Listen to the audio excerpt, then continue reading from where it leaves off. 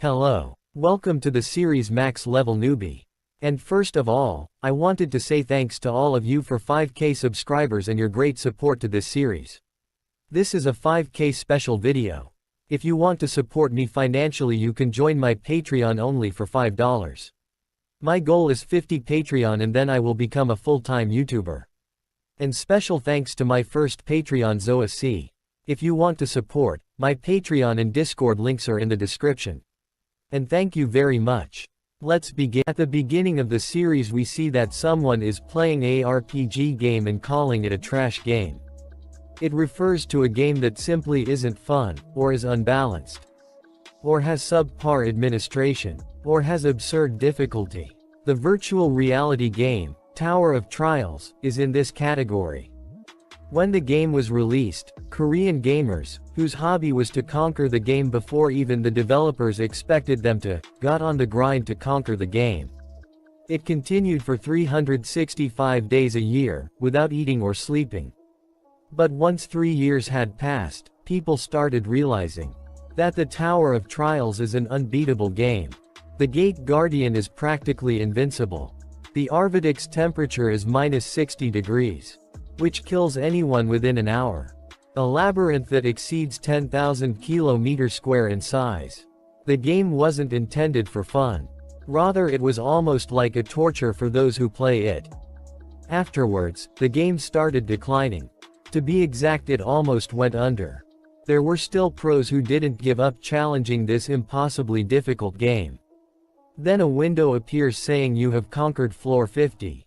Congratulations. You are the first to have cleared the Tower of Trials.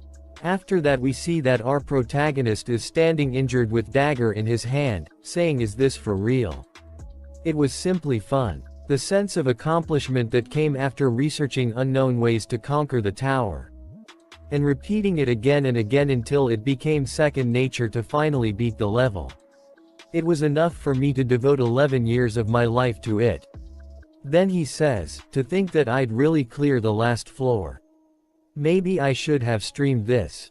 Or maybe I could upload this onto YouTube." Then a message popped up saying, "Thank you for playing our game until now. A reboot update is planned to happen in 12 hours, so please continue to enjoy the game after the update." He thinks this is unexpected. They're doing a reboot update. Did they find an oil field in the middle of a desert or something? This really makes no sense. This shouldn't be profitable for them. Oh well, they probably have their own thoughts about doing something like this.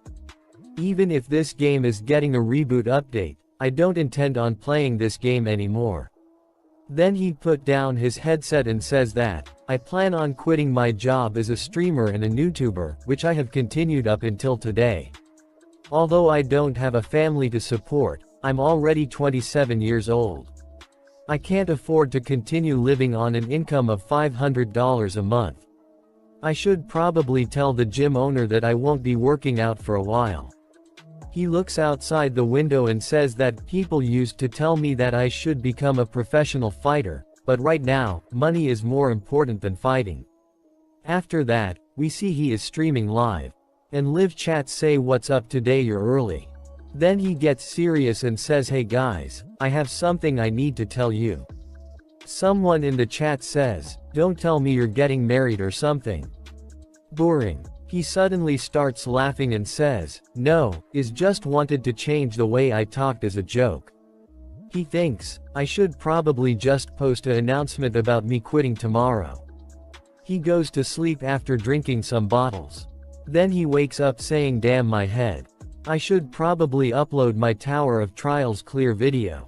He turns on his computer and sees a live stream titled that, "The Tower of Trials actually became reality." He thinks the Tower of Trials became reality. Then we see a huge mana wave came out of the Tower of Trials. He thinks, how could this be? This is the sign of beginnings in the Tower of Trials. Then a message popped up in front of him saying Tower of Trials reboot version first update has been completed. A message popped up in front of everyone saying, "Everyone please clear the next floor of the tower within 90 days. If you fail, humanity will be eliminated." Then another message popped up saying, the acceptance of reality for people has greatly increased. Our protagonist thinks that, I need to cool my head off. If the Tower of Trials has really become reality, I can't be here wasting time like this. He is running while thinking, I need to hurry, to the place where I can get that item. The world might end, but despite that, my heart is beating in excitement. Then we see the central city where a lot of people are gathered. Saying what's the fastest train to Busan? Another man says, not even Busan's gonna cut it. We need to get out of Korea. Then a girl says, what are you talking about? That tower appeared in other countries too. Then where can we go? We see that, our protagonist is running behind the people. He thinks now is not the time to retreat, but instead the time to charge in. In the Korean server, this place was selected as an external zone. In the whole country there are 30 or so. This was the closest to me. Then a message popped up saying you are now entering an event zone. The people here, are all people who've played the beginning of the Tower of Trials. They're all glaring at each other. That's natural, I guess. The item that will soon appear is limited in quantity. If we're lucky, we might get 5 at most. A man appears behind our protagonist and says, yo, you're Kong Jin, right? It really is you, Kong Jin. Wow, you came here as well. I mean, you did do nothing but play this game all day, holed up in your room. Our protagonist says that, he is Paprika TV partnered streamer. He also has 500,000 subscribers on YouTube. Lee Jong-soo. In other words, he's a really popular streamer. And at the same time, he was the CEO of the company I was a part of. Our protagonist asks him, isn't it time for one of your scheduled streams? Lee Jong-soo says, with things like this, what does streaming even do for me? Anyways, what floor did you hit on this game? Come on, let's gather the secrets together, as former co-workers. Our protagonist thinks, co-workers. His company tricked many streamers into a slave contract. The more they streamed, the more money they'd lose. So my closest friends that I'd been together with since the beginning, had left the industry. Lee Jong-soo says, I know you're a great gamer, and you do mukbang streams pretty well. I'll rewrite your contract so we can be on better terms, how's that sound? He says angrily says, Lee Jong-soo. The world has changed. Don't talk to me like you're my friend. Then he hits him with a headbutt. Our protagonist breaks Lee Jong's 2 teeth. And thinks that felt great. It should be about time the item comes out. Everything started shaking, and a tree grew up from the ground. Everybody says, it's a mangrove. Our protagonist thinks that, it's really the same as the Tower of Trials. Is this a dream? My memory was right. Then a message popped up saying the mangrove of greed has appeared. Everyone says, wait, isn't that fruits? The tree has fruits. Each of those delicious looking fruits that are ripening right now, raises strength, agility, health and magic stats. Our protagonist thinks it's a good item for sure, but there are only 4 fruits total. It's going to be a fierce competition. Everyone started pushing each other and started running to the tree. Then Lee Jong-soo says to our protagonist, if you had worked with me and split the fruits, we both could have gained benefit. Now we won't get any fruits. Our protagonist says, if you don't know shit, stay put. Now is not the time. Then one of them gets a fruit, he eat it immediately and his agility points increased by 3 points. Our protagonist says that most people don't even know about the fruit. Those that have played the game a few times will focus on getting the fruit. And people who've no life the game like me, enjoy the more sadistic and perverted process that follows. A tree branch hits the ground, and one of the other people says, I forgot it become dangerous if you eat all the fruits. It was so long ago that I forgot. Run. I died here at least 50 times. Then Lee Jong-soo tries to run. Our protagonist says, are you giving up? Lee Jong says, obviously. I don't want to die here like that. Our protagonist says, really? That's a shame. The real prize of this event can only be obtained once you eat all the fruit. Lee Jong says, "Are you serious?" Our protagonist replies saying, "If I wasn't, why would I still be standing here?" Lee Jong thinks, "I was wondering why he wasn't going after the fruits. So that was why. I don't know the details, but it seems like a nice opportunity." Lee Jong says, "So let's say you're telling the truth, what are you suggesting we do?" Our protagonist says, "We gotta dive in. And we move one by one, we'll be easy targets. So we need to charge from opposite sides at the same time." Lee Jong says, "So you want to distract it?" Our protagonist says, "Yes. Remember, if even one of us hesitates, we both die." Lee Jong says, "Don't worry, I've played plenty of this game as well." Then our protagonist starts running and say, "Now." Tree branches attacks our protagonist. Our protagonist thinks, what about Lee Jong-soo? Lee Jong-soo is standing and says, "You stupid idiot. Who would trust your words? Go ahead and debate." Our protagonist thinks, "I'm so glad. You haven't changed." Our protagonist dodges tree branch attack, while saying, "The one who is the bait is you." The person who is standing further away. The tree branches grabs Lee Jong-soo. He asks for help. But our protagonist says, "Why should I? If you have a problem, take it to court with those lawyers of yours." Tree branches crushes Lee Jong-soo to death. Our protagonist says, "Goodbye, you piece of shit." Next is, he is standing front of the tree alone. Then an attack come towards him. He thinks 22 degrees from the left, 35 degrees from the right. He dodges all the attacks like this. He thinks dodging isn't hard. A tree branch hits itself, revealing the hidden fruits. Our protagonist says, "Alright, finally. The core of the mangrove has revealed itself. It's exactly the same as what I experienced in the game." With a smile on his face he thinks, "Yeah, finding out the exact angles the attacks come from and manipulating the attacks to my advantage is the difficult part." Then he picks up a broken branch of the tree. Our protagonist says, "Let's not trouble each other. Why don't you hand over the tree orb? This is an event mob, so it doesn't even give experience. All it does is give you a spot in the Hall of Fame at best." Then a lot of tree attacks come towards our protagonist. And message window appears saying the mangrove of greed uses the skill vampiric vines. He says, "Even though I am a no-lifer, I can't dodge all that." However, then he deflects an attack of the tree with the broken tree branch. He gets only a scratch on his face. Then he thinks, however, deflecting the attacks is still definitely doable. A bunch of tree branches merged and attack the protagonist. He thinks there's no need to be scared, and no reason to be afraid. He deflects all the attacks and tries to reach near the tree. And says, "It's something I've repeated many times before." After that he thinks, "Almost there." Then a lot of butterflies come toward him. He says, "Sleep butterflies." He covered his nose with his arm and says, "They are monsters who spread sleeping powder as a defense mechanism. It's easy to get done in if you don't take countermeasures against breathing in the powder. It's simple to counter though. Just holding your breath suffices." Then jumps towards the orb of the tree. He grabs it. Then a message window popped up saying, "You're the first to defeat the mangrove of greed." He says, "To think the excruciating amount of pattern and timing research would help me in this way. I'm feeling unexpectedly thankful for everything I've done so far." A message window popped up saying, "Your achievements will be recorded in the Hall of Fame for the entirety of tomorrow. Please stat your name." He thinks, as expected.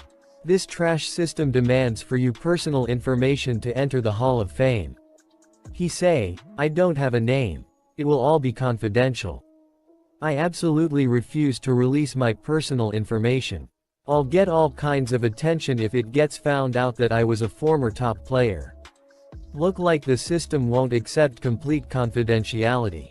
It's telling me to settle for a hidden identity. Well, it's not like there's nothing I can do about it in the future. This is more important right now." He takes a green pill out the broken tree. A message popped up saying, "Obtain tree essence, tree orb. If each fruit increases strength, agility or magic by 3. The tree orb gives as much as 12 bonus stats. Considering that leveling up once gives 3 points, it's the same as leveling up 4 times. It's a broken item. There's nothing as cost-effective as this even in all the 50 floors. He eats it. He starts glowing. Alright, should I check its effect? We see his status window. He has 12 stat points. Level 1 with 12 stat points. I'm the strongest level 1. 1 hour later, a message popped up saying the video will be uploaded in 10 minutes. The chat exploded. Other than the initial few comments, most of them were disbelief.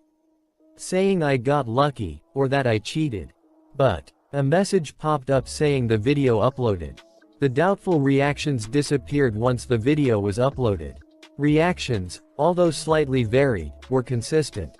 Meanwhile, on my main account, 100 million 10 billion won offers started coming. He says, was it really that amazing? Of course, the Mangrove of Greed isn't easy to beat at level 1. But it's not something to be this surprised about. Well, I guess it's understandable since most people haven't played till the mid-late stages of the game. I always forget I shouldn't be using my standards. Anyways, 1 billion. I lived a life that was hard to even a living with. It was common to be late on rent. And I had to starve for several days to collect enough money for mukbang streams. If I was given this opportunity yesterday, I would have accepted it in a heartbeat. But now, I don't plan to share my knowledge for 1 or even 10 billion won. The most important thing right now is information. Monopoly. My next destination. The moment the game updated, the leaking mana from the Tower of Trials spread throughout Seoul. It didn't have a significant effect, but if there was one big change, it was that the artifacts outside of the tower became holy artifacts. Of course they were fake. Since the artifacts of legends were within the tower, they were replicas, in other words, copies. This is the place where you can get the most replicas. The National Museum of Korea. The National Museum of Korea was basically a reassure chest with countless artifacts stored within it. The problem is I'm not the only one aiming for these replicas. Unlike the Mangrove of Greed, which appeared in 7 locations throughout Seoul, there is only one National Museum of Korea. There will be people gathering from each region for the artifacts. And among them will be former top players. Then a message popped up saying, you have entered the event area. It's quieter than I expected. Is no one here yet? He sees a burned dead body and thinks as expected. Someone got here before me. Since the world has chagged, I expected other people to adapt. But the gap between expectations and reality is larger than you could imagine. People have gotten really bold in only a day. What they're aiming for is probably the artifact kept in the medieval classical era gallery. The artifact that everyone who came here aims to obtain is the Great Map of the East Land. Of course, I'm not trying to look at the map of Korea. The Great Map, which is now imbued with magic energy, contains information about the Tower of Trials. That's why everyone wants it. It tells you where the mazes and ruins are, and explains which monsters and items are within them. Who wouldn't want this item? Although it only gives information up to the 10th floor, it's more than enough to light the hearts of people ablaze. Everyone will want that. And they will miss the really important artifacts obscured by the mud. Then we see a lot of people are fighting with each other to get the artifacts. After that, a man screams and says everybody freeze. That man says anyone who moves from now on will die to me. A man with the hammer says, no one here will listen to your threats. In fact, if you move as much as a single toe, I'll smash your head in. Then other man says, I guess words won't do the trick. His arms turns into stone arms. A girl says he already has a unique ability. Man with hammer say, that's a bit dangerous. Stone arm man says, the map is mine. An old man appears and says, the map is yours. I can't agree with those words. Man with the stone arm says, hey old geezer, are you crazy? Old man says, your mouth is dirty for someone so young. You've got a knife for a tongue. However, Which do you think is faster, for you to break my neck, or for me to turn you into coal? Man is surprised to see the old man use magic ability. Old man throws a fireball at him and says him catch. The heat turns into coal. Old man says, it was your tongue that brought you misfortune. A school girl says, man, fire type magic really is hot. I'm glad I decided to join forces with you. Old man says, oh Miss Lee Yuri, did you get the goods? I'll leave my back to you. She says, leave it to me. I just need this guy. If anyone gets in the way, he'll take care of it. Then her statue gets big and strong. She says, anyone moves from now onwards will be seen as an enemy.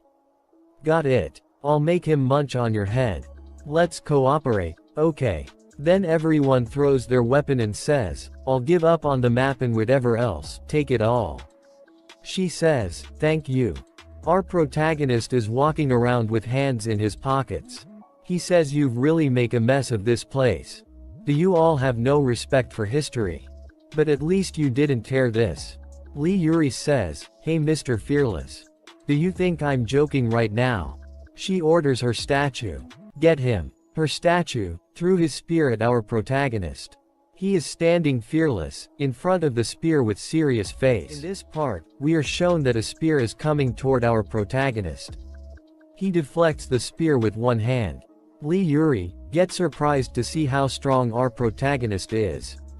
Then other players says, what in world, what did that guy just do? He deflected the spear. Is that even possible? He didn't even dodge it.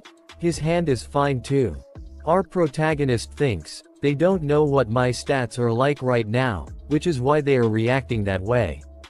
Then he says to Lee Yuri, what are you going to do? Your puppy, its only weapon is gone, isn't it?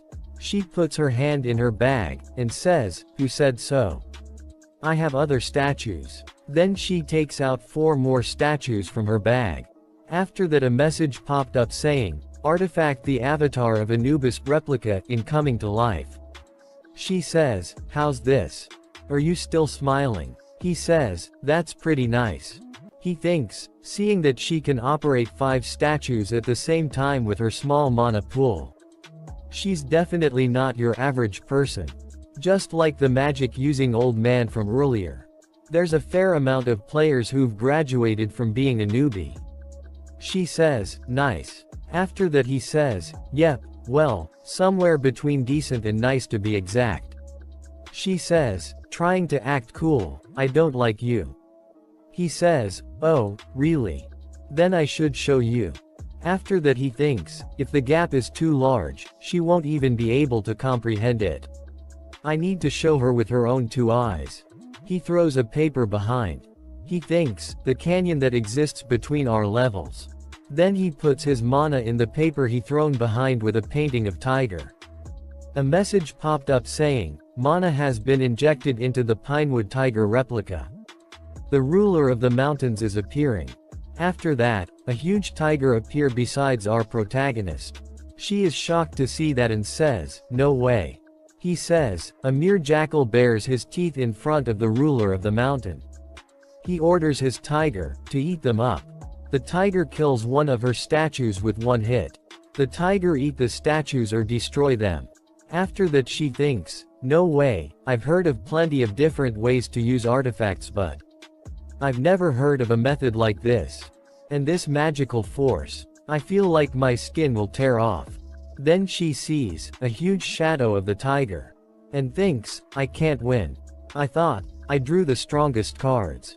But how? Who is this guy? Then we see our protagonist with a creepy smile. He came near her and said, hand it over. She asks, what are you asking for all of a sudden?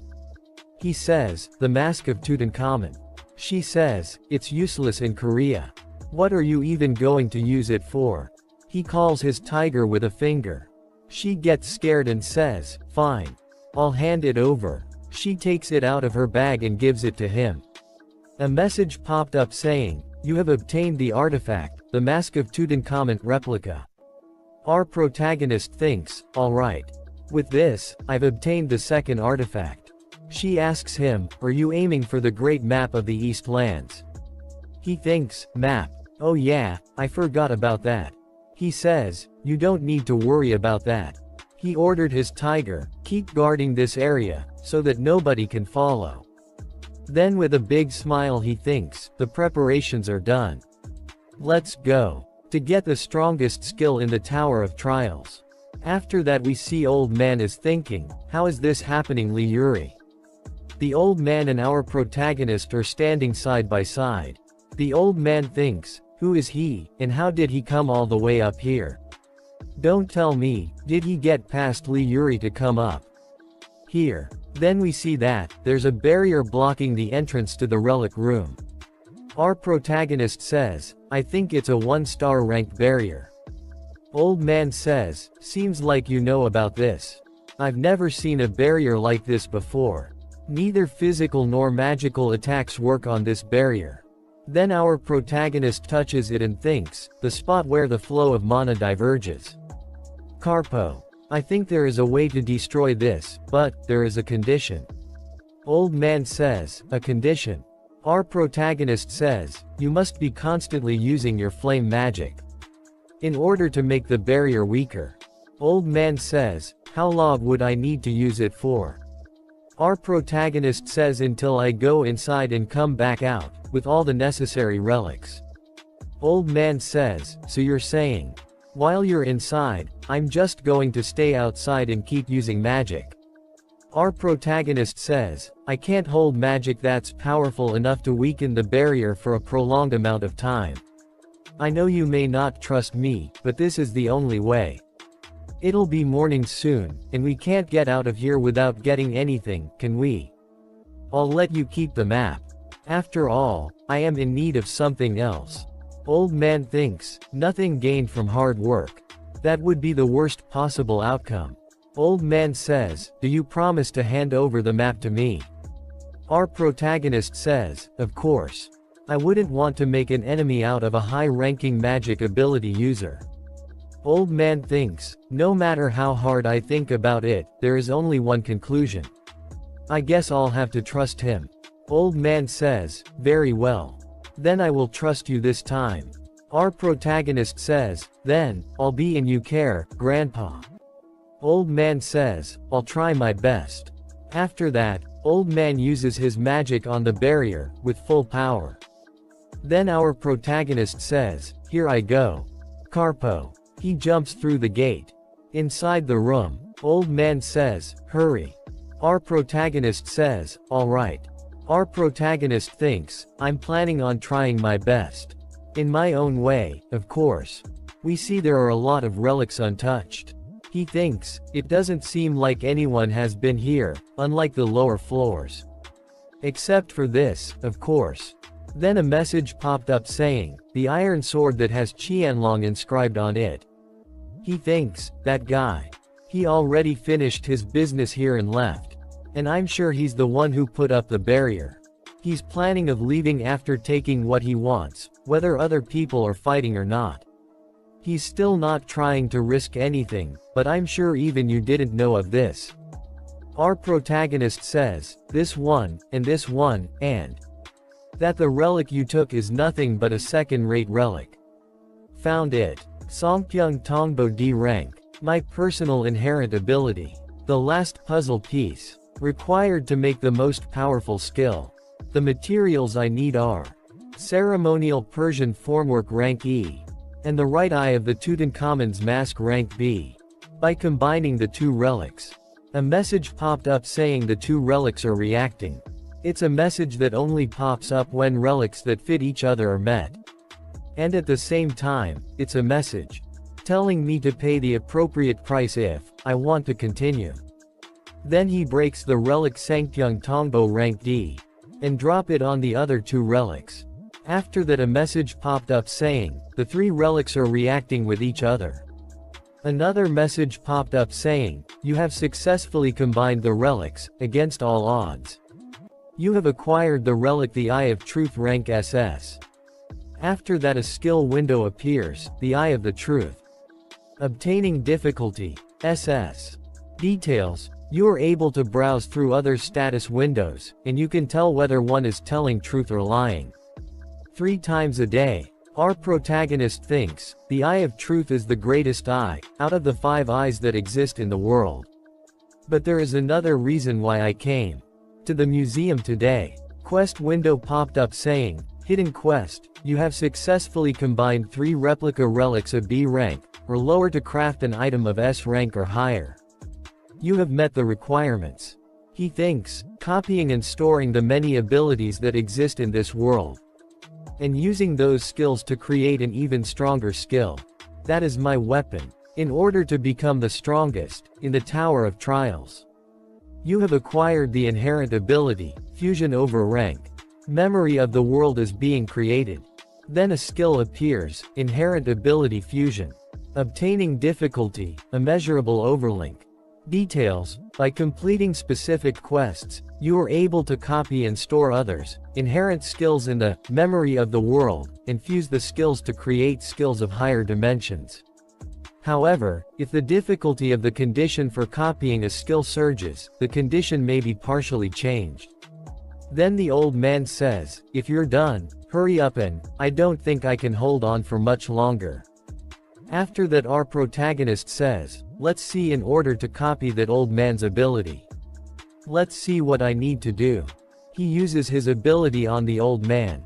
A message popped up saying, copy condition, Min Jungwoo has always been hiding his true feelings under a mask. Make him reveal his true feelings. Our protagonist says, in other words, I just need to piss him off. The old man says, hurry up. Our protagonist says, you can stop using that skill now. The old man looked at our protagonist with a shocked face. Our protagonist says, we actually didn't need to do it that way. The old man nervously asks, what do you mean? Then why'd you tell me to use my skill? Our protagonist says, Carpo. He thinks, I disabled the force field easily with a Latin dispelling magic. The old man did nothing for the opening of the gate. What's attacking a force field like that going to do? All it does is waste your mana. With this, that old man's magic reserves have nearly been emptied. Now that I've made preparations, it's time to make him mad. I know the tower through and through already. So that means that this map with information up to the 10th floor is useless to me. But that doesn't mean I'm going to give it away. After that our protagonist lights a lighter. The old man loudly says, what are you doing? Our protagonist with an evil smile says that, didn't I tell you earlier? I don't need this. Then our protagonist burns the map and thinks, if someone has the map, they gain information up to the 10th floor, which might decrease my advantage of knowledge that I have on others. Then the best thing to do is to get rid of that possibility. The old man angrily says that, why would you burn it? You son of a b, I'll kill you. I'll grind you to a pulp. You. Then a message popped up saying that, the conditions have been met. After that, a skill card started forming above his head. Another message popped up saying, you have successfully copied the element of fire rank B. The copied skill will be saved in the memory of the world. Then our protagonist thinks, the element of fire, it's not a bad start considering it's my first copy. The old man angrily says that, you'll regret this. I'll make you pay. Our protagonist with an epic and evil look on his face says that, I don't think you quite understood. Did you not comprehend why I burned the map? After that our protagonist uses the element of fire ability in front of the old man. The old man is shocked and thinks, that's the same skill as mine. But the power of his skill exceeds mine greatly. He's not your ordinary guy. Considering he doesn't need something like the map. Old man says, what are you? After that our protagonist says, old man, if you want to climb the tower comfortably, you better listen to my words. Then we see that, our protagonist is outside of the museum and thinking that, there were only 4 former high rankers that appeared in the museum, including me. Now that the Tower of Trials has become reality, I understand why they would want to reduce their risk. However, they expect to be ahead of others by acting like that. I need to gain as many abilities and skills as possible. After that, our protagonist says to old man that, I'll contact you later. Go level up together with the girl downstairs. I gained some pawns that is can use as I please. But there's still a long way to go. I need to set my priorities straight and get the abilities I need. I'm only one person, so I probably can't make it to every opportunity. But the most important and delicious ones are all mine. After that, his stomach starts to make sound. He says, anyway, I'm reaching my limit. Then our protagonist go to a restaurant. There is a news on the television about the incident in the museum. The similar incidents are occurring all across the world. Our protagonist thinks that, as I thought, the players of other countries are making their move in preparation to climb the tower. After that, the footage of the museum was shown on the television. Then, a breaking news appears. The government is currently investigating the unidentified structure known as the Tower of Trials, and have used government workers that have gained special powers to establish a new department called the Awakened Association. Our protagonist thinks, the Awakened Association. The government is responding faster than I thought. Seeing as how they've created a department with people who've awakened, they've probably decided to accept this new change already. That's unexpected. I thought it would take at least few weeks.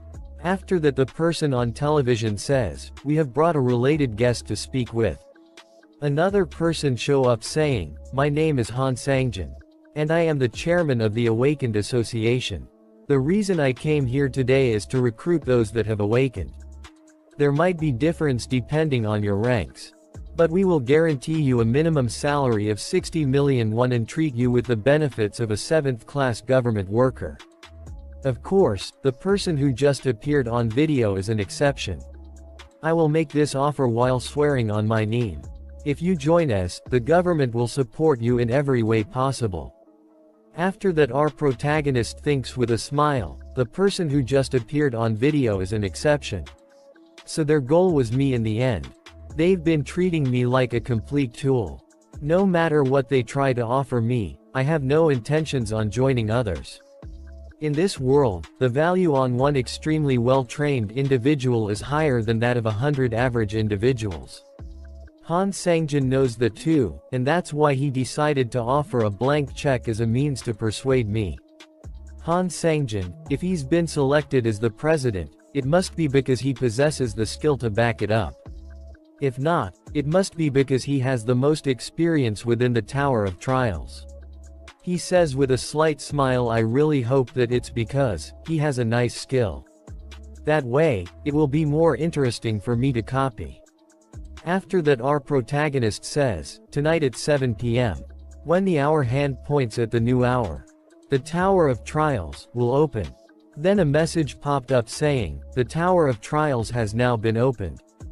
After that, we see inside the tower there is a huge green land with some small floating islands. And all the players are entering the tower through a portal. Our protagonist is standing behind everyone. Then someone in the crowd says, it's exactly the same as it was before. I still can't believe it, damn it. Our protagonist thinks it seems like they're all newbies. A message popped up saying a celebration for entering the tower. You have been provided with 100 coins. Coins are the currency that can be used within the tower. Players can upload videos that record their accomplishments, and earn 100 coins for every 10,000 views. However, there will be a premium charge based on the player's status. All players within the tower that watch videos will only have their first 10,000 views count. So, please be careful before deciding on which videos to watch. The live broadcast function can only be used when dealing with the boss to go to the next level. Then a warning message popped up saying, if one is found to be manipulating view counts, or using other forms of cheating, there will be adequate punishment. After that, our protagonist says, yeah, that's what I'm talking about. The bridge between people that want to climb the tower, and those who want to continue living outside the tower. The broadcast system. Viewers will choose to watch players that have a higher chance of showing off the top of the tower, thus increasing their views. After that we see that a lot of players are streaming live. Our protagonist says, of the functions within the Tower of Trials, this is the most interesting one of them all. The more famous you become, the more coins you can earn. After that we see that everyone is running to get a good spot to farm. They are bumping with our protagonist. Our protagonist is standing calm while thinking they're all in such a hurry. They want to try clearing it as soon as possible and try to be ahead of everyone else or be rich. Earning coins should be easy, since I know everything about this place. However, I don't have any intentions on uploading a video first. Rather than relying on the videos to earn coins, sharing the information that I know would be a greater loss. I already know what's that first thing I have to do. Something special that nobody else would do first. While we were clearing the lower 30 levels of the tower, there was a time where we couldn't proceed any further. In order to go to the next level, we needed to look for hidden pieces within the lower levels. And that meant retracing our steps from our previous experiences. In the end, we were able to find the solution in an abandoned ruin. And that was when we found out the fact that my character was flawed from the start.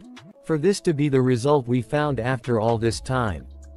For the character that I spent years growing to be shit. Then a message window appeared saying, would you really like to delete your character? He says, I devoted everything to this, so why was this the answer? No. Even the time I spent regretting was a waste. I'll need to start over. Then he presses yes. After that we see a delete icon and progress bar above our protagonist's head. He says with an epic look on his face, next time, I'll reach the top. He thinks was that already 6 years ago. Then we see that he is standing in front of a huge door. A message popped up saying, name, Labyrinthos. Type, Labyrinth. Difficulty, B. He thinks, the cornerstone of getting beyond 30 floors is building your foundation. The key to figuring that out is within this maze, Labyrinthos. He says with a gloomy face that, I never thought I would have to go through this again. Even then, although I hate it, it has a sense of nostalgia. He inserts the key, and opens the door of the maze, and says, let's go. Inside the maze there are some glowing butterflies are flying around. He says, this scene, this smell, it's all the same as before. Then a butterfly lands on his finger. He says, it's nice seeing you, luminescent moth. But after that 4 people appears in the maze. He says, who are you people? Then a girl says, nice to meet you. We were looking for a place to farm, but decided to come in here before the labyrinth closed. After that we see 10 minutes before entering. A man says while looking toward our protagonist, I know we followed him because there might be something. But isn't that a labyrinth? He went to the labyrinth right after entering the tower, what is he planning? He even opened the door without a key. The girl says, let's go in too. Another man says, go in. Even though we don't know how big or dangerous it might be. The girl says, try thinking about it with that brain of yours. You all should know that, the early parts of the Tower of Trials are the most important parts, right? He opened a labyrinth without a key for it. And if someone who was level 1 went in, it must mean that it's not that difficult. Well, I guess it is a labyrinth on the first floor. Another girl says, but do you think that guy will just nicely share the items with us? She says with an evil smile, of course he won't do that. All we have to do is let him have his eternal rest inside the labyrinth. After that she says to our protagonist that, we can all share the risk of danger together. Our protagonist thinks with an evil and epic look on his face, is she trying to fool me while believing in her numbers? Is she the leader? He uses his Eye of Truth ability on her. She says, my name is Park Hannah. I'm 22, and I have once reached the 2nd floor of the Tower of Trials before. He sees her skill list and says, this girl has quite an interesting skill. Level 1, Commune. A skill window appeared saying that commune can naturally become friendly with anyone, even strangers. This skill can completely erase feelings of discomfort. A copy condition window appears saying, cooperate with Park Hana for at least 240 hours. However, once 240 hours pass, there must be no one nearby you and Park Hana. He thinks a girl with black wings and white ears while saying, commune, it'll be helpful when dealing with her down the road. After her other partners introduces themselves. Our protagonist introduce himself as well by saying, I'm Kong Jin Hyuk. He turns around and thinks, they're obviously going to stab me in the back later, so there's no need to remember each of their names. Park Hana grabs our protagonist's arm and says, then, Mr. Jin Hyuk. Up to what floor have you played the Tower of Trials? A message popped up saying, Park Hana has activated the skill level 1 commune. He moves her to the side and thinks, so you use it like this. If I didn't know about it, I might have become intimate with her. He says to her that, I've gone up as far as I can. She says, wow, is that so? And thinks, what's with him? The commune skill should be in effect, strange. After that she asks him, then please tell us what kind of monsters are here and their traits, please. He says, I can do that much. This labyrinth changes at fixed time intervals. She says, what? With a nervous expression on her face. Then the labyrinth suddenly started shaking. She says, what's this? Shouldn't this only be a labyrinth on the first floor? Then the wall starts to move around at rapid speed. They all barely manage to survive. One of them says, I don't see Mina. Other one says, to think there is a labyrinth like this on the first floor. Our protagonist says, haven't you all experienced terrain-changing labyrinths at least once? She says, this is too dangerous for level 1 players. We need to get out of here ASAP. She asks to Min that, can you find the exit? You should be able to do that with your skill. Min says, the skill activation was cancelled when the labyrinth was changing.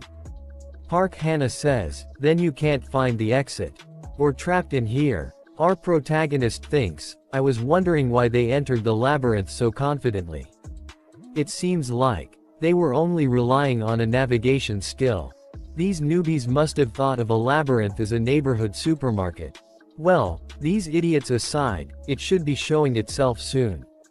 She looks at our protagonist with anger and says, hey, you, why didn't you tell us about something as important as the labyrinth changing earlier? The walls were flying at us. We were injured after just frantically dodging the pieces. We almost died because of you. That's right. He's hogging all the information. We got separated from Mina because of you. He says with a calm expression, hey, did I ask you to follow me? She says, what? His eyes started glowing and he says, you guys just decided to follow me on your own. I didn't drag you in here by force. One of them gets way too angry and says, this bastard just keeps talking shit. We're already feeling like shit just being trapped in here. I didn't like you from the moment we met. Yeah, since things already turned out like this. Then a big axe hits him, killing him in the process. He falls to the ground. After that we see, a minotaur, a bull monster, is running toward them to attack. Minotaur grabs his axe and gets ready to attack. Park Hana thinks, we're going to die. Our protagonist loudly says, out of the way. After that he runs towards the minotaur. Park Hana says, what's he doing? He reaches near the minotaur. The minotaur swing his axe with full force to attack our protagonist. Our protagonist jumps to dodge the attack. Then a message popped up saying you dodged the attack. He smiles and thinks alright. He gets a scratch on his shoulder. Then a message popped up saying, you obtained the hidden state rift. Let's begin. In this part we are shown that Minotaur attacks RMC with a huge axe. RMC dodges the attack by jumping up. A message popped up saying, you dodged the attack. He's smiling and says, alright. There is cut on his shoulder and he is happy about it. After that a message popped up saying, you obtained the hidden stat, rift. Rift, a stat that reduces the difference between you and an opponent of a much higher level, and increase the difference between you and a weaker opponent. RMC thinks, when fighting an opponent stronger than you, it reduces their level by 1 for every 3 points in this stat. He grabs the horn of the Minotaur and jumps down. He says, the best way to grow is a level 1. After endless trials and errors, this was the only method I could find. The Minotaur lifts the axe and attacks the MC again and again. RMC thinks, I've already been hit by his attacks tens of thousands of times before. His stat rift increases by 0.05. He says, his attack pattern has already been etched into my body. His stat rift increases by 0.05 again. He dodges Minotaur's attacks left and right, his stat rift increases a lot. He says, I am a former top player. Minotaur attacks him again, he dodges the attack by doing a backflip. His stat rift increases by 0.05 again. He says no matter how strong the attack is, it's useless if it doesn't hit. The other 3 who were trying robe RMC are shocked to see him dodge Minotaur's attacks like this. One of them says, my god, we were about to go against someone like that. Park Hannah says, I was stupid to think I could kill him and take the rewards. I must have been insane. After that we see that Minotaur is still attacking our protagonist and he says, slow. Too slow. Since you're swinging like that, are you even trying to hit me? The Minotaur gets angry and swings his axe again. Armik says, the way to get stronger quickly is simple. Gamble with your life on the line. As the Minotaur's axe is about to hit the protagonist's neck, he barely dodges it with a little scratch on his neck. He says, the higher the risk, the higher the rewards. A message popped saying you have just barely evaded a fatal attack. Stat rift has increased by 1. Our protagonist thinks getting 1 stat point for just a scratch isn't a bad exchange. He says alright, it would probably be dangerous if I keep doing this. He says, I should wrap it up. After that we see that Park Hannah and her group is trying to escape. Our protagonist says, wow, look at them. The extras are trying to exit the stage. Park Hannah says we'll find the exit as long as we follow the walls. After that we see that, Armik is standing behind Park Hannah saying, where are you guys going? She gets scared to see him. As Minotaur is about to attack, our protagonist says if you also want some stats, why don't you guys join me? You'll receive a hidden stat if you evade his attacks. It's easier than it looks, give it a try. We should all share something so great, no. Minotaur gets ready to unleash a big attack, our protagonist grabs Park Hannah's arm. Minotaur uses his attack destroy a bunch of stuff around the area. One of them dies and the other are shocked and scared to see that. RMC smiles and says, why would you just stand there doing nothing? At least, you should duck or increase the distance. Out MC stands in front of Minotaur ready to fight says, right you calf. Then the labyrinth starts to change again. RMC waves his hand in front of Minotaur and says, I'll see you later. After that Minotaur gets angry and starts to attack. Park Hannah and her friend says, Mingook, and even Hyeman, we almost died, too. Did we lose it? It won't chase us anymore, right? Then our protagonist says, the dust of the luminescent moth that I touched earlier attracts the Minotaur. She asks him, why are you doing something so crazy? He says, obviously, to increase my stats. After that he says, I rest every time the labyrinth changes and recover my health. And play with the Minotaur when he come at me. Efficient, right? She says, for how long do we need to? Our protagonist says, until we escape the labyrinth. For a month. They get sacred and says, 30 more days in this hellish place. She says, we'll go on our own. If you're not with us, then that means we won't be chased by that monster. Our protagonist gives an evil smile and says, that's true, but where will you go? It's even more dangerous to wander aimlessly. She says, then, does that mean you know where the exit is? He says, as I've said before, I know this labyrinth better than anyone. Of course, I know where the exit is as well. She thinks, so there's no way to escape by ourselves. It can't be helped. Then we'll accompany. Our protagonist says, nothing is free in this world. Even buses have fares. He puts the dagger toward her neck and say, spit out all of you coins. After that we see that a player is fighting some monster and doing live streams.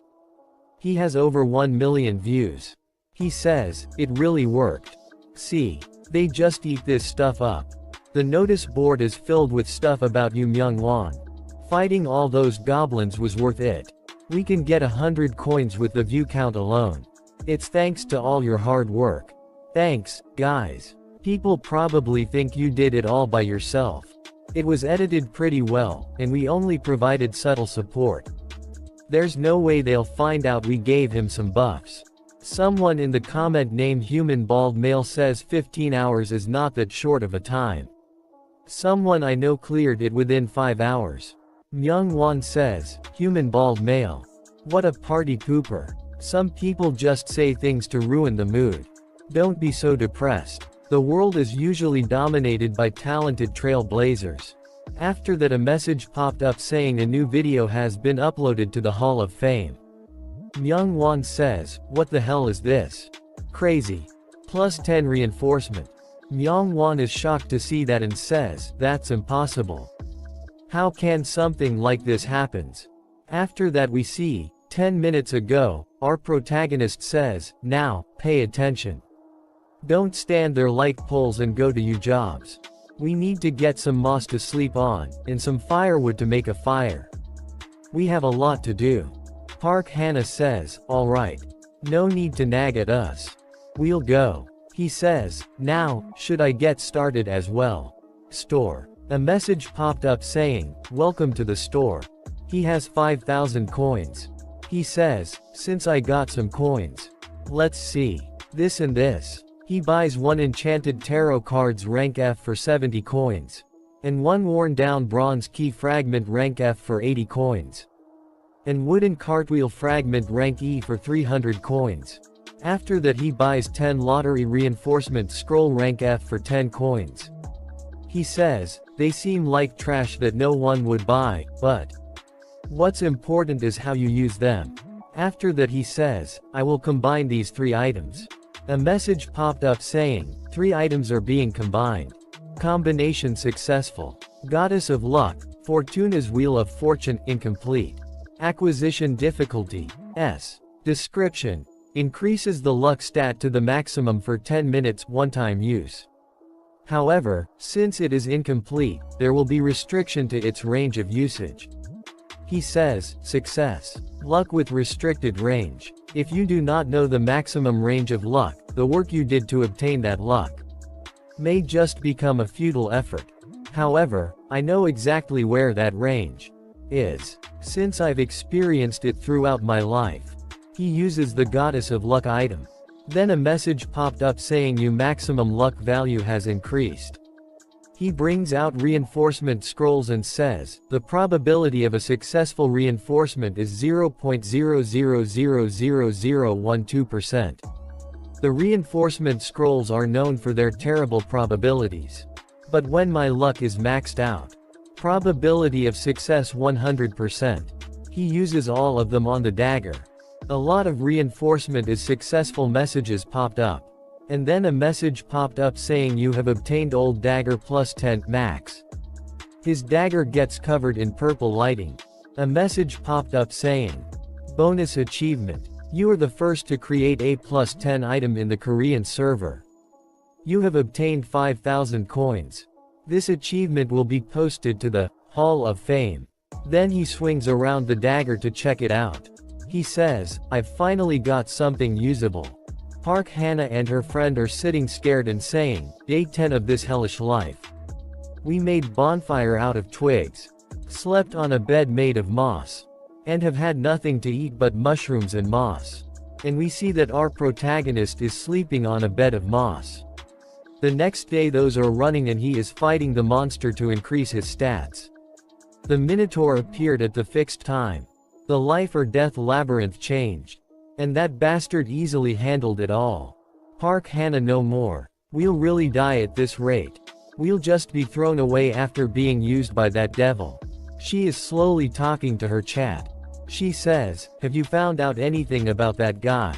No one knows about him anything, she says, to think I selected these pieces of trash to support me from outside the tower. Stop blabbering. Did you tell my brother about the situation here? What did the Crow Guild say? People in chat says, Guild is also investigating. She says, I have to endure this for 3 more weeks. Her friend asks her, Hannah, what did the guild members say? What are they doing? Hannah says, they have absolutely no information. I've been thinking, if we kill this bastard and wait in that stone chamber we found until Big Brother arrives, we can definitely survive through this hell. The problem is figuring out how to kill him. Isn't it our chance to kill him while he's sleeping? Let's get it over with. Everyone dies when their head gets split open. As Park Hannah's friend is about hit him, she grabs his hand, says wait.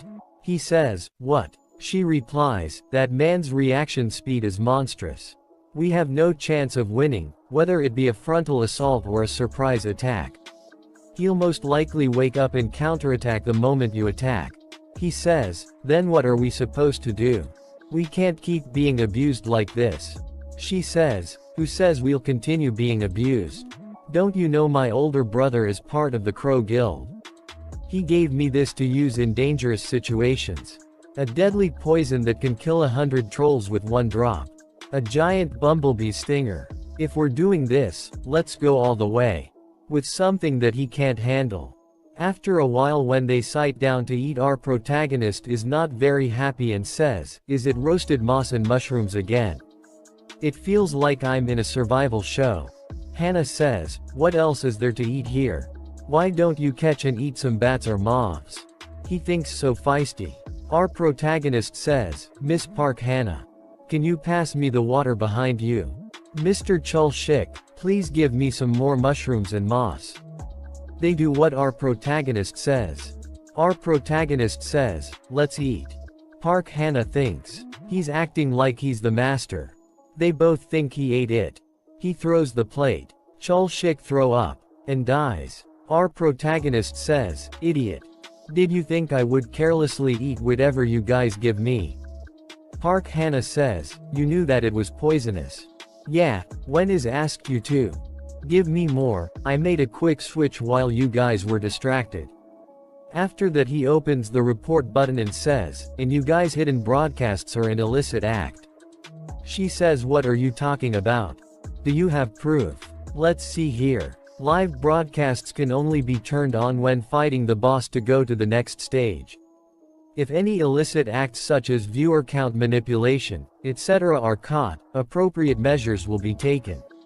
Then a message popped up saying in no illicit act or discovered, the reporter will receive a penalty. Will you continue with the report?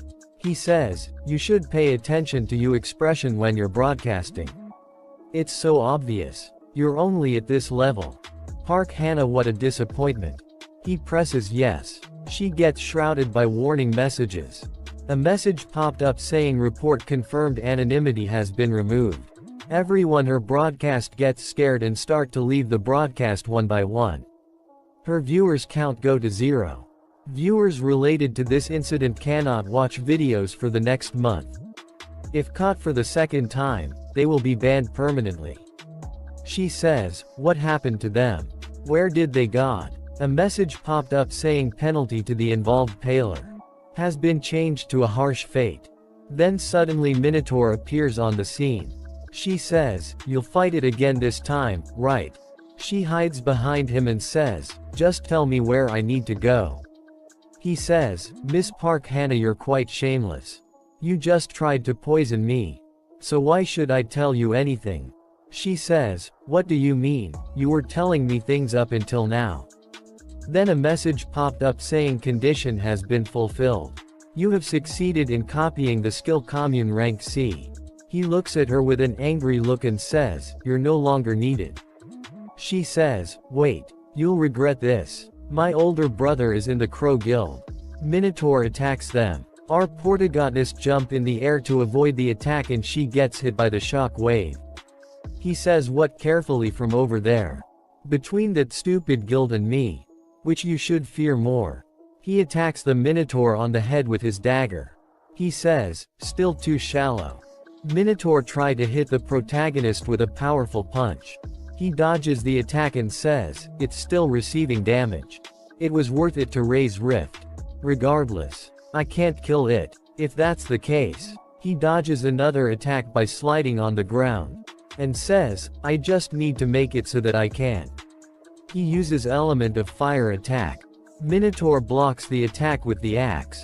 Protagonist appears behind the Minotaur and cut his legs. Minotaur falls. Our protagonist says, "Don't flail around so much. The meat gets too though if there's too much muscle." Almost there. The moment that he reveals his trump card. After that, a message popped up saying the Guardian of the Labyrinth Minotaur has activated level 10 Berserker. Minotaur gives a loud scream and he gets a power up. He muscles get bigger. Minotaur gets surrounded by green aura. Our protagonist is calm and standing there blocking the wind. On the other hand, Hannah is scared and says, "How are we supposed to defeat something like that?" A skill description popped up saying the Minotaur's attack power, attack speed, and movement speed increase by 30% for 5 minutes from the moment of activation. Additional option temporarily increases intelligence. Able to speak a language. Minotaur says, "Human, I'll rip you to shreds. And scatter you pieces all over the dungeon.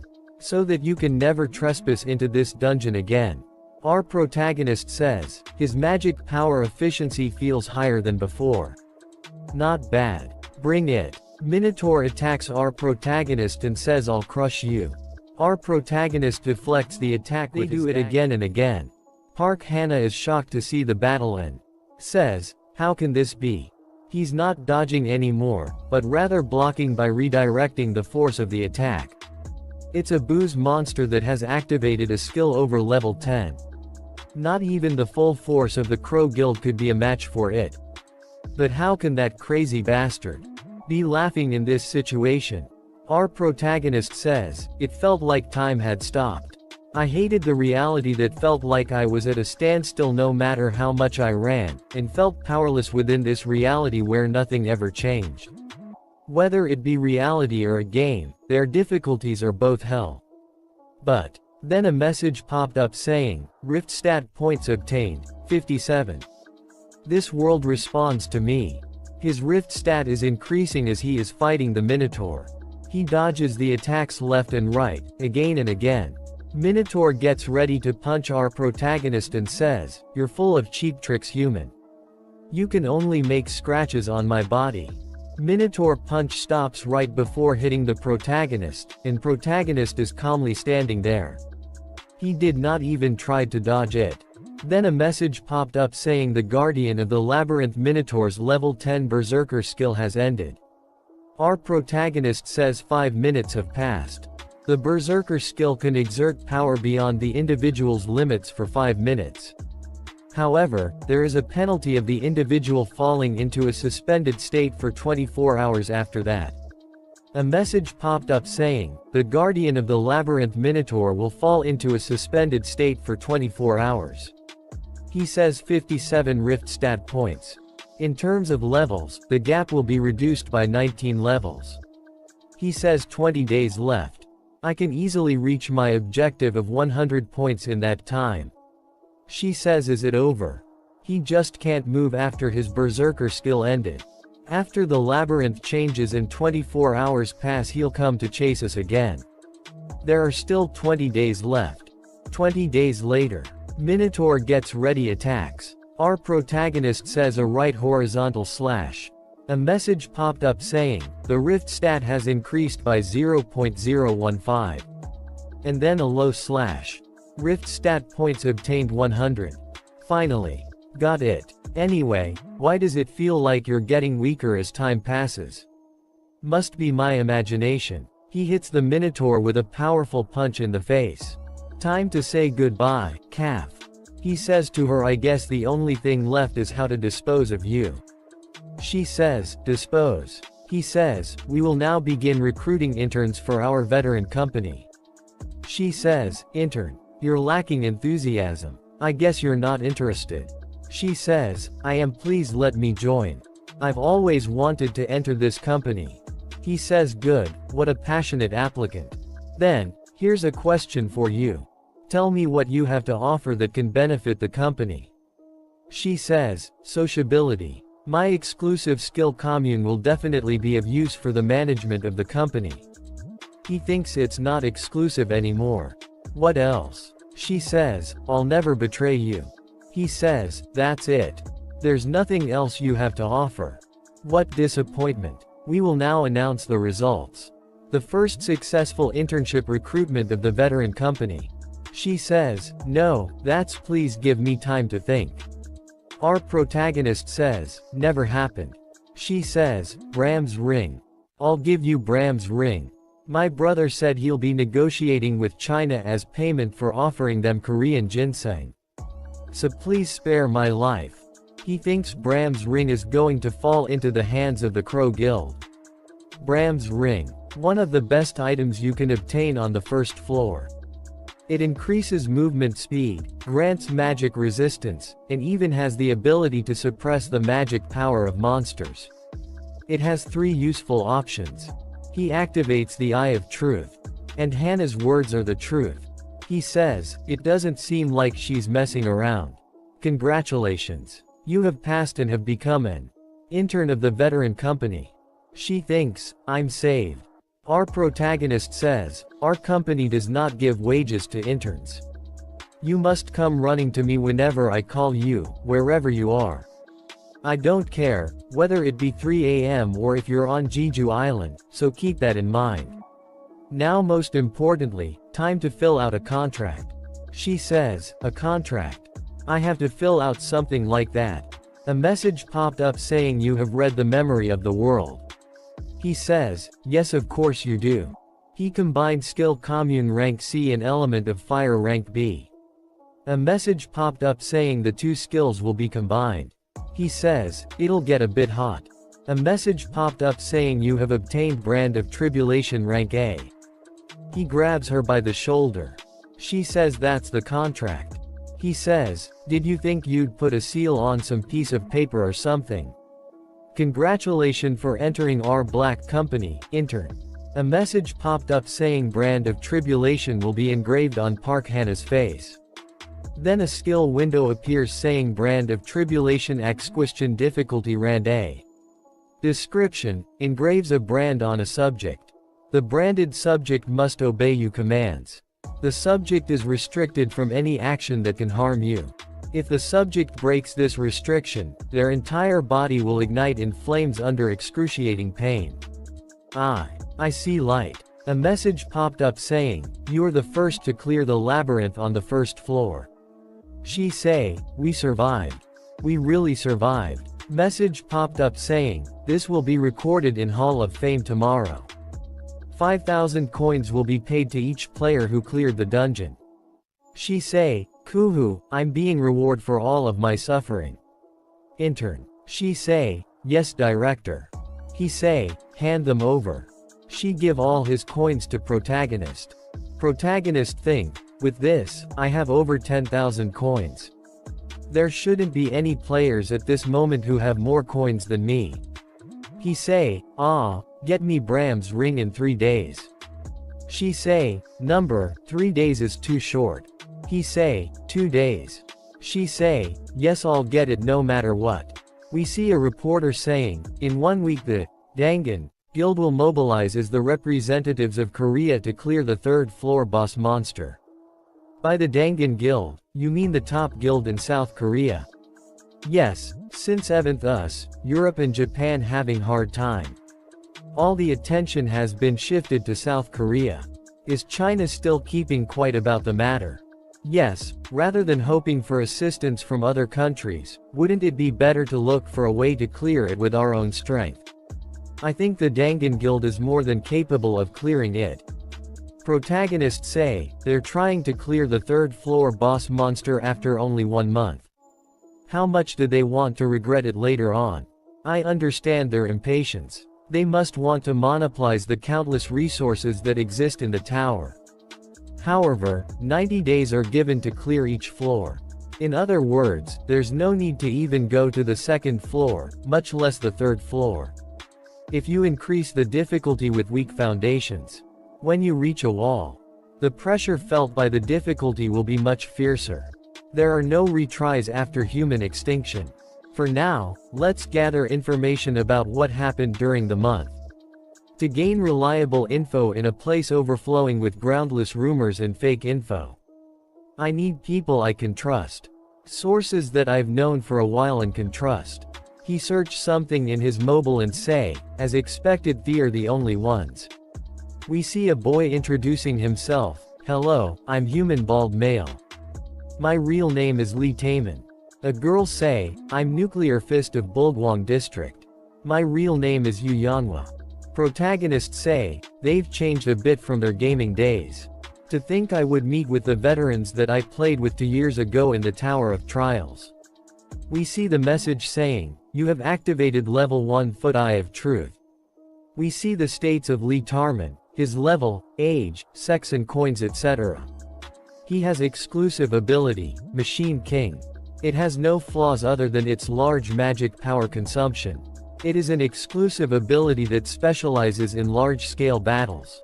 After that we see the states of Yu Yanhwa, her name, age, level and coins etc. She has exclusive ability, Kyokushin Taekwondo. It's an exclusive ability designed for close proximity tanking and damage dealing. Since their levels are similar they must have houted together. Indeed, they were pretty compatible back in the day as well. We see a message saying, copy condition, these two peoples are comrades that you've accompanied for a long time.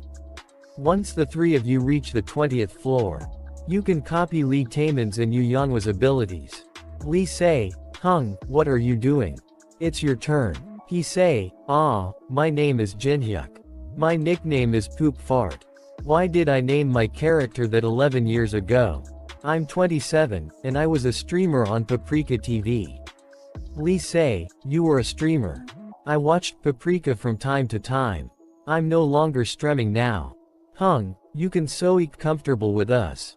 We've been together for so long in a game. Yeah, we'll be more comfortable like that as well. Hung say, okay, I'll speak comfortably. Then, their social skills are through the roof. There were those who tried to use me. And those who tried to stab me in the back. I'm tired of dealing with people like them. Although it's my first time meeting them in real life, I feel comfortable. Taemin and Yanhwa told me about the events that occurred during my month's stay in Lapton. The movements of the representative guilds around the world. The trends of the streamers. And the group that call themselves Demon, who kidnap people and operate a coin factory. Lee say, Hung, you said that you were somewhere else for a month. He say, yeah. Then, did you not take the test yet? Hung say, test. Lee say, people have been flooding to the Tower of Trials ever since it appeared. However, since the number of casualties increased dramatically ever since the second floor. The Awakened Association restricted entry into the tower to those who pass their test. You say, after you pass it, you get this certification code. Hung think, Awakened Association President, Han Sangjin. He's using the increase in casualties as an excuse to recruit the powerful people hiding in the shadows. If it has to come, then that fucking system made by the association. I'll exploit it as much as I can. After the appearance of Awakened Association, players who receive ranks below F rank are deprived of their rights to even climb up to the second floor. In contrast to that, if you receive a high rank, you will immediately be stormed with calls from nation and high-level guilds. Therefore, only 3 kinds of people gather at the test site. Those who desperately want the right to climb the tower. Please give me a good rank.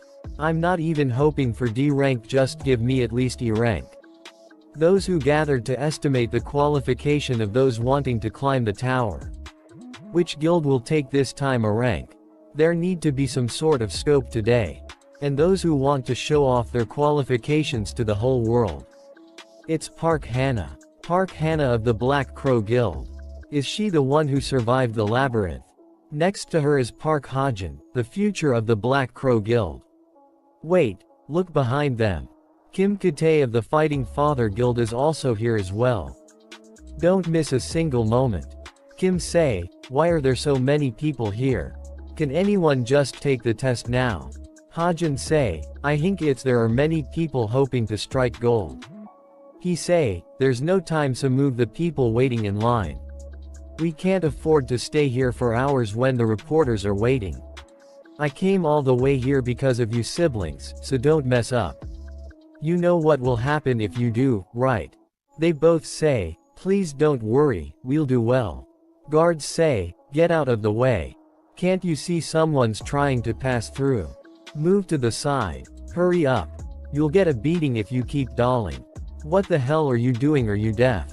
Hung say, move. Why should I? I'm waiting for my turn after getting my number, so why should I move?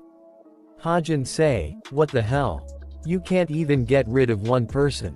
I don't know who you are, but you are making a huge mistake. It's not too late, so fuck off now. Is that person standing up to Park Hajin? He must want to die. Is he insane?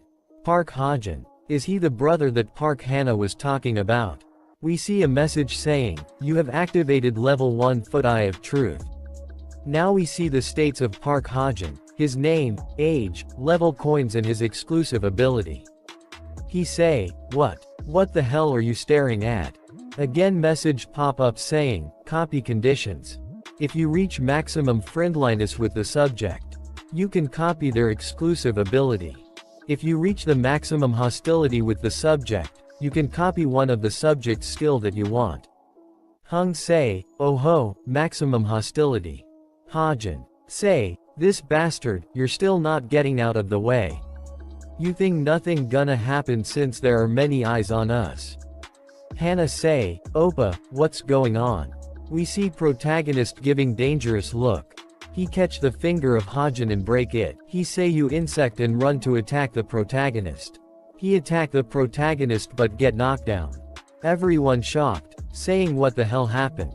Hannah say, why is that man here? Kim say, leave it at that. Fighter Father Kim Katae. Protagonist try to activate Eye of Truth. But get the warning, due to level difference being over a fixed limit, the skill activation will be cancelled. He must be over level 20. Hung say, I didn't know this guy had his nanny with him. Kim say, he's a bit of a handful, but it can't be helped. Since he's useful in some ways. Hung say, useful, huh? Is it because he's supplying Korean ginseng to China? Kim say, how do you? Hung say, does the how matter? Can't you ask a more practical question? For example, the method of dealing with the side effect of Korean ginseng. Kim say, stop there. We see message saying, Kim Katae has activated level 3 feet blackout barrier. We see a black barrier start a pairing around the Kim and Hung. Kim say, so what you are saying is, you want an exchange with 10 of our monopolized dungeons. How can I be certain whether you know the information that you claim to know? An edible item known for its excellent stamina and magic power recovery. Korean ginseng. However, if you eat it raw, there is a magic power poisoning side effect. You must already be having a hard time due to this side effect. But it can easily be dealt with by using 3 items. Kerosine's extract, moonlight stone, and most impotently, the mandragora root. Besides the other 2, you must be having a hard time finding the root, right? I'll tell you where you can find them. Well, do you trust me a little more now? Kim think, it matches with the information from the guild research team and the explorers. This man, who in the world is he? Very well, I'll play your game. However, if you're playing some poor trick, be prepared. I won't just let it slide. Kim think, even for this info, demanding 10 of our most profitable dungeons that we monopolized is an extremely expensive price. I need to draw the line here. Hung say, you must be misunderstanding something. The one who's offering the opportunity is me. Hung hit Kim. We see Lee and you fighting outside the barrier. You say, get back, if you don't want to die. We see message, level 3 feet blackout barrier, has been removed. Hung say, calm down Yanhwa. Lee say, Hung weren't you dragged along by force. Just say the word, I'll wipe the floor with all of them. Hung say, I'm really alright. He was a better listener than I thought. Hajin say to Kim, please wait. Are you just going to let them go? If you give me one more chance, I'll go all out. Kim catch Hajin from his neck and say, he's not someone the likes of you can handle. I'll make you regret it if you act out on your own again. Got it? Hajin say, yes I understand. He think, what the hell happened inside the barrier? How dare you to humiliate me to this extent? I'll kill you no matter what. We see a message, copy condition met. You have succeeded in copying the skill, shallow breathing D. Shallow breathing, description, can control breathing capacity and heart rate. The copied skill will be saved in the memory of the world. Hung think, shall I take the test now? Oh, did our intern eat some ginseng before taking the test? Next person please. We see examiner he say, test is simple, you just need to strike the magic stone in front of you. You can use any item or you exclusive ability. This test measures the size of your potential when you strike the magic stone. A dagger, is it? Will you only use your weapon, and not your exclusive ability? Hung say, yes this is more than enough. Examiner say, okay you can begin whenever you are ready. Huh, Mr. Jinhyuk, that's a mid-grade magic stone. Please use this. Low-grade magic stone. The mid-grade and higher stone don't even budge against normal people. Jinhyuk about to take the stone. The stat, Rift will be activated to its maximum amount. Shall I see how much my suffering in the labyrinth has paid off? He attacked the stone with so much force. Examiner is in shock. He say, I've never heard of someone cutting the magic stone in two. Congratulations. Your S rank. I will report this to my superior, so please wait here. Jinhyuk say, wait. Please postpone the report by 1 week. Examiner say, what? What do you mean by postpone? Jinhyuk say, personal reasons. I won't care where you release it after 1 week. Examiner say, but. Jinhyuk say, I've learned many things in my life. One of them is, the fist that's close to you is much scarier than the law that's far away. Examiner say, yes. Jinhyuk say, you're here. Intern Park Hannah. She say, I have what you asked for. We see Bram's ring increase the states of Jinhyuk. Jinhyuk say, see it was possible. We reunited earlier than I expected. She say, I kept my promise, so please remove this. Jinhyuk say, I'll decide from your actions. What? Lee say, your F rank. What? How I was sure you'd be higher than us. She say, Oppa, you have to go to a dungeon for the second test. What are you going to do? Jinhyuk say, I'll have to search for one. Don't worry about me and keep climbing the tower. I'll contact you soon. The first test classifies your rank by measuring your magic power. And those who have passed the test will take second test. The contents are simple, you just need to clear one of the dungeons in the Tower of Trials. Since the test has no difficulty restrictions, most people choose the dungeons with goblins or orcs in them. However, the one that I'll be going to are the only ruins that exist on the first floor. Even when the Tower of Trials game released 11 years ago. Nor even now when the Tower of Trials appeared in reality. It is a domain that no one has ever cleared. It's been a while since I was here. The Hall of the Depraved. Hey Master Kong. Hurry up and move the luggage. Tower of Trials East Floor Mountain Area Ruins. Since I am in F rank right now, I cannot enter the ruin alone, as the guild regulating the ruins won't leave me alone if I do. If that's the case, I just need to register as a porter. A person asked Jinhyuk, what's your reason for coming all the way here Mr. Kong? Jinhyuk say, it's because I need money to live. He say, true, I guess we're all the same.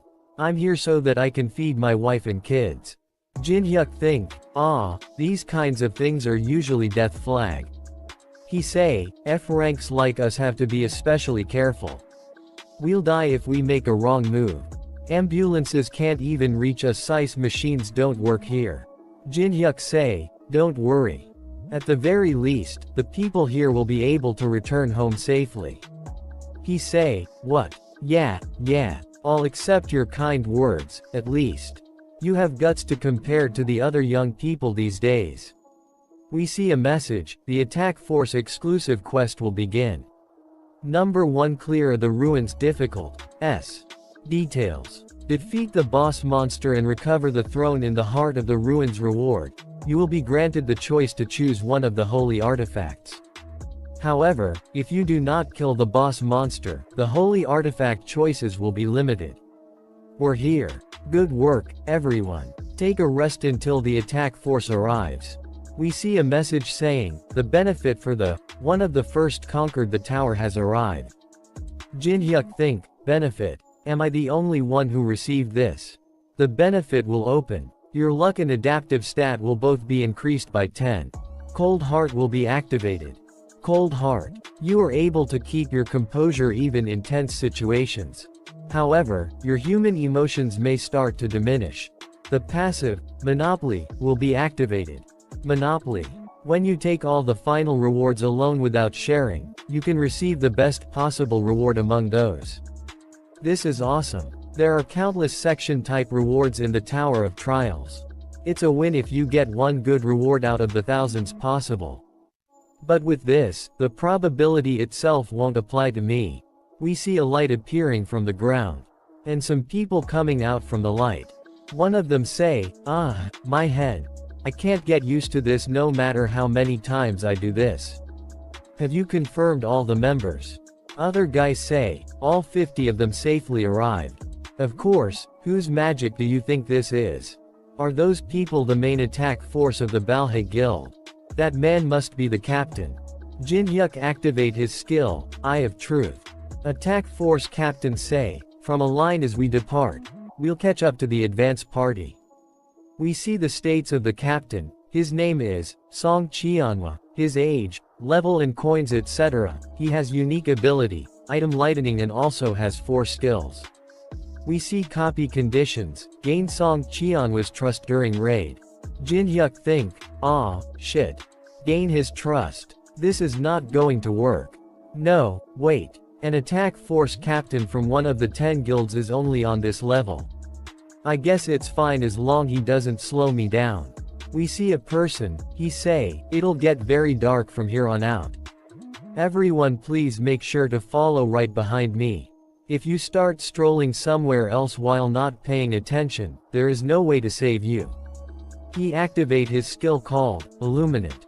We see red light coming out from his stick. One guy say, amazing. These are the monsters that advance party defeated. It seems like they completely demolished them. What a grotesque atmosphere. Shut up. You are scaring me. We see a new party. One guy from them say, oh, they're here. Over here. Cheonhwa hung. The porters have arrived. Jin Hyuk think, strange, not even a single person is injured after fighting all these monsters. Based on the state of their main attack force, there's no way in advance. Party could have come this far. One of the porters say to Jin Hyuk, what are you doing? I said, what are you doing just standing around? Go give them some ice water. We'll take care of these area, so you can take care of the foreigners over there. Jin Hyuk think, foreigners. That design. They're part of a small group of elites in Europe. The Zion Guild. There's a pretty small person among them. Should I try befriending her? Thank you for the hard work, please have some ice water. She say, ah, thank you. Jin Hyuk activate his skill called, Commune. The subject has a slightly favorable impression of you. Jin Hyuk look her and think, this person. The youngest daughter of European noble family, the Laubentias. The universal type player who wields holy power, excels in attacking and defending, and even possesses a healing skill. She is the hero who saved Amsterdam from turning into a wasteland after an outbreak, and is currently one of most famous player in Europe. The Saintess of Amsterdam, Teresa de Laurentia. She must be the reason why there were no casualties. She is the most effective person against the undead. Anyway, everyone must be aiming to reach the higher floors. But they unexpectedly chose this ruin instead of clearing the third floor boss. Jin-hyuk activate his skill level 1 foot Eye of Truth. He can't see her state because the level difference is too high. Now Jin-hyuk activate level 2 skill, Eye of Truth. Now he can see her states. We see her name, level, skills, coins, sex, and her unique ability is Blessing of the Star. She also have 5 skills. Copy conditions. Teresa is one of the top 100 rankers in the world. The moment you save her from life-threatening danger, you will be able to copy her unique ability in one of her skills. These numbers are huge. No wonder people are fanatical over her. Job quest. This must be why she gave up on the boss conquest and came here. She thanks him for the water. He say, "No problem, I should be the one thanking you." Yes, I am much more thankful. She has the unique ability that is considered the best among the holy knights. The blessing of the star, and she's giving me a chance to obtain it. The problem is how to create a situation where he fall into danger. And how to save her from it. This condition isn't easy. Cheonhwa Hung, come here. Right now. Captain say, oh my god. Hung, this is bad. The guards that were keeping the eye on the Guardian are dead. It's too late. The Guardian of the Ruins gazes upon the trespassers. The remaining 959. The security system that protect the ruins, sleeping bomb, awakens when it receive a stimulus from the outside. When it wakes up, it will call upon the Guardian that protect the dungeon. It wouldn't be dangerous as long as it was left alone. Captain say, who the hell touched this? Who cares about at this point? It's starting to awaken. It's too late. There's only 10 minutes remaining. It's practically suicide to face the Guardians with these forces. At the very least, half, no, more than that die. As long as we can evacuate the non-combat personnel within 10 minutes, we can escape. I can't stop before it even starts. I worked my ass off to get to the attack force captain position. I can't let it end like this. We'll keep heading inside. Hung, are you serious? The late arriving force hasn't even arrived yet. Guardians will rush from all directions, is that really alright? Captain say, stop complaining and follow me. I will take responsibility. We have a chance even if we don't have the late arriving force.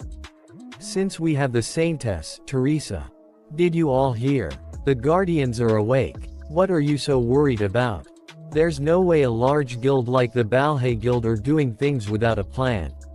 Is that so? Of course. Solo player like us just need to follow what the attack force captain says. The Balhae Guild probably already destroyed the Guardians. One of the Guardian attach him with his sword. Now the fight is start between the Guardians and attack force. Main vanguard force, the Guardians are here. Prepare for combat.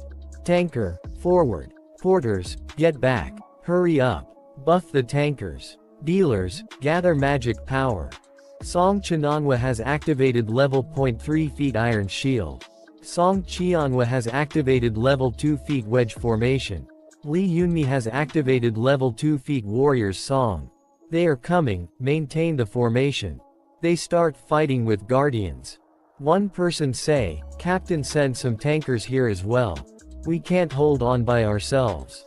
Healers. Where are the healers? Captain, the solo player. Quiet, focus on the battle.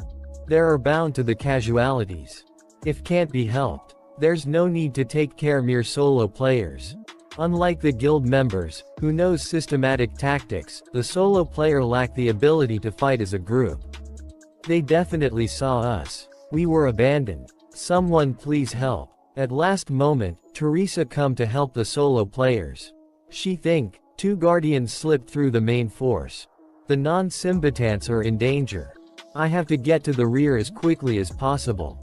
Rear supply team. One of the porters is about to die. Guardian is about to attack the porter. But our protagonist come to save the porter and say, What are you saying, a juicy? Didn't I say that you'll be able to return home safely? Guardian tried to attack the Jinhyuk, but he dodged the attack and activate his skill, Element of Fire. You don't stand a chance. He destroyed the Guardian with only one hit. It'll probably die on his own. I can't kill it since I have to stay at level 1. To think they awakened the Guardians in this ruin that has an absurd difficulty. They should have absolutely nothing to gain from doing such a thing. So who would? Terry's come and take the porter away from Jinhyuk. I thought you were a kind person. But to think you threatened a non-combatant with a knife. You must have been the one who awakened the dungeon. I will now place you under the custody. Jinhyuk say, what? She attacked the Jinhyuk but he dodged the attack easily. She say, please do not resist.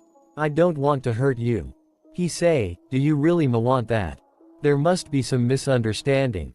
She say, you can justify yourself at the association. He think, she's so stirred up to listen to me. If it has come to this. He attack her and say, I am not the one who awakened the Guardians. If I was the culprit, I would have killed you right here. Porter say, why are you fighting? Kong SSI is the one who saved me. Girl say, I'm sorry. I'm really sorry. It happens. I also did something worthy of misunderstood. She asked him, you said your name was Jinhyuk SSI. Why are you hiding your identity? He say, reason for hiding my identity. It's similar to your reason. Just like how you're using Zion Guild as your cover to secretly obtain the Covenant of Peter for your job quest.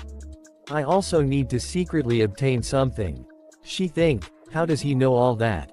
He say, I already know how to clear this ruin. With your skills, I can rely on you. Since the things we want are both on the same place. How about it? Would you like me to accompany you?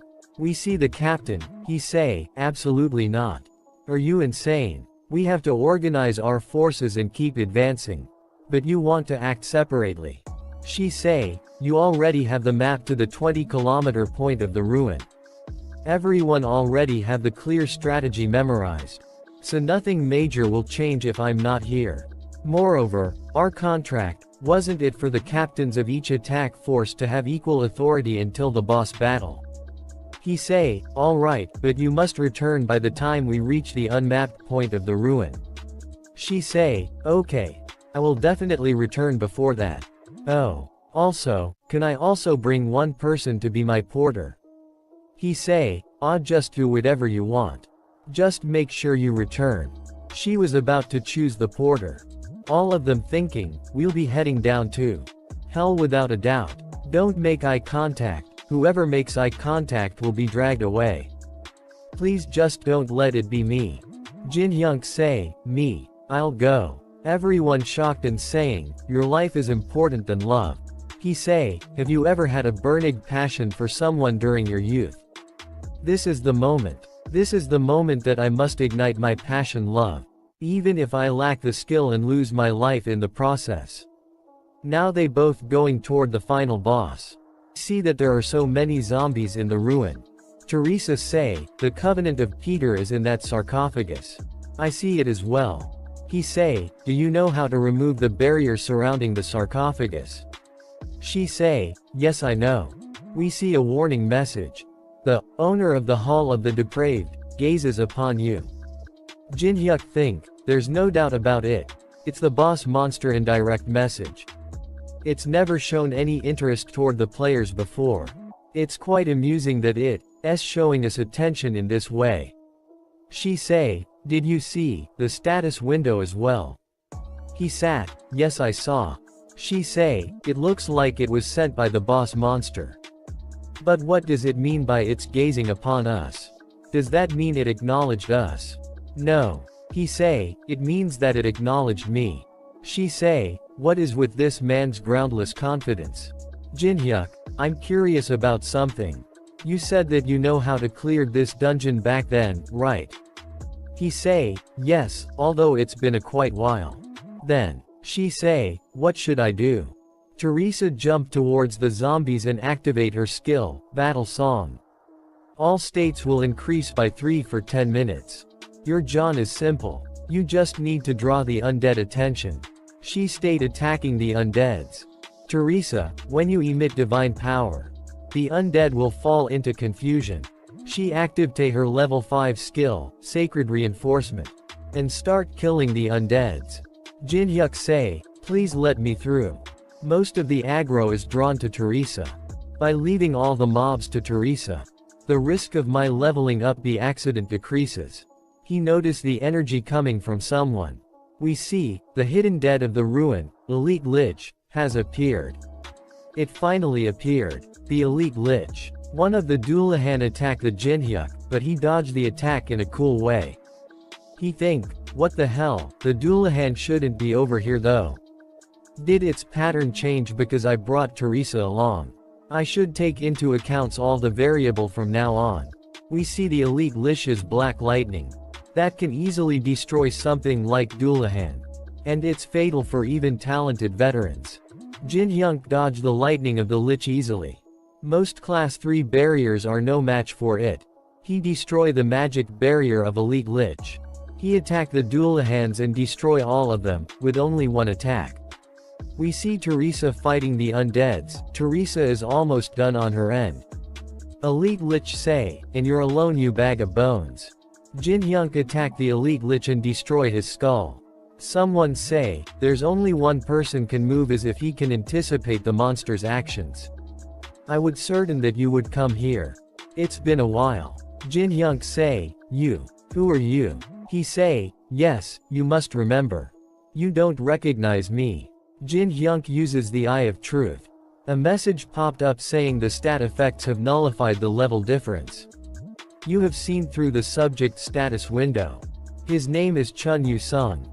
Then a copy conditions. Chun Yu-sung believes to be stronger than anyone else in the sword. Defeat him using the sword, which he believes in the most. Jinhyuk an iron sword with Qian Long engraved on it. It's the artifact that disappeared from the National Museum of Korea. If he has that, then. Back when the Tower of Trials was just a virtual game. There was someone who, after losing to me once, kept on challenging me no matter where I was or what I was doing. He had an extreme warrior concept. That psycho stalker. Chun Yu-sung says, to think you wouldn't recognize me just because the game became reality. Did you only see me to that extent? Jinhyuk says, I remember. I didn't want to believe it back in the museum. Just give up already, man.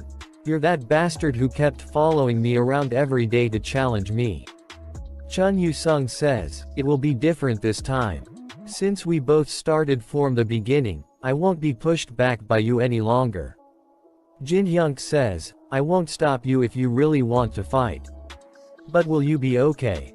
My comrade won't just sit still if you do.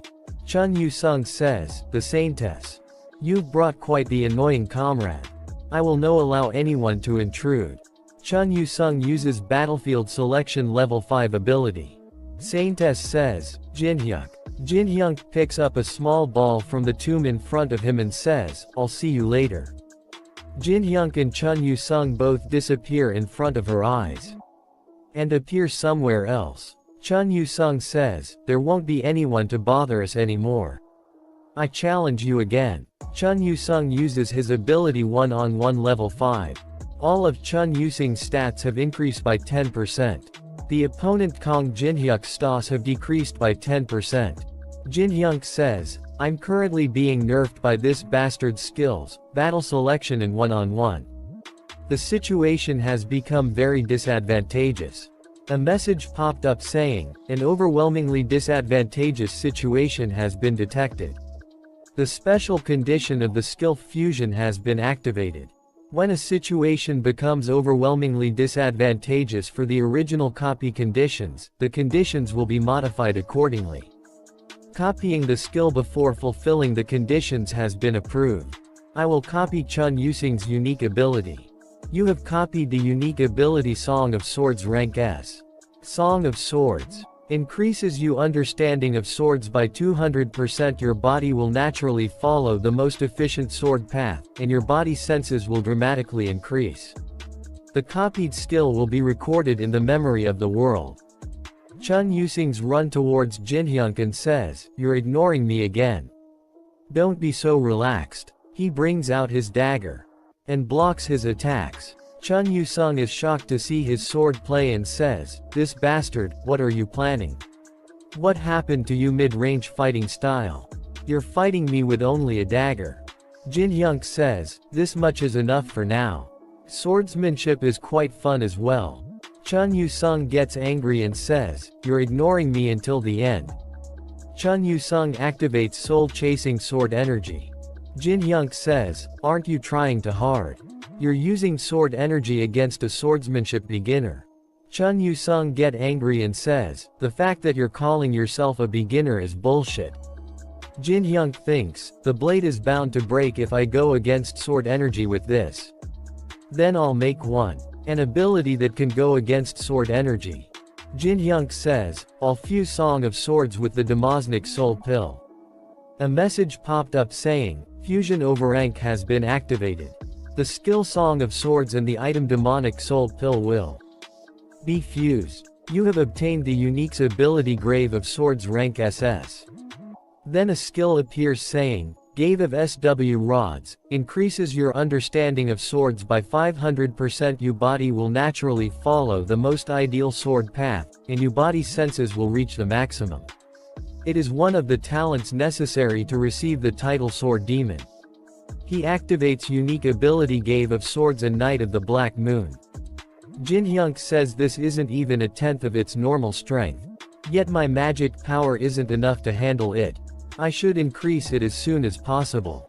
Chun Yusung thinks, "What is this unbelievable strength?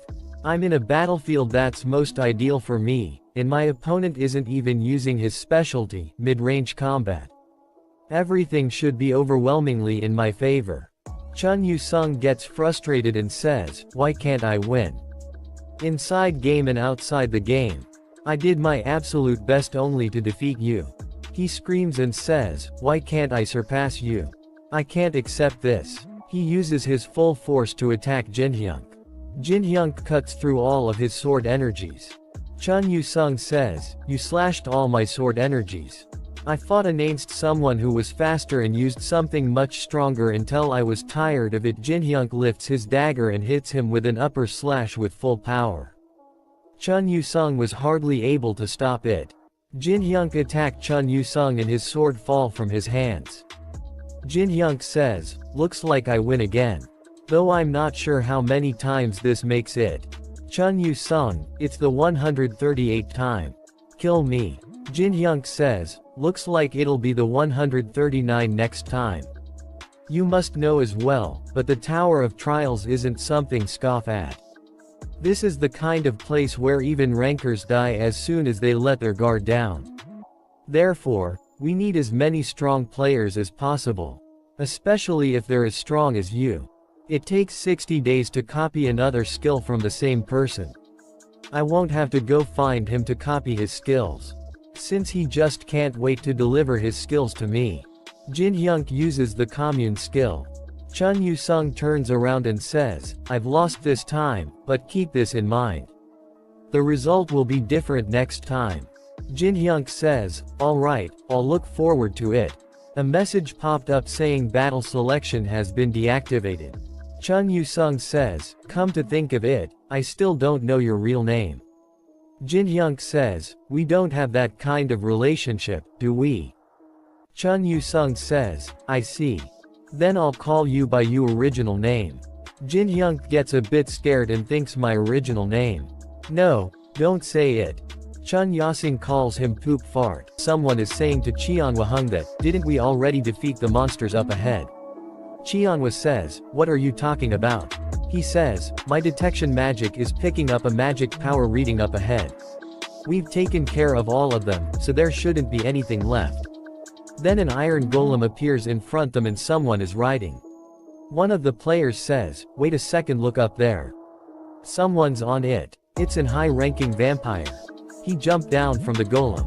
He bow in front of them and says, "Greetings, humans, my name is Bellis. I am one of the bloodkins of the Alice, the owner of the ruin." Cheonhwa put his sword against the neck of Bellis and says, "Why did you come to us?" There must be a reason why you came here on your own. Bellis says, it looks like you are the boss here. I came here to give you a proposal. I'll give you two choices.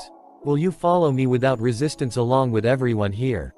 He cut his finger using the sword of one of the players. He activates his ability, Bloodfest. He kills one of them and says, will you be dragged along?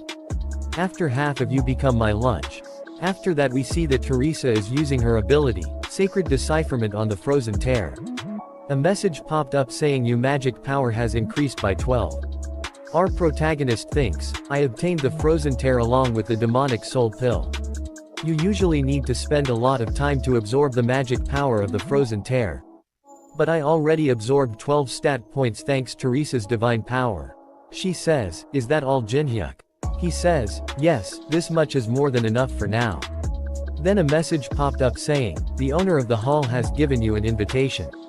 Details, if you want to save the attack force members, come to the innermost room of the ruin. Difficulty, none. If you accept this quest, all the monster and traps until the final room will be immobilized and deactivated. Teresa says, this is bad. It looks like all the attack force members have been kidnapped. The entire attack force have become hostages. She says, I have to go. I don't have any reason to hesitate if I can save even just one member of the attack force. But, can I defeat the Alice after I get there?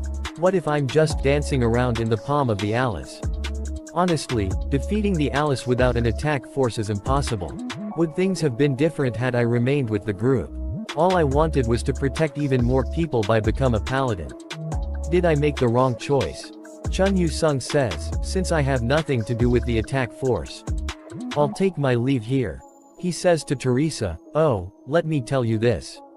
If you're having a hard time making a decision, keep this in mind. That bastard is a selfish person without even a speck of honor.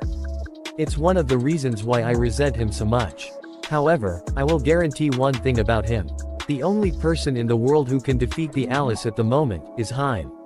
Looks like I took too long. Teresa says, thank you for your advice. She says to Jinhyuk, I'd like to commission you for a party contract, Jinhyuk. My commission fee is by no means cheap. Will you be alright? I'll give you as many coins as you want. Please help me defeat the Alice. He thinks she's still planning on going. They do a fist bump and he says, alright, let's give it a shot. A message popped up saying you have accepted the quest. The monsters have fallen asleep. After that reach the final room of the ruins. Teresa is shocked to feel the amount of magic power seeping out. She thinks it's too unreal. Jinhyuk says, there's no need to be afraid. Didn't you already know that the opponent is strong? She says, that's true, but Jinhyuk says, it's not necessarily the strong who win in battle. Teresa says, do you have some sort of plan? He says, just one. No matter what happens inside, you must give me your unconditional trust. After that they enter the room. A lot of vampires are watching them. Alice's sighting of the throne. Alice says, you're here at last. We see that she is a high-ranking vampire with big black bat wings. Her full name is Progenitor Alice von Ataraxia. She says, I was tired of waiting. Jinhyuk says, are the others okay? She says, see for yourself. Then she deactivates her ability Dimensional Severance. Everyone is wearing blindfolds and tied with ropes. Jinhyuk sees Park Hajin, and thinks is he the one who woke the Guardians. Alice says, the reason why I invited you all the way here, because of your scent. He says, scent. That's right. It's sweeter than anything I've ever smelled before. The scent of your blood. I was stimulated by the sweet scent. Incomparable to ordinary humans. He is shocked to hear that and thinks, what the hell is she talking about all of a sudden? Nothing like this has ever happened before. She says, you seem very disturbed. Jinhyuk says, wouldn't anyone be disturbed if a vampire aimed for their blood? She says, do not worry. I like to conserve what I find delicious. I'll allow you to live for at least 60 years, so there is no need to be afraid. He thinks, in other words, you want to keep me around for my entire life with a straw down my throat. He says, I appreciate your goodwill, but I have no plans on living as a high-quality lunch. She uses some kind of laser ability which give a little scratch on his face. She with an angry expression says, who said I wanted to hear your opinion?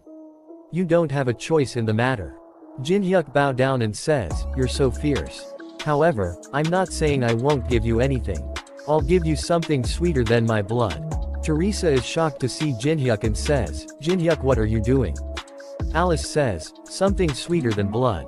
Your subterfuge is pointless. There is nothing more important to us than delicious blood. Whatever you have to offer, my mind will not change. Jinhyuk looked toward Alice with an evil smile and says, are you sure about that? Even if my offer to you is freedom.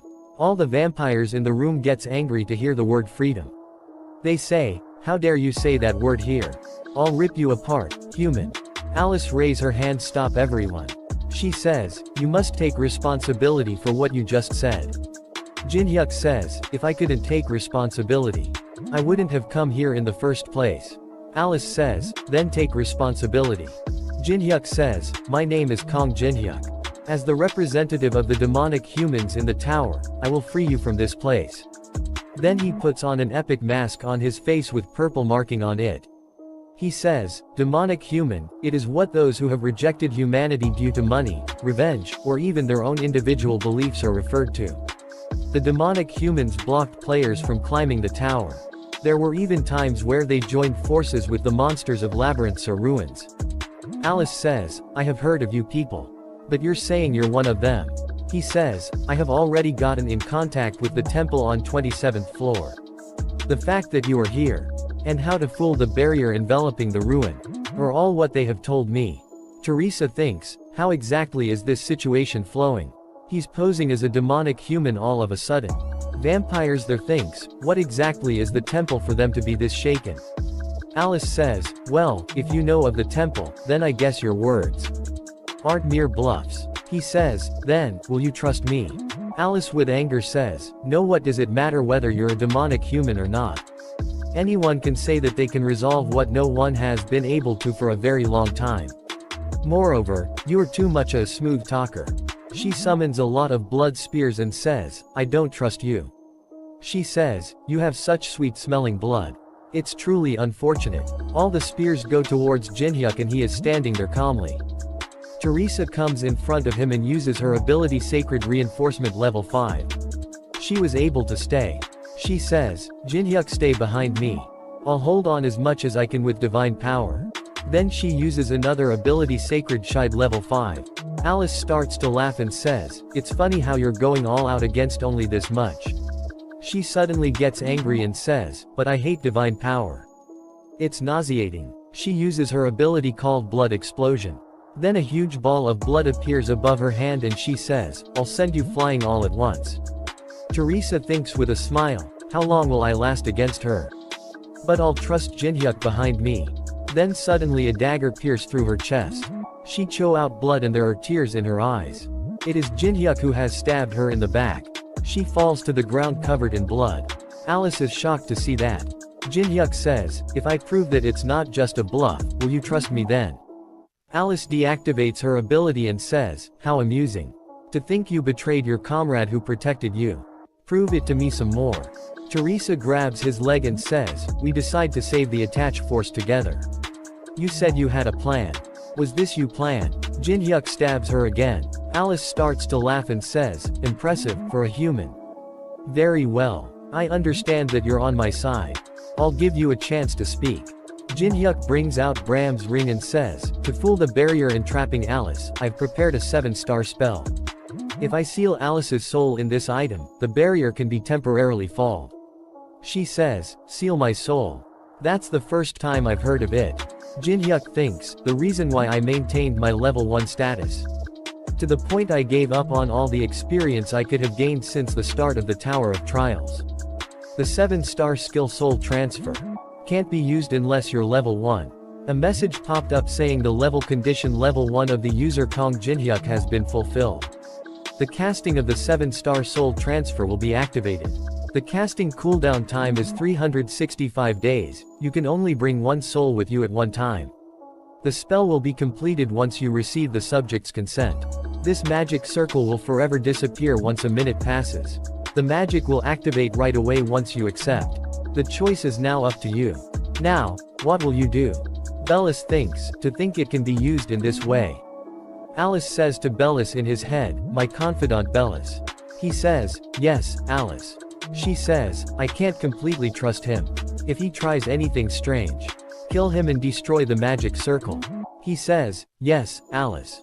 She thinks, the protective measures have been put in place, but I still feel disinclined to consent to a spell I've never seen before.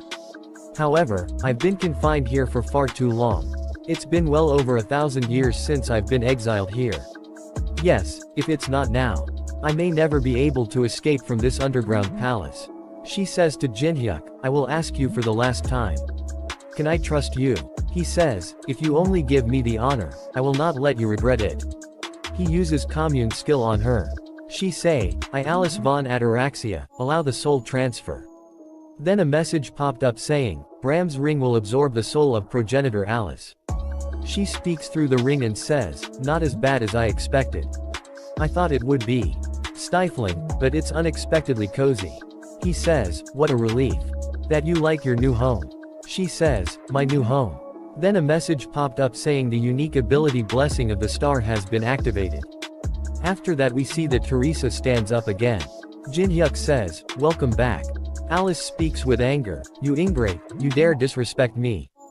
Bellis. Kill this dirty liar. Teresa says, I have a lot of questions, but I should save it for another time, right? Jinhyuk brings out his dagger and says, you should. Since we're not out of the woods yet.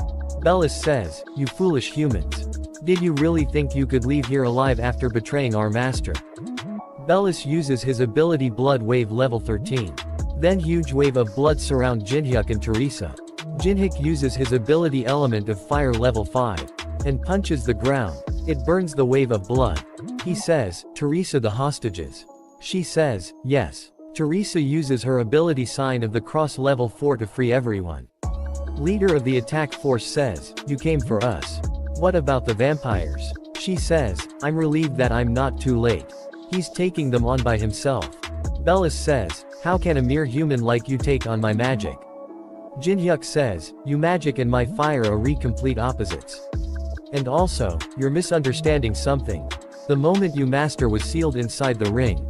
You already lost. Kong Jinhyuk uses his unique ability Grave of Swords. And Bellis uses his ability Dark Fighting Spirit level 9. Bellis says, shut up you mere blood pack. If my magic doesn't work on you, I'll just kill you with my sword instead. Destroy the ring and free our master. Leader of the attack force is shocked to see him fight and says, Teresa, that man who the hell is he? Then we see that all the vampires are dead. Bellis is sitting on his knees in front of Jinhyuk. Teresa thinks, if he's wearing a mask, her must not want his identity to be revealed. She says, I just happened to meet him on my way here, I don't know the details either. She says, to Jinhyuk, that really hurt. That was my first time dying, and to think it was by my Ali's hands. Jinhyuk says, but didn't we succeed regardless? She says, yes, we really did it. Her tears of joy start to fall and she says, thank you. Everyone survived thanks to you. Then a message popped up saying you have saved the life of Teresa, the holder of the unique ability Blessing of the Star. You have fulfilled the conditions. You have succeeded in copying the unique ability Blessing of the Star. The copied skill will be saved in the memory of the world. Then a skill window appears saying, Blessing of the Star, acquisition difficulty SS. Details, can wield divine power and return from the threshold of death. Cooldown time 240 hours. Jinhyuk says, why are you crying?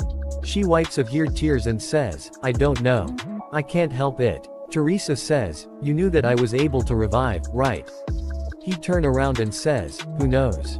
I'll just say that I'm glad you're still alive. She gets angry says, do you want to die? He says, shall take the divine artifacts and get out of here. Song Cheonhwa says, I am the captain of the attack force. Song Cheonhwa. All of the items found from this raid are under the ownership of the Balhae Guild. Jinhyuk says, I saved your life, and now you're asking for the ruin rewards as well. Song Cheonhwa says, that's not what I'm saying. We'll give you another form of reward. We'll give you money or coins that you won't be dissatisfied. Jinhyuk thinks the audacity of this failure of an attack force captain. He says, if you really want it so much, then take it. Song Cheonhwa says, do you really mean that? Jinhyuk says, yes, however no matter the result, please do not regret it. Captain thinks even if the majority of the attack force were captured as hostages, we'll be able to redeem ourselves as long as we obtain the divine artifacts of the ruin. He touches a broken staff, a red cross mark appears on his hand. He says, "What, this?" Jin-hyuk thinks, "What do you think?" "It's a curse. Melon's staff is an okay combination material, but it has an annoying curse imbued in it. It's a divine artifact that you can safely obtain only by killing Alice. However, Alice is alive in my ring." Captain's hair starts to fall off. Teresa is shocked to see that. Jin-hyuk says, "Let's just go." After that we see that in Seoul Tower of Trill's entrance someone is calling Department Head. She says, "Department Head, are you sure we haven't been given false info? Is what that man said really true? We're not even certain." She is an Awakened Association affiliate, her name is Young Jae-hun. Department Head says, "I told you, we should just wait and see. Stop whining." His name is Kim Tae-chun. He says, "We should at least try to do something with the info that we got." Jae-hun says, "The experts said that it would take at least 3 weeks. It was Chun Yu-sung who told the department head that the ruin subjugation will end soon." Kim Tae-chun thinks, "I'm a bit concerned that he wasn't a member of the Balhae Guild, but I have a strong feeling about this." Then a message popped up in front of everyone that the ruin hall of the depraved has been cleared. Kim Tae-chun is shocked to see the message. The media was waiting for the subjection squad in front of the gate. Everyone starts to congratulate them and media starts to ask them question. After that, as soon as captain of the squad come out of the gate, everyone is shocked to see his bald head. They say, "Oh my god, just what in the world happened inside?" Teresa says, "It is not Song Cheonhwa who cleared the ruin." Someone in media says, "Did the Zion Guild clear it?" She says, "No." Then Jin-hyuk come out of the gate. She says, "This man alone cleared the ruin. We were nothing more than spectators at his stage performance." Young Jae-hun says, "Should we contact the association immediately?" Kim Tae-chun says, "Good idea." After that we see that Jin-hyuk is back in his apartment and gets ready to eat. He thinks, "They added all kinds of words for decoration. I knew there would be a heated reaction, but this is beyond my expectations. Thank God I wore a mask. Teresa, who knows my identity, promised me that she'd keep my secret. So there's no need to worry. With this, the problem is solved. Shall I have a talk with the progenitor with a chip on her shoulder?" Alice says, "How dare you stuff me in your dark and smelly pocket for a whole day? Human, do you not know who I am?"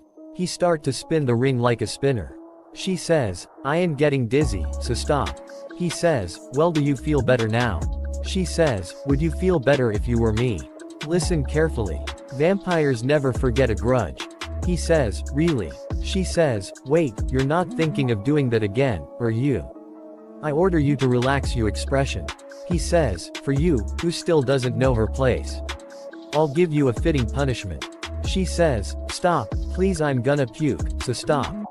He spins the ring with super speed and says, "Vampire grudge separator."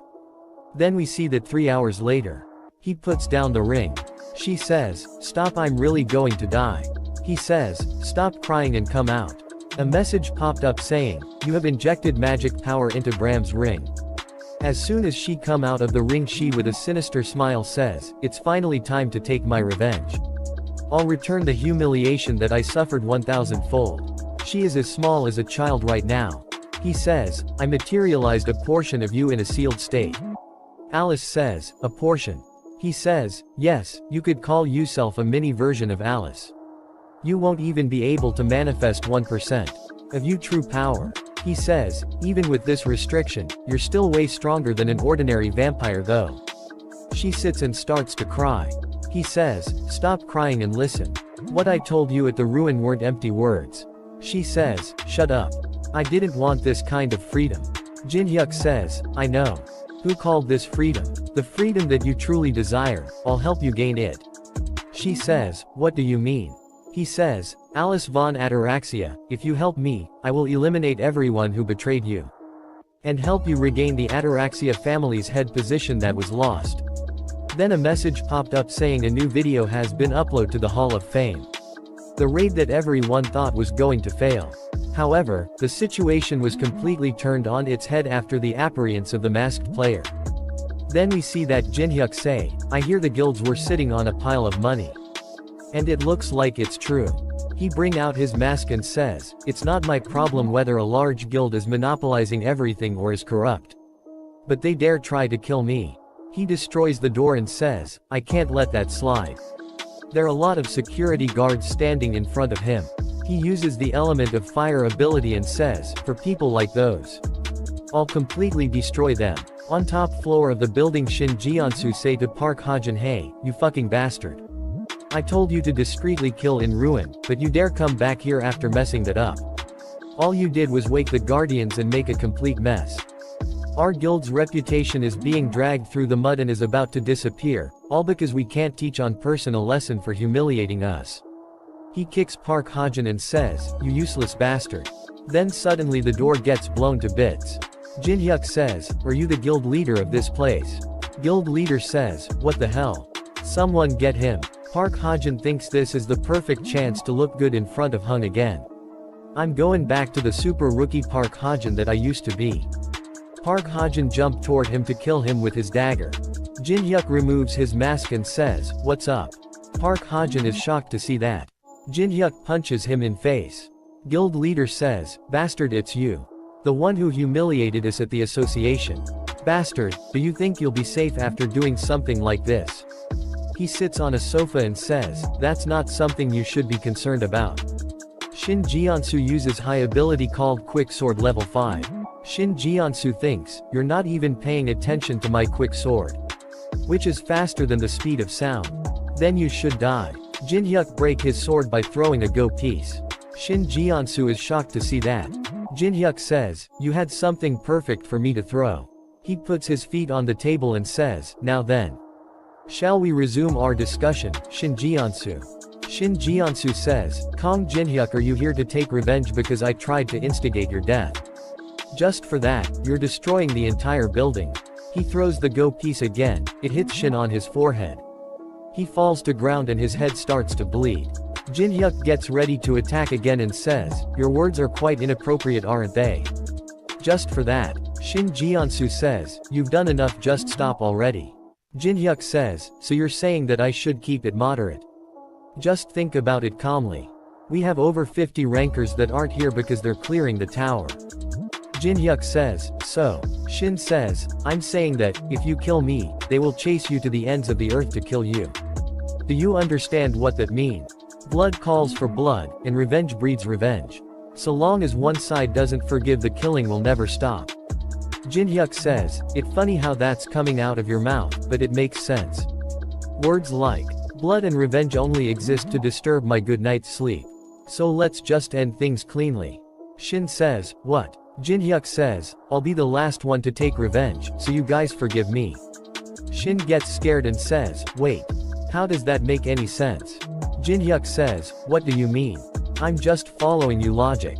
Then Jinhyuk kills the guild leader. Jinhyuk says, Park Hajin, the only reason you're alive is because of you, sister. You better stay out of my sight until you die naturally. Hey, you over there. The one who's pretending to be dead, get up. He says, yes. Jinhyuk says, if you show me that you're useful, I'll let you live. Start you self-introduction. He says, my name is Kim Hee-wong, 26-year-old. I was in charge of managing general businesses of the Black Crow Guild. I majored in computer science and accounting at Stanford. You can leave anything to me. Jinhyuk sighs, wow, very good, I'm very impressed. As you can see, the situation here is not very good. It's also a waste to simply destroy one of the leading guilds. Therefore, I'm going to leave running the guild to you. He say, alright. Jinhyuk says, it's nothing to grant. You'll just be maintaining the oath or appearance. Kim Hee-wong, however, even if I serve as the guild master, no one will follow me. Jinhyuk says, that's true. Jinhyuk thinks, there's bound to be opposition if a non-combatant, moreover a secretary, rises to the top position all of a sudden. Jinhyuk says, you don't have to worry about the people who oppose it. Kim says, will you be taking care of them? Jinhyuk says, no, why would I do something so bothersome? I'll let you borrow someone else, don't worry. After that, the emergency meeting was called for all the high-ranking players of Crow Guild. There a lot of people are gathered around in front of the building. One of the high-ranking player go check it, he see that guild master is dead. Then he rush toward the office of the guild master and says, who sent the emergency gathering order? Kim Hee-wong is sitting on the chair of guild master. He brings out the dagger and says, why are you sitting there?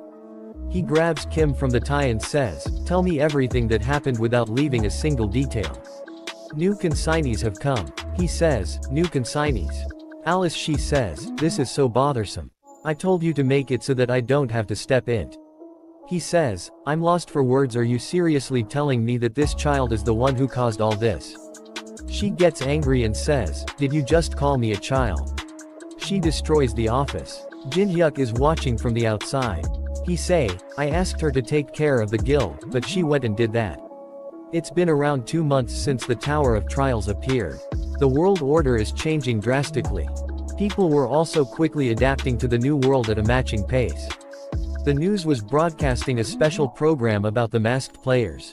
It drew a lot of attention because a ruin that even a large attack force couldn't clear was cleared by a single person. There are only 2 people who know that I, who entered as a porter, am the masked player.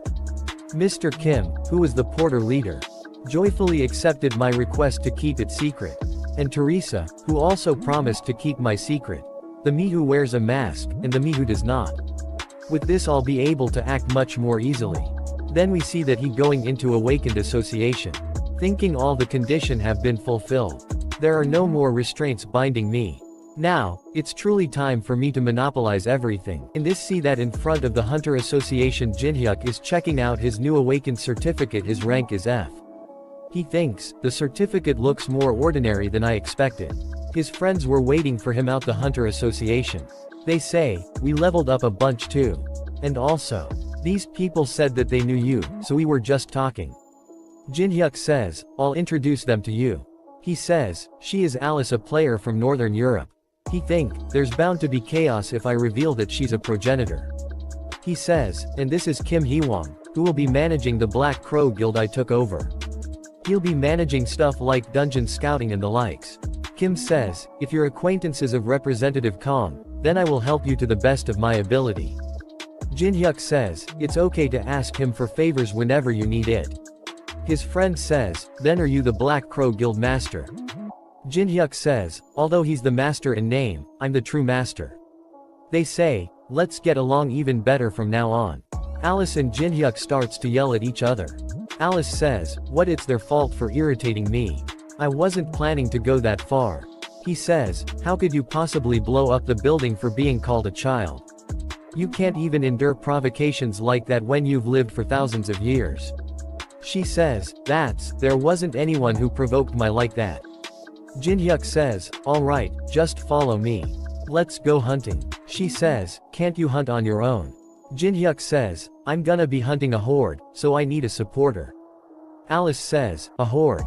Are there even any hunting grounds left? Jin-hyuk says, indeed. As long as the 3rd floor booze isn't defeated and the 4th floor isn't open.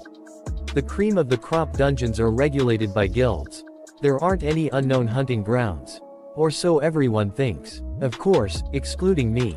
After that we see that at Tower of Trials 1st floor Moon Lake. Jin-hyuk says, the place famous for being the most beautiful scenery in the Tower of Trials. However, ironically, there's no longer anyone who visits this place. It's been a long while since I've been here. Since they have no time to enjoy themselves when facing the extinction of humankind. Alice says, it's quite an elegant place, but how are you going to hunt here? Jin-hyuk says, just wait and see. He starts walking in the lake. Alice says, are you going into the lake? Water won't fill up your pants, right? Right. He says, there are 12 statues ordaining the tranquil moon lake. And among them, this one. This statue has another objective other than ordaining the lake. Alice says, does this statue have some sort of secret button? Jin-hyuk says, everyone would have already found it if it was that obvious. There must be hundreds of players who have found this groove on the statue. It was enough to be brought up in the community, after all.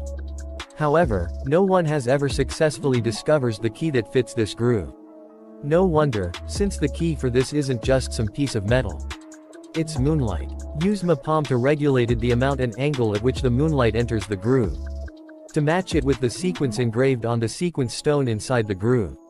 Then after much effort, and opening it very carefully, the door leading underground opens. He says, "Let's go. You have entered the lower ground first floor of the Tower of Trials." Alice says, "Oh my. To think such a space existed in the Tower of Trials." She thinks, this feeling it's truly been a while. This sense of freedom I've forgotten. How is it? Aren't you glad that you made a contract with me?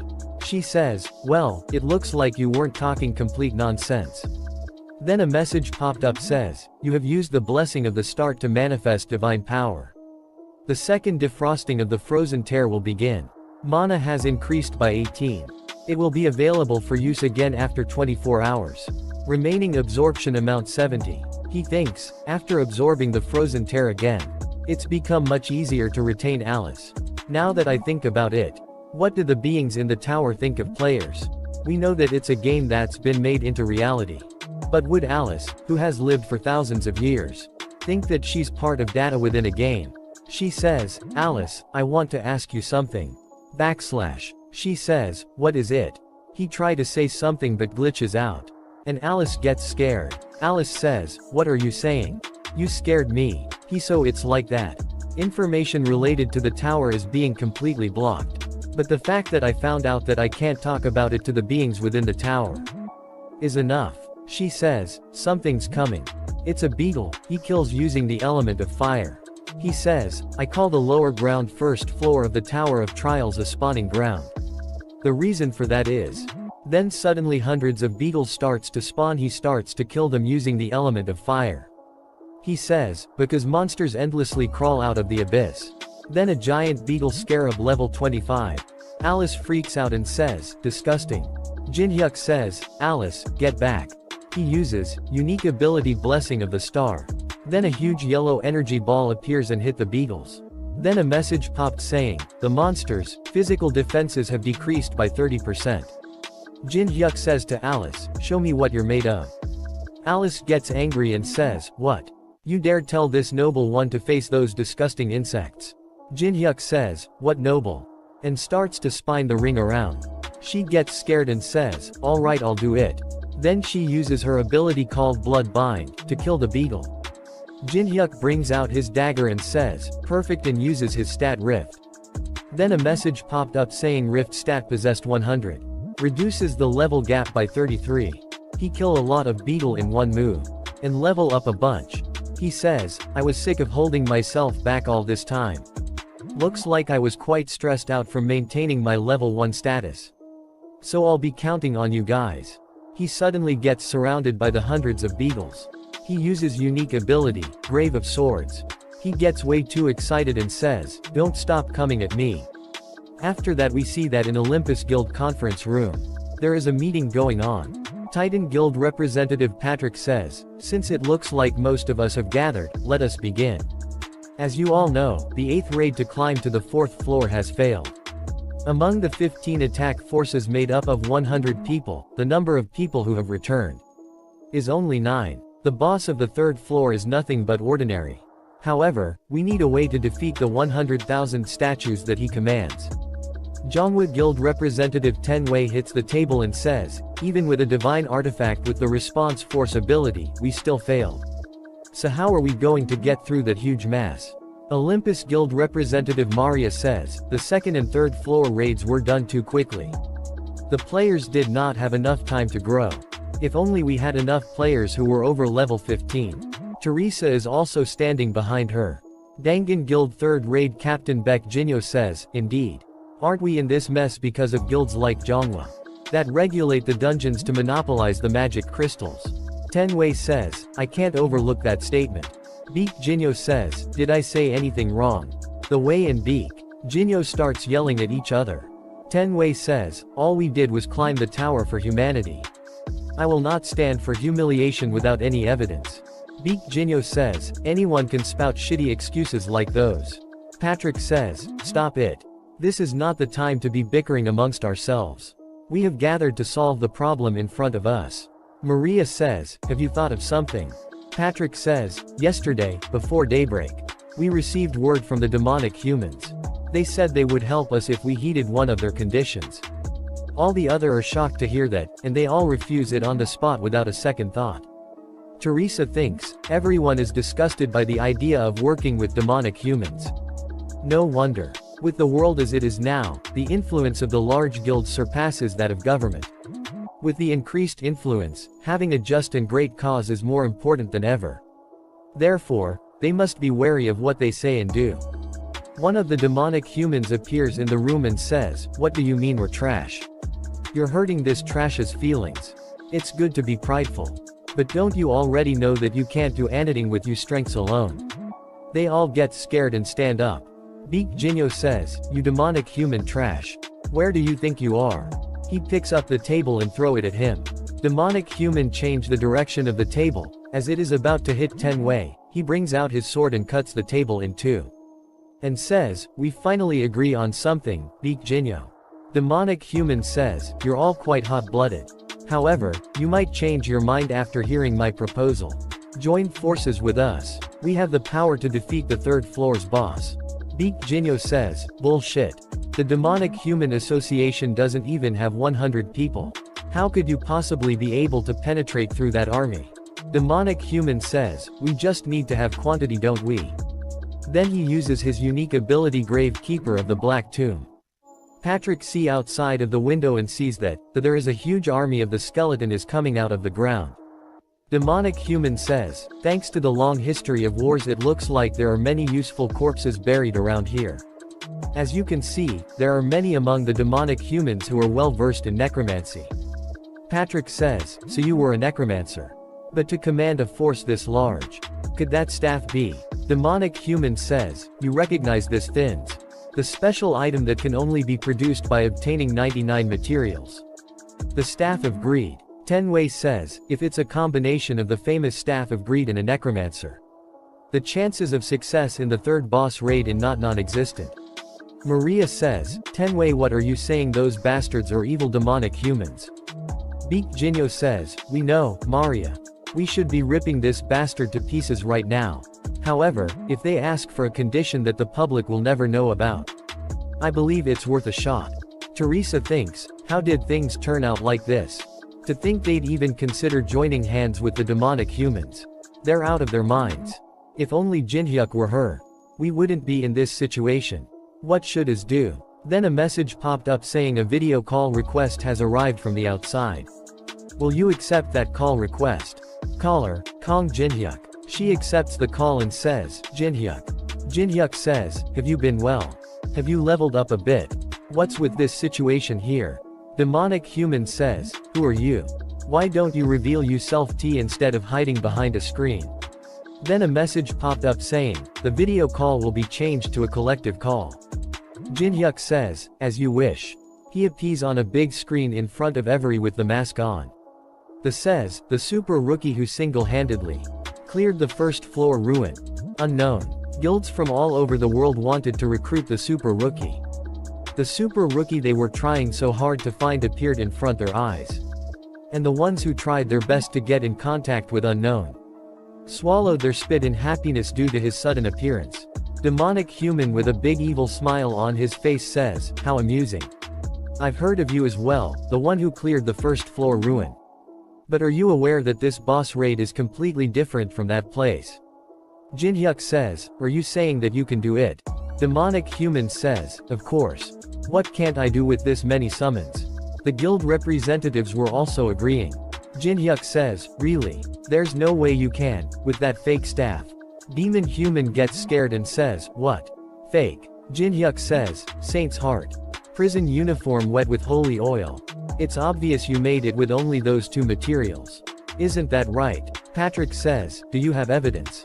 Jinhyuk says, "The real Staff of Greed has a red gem embedded under the skull. There's no way you can make the real one with only 3 floors. Also look outside. The quality of the summoned skeleton soldiers is too low. Those flimsy soldiers won't even last half a day in the boss room. It's obvious that he's planning to abandon you all." After taking some coins and items in the middle of the confusion, Demonic Human gets angry and says, "Arrogant bastard. You'll regret not taking my offer. I wonder if you can still stay so composed when we meet in person next time. I'll be watching you." Then demonic human disappears from the room. Patrick says, what do we do now? Jin-hyuk says, leave it to me. I'll make sure you won't have to join hands with the demonic humans, as well as gain profit from clearing the tower. Patrick says, are you saying that you can do it alone? Jin-hyuk says, yes, that's right. They thinks even if he fails, it gives me an opportunity to recruit him. Compared to joining hands with the demonic humans, this has no downsides. There's no way I can miss a chance like this. Tenwei says, unknown, how much are you thinking of for the down payments and rewards? Maria stopped Tenwei and says, wait, Olympus will give you all the support you need. Patrick says, what are you talking about? Titan is most suited for providing monetary support. Baek Jinyo says, money may not be the thing that he wants. If you have anything you need, then I, Baek Jinyo, will. Jin-hyuk stops them and says, you don't need to give me anything. Please block the entire area so that no other hunters can enter. If you let me go in by myself, then I will not take any rewards. Maria says, no wait, why are you doing all this for us? Tenwei says, you're only making us more suspicious. What is your reason? Jin-hyuk says, a reason. I'm just doing what needs to be done. For the person I consider as my precious comrade. Jin-hyuk thinks, I'm cringing for my own words. Baek Jinyo gets excited and says, how marvelous. This is true camaraderie. Man is a guild representative, I have nothing to say. You're really making me reflect on myself. Jin-hyuk says, any normal person would have received the down payment. But people like that can't see the big picture. A play that gives up on rewards for his comrades. Just this is not again something that far outclasses a down payment. Since I can't antagonize the guilds, I'll just upload after editing the demonic human part a bit. I'm already level 12 after not even a day in the spawning ground. Things are going much smoother than I expected. Alice gets angry and says, Kong Jin-hyuk, how could you just leave everything to me? Jin-hyuk says, since you have the strength to complain, it looks like you won't die. She says, you think that's funny? She start to act like child and says, what we have isn't a partnership, but a slave contract. Jin-hyuk says, a slave contract? You're hurting my feelings. He opened the shop and says, I was going to buy you a mana supplement. Sorry, but that kind of supplement won't cut it. Jin-hyuk says, it won't. She says, there's no way a mere supplement is able to fill my mana. Moreover, if I'm low on mana, I can't give you decent support, right? So I'll be taking the mana that I consumed, every single drop of it. She bites him on the neck and drink his blood. He thinks, how much blood did she suck from me? I feel dizzy. She says, now my mana is full, what do we do now? He says, he'll be doing some shopping. He buys some items. Alice says, what the hell, you bought a bunch of useless stuff. He says, it may look like that, but they all have their purposes. Alice, we'll be getting extremely busy from now on. We have to get to the end of the underground first floor by today. Hold on tight. He jumps down into a deep hole. Alice gets scared and says, why are you jumping down when you don't even know how deep it is? He thinks, how deep it is? I know exactly how deep it is, since I've jumped down over 100 times before. He says, now Alice. She grabs his cloths, and uses reverse gravity skill. She says, you're too reckless. Are you skilled, or are you just lucky? He uses element of fire to light up a big fire in middle of the room. He says, it's okay, I know. I'm in the right place. Insects of this caliber are no match for me. Why don't you just come out, yourself? Then a huge statue appears in front of him saying, you know about me. Jin-hyuk say with a smile says, of course I do. The hound who roams the desert. Anubis. Anubis says, since you're the first human to ever come here, I was planning on killing you after some amusement. But you're hastening your own death. Jin-hyuk says, I didn't come all the way here to chat. Hurry up and come at me. Anubis gets angry and says, the absurdity. You're telling me, a divine being, to fight the likes of you myself. Alice come in front of Jin-hyuk and says, this guy is seriously dangerous. She says, I'll handle this guy somehow, so get out of here. He thinks, look at her, worrying about me. Jin-hyuk says, don't worry, just watch. Alice says, what? This is no time to put on airs. He says, I'll show you what kind of person you make a contract with. Anubis bring out his staff and says, how amusing. Anubis uses his unique ability, Judgment of Anubis. Anubis says, answer. Did you hear about me from the vampire of yours? Jinhyuk says, this skill is always activated when him. The absolute judgment skill. Judgment of Anubis, activates once you answer 3 questions. Then a copy condition window appears says, make Anubis's patience run out to destroy the vessel holding his consciousness. If I make his patience run out, I gain the power to answer the most powerful question in the world. In truth, I can just answer by saying anything, regardless of whether it's true or not. That's right. How else would I have known about this place? A message popped saying, the subject has answered the question. Anubis says, as I thought. Did you come here hoping to obtain the hive? Jihyuk says, it sells for quite the price on the black market. He says, then I will ask the last question. Did you think you could get out alive after entering my territory? He says, if I can't slip out from this like of you, I might as well just give up on life. Then a message popped saying the required conditions have been fulfilled. Judgment of Anubis has been activated. A giant wolf appears behind him. The message popped up saying, all stats have been reduced by 50%. The usage of unique abilities and skills will be sealed for 1 minute. Anubis says, now, I need a proxy for the judgment. A message popped up saying, Anubis is selecting a warrior of judgment. Anubis says, let me introduce you. Giant Mantis. This is the warrior who will judge you. What do you think of my brave warrior? Jinhyuk says, quite amazing. But this is all I need to beat it. He brings out a mini phonograph. Anubis is confused to see that, and says, the musing of humans, all of a sudden. Have you gone mad after seeing my warrior? Jinhyuk says, nothing of the sort. I'm just getting absorbed in the music. The perfect song that I found after hundreds of thousands of trials.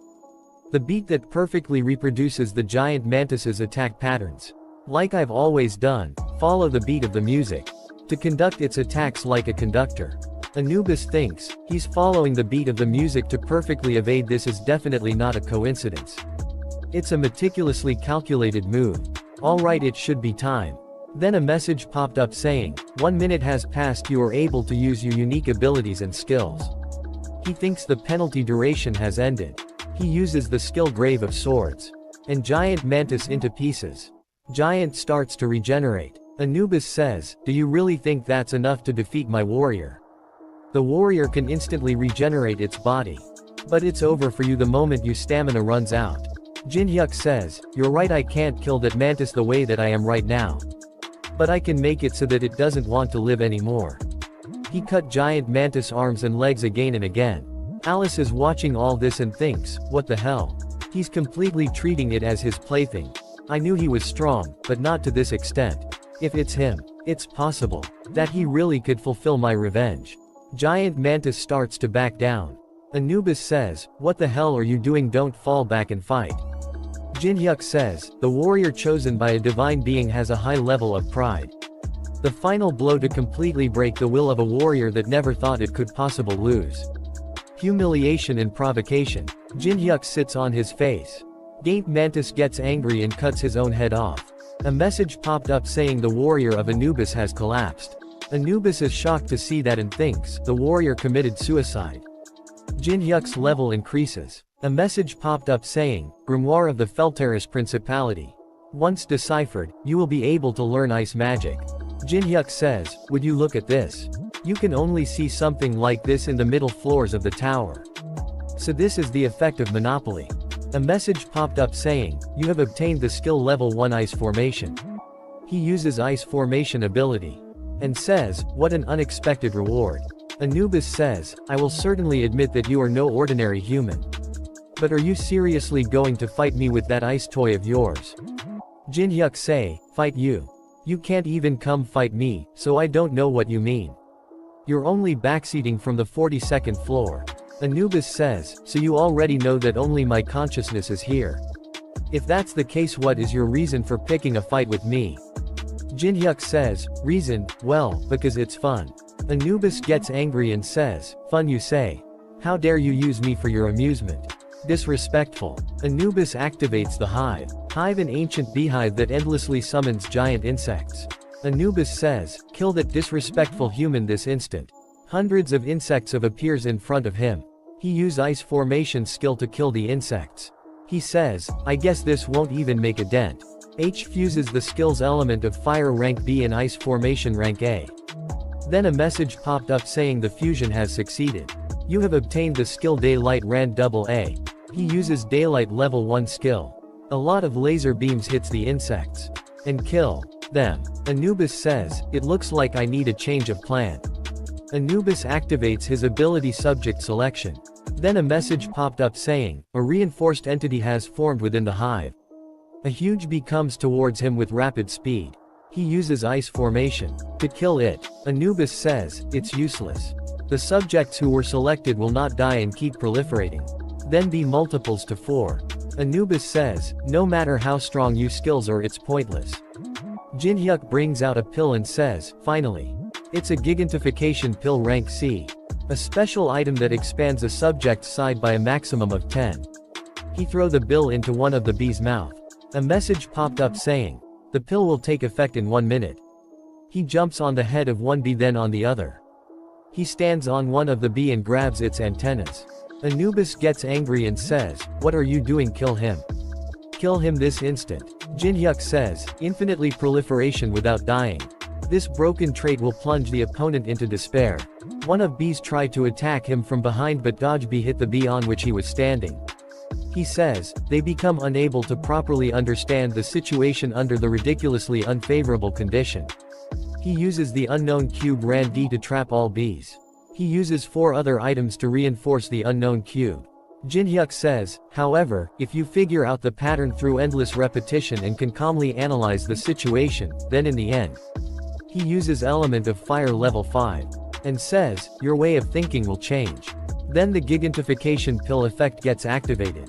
Then a lot of gigantificating pills appears in unknown cube. He says, to face the boss commanding the army. I need as many gigantification pills as possible. These infinitely proliferation monsters have huge amounts of experience and they're the most efficient copiers. Anubis is shocked to see all this and says, that in the world. Happening. Did he even prepare the items for the compounding beforehand? He figured out he hive's trait beforehand and laid a trap. I'm sure of it. He provoked me while aiming for this from the start. Anubis gets angry and destroy the hive. Jinhyuk says, what the hell, I was enjoying the show. Anubis gets angry and says, a mere human dares to humiliate me. He screams and says, disrespectful. You better stay alive and come to the top. Jinhyuk says, you don't have to scream like that, I'm going to. Anubis says, when that day comes, I will enact judgment on you or disrespect. Then a message popped up saying Anubis's vessel has been destroyed. The condition has been fulfilled. He gets the skill judgment of Anubis, acquisition difficulty over rank. The ability can only be used once on the same person. If abused, you will incur the wrath of the ancient Egyptian gods. The ancient Egyptian gods are starting to show their interest in you. A few of them are expressing intense hostility toward you. Seriously, the gods of this place are so narrow-minded. Alice is also confused to see all this and says, just what in the world happened? Jinhyuk says, what do you think? I won. His level now is 19 and he thinks, isn't this my first time growing this much in this place? Since I don't know what will happen in the future, I'll have to distribute my stats evenly. Then a message popped up in front of him says, you have received a video call request. Jinhyuk asks Alice to go somewhere else for a second. Jinhyuk says, for you to call me like this, what's gotten into you? Chun Yu-sung. Chun Yu-sung says, what? Where are you right now? Is it somewhere I don't know? Jinhyuk says, none of you business. What is it? Chun Yu-sung says, Kong Jinhyuk, I have a proposal for you. In 24 hours, the Awakened Association will be hosting a martial arts tournament. The player double A, rank and up are scheduled to participate. Jinhyuk says, in this situation where the third floor boss raid keeps failing, the Awakened Association is holding a martial arts tournament. Chun Yu-sung says, Kong Jinhyuk, participate in this tournament and have another battle with me. Jinhyuk says, what? Why should I? I don't want to waste my precious time on you. Jinhyuk thinks, it would be a different story if you got some worthwhile skills to copy. Chun Jinhyuk says, no, you won't be able to refuse. Because I have a black market ticket. Jinhyuk says, according to Chun Yu-sung, a black market. Different from the coin exchange that players use. It is a secret auction house that sells items through auctions with real money that only a select few members can enter. So auction houses like these have formed, now that Tower of Trials has become reality. I was in need of some items to clear the third floor boss. If it's an auction house that only rich people secretly come to, there should be some good items that I can get, right? After that, a message popped up saying, "Congratulations. Your video has been selected as a hot issue video." He thinks have the rumors already spread. He says, the video that was uploaded through the newly made Unknown channel. On the screen, you could see Unknown and the rankers of large guilds, along with Teresa. Since I edited out the part where the demonic human appeared, there wasn't anyone insulting the guilds. There aren't any benefits at the moment to make an enemy out of the large guilds, after all. The reactions were as expected. The player of interest, covered in veils, that everyone wants to know about. Unknown. Since he declared to solo clear a dungeon that all the large guilds failed to clear. Everyone was bound to be hyped. Considering that a person can only watch a video a day. 50 million views is quite an astounding number. Since 100 coins are given for every 10,000 views, 50 million views could give me 500,000 coins.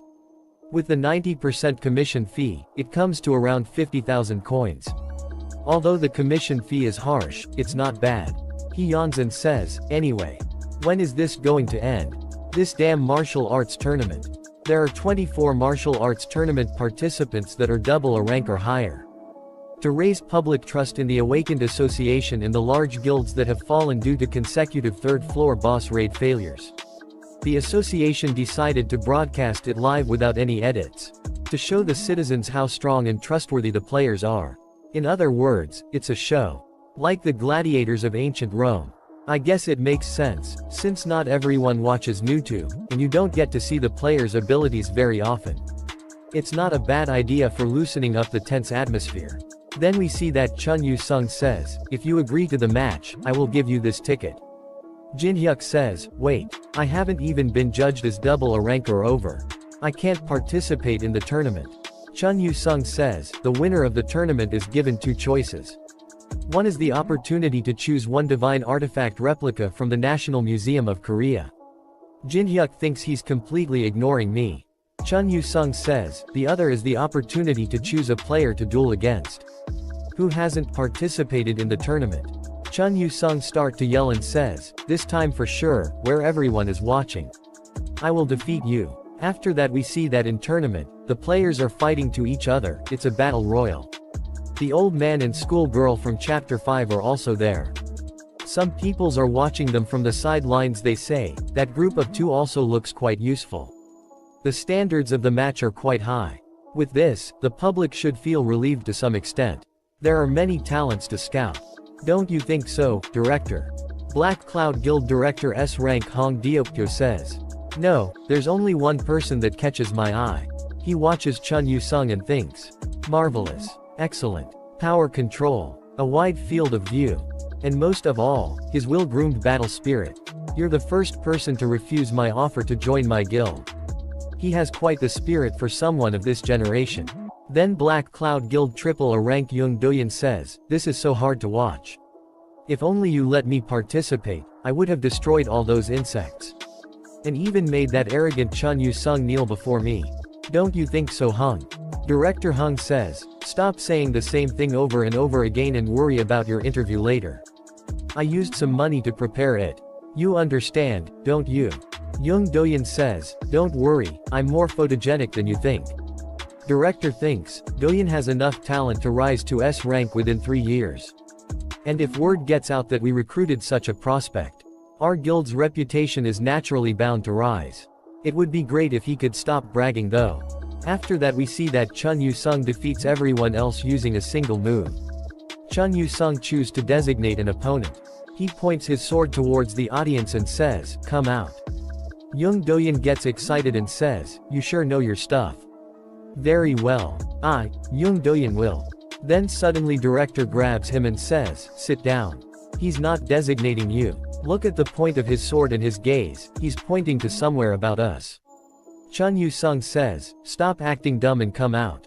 Young Doyeon thinks, there shouldn't be anyone here worth fighting other than me and Deokyo-han. Then Jin-hyuk stands up says, for God's sake. You're an expert at annoying people. Crowd says, what? Chun Yu-sung lowered his sword. It looks like it's that person. Who is he? Look through the database this instant. Found him. His name is Kong Jin-hyuk.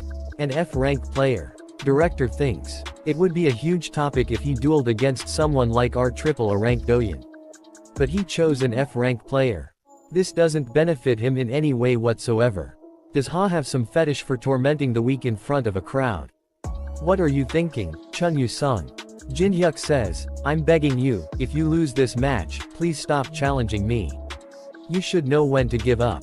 Chun Yu-sung says, you're acting like I'll lose. Are you seriously saying that after you saw me win the tournament? Jin-hyuk says, it does seem like your skills have improved. You must have trained hard, yeah. Chun Yu-sung gets angry and says, hard. I didn't stop for a single moment and did my absolute best to catch up to you.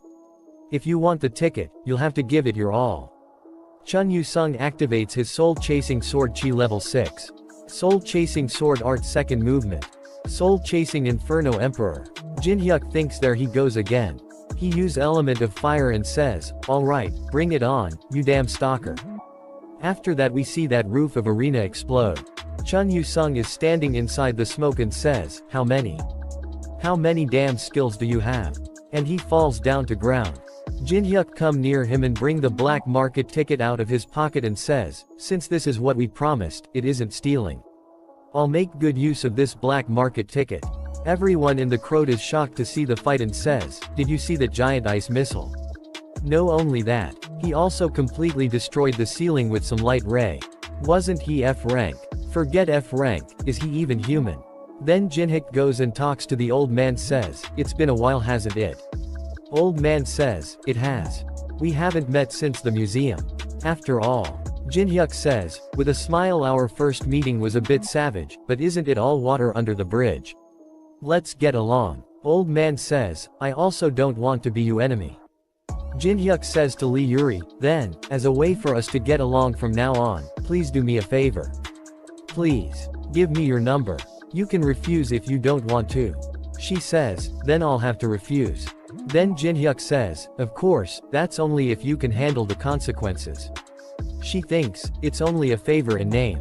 It practically a threat. Here it is. Young Doyeon jumps to the ring in front Jin-hyuk and says, what a surprise. I thought you'd get floored since you're an F-ranker, but to think you'd be this powerful. Jin-hyuk uses the Eye of Truth to see his stats. Young Doyeon says, I never imagined an event like this would happen. Then a copy condition window appears says, the current subject has approached you with some sort of scheme in mind. If you figure out what his intention or you will be able to copy the skill giant's clutch. Jin-hyuk thinks a scheme. No, more importantly, how does the system know exactly what other people are thinking every time? Is it more than a simple program? Young Doyeon sighs, don't glare at me like that. I didn't come here to fight. Jin-hyuk says, then what do you want? It's simple. As a person who works in the same business, I'll be seeing you quite often. As a colleague who will be working together with you from now on. I'll be in you care. In you care, huh? Jin-hyuk again uses the Eye of Truth. It says, Young Doyeon's words are a lie. Jin-hyuk thinks, behind his superficially composed face. There's a subtle amount of inferiority and rage that's displayed. The gathering reporters as if they were waiting for this moment. His hand, requesting for a handshake. Young Doyeon's unique ability power of a giant. The Black Cloud representative who has an expression full of expectation by overpowering the new recruit that defeated the winner of the tournament in front of all these reporters. He's planning on redirecting all the attention gathered to himself. What an obvious scheme. Then a message popped up saying, you have seen through Young Doyeon's intentions. The copy conditions have been fulfilled. You have obtained the skill Giant's Clutch rank B. Giant's Clutch acquisition difficulty B. Description, you are able to use the power of a giant. Your grip strength will dramatically increase, and you are freely able to use items that are 10 times your weight. Jin-hyuk thinks, back when Tower of Trials was a virtual reality game, I didn't have many chances to copy skills due to the lack of players. However, now that the game has become reality, all the skills that other people have obtained through all kinds of efforts are just waiting to be collected by me. Jin-hyuk says, colleagues. How interesting. Then, does this handshake represent the Black Cloud Guild? Young Do-yeon, of course. It looks like you aren't affiliated with any guilds, so if you join us, we'll give you special treatment. Jin-hyuk says, really? Will I receive a massive down payment if I join? Young Do-yeon starts to laugh and says, isn't that obvious? Just say a number, and we'll match it. As they are about to do a handshake, Jin-hyuk says, with an evil look on his face, then let me ask you one last thing. Did you think you could win? If it was only a contest of strength. Young Do-yeon uses Giant's Clutch and says, of course. Isn't that obvious? He uses his full strength to he was not able to do anything against Jin-hyuk. Jin-hyuk uses Judgment of Anubis. Young Do-yeon gets scared and thinks he's not moving an inch. Jin-hyuk squash his hand and says, you're holding on quite well, aren't you? It seems you're quite confident in your strength. But for someone of your size, aren't you exaggerating you pain too much? Young Do-yeon screams with pain and says, stop. Then Jin-hyuk punches him in the stomach. He goes flying. Jin-hyuk says, how dare you try to act friendly toward me? After that a fire comes towards him. He jumps and dodges it and uses the Eye of the Truth. The one how uses the fire's ball as director. He says, how dare you make a rag out of Do-yeon? Do you have any idea how hard I worked for this moment? Then a copy condition window appears says, shatter Hong Deokyo's pride. If you succeed, you will be able to copy the subject's unique ability, Blood Demon Chi. Jin-hyuk says, I understand you anger. But why don't we hold off on the fighting? Director says, hold off. Are you getting cold feet after coming this far? Jin-hyuk says, no, I just don't want to destroy any guild masters yet. Director jumps and says, you fucking bastard. And activates his unique ability Blood Demon Chi, then says, are you seriously saying that? Jin-hyuk uses his ability Daylight level 2. He start to shine really bright and bring out his daggers and block Director's attack. And uses his Rift stat. A message popped up saying, using the 99 points, the difference has been reduced by 33 levels. Director thinks that, to think this bastard can withstand my Blood Demon Chi. Impossible. He's on par against me, who is at the vanguard of the raid. Against Colossus, the boss of the second floor. Don't make me laugh. Then Sam says, please stop. And uses Arbitration level 4 skill. Don't you think you should try to look dependable in this martial arts tournament that everyone is watching? It is Association President Han Sang-jin. Jin-hyuk thinks, so this is the man who leads Korea's Awakened. The Awakened Association President Han Sang-jin. Director says, Association President. You're just in time. This man made a rag out of a player affiliated with our guild. President says, calm down, Representative Hong. This isn't some talent show, so isn't it obvious there would be injuries in a match? President says to Jin-hyuk, it's nice to meet you, player Kong Jin-hyuk. I am Han Sang-jin, the president of Korea's Awakened Association. To be honest with you, I did not know anything about you until about 20 minutes ago. However, I received a call from Department Head Park, who was in charge of the martial arts tournament. He said to come here immediately. That something unbelievable was happening. There were some weird things about it, so I decided to investigate your test results. I see you pressured you examiner. Kong Jin-hyuk. Congratulations on becoming the 16th S rank in Korea. The association takes responsibility for the misassessment in the ranking and deeply apologizes. All reporters on the scene gets excited, starts to run toward him while saying, S rank, a new S rank player. Tell everyone in the reporter conference room to get the hell over here. What a scoop. Get out of the way. Director thinks, what kind of shitty situation is this? This martial arts tournament was supposed to be the Black Cloud Guild stage. But we're being completely buried into the ground. I have to mend the situation somehow. Wait. He grabs one of the reporter and says, Mr. Reporter. The Black Cloud Guild will be clearing the third floor boss. Reporter free himself and run away saying, I'm sorry. Please give me a call next time. Everyone starts to take pictures of Jin-hyuk. Director starts to walk away. Then a message popped up saying, the condition has been fulfilled. You have acquired the unique ability Blood Demon Chi. After that we see that on the news and social media everyone is talking about Jin-hyuk being the 16th S rank hunter. Jin-hyuk see all that and says, I see some good reactions. We see flashback where President says, "Did you say you'll be heading to Las Vegas? Then, as an apology, we will prepare a plane for you." Jin-hyuk says, "So this is why people want a high rank. It's a completely different treatment." Then an air hostess come to him and says, "Please excuse me," and show him his food. "So this is what first class is like." Alice says, "Jin-hyuk, you see that man in front of you?" Jin-hyuk says, "Yeah." The scent he gives off is strange. It's a displeasing and uncomfortable smell of blood. "I'm certain I don't want to taste his blood." He says, "What the hell are you going on about?" Alice says, "I'm not joking. That man isn't some ordinary human." If Alice, who sees humans as mere blood packets, is saying something like that, then there must be something to him. Jin-hyuk uses the eye of the truth. His name is Alex Judra, and is shocked to see that he is with the Demonic Human Association. And a copy condition window appears saying, based on your affinity with the subject, you may copy his unique ability and one of his skills. However, to reach maximum affinity with the subject, you must apply to the Demonic Human Association. He thinks a demonic human. To think that man was one of the demonic humans. I can't believe he's putting on an act with such a calm look on his face. Alex comes near him and says, "Could you be player Kong Jin-hyuk? Aren't you the person who was recently assessed as S rank in Korea?" Jin-hyuk thinks, "This can't be coincidence, he definitely got on the same plane as me on purpose. I guess the large guilds aren't the only ones who are taking interest in me after the S rank announcement." Jin-hyuk says, "Yes, I was reassessed as S rank not too long ago." Alex says, "I thought so.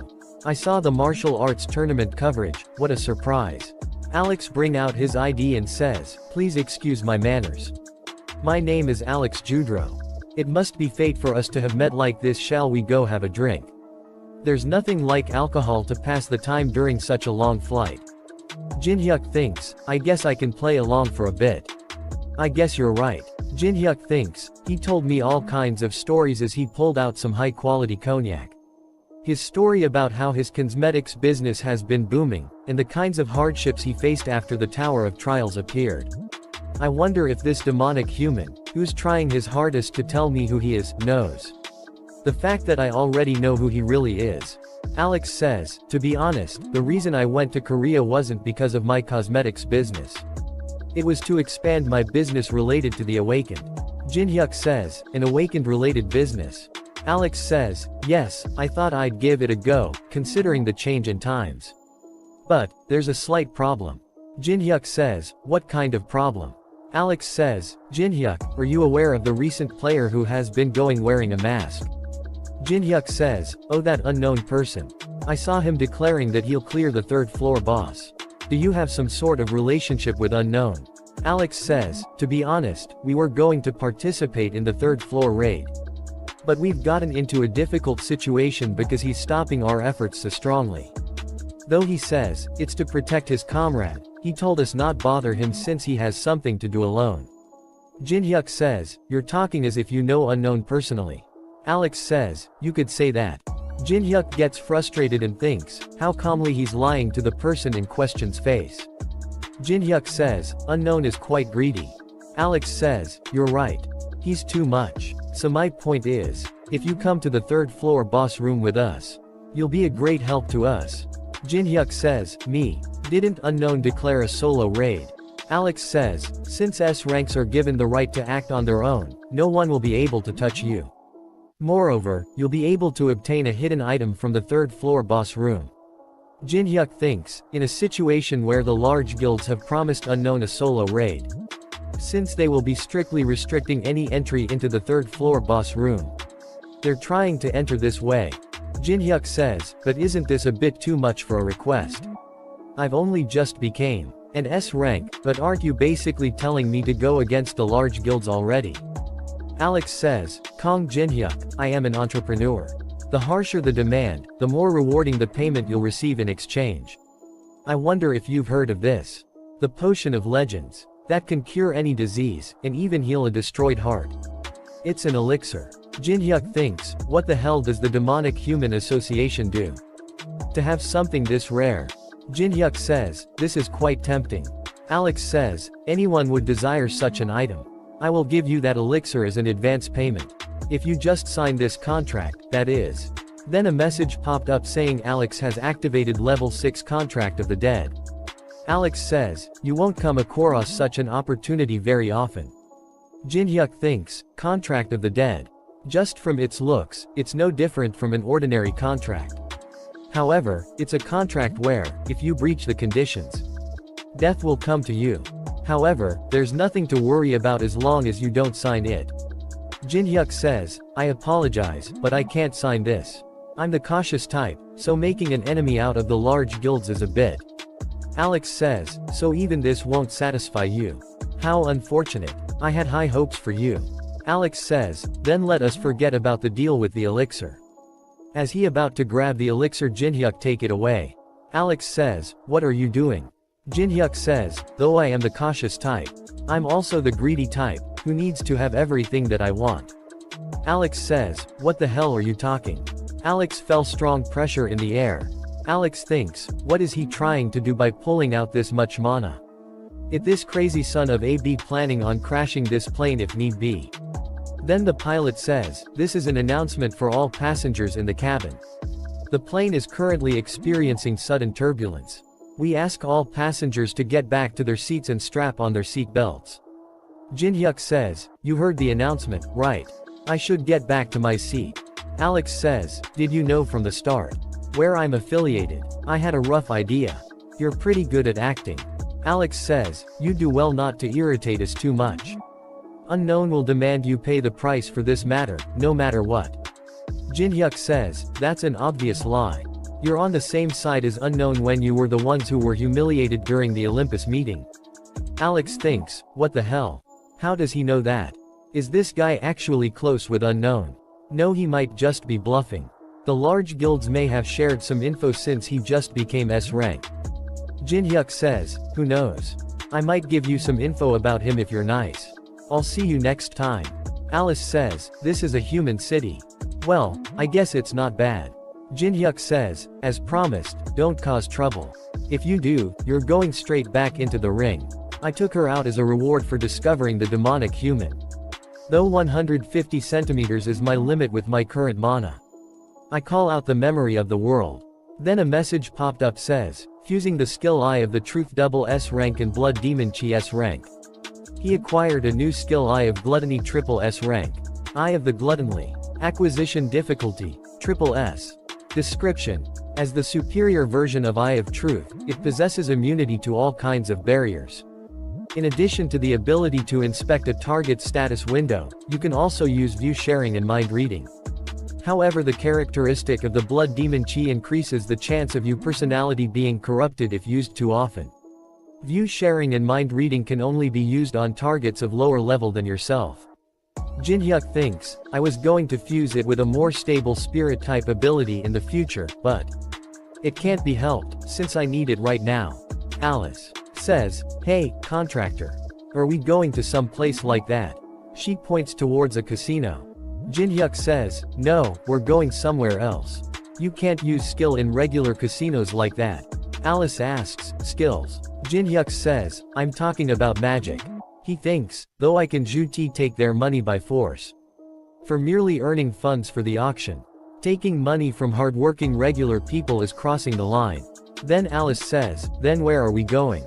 Jin-hyuk says, us. Somewhere incomparable to an ordinary place like that. Alice gets excited and says, incomparable you say? They are standing in front of private gambling house Tortuga. Alice says, I like the other building better. I said we aren't here to play around. This place. Then they go inside and Alice gets excited and says, well, there's a bunch on stuff that looks fun. What's so different about this place compared to the others? Jin-hyuk says, this a casino where you can use magic freely. They go the bartender and says, please put everything on my tab. You can just make her anything that she wants to drink. Alice gets angry and says, what the hell, you want me to just sit still here when it's been so long since I've come outside? What are you gonna do by yourself? Jin-hyuk says, earn some foreign currency. Someone uses skill source seal on the cards. Then a message popped up saying, the designated object is not affected by skills for 10 minutes. However, the user's skills still take effect. Tortuga table dealer Pedro. He has 2 Joker's card. He thinks, it's quite a decent hand. I've already lost over 500,000 to this Asian. It'll be bad if I lose any more. I'll finish it with this no matter what. He says, raise. Audience says, this round may decide it all. Whoa, what an absurd bout. Jin-hyuk says, all in. Someone in audience says, wow, isn't that at least $5 million? Jin-hyuk says, is this really alright? It's quite a large amount of money. Pedro says, the house is always confident. Jin-hyuk says, in any case, which guild manages this place?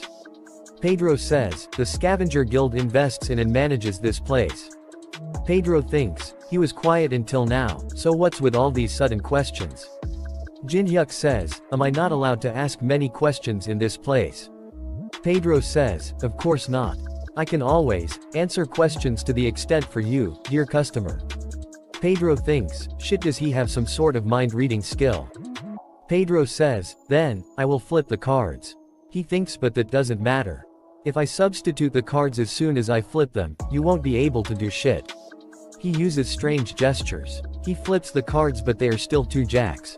He is shocked to see that and thinks, what the hell happened? We see that Jin-hyuk has activated Judgment of Anubis. Pedro thinks, I'm sure I substituted them with my ability. Jin-hyuk says, wow, what a relief. I won by a hair's width with my pair of kings. Jin-hyuk thinks, my newly obtained Eye of Gluttony. Its mind-reading function is quite useful.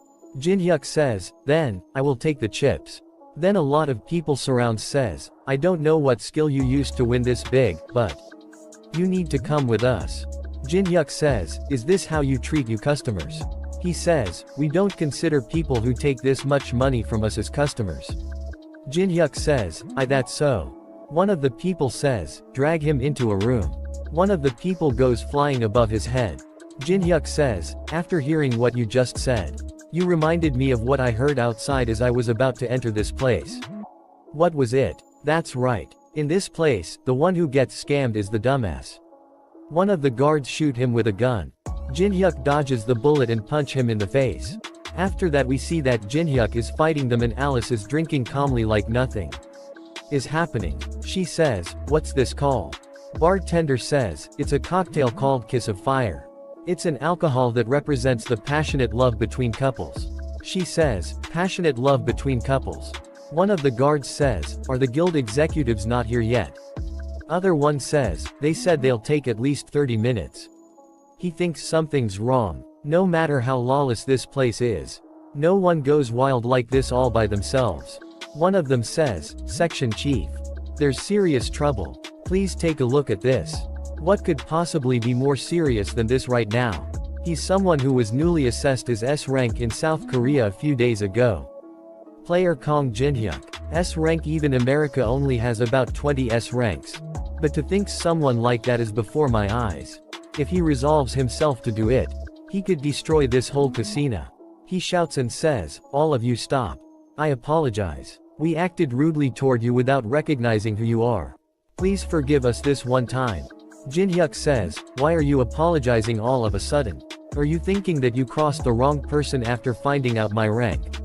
He says, that's not what I mean. Jin-hyuk sighs, how absurd. Wasn't this that kind of place from the start? Where the one who gets scammed is the dumbass. I'll get the money that I won, as well as compensation for the mental damage caused by you trying to screw me over after I won fair and square. He says, I'll settle for just $10 million. Jin-hyuk grabs him and says, or you can close your doors for good. Jin-hyuk checks his back balance. There are $10 million in his account. This should be more than enough to buy the items that I want. Anyway, it should be here soon. Then a car comes near him and driver says, are you customer number 117? Jin-hyuk says, yes, that's right. Driver says, I will escort you to the auction house. Jin-hyuk thinks, I can't see the outside form in here. I guess the auction house's location is top secret. I'm already looking forward to it. Alice says, you didn't forget your promise, right? Jin-hyuk says, just wait, I'm going to a place where people can't see us. Alice says, hurry hurry hurry. Jin-hyuk says, stop pestering me. Alice says, the outside air is the best, after all. Jin-hyuk says, are you that happy? Alice says, yeah, I am. This place is befitting of a noble being like myself. Are you going to do that thing called auctioning now? Jin-hyuk says, yeah, we're heading inside now. Don't do anything that stands out in there, Alice. Alice says, why? Jin-hyuk says, because there are many eyes in here. It's already that 175th, though I attend this every year, I'm especially nervous today. Aren't a bunch of items from the Tower of Trials going to appear? From what I heard, the ichthyosaur's heart is going to appear in this year's auction. Really? It's all thanks to the appearance of the Tower of Trials. All kinds of ancient treasures are reappearing because of the mana wave or whatever. I'm looking forward to it. Even though I probably won't be able to buy it, I'll at least be able to see it with my own eyes. Alice says, this stench. Jun-hyuk says, what's wrong? Then a demonic human come near him. It's nice to meet you. He says, my name is Julius Cedric. You must have a vague idea, but as you can see, I am this idiot's master.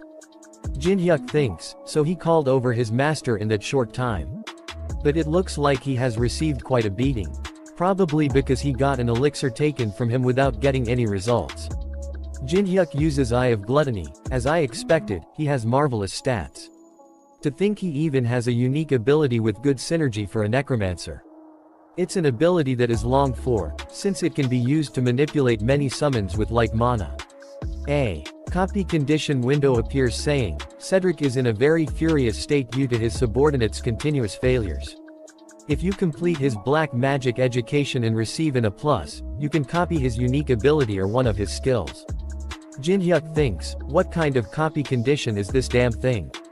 The system is getting crazier and crazier. I might as well provoke him.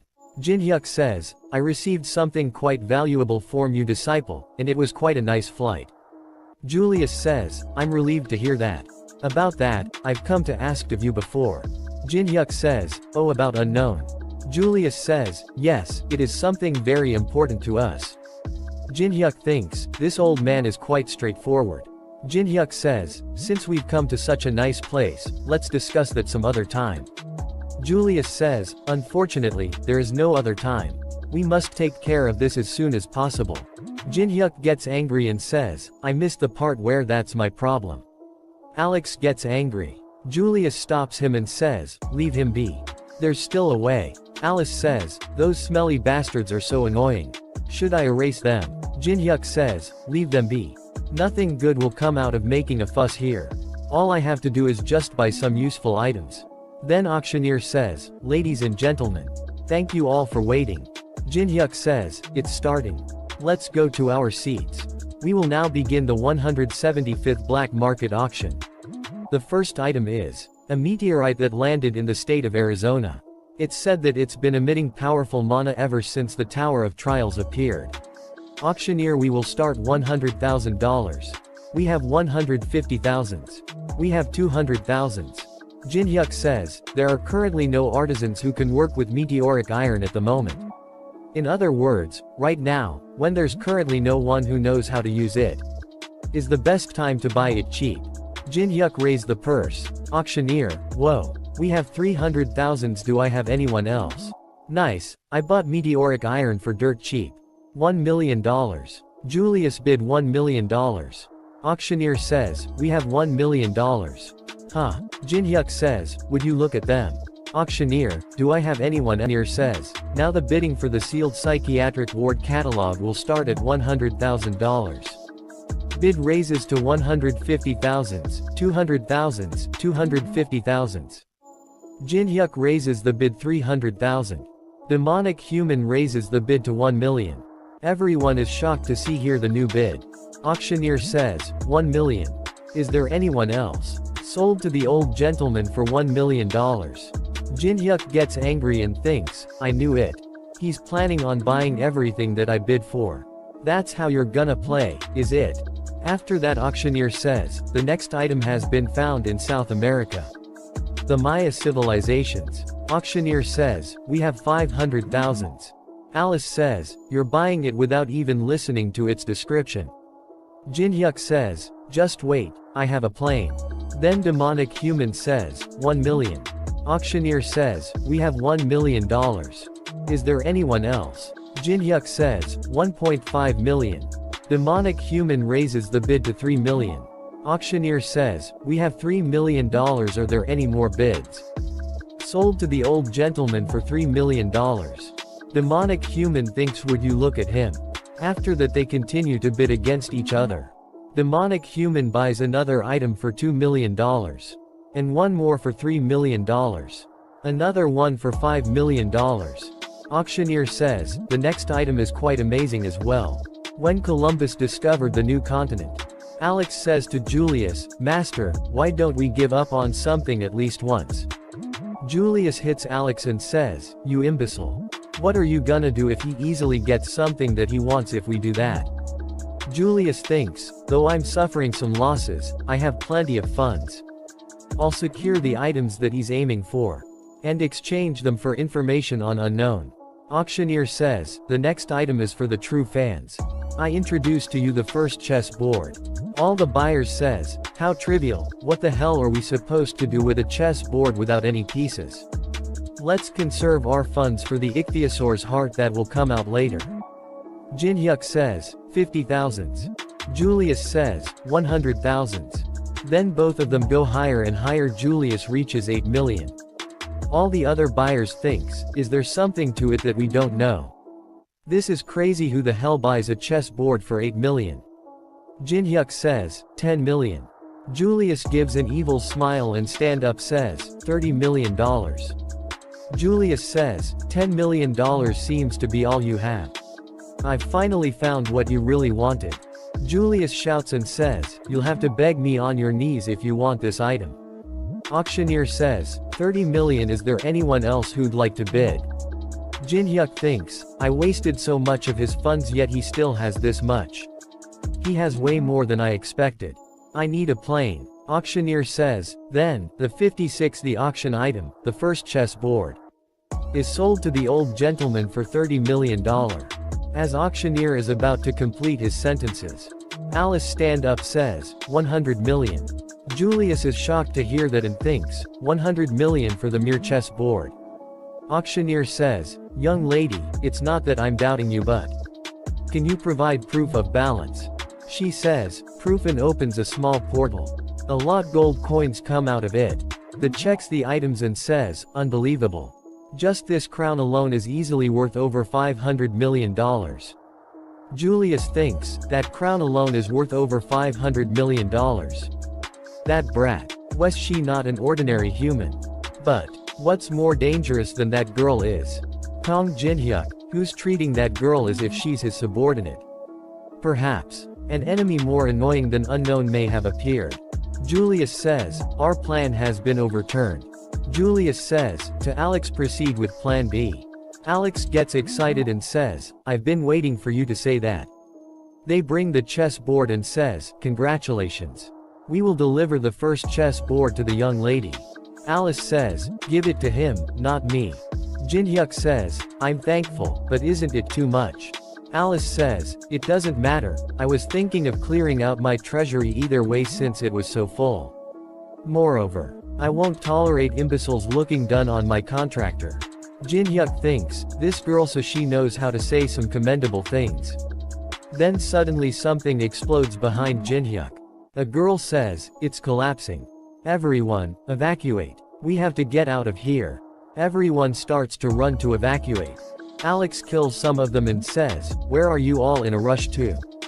You're all precious sacrifices to be my materials. Alex activates mana furnace. Everyone start feel intense pain in their body. Someone says, my head feels like it's about to explode. Someone grabs Jinhyuk foot and says, please save me. Jinhyuk gets angry and looks toward the Alex and says, you've crossed too far beyond the line. You sick bastard. Alex sucks the mana out of everyone's body. A huge monster appears who absorbs all the mana. Jinhyuk says, what a repulsive necromancer. There are more than one those monster. Alex says, how can you call these lovely beings repulsive? Jinhyuk is hardly standing. Alex says, as expected of an S rank to think you'd be able to stand within this magic. I remember very clearly the humiliation you gave me in the airplane. Now that I've received the order to kill you, I no longer have a reason to hold back. Both monster jumps toward the Jinhyuk to attack him. Jin-hyuk jumps backward and dodges the attack. One of Monster's punch hits the ground. There is a huge explosion. Alex says, "You're very quick on your feet. Where did that arrogant rich brat run off to?" Jin-hyuk says, "She hates disgusting things like these, so she ran away already." Jin-hyuk thinks, "Her materialization was released because it became harder for me to maintain my mana within this mana furnace. I'm accumulating damage from the furnace. The longer this drags on, the worse it will be for me." He brings out his dagger and says, "I'll end this as quickly as possible." He uses the Grave of Swords to cut down the monster. He kills both monster with a single attack. Alex says, "Wow, how surprising. I couldn't even see what Zhu happened. However, I'm enjoying myself quite much with this many materials, you know." Alex summons to new monster and says, "What business could possibly be easier than this?" And two monsters that Jin-hyuk killed earlier regenerate as well. Jin-hyuk think, "I see, he's planning on stalling for time like this. Continuing to raise as many monsters with the vitalities of those around him. And playing around with the opponent until their mana bottoms out." All monster surrounds Jin-hyuk.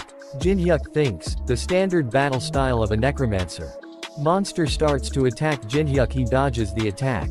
He jumps back to keep his distance and says, "To think you'd consider something like this your trump card."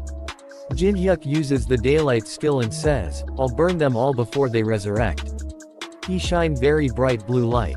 Alex says, "I knew you'd use that.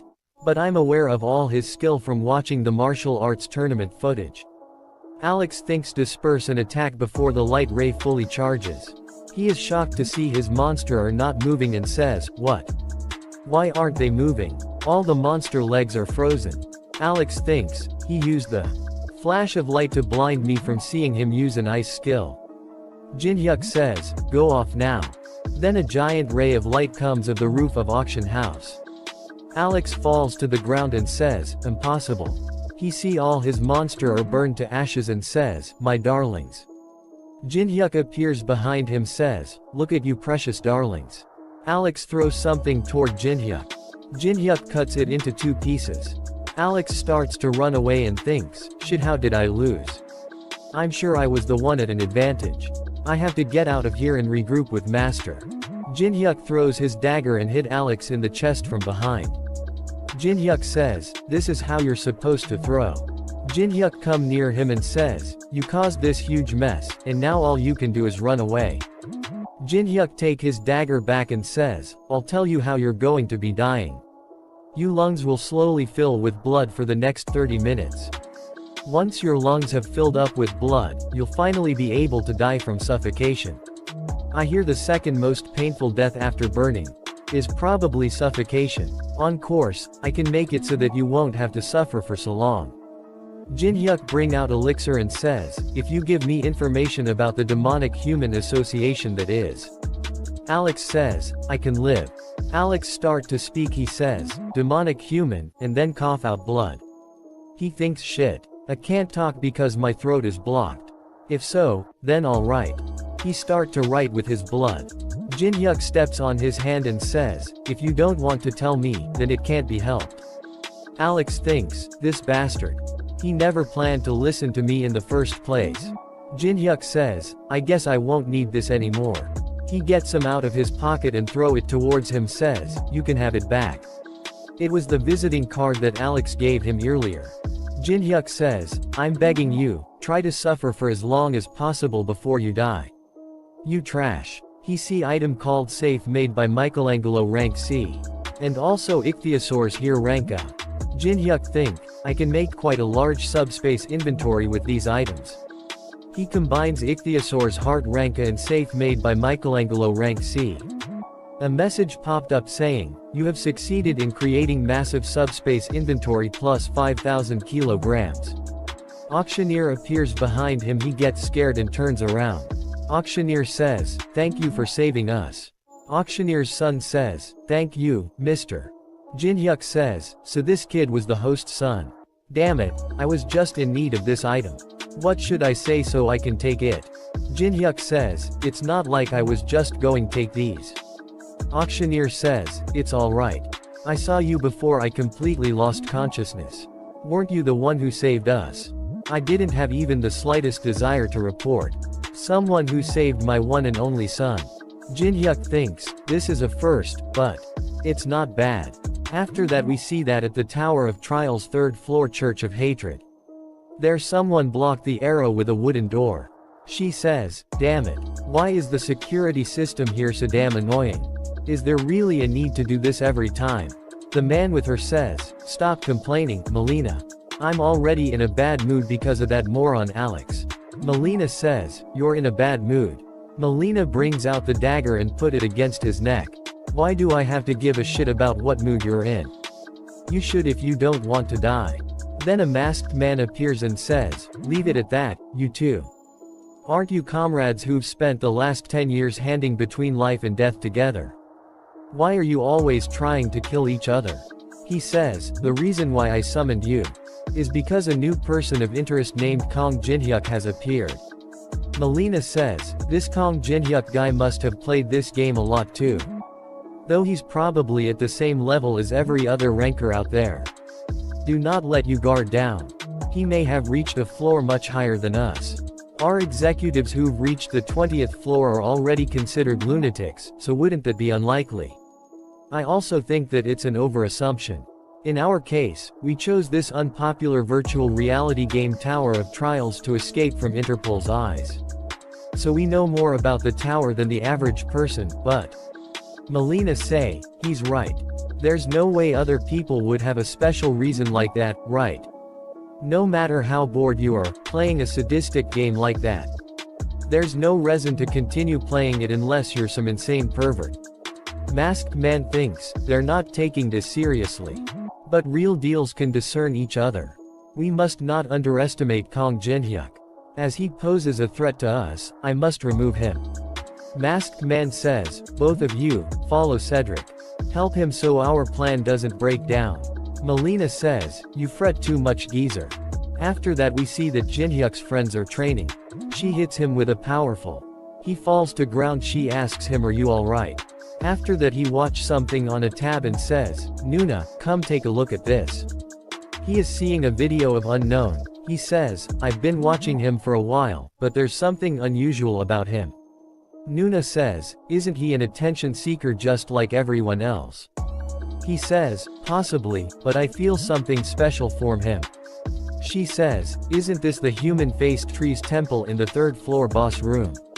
He says, yeah, this place was pretty famous back in the day. If you answer all 3 of the human-faced trees questions, you get an item imbued with an ability as a reward. But the real problem lies in its insanely hard questions. Then we see that a lot of peoples are watching his live stream in boss room. After that human-faced tree says, I haven't seen a human in a while. Have you also come to answer my questions? Jin-hyuk says, yeah, try to give me some fun questions. Tree says, very well. If you answer all 3 of my questions, I will give you one of my maple leaves. But if you get even one wrong, then 2 huge statues appears behind him. Tree says, I will punish you. Now, the first question. What is the ideal water level and temperature for the seawater species Kelgorn to inhabit? Nuna gets angry to hear that and says, who the hell would possibly know that? Unknown says, the answer is 175 meter deep, 1.5 degree. Nuna is shocked to hear that. Even the tree mouth is open. Jin-hyuk says, next question. Tree says, I didn't say if you're right or not yet. Jin-hyuk says, I know it's right, so just give me the next question. Tree get angry says, very well. This question won't be so easy. Second question. How do you take a dose of Feliani's spongy tissue? Tree was not even able to complete his question and Jin-hyuk give the answer saying, braise it with the sunlight desert salt and second advancement priest's holy water for 5 hours. Nuna and her friend are confused and say, what the hell are they talking about? Tree says, correct. Last question. The giant eagle of the sky plateau mates only once a year. When is it? Jin-hyuk press a red button and says, the answer is, on the day of the first snowfall in the tower. Tree starts to laugh and says, correct, you are the first human ever to answer all my questions. Jin-hyuk says, it was fun for me, too. It's been a while since I could talk about the tower. Everyone in chat is shocked and saying that is the rotten water to the core. Tree says, as promised, I will give you the maple leaf that you want. Red, yellow, or green? Which one will you choose? Red grants fire attribute. Yellow strengthens defense. And green increases movement speed. Nuna says, since the third floor's boss commands an army, wouldn't he choose movement speed? I would have done so. Jinhyuk says, get those ordinary maple leaves out of here. I want something else. He grabs the tree and says, hand over the black leaf that you're hiding. Tree is surprised to hear that and says, how do you know about the black leaf? Nuna and her friend are confused and says, black leaf. Tree says, please, I can't give you that. Yes, if you choose the red leaf, I'll also give the green leaf. How about it? Isn't this a great deal? Jinhyuk says, the honorable and almighty human-faced tree, told me he'd give me the maple leaf that I want if I answer all of his question correctly. But you're talking too much.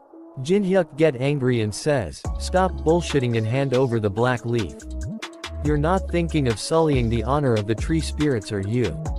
I wonder what would happen to you if the administrator finds out about this.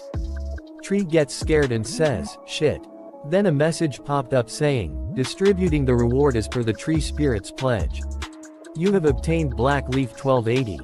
Jinhyuk thinks, good. I've obtained the final piece of the puzzle. Shall I head out? Both status starts to attack Jinhyuk. Jinhyuk get ready to attack and says, after I get rid of you guys, that is. Guard in front of the gate says, hey, did you hear? Apparently, Unknown started his solo clear of the third floor boss room already. Other guard says, he started faster than I expected. First guard says, all we need to do is just stay here and go home when he's done. Second guard says, but still, is there even any purpose in standing guard here? Who'd be crazy enough to come here? It's because we were ordered to do it. Just do what you're told to do. Then a dark magic appears under their feet. Someone says, absorb their vitality and keep it saved. We'll need everything we can get. We have no more time to waste. It's Julius and some other demonic humans with him. Julius says, he's already begun. Jinhyuk cuts of the heads of the statues. A lot of people in chat says, they trust him. Jinhyuk says, I don't care whether you trust me or not. But I'd appreciate it if you could stop babbling. It's distracting. He looks toward the camera and says, I did say it to you guys. Watch if you want to watch. If you don't, then leave. Streamers commonly display all sorts of charms to their viewers to increase their views. But if they push the concept of no giving a shit from the start, a fandom that prefers such a concept is formed. Jinhyuk sends some dark mana and thinks, there's someone else here. Grabs the camera and says, today's stream ends here. Then we see that demonic human army and boss army are fighting with each other. Demonic humans summons the skeleton army. Jinhyuk is watching them from a high cliff and thinks, demonic human bastards, they're fighting neck and neck. Or not. Are they slightly stronger? Demonic humans says, the battle is slightly tilting in our favor. Good. Keep pushing. Let's ride this momentum to destroy them. He gets hit with some on his neck. Jinhyuk attacks them with ice magic. Demonic humans says, long-range attacks from the enemy. Raise the shields. They uses defensive magic and says, where ain't they coming from? They sees Jinhyuk and says, over there. It's a man wearing a mask. He's only one man. Get rid of him. The summoned skeleton army of demonic humans attack Jinhyuk with arrow. He dodges all the arrow by running between boss army. And uses blessing of the star. Then a huge yellow light appears and all the summons turns against the demonic humans. Demon human says, shit. We can't control them because of the divine power. Focus on taking back control. Summoned monsters starts to kill the demonic humans. Someone says to Julius, the third position has been destroyed. Julius gets angry and says, I can see that without you telling me, you dumbass. The 4 positions made to efficiently command the undead monsters. The third one has already been destroyed. If the network is shattered by destroying the first position, the entire structure will collapse. Jinhyuk uses the element of fire and says over here. His fire hits a statue and he says, "How could you possibly catch me with those slow-ass movements of yours?" It is a big statue called Battle Moai. Moai is running after Jinhyuk. Jinhyuk runs towards the demonic humans with the Battle Moai running behind him. Jinhyuk grabs two of the demonic humans and no, you can't stop it. Battle Moai do a high jump and land on them. Demonic human says, "The first position has also been destroyed. We'll be surrounded at this rate." Julius gets angry and I said, "I know, you dumbass." Julius says to Unknown, "What sort of grudge do you have against us to keep ruining our plans every single time?" Julius activates Guardian of the Pyramid. Someone says to Julius, "If you use that here, you won't have enough mana to face the booze monster." Julius says, "Shut up. I'll use my full power to kill you." He says, "Awaken, Guardians." Some strong mummies appears. Julius sits done tired and says, "It seems I've pushed myself a bit too much." Julius says to one of his subordinates, "Come closer." Julius grabs him and absorbs all his mana. Julius says, "Stay still. You'll only prolong your suffering." Jinhyuk sees that and thinks, "Damn, he's even absorbing his allies." Julius fully absorbs him and says, "Good. I finally feel better. I've mad you wait." A huge army of mummies appears and he says, "Then, shall we get back to it?" All the mummies get ready to attack. Julius gets excited and says, "What do you think of my strongest troops? My mummy soldiers can freely utilize their bandages that are as hard as steel." One of mummies destroy one of the statue using its bandages. He says, "They have both defense and attack power. Truly, the strongest undead. I had to save them until I faced the third floor boss. But I'd at least save some face if I kill you here.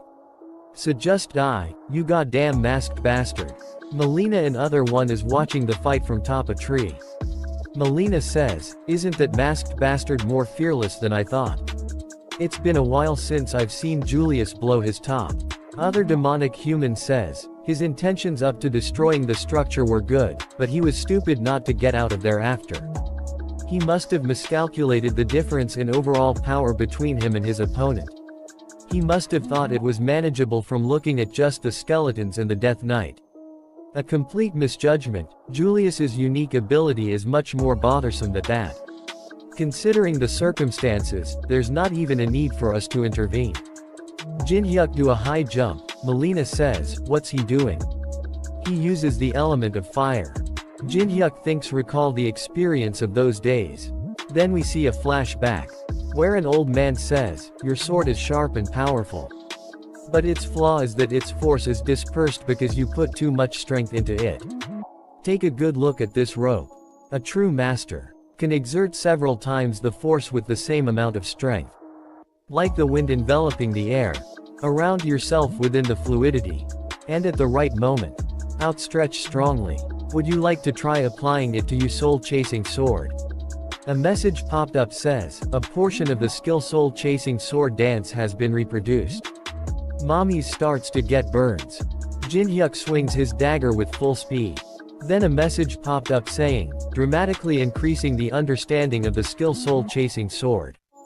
Julius is surprised to Jinhyuk's power and thinks, this whirlpool of mana is strong enough to pull in everything around it. A huge tornado of dark blue mana appears. Jinhyuk uses soul-chasing sword dance 5th movement. Soul-chasing heaven obliteration. He cuts down all the mummies in one move. Julius activates double shield. Julius think this bastard. It hasn't even been half a year since reality changed. How does he already possess such nonsensical power? Julius's staff and his shield breaks. He falls to ground and thinks I have to run away. This was never a battle that I could win.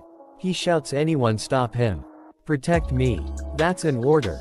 Jinhyuk says, "How do you act exactly like your disciple? Acting all high and mighty, and then pathetically running away when you're about to lose. No, I guess he learned it from you." Julius is surprised to hear that and says, "You bastard, that means you're Kong Jinhyuk." Jinhyuk says, "Send you disciple my regards."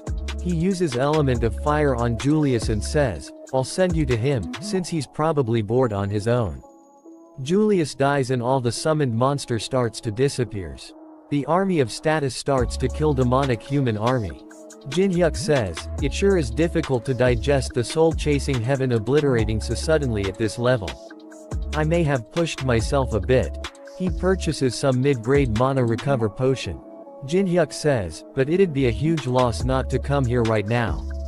Then he uses mana recovery potions. And says, I'll push myself a little longer. He sees a shield on the ground and says, a shield flew all the way over here. I used to play a lot with a shield back in the day. He'd pick up the shield, tie it behind his back and says, how nostalgic. He brings out his dagger and grabs the shield in his other hand and gets ready to fight. A big statue appears in front of him. Jin-hyuk says, don't you think so too, guys? Guardians of the Temple 4 Heavenly Kings. Then 4 really big statues appears in front of him. He get ready to fight. Guardians attack him. He blocks attack with the shield and says, I love that you guys are silent. He slash attacks with his dagger on 2 of them and says, spit out the key already. I'm tired. Statues attack him again. He jumps and hits one of the statues on the head. Jin-hyuk says, did they have a pattern like this? One of the status uses stone pagoda of enlightenment and bring out the key. And put it in the keyhole. Then a message popped up saying, the key that leads to the main room is reacting. The being beyond the gate is responding to the call. Jin-hyuk says, damn, he was more determined than I thought. Then a huge flower appears and shine bright yellow light. A huge golden being come out of the flower. Jin-hyuk says, he's calling out his hung right off the bat. The named monster, thousand-armed and thousand-eyed Avalokitesvara is manifesting. Thousand-armed says, it's been a while since the 4 heavenly kings summoned me. To think there was a human among the invaders who could pose a threat to even the key within the stone pagoda. Jin-hyuk says, this is nothing, I'm gonna be slaying the boss on this floor, too. Thousand-armed says, what an impudent human, I'll acknowledge your bravery, if not anything else. Jin-hyuk says, you must think I'm joking, let's end this. I'm so goddamn tired. Thousand-armed says, I'd like to chat with you a little longer, but I guess our intentions are not mutual. Jin-hyuk gets ready to fight and says, I'm not into chit-chatting with statues. Thousand-armed bring out his weapon and says, every second is a gift. What a foolish young man you are. Savor this moment, then. You'll long for even this moment when you're on the brink of death. Thousand-armed throw one of the spears with full power. Jin-hyuk deflects the spear with his shield. Jin-hyuk thinks as I thought, its power is overwhelming. Even redirecting it make my body feel like it's about to shatter. But I have endure it. I only have one chance. Thousand-armed with a evil look on his face says, to think you'd react to a sonic attack. Thousand-armed jumps toward Jin-hyuk and says, you're raising my interest in you more and more. Jin-hyuk activates ice formation and attacks the thousand-armed with multiple ice spears. Thousand-armed destroy all the ice spears using his own spears. Thousand-armed gets angry and says, you bastard, you use filthy western witchcraft. Jin-hyuk throw his shield towards thousand-armed. Thousand-armed garbs his shield and says, how stupid, young man, such a shallow trick. Then a dagger hits thousand-armed on one of his arms. Thousand-armed says, you rotten bastard. 2 shallow tricks in a row. His arms start to break. He says, what did you do? Something like poison shouldn't work on me. Jin-hyuk says, it's something called blood demon chi. I can deal a continuous amount of damage once I cause even one injury. Thousand-arms rip his arm off and says, it matters not. Such a petty trick will not work a second time. And what will you do from merely taking one arm from me? Jin-hyuk stepped on his ripped of arm and says, yeah, taking a single arm from you is nothing if I want to kill you. I also know the same thing won't work twice on you. But, do you know? He gets a blue sphere out of his arm and says, I got exactly what I wanted. Thousand-armed says, he was aiming for the arm that the jewel was attached to from the start. Jin-hyuk bring out the grimoire of the Felteris Principality and combine it with thousand-armed Avalokitesvara's jewel. He gets a new item called Lemegadon of the Golden Dawn rank S. He thinks this much is enough, and activates his Eye of Gluttony. His level is too low to check thousand-armed skills. Then a copy condition window appears saying, the Thousand-Armed has an utmost disgust for Western magic. Mock the opponent for 5 minutes using ice magic. And create a large and beautiful sculpture for him. However, an appropriate song and appropriate attire must accompany the fulfillment of the condition. Jin-hyuk is surprised to see that and says, wait, I'm not seeing this wrong, am I? A song and a sculpture. The system is growing more and more insane by the minute. Thousand-Armed is confused to see him and says, what are you doing all of a sudden? He brings out small podium and says, no matter how eccentric the condition is, I can't give this up. This is the only place where I can obtain mandala beneath the 25th floor, after all. Thousand-Armed sees that and gets angry and says, you bastard, just what do you think you're doing? Jin-hyuk plays the music and says, I'm begging you, don't ask anything from here on out. I hate it too. Thousand-Armed gets angry and says, how dare you play around in front of me? Thousand-Armed activates mandala and says, I'll let you experience pain worth a million samsaras. Jin-hyuk activates glacier formation. Sure is amazing. Melina and other demonic humans see the fight and says, I can't believe it. He turned on music all of a sudden and is fighting the Thousand-Armed Avalokitesvara. I also can't believe he advanced his ice magic to this extent already. Why's he wearing a wig out of nowhere? I looks like a consumable wig from the coin exchange. Other demonic human stands up and thinks, what an unpredictable guy. To think that unknown bastard would challenge the Thousand-Armed Avalokitesvara right after killing Julius. The overwhelming force of the Thousand-Armed Avalokitesvara that you can barely handle only after getting past the 10th floor. He's truly worth being called the 3rd floor's second boss. But that bastard, who's facing such a thing head-on, has gone well beyond the realm of humans. Melina says, do you think we'd win if we teamed up? It'd be difficult. Melina says, let's give up, Li Chao. We can't do this by ourselves. We need support from at least an executive. Li Chao says, no, if we do that, the position we rose to after all this time will come crumbling down all at once. Melina says, then what? You wanna die just cause you wanna keep your position? Greater than. He brings out a cursed coin and say, I think the time has come to use this. Jin-hyuk sees them and says, would you look at that? Looks like Julius wasn't the only one sent by the demonic humans. Thousand-Armed throws a spear toward Jin-hyuk. It hit Jin-hyuk's leg. Thousand-Armed says, how dare you look away from me? Jin-hyuk uses element of fire on his leg and says, sorry about that. I got a bit distracted fixing my hair. Jin-hyuk activates glacier formation. Thanks to you, I'm feeling some tension. Thousand-Armed and Jin-hyuk throws hundreds of spears to each other. Thousand-Armed say, foolish, and activates inescapable lattice. Thousand-Armed and Jin-hyuk are now trapped in a cage. Thousand-Armed says, is defending all you can do? Where did you confidence from earlier go? Thousand-Armed throws a lot of spears and activates heaven and earth amalgamation.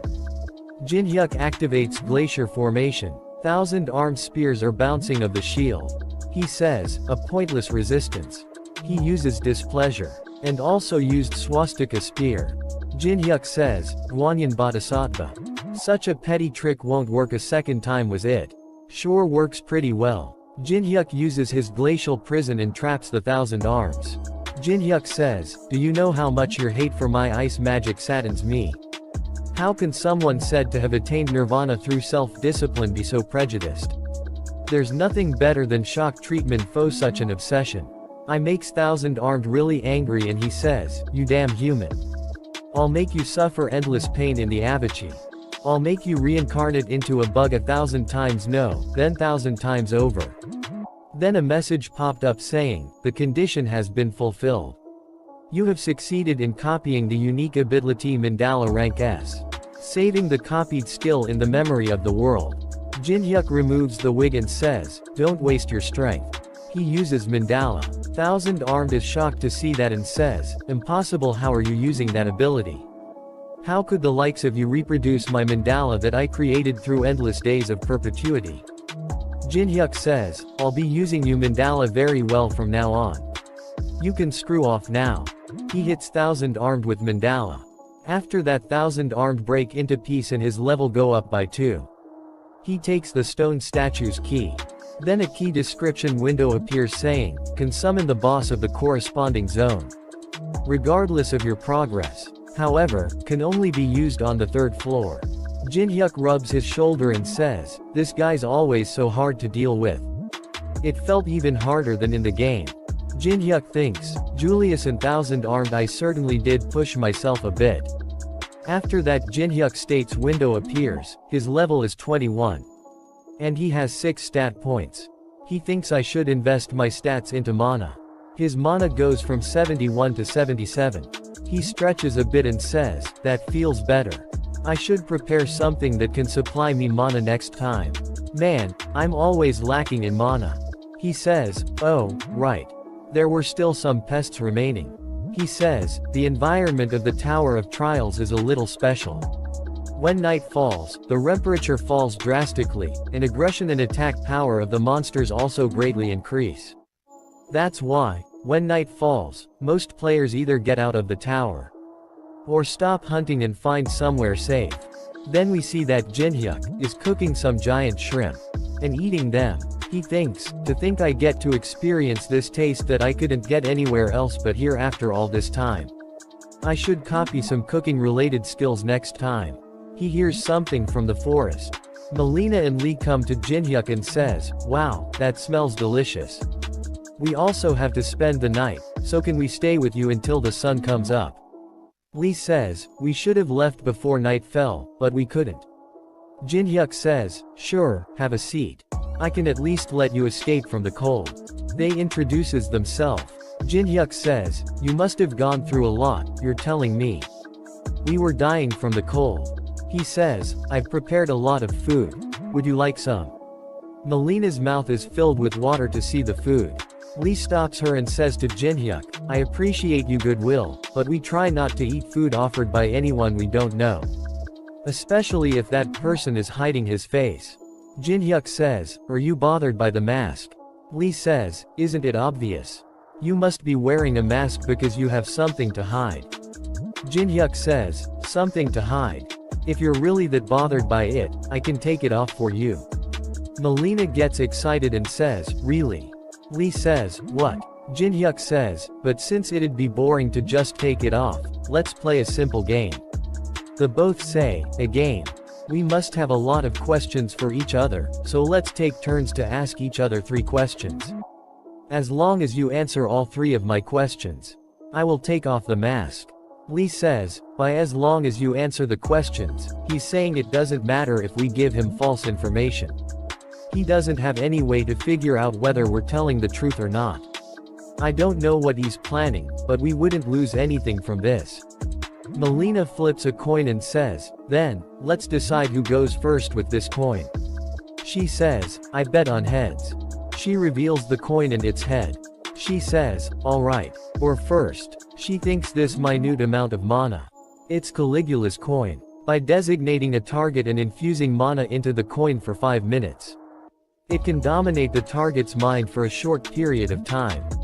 She says, I'm sure you wouldn't answer even if I asked you for your name or affiliation. She asks the first question, did you come here with any comrades? Jin-hyuk thinks, what a realistic question.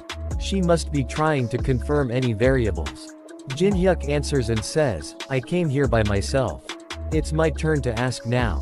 He says, from the looks of it, you're also aiming for the boss, so why have you only observed until now?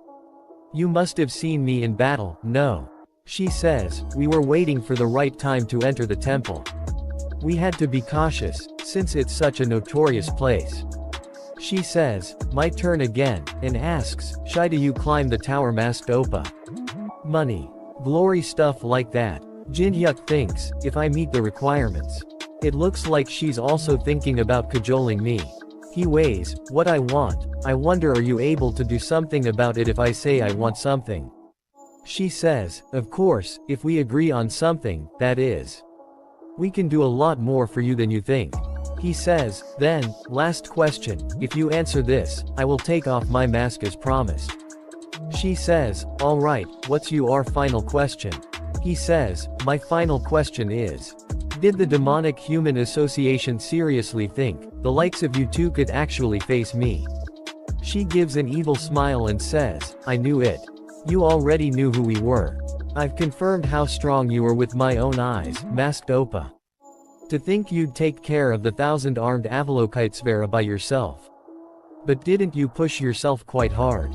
We've already figured out you're very weakened. If that's the case, then even two of us is too much, actually. This is more than enough to deal with you. She brings out the coin and points it toward him. But nothing happens. She says, what the hell?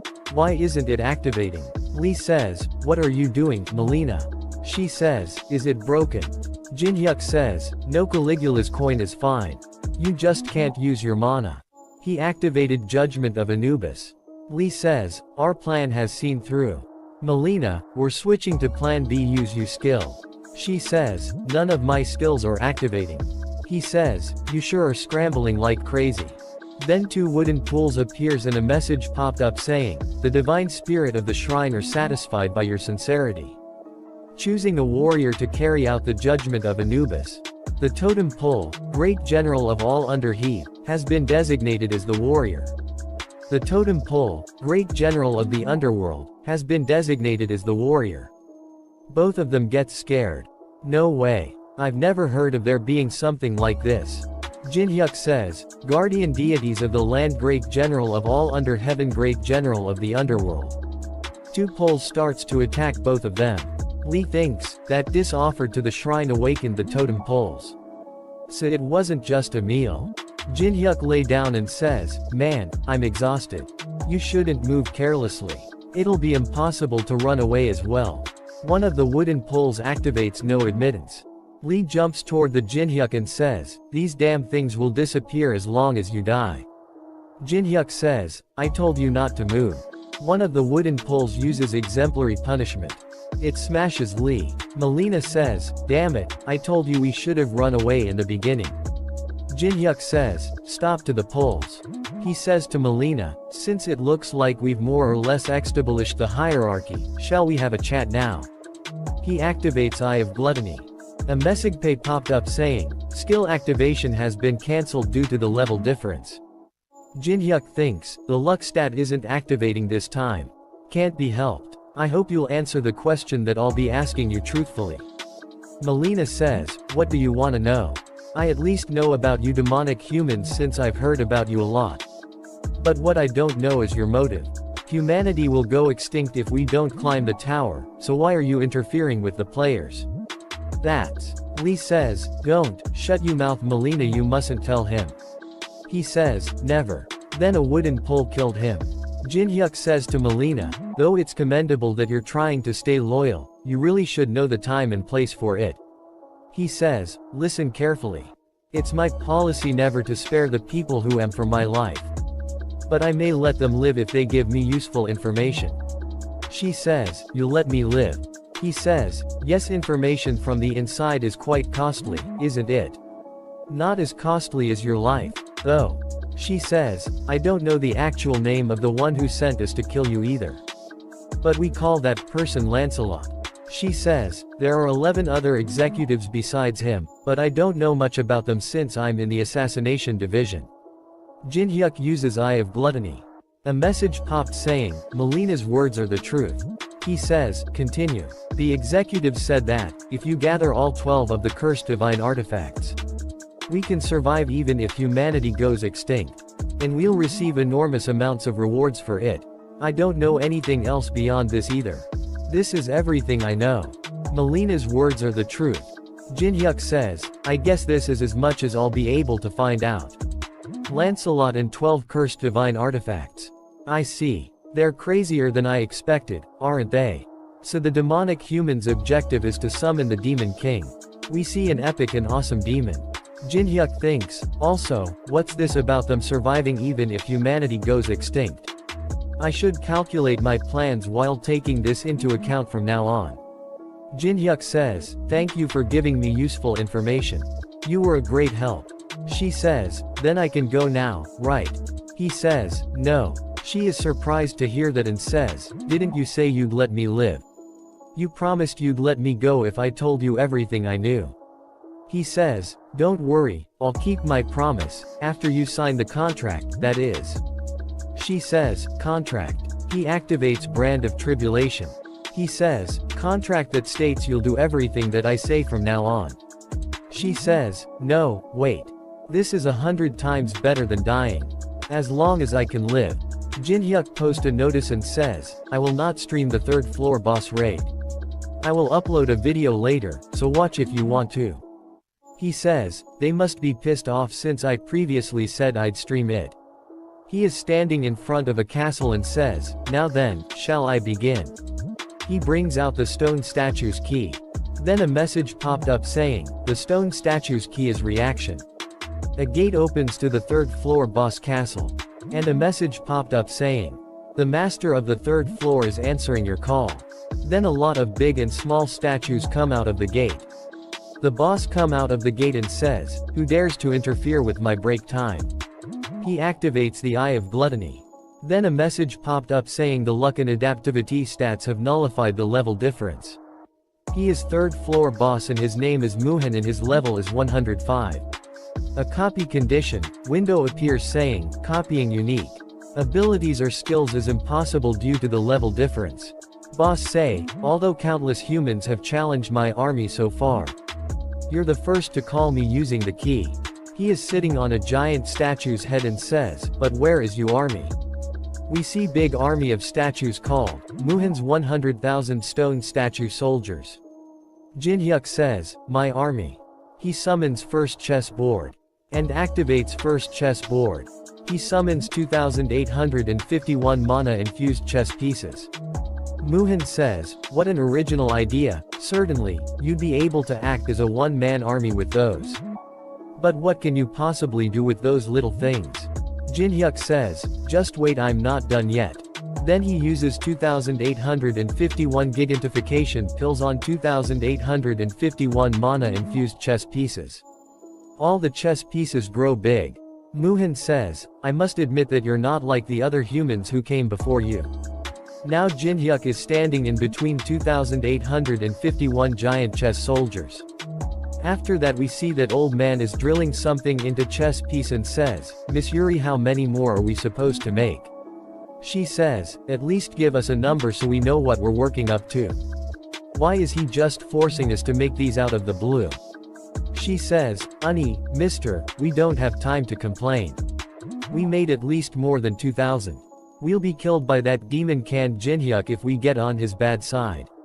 So now that it's come to this, we might as well show him that we're on his side. After that we see that Jin-hyuk says, you acknowledge me. Acknowledgement from the likes of a boss who's putting on airs on merely the third floor. He is riding on a horse and says, isn't worth shit. Muhan says, what did you just say? Jin-hyuk says, aren't I right? You're on such a high horse after only beating a few weaklings. That's why you stay on the third floor. Because you're not strong enough to go any higher. While the boss monsters of the Tower of Trials act as the gatekeepers of each floor. They also exercise their influence on the floor they're in. They can also climb the tower like players to gain more power. Muhan says, what an impudent human you are. Do you seriously think I can't because I lack the strength to do so? Jin-hyuk says, yeah, you're pretty much a poltergeist who's stuck on the third floor. Muhan says, sure, keep babbling on as you like. Agitating you opponent like that must be your plan. Muhan says, however, let me show you that there is an absolute difference in our forces. And that the superiority of my tactics cannot be surpassed. First Squadron. Muhan order his army to attack. Jin-hyuk think an advance force of 1,000. He must be trying to assess my ability to make countermeasures. Jin-hyuk activates the ability of first chess board. Increasing the attack and defense powers of all chess pieces in the field by 30%. He says, pawns at each end, 3 squats forward. All forces in the first row, prepare a line of defense. Pawn chess pieces activates Iron Perseverance. His pawn throws spears towards stone statue's army, maintain the formation. Then the statues and pawn starts to fight. He says, hold on until the end. Pawn archers fire. Rook chess pieces or activates arrow barrage. They kill a lot of stone statues. Stone statues uses the shield to block his attack. Bishop chess pieces activates flame strike. Statues blocks the flame attack using their shield. Muhan says, he annihilated the advance force of 1,000 units, not bad. Muhan order the 2nd and 3rd squadron. Forward. Jinhyuk says, 100 knight chess pieces turn the enemy's flank. Knight chess piece activates wedge formation. Increasing collision damage by 200% upon impact. We'll break through them in a flash. Knights attack statues. Muhan thinks. He's quite adept as a commander. Flawless transitions between attacking and defending. Accurate timing of commands. However, what is that opening he left on their flank? It looks too good to be true. Just like a poisoned apple. Muhan activates weakness detection. A weakness window says, all chess pieces on the chessboard will stop if the crown is destroyed. Only the king or queen can wear the crown. All stats of the king or queen will increase by 100% in battle when they're not wearing the crown. Muhan says, so I can defeat them easily as long as I destroy the crown. Muhan starts to laugh and says, how daring. I was wondering why he made a blunder that no even novices would make. It turns out that isn't the case. Alice is wearing the crown and Jinhyuk says, he was telling me to enter if I dared to. Mohan says, scouts forward. Jinhyuk thinks, there are around 3,000 of them, including the 15-meter units. I knew he'd aim for the headquarters as soon as I left. Jinhyuk says, ignore them. The enemy's defense is 3,000 units weaker. Muhan thinks I'm already well aware that this is a trap to draw me into attacking the crown. By leaving a gap in your defenses on purpose. Pawn pieces attacks with fire. Some of the status crumbles. And some really big statues attack Alice. Muhan says, it's over. Alice is standing there calmly. The is reach near the boss. Boss says, so, you've managed to crawl all the way here. I must commend you for coming this far with such few troops. Jinhyuk smiles and says, why don't you cut the bullshit? I know you opened up a path for me on purpose. Boss thinks, he knew it was a trap. Well, whatever. You entrusted the crown to a scrawny girl, and came all the way here with only that many troops. There's nothing more for me to expect from you. I'll finish this right here. Boss summons two huge monster, David and Vajrayaksa. Vajrayaksa says, does the mundane world not have anyone more decent? David says, I don't see anyone with perfect body proportions either. Boss toward Jinhyuk with a surprised look on his face and says, you son of a bi, are you insane? We see that Jinhyuk has calm smile on his face. Boss says, why are you smiling in a situation like this? We see flashback where Jinhyuk gave the crown to Alice and Alice said, will you really be alright on your own? Jinhyuk says, what, are you worried about me? She says, of course I am. The guy isn't the guardian of the 3rd floor for nothing. Jinhyuk says, this is my first time seeing you praise someone so much. Are you saying that he's stronger than you? She gets angry and says, how dare you? Are you comparing this high noble of the night to those stone heads? She says, if only I wasn't confined in that corridor, I would've. Jinhyuk says, then that means I can leave things here to you, right? She says, obviously. Even if I'm in this state. 10,000 of those stone heads is a walk in the park. Then a lot of stone punches come towards her and she is standing there calmly. Jinhyuk says to boss, I'm sure a certain someone would be pissed off by that you just said. Alice activates blood spears. She gets angry and says, damn small fry. How dare you try to lay you hands on my head. She destroys some of the big statues with one attack. After the activates blood explosion, a huge ball of blood appear on her hand. She says, die, and throws the big ball of blood on the statues. As soon as ball hits the ground it explodes, killing a lot statues in the process. She stands on top of the destroyed statues. Boss is shocked to see that, and what? How can such a feeble girl possess such power? Jinhyuk says, your biggest blunder was letting me get this close. While assuming with certainty that you advanced troops could defeat the queen. Jinhyuk activates blood demon chi. Then a message popped up saying, Black Leaf is reacting to blood demon chi. A new item attribute has been granted. Mental breakdown. It deals continuous decay damage. The attacked target will not be able to distinguish friend from foe. He throw his spear toward the sky, it starts glow really bright, stone statues see toward the light. A lot of statues fall under his spell. Vajrayaksa says, I never liked them from the start. Vajrayaksa attacks David and says, your damn dandy face and smooth muscles. They're unbearable. Vajrayaksa hits David in the face. A lot of other statues start to kill each other. The boss thinks, my army. My tactics. I can't believe they're all being ruined by one man. Boss starts to freak out. Jinhyuk says, hey, poltergeist. Stop freaking out, it makes you look weak. Jinhyuk activates glacier formation. A big mountain of ice appear behind the boss, stopping him from retreating. Boss thinks the rear is blocked. Impossible. Jinhyuk brings out a bow made out of ice and says, where do you think you're going? Boss jumps on the ice mountain and orders his biggest statue to stop him.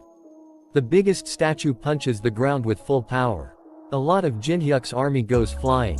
Jinhyuk jumps and activates Mandala, and bring out a golden spear. Jinhyuk says, your habit of leaving it all to you subordinates after you've been driven into a corner is the same as always. Then a message popped up saying glacier formation and Mandala are resonating with each other. Jinhyuk gives an epic smile and uses golden spear as an arrow with the ice bow. And says, checkmate. The big statue tries to stop the spear but it goes through his hand and hits the boss. Then a lot of yellow lights start to come out of his body. He falls to the ground. Then a message popped up saying, the third floor boss monster, Muhan has fallen. The fourth floor of the Tower of Trials is opening. Time left to conquer the next floor is 90 days. This message goes in front of everyone. Everyone gets happy to see that. Then we see that Jinhyuk is standing calmly and a lot of big explosions are happening behind him. Jinhyuk level ups a bunch and says, I can put all my stats into mana. Let's go get my rewards. The treasures that you can earn from killing a boss monster can be distinguished by their colors. The ones you can get from the 10th floor and below are all red, the lowest rank. But an orange rank appeared. It must be thanks to the effect of Monopoly, where I can get the best reward possible if I hunt alone. He gives an evil smile and opens the treasure box. He gets, pink diamond, top priority ticket, squishy grain, natural water, solar seed, fire spitting snail. He says, wow, what a haul. He gets another item called Eclipse Stone. He thinks, isn't the effect of Monopoly way too insane? He makes an evil face and says, with this I might be able to score real big when I conquer the 4th floor too. Alice sees that and thinks, I can never get used to that face. All the large guilds are having a conference again. They sitting there grab their heads. Patrick says, he really succeeded. Alone, at that. Beak Jinyo laughs and says, it's the birth of a hero. Maria says, thank God we bought 90 days worth of time for the next floor. We'll really have to prepare properly for the 4th floor. Tenwei gets angry and says, thank God. Thank God, you say. You fool. You seriously think raids like this benefit us in any way? He's gonna be getting all the views on his videos from now on. Teresa is also there and says, wait, what in the world are you talking about? We were the ones who almost joined forces with the demonic humans after continuously failing the raid. Thanks to him, humanity obtained 90 days worth of time without the demonic humans' help. How could you say something like that about someone who helped us in such a crisis? Maria Uni. Mr. Beck. Say something. Both of them stay silent. She says, are you all serious? Do you all really feel the same way as Tenwei? Say something. She says, it can't be helped, then. I will withdraw myself from the conference from today onwards. Mara says, Teresa, what are you talking about? Think over it again. You know how hard I worked to get you in here. Patrick says, the conference is not a group you can just enter and leave as you please.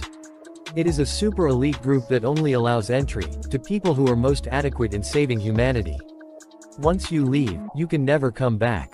Do you really trust that man to that extent? She says, yes, and leaves the conference. And says, with my life.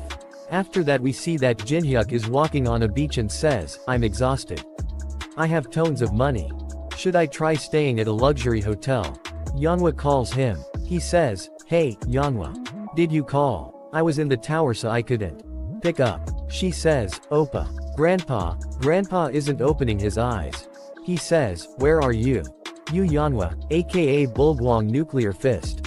the granddaughter of Yu Cheonyang, the legendary martial artist at the peak of the South Korean martial arts world. It was my first time seeing Yeonhwa, who's always tough, cheerful, and bright. Make such an expression. He grabs her from her shoulder and says, "Don't cry. Can you tell me what happened?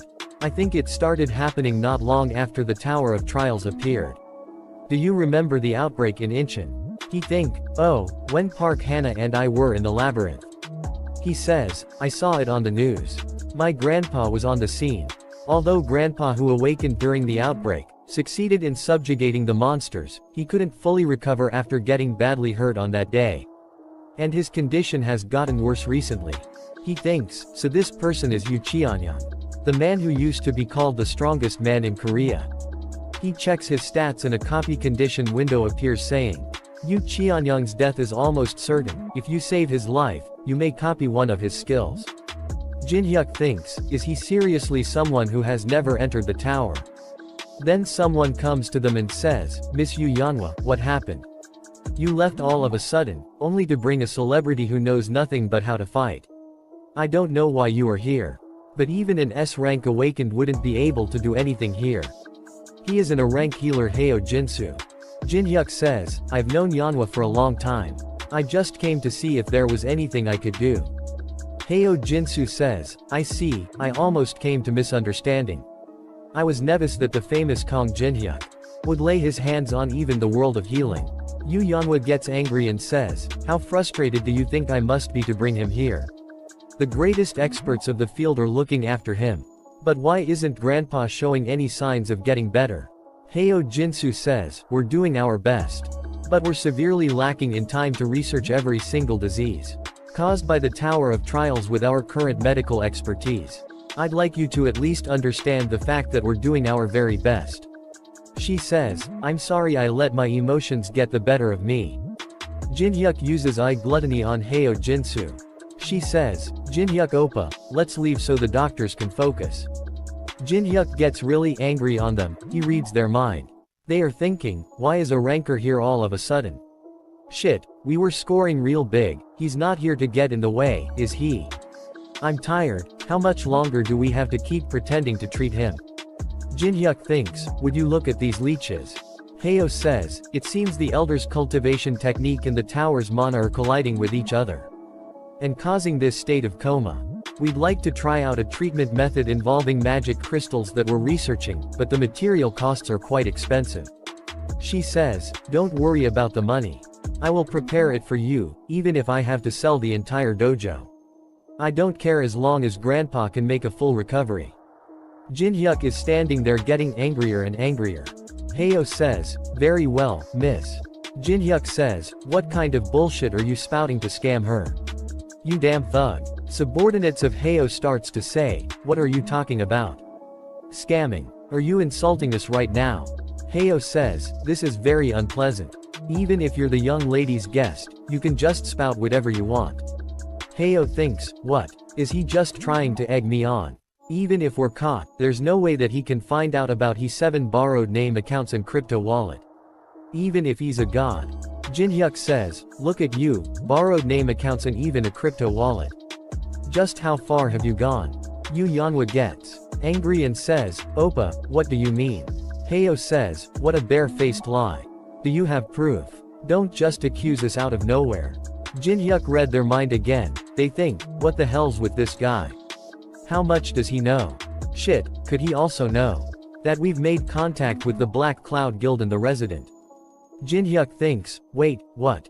Contact with the Black Cloud Guild and the Resident. He gets surprised and says, a resident of the tower made contact with a human. Jin-hyuk thinks, I can't believe Hong Deokpyo would make contact with a resident.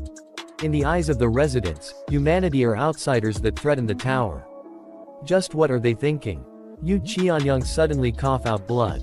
She screams and says, Grandpa. Heo starts to run away. She stops him with a powerful kick to the wall and says, where do you think you're going? Since you're running, you must have really been hiding something. She cries with an angry look on her face and says, if Grandpa passes away, you'd better give up on getting out of here alive. Jin-hyuk says, calm down Yeonhwa. The Elder's treatment comes first. He says, he's right. I'm just trying to go get seizure medication. Why are you acting like this all of a sudden? It's thanks to us that Yu Qianyang's condition is only this bad. Jin-hyuk says, you're still spouting nonsense after getting caught. Yeonhwa, kick him just once. She kicks him with a really powerful kick on his face. Jin-hyuk thinks, mana congestion disease and it's severe. A normal person would have died a long time ago. I can't let him die. Hayo says, that's an elixir. Jin-hyuk smiles and says, I guess you're not a complete quack, you know what this is. Jin-hyuk thinks, I was going to use this when truly necessary. My friendship with Yeonhwa, who I've known for a very long time, aside. There's no way I'd let a chance to copy a skill from a big shot like Yu Qianyang slip by. He opened the elixir and throw it all over Yu Qianyang. A message popped up saying, the elixir is being absorbed. His condition immediately get better. She starts to cry happiness. Then a message popped up saying the condition has been fulfilled. You have successfully copied True Heavenly Flower Cultivation Technique Rank S. Hayo thinks, it can't be. He actually cured him. He tries to run away again and says, we have to get out of here. Jin-hyuk kicks from behind and says, screw off small fry. Let's have a talk you and I. They go somewhere and Hayo says, what are you going to do to me? Are you going to kill me? Jin-hyuk says, no, I don't kill people just because they scammed someone out of their money. I'll let you go if you return all the money that you scammed. Hayo says, you'll let me go if I just return the money. Jin-hyuk says, that's right. It's not a bad deal, right? I'll put in a good word to Yeonhwa, so don't worry about her. Hayo thinks, he's letting it get resolved so easily.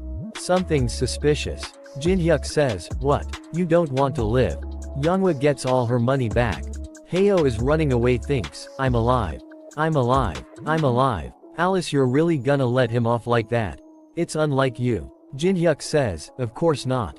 Alice, follow him to find out who he goes to see. Alice says, what, you let him go on purpose? Jin-hyuk smiles and says, of course. You won't get anything useful out of a dreg like him. It's better to use him to find out where their base of operations is. If you understand then go. She fly away. Jin-hyuk says, don't stray off anywhere. She laughs and says, okay. Jin-hyuk thinks, she's so excited. Jin-hyuk says to Yeonhwa, can you give us a minute?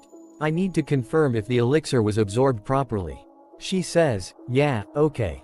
Call me when you're done, then. Jin-hyuk says to Yu Qianyang, everyone's gone now.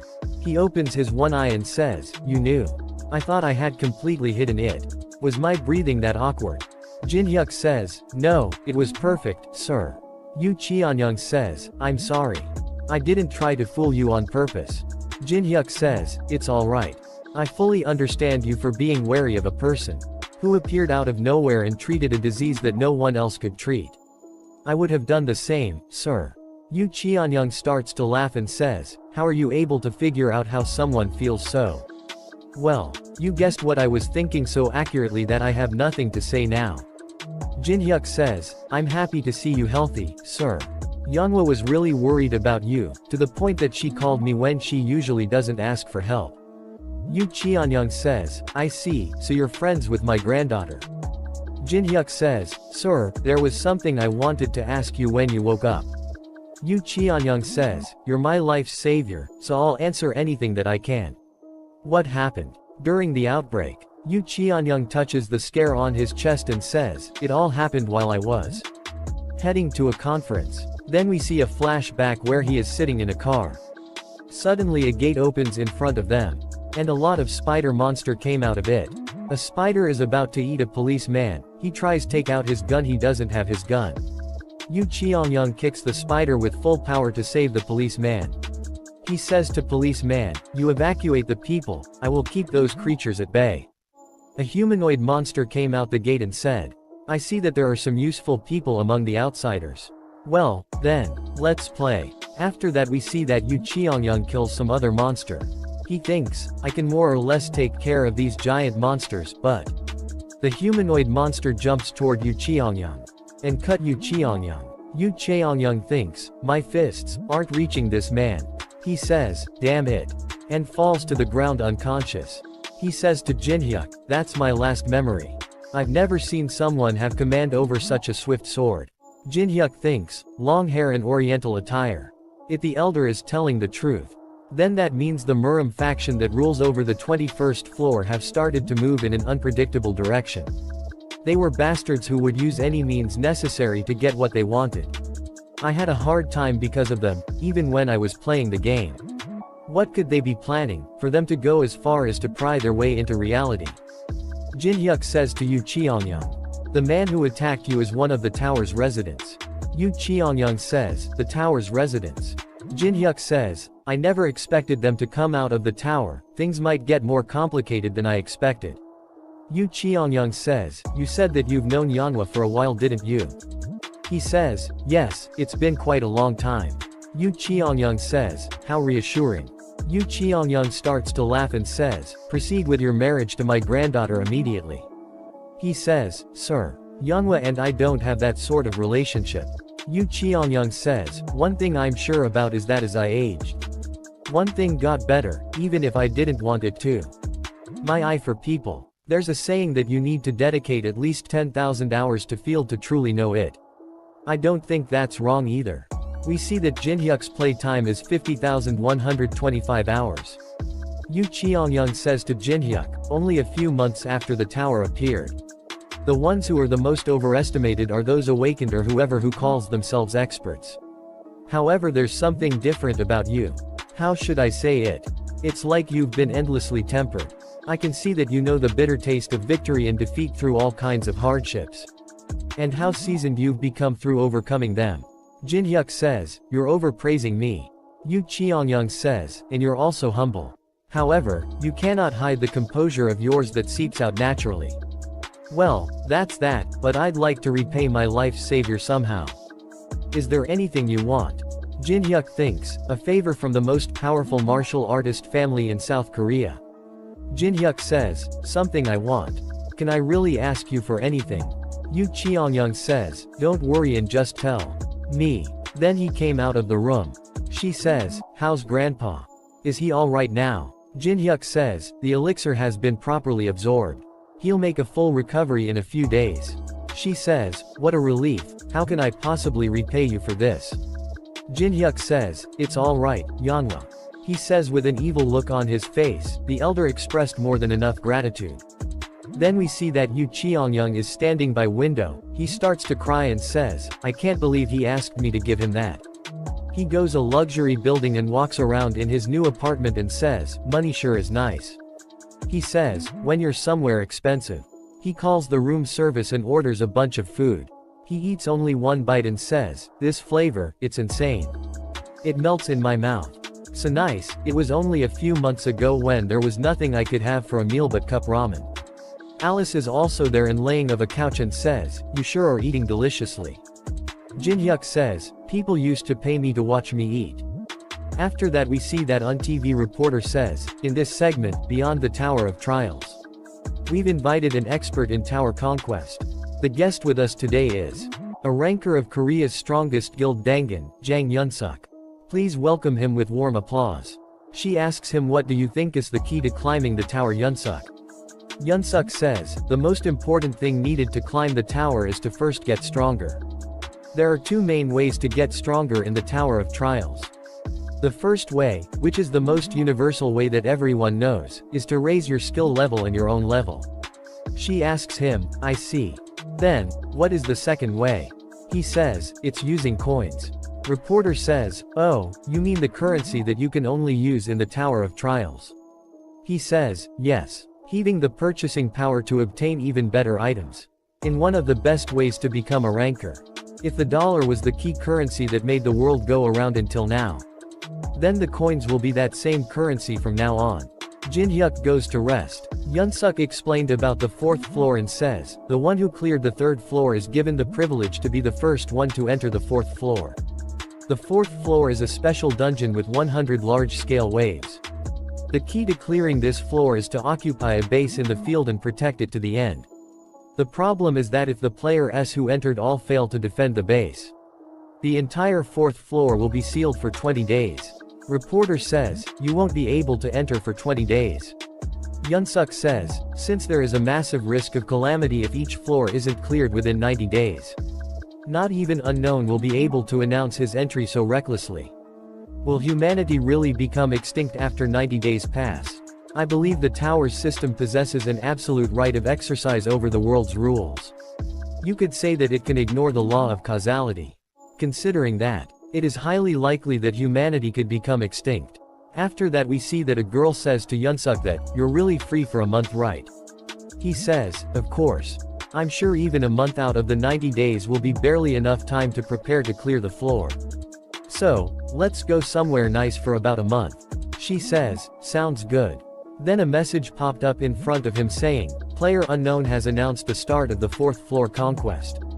We ask all players who will challenge the 4th floor to get ready. The first wave will be in 8 hours. He speed up his car and says, "Gather all the rankers. This is an emergency."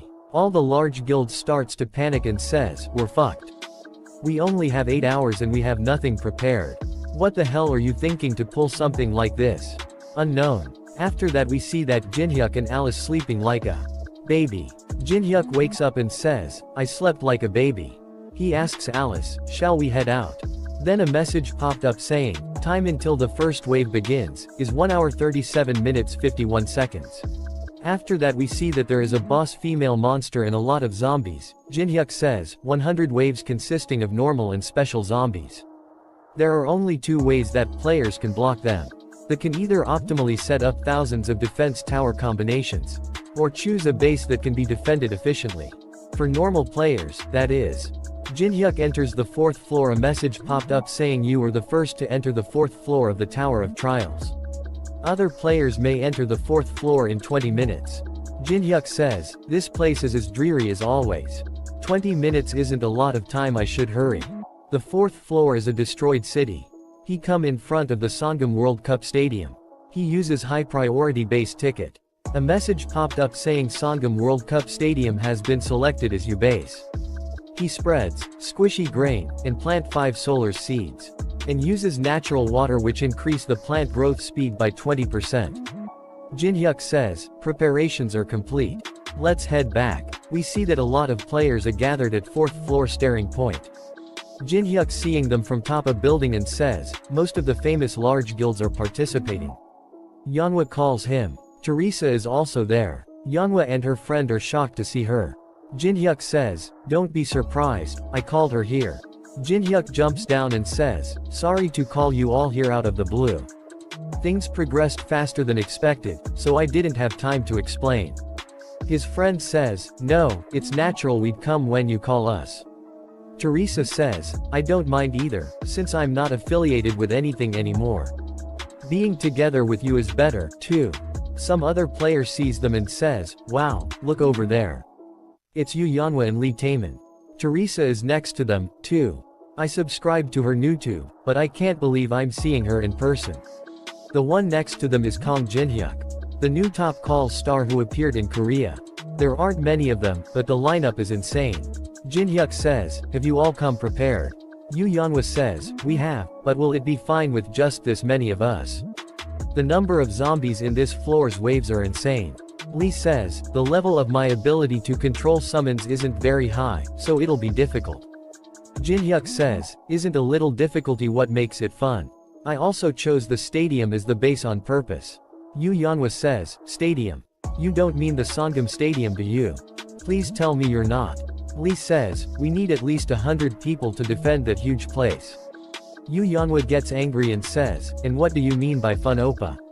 This isn't a game anymore. We'll die for real if we die here." Lee says, "I can tell from his face that he still has his old habits." Teresa says, "Jinhyuk, you're like a pervert." Jinhyuk says, "Don't be so stressed out. A place like the stadium is the perfect place for horde hunting." Yu Yanhwa says, "That's only possible for you. It's hard for us." Teresa says, "Jinhyuk, can I also ask something?" He says, "What is it?" Teresa says, "I heard that you need at least 5 people to defend a base. But you know that there's only 4 of us here, right?" Lee says, "Come to think of it, you're right." Jinhyuk says, "Don't worry about that. The last one will be here soon." Chun Yu-sung come there with angry look on his face. He says, "Kong Jinhyuk," and bring out his sword and says, "I'll kill you, you son of a b." After that we see that Chun Yu-sung training somewhere in the mountains. He receives a message from Jin-hyuk saying, run over to the starting point of the 4th floor within an hour. Chun thinks, hilarious. There's no reason to go just because he said so. I'm still lacking in training. Jin-hyuk sends another message says, if you come now, I'll face you without using my left arm and right leg. Chun thinks, an obvious taunt. A superficial and childish one. I'll only be dancing in the palm of his hand if I take the bait. Jin-hyuk sends another message and says, okay, I'll even have my eyes closed. Deal. Chun says, endure it. I'll use this rage as fertilizer for my revenge in the future. Jin-hyuk calls him a chicken. Chun gets really angry and says, I'll kill him. After that we see that Chun is walking to Jin-hyuk with an angry look, his face and a sword in his hand, and says, you son of a b, I'll kill you. Jin-hyuk says, you're finally here. Over here. Jin-hyuk sees the sword and thinks, a tribute sword, an item that makes up for the weakness of swordsmen, long-range battle, by infusing elemental magic into the weapon.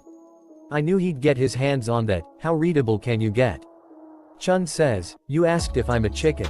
I'll show you right here. Whether I'm a chicken or not. Jin-hyuk says, it's good to prove yourself, but you're gonna fight me with that incomplete sword. Chun says, what do you mean?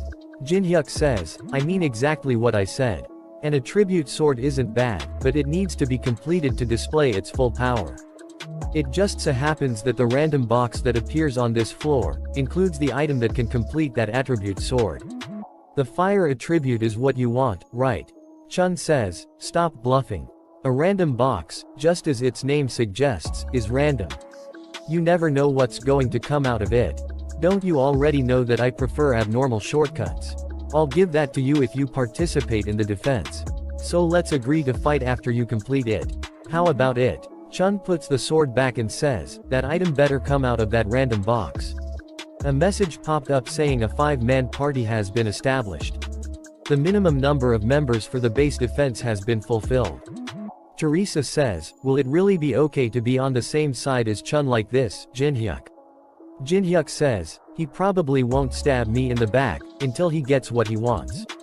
He may look like that, but he is surprisingly pure side to him as well. Yu Yanhwa says, oh, right, I almost forgot, Jin-hyuk oppa. Take this. She gave him the twin dragon swords. Jin-hyuk grabs them and thinks, I knew the artifacts of the past gained enough man to rival divine artifacts due to the Tower of Trials. But it's even more amazing after touching it. Yu Yanhwa says, Grandpa asked me to deliver these to you. He values these a lot, so how did you get them? Jin-hyuk says, I think he's taken a liking to me personally. Jin-hyuk see a note on the sword saying dowry. Jin-hyuk thinks, that old man sure is consistent with his jokes. They are all standing in front of the stadium. Jin-hyuk says, we're here, that's our base. Yu Yanhwa says, we're supposed to defend this massive base with just the 5 of us. Chun Yu-sung says, you're peerless as always when it comes to thoughtlessness. Jin-hyuk says, I have a plan, so don't worry. Then we see that some peoples are standing front their base. They says, I was wondering who made the stadium their base. But it was you guys. Jin-hyuk see a pattern on their swords and says, that pattern is.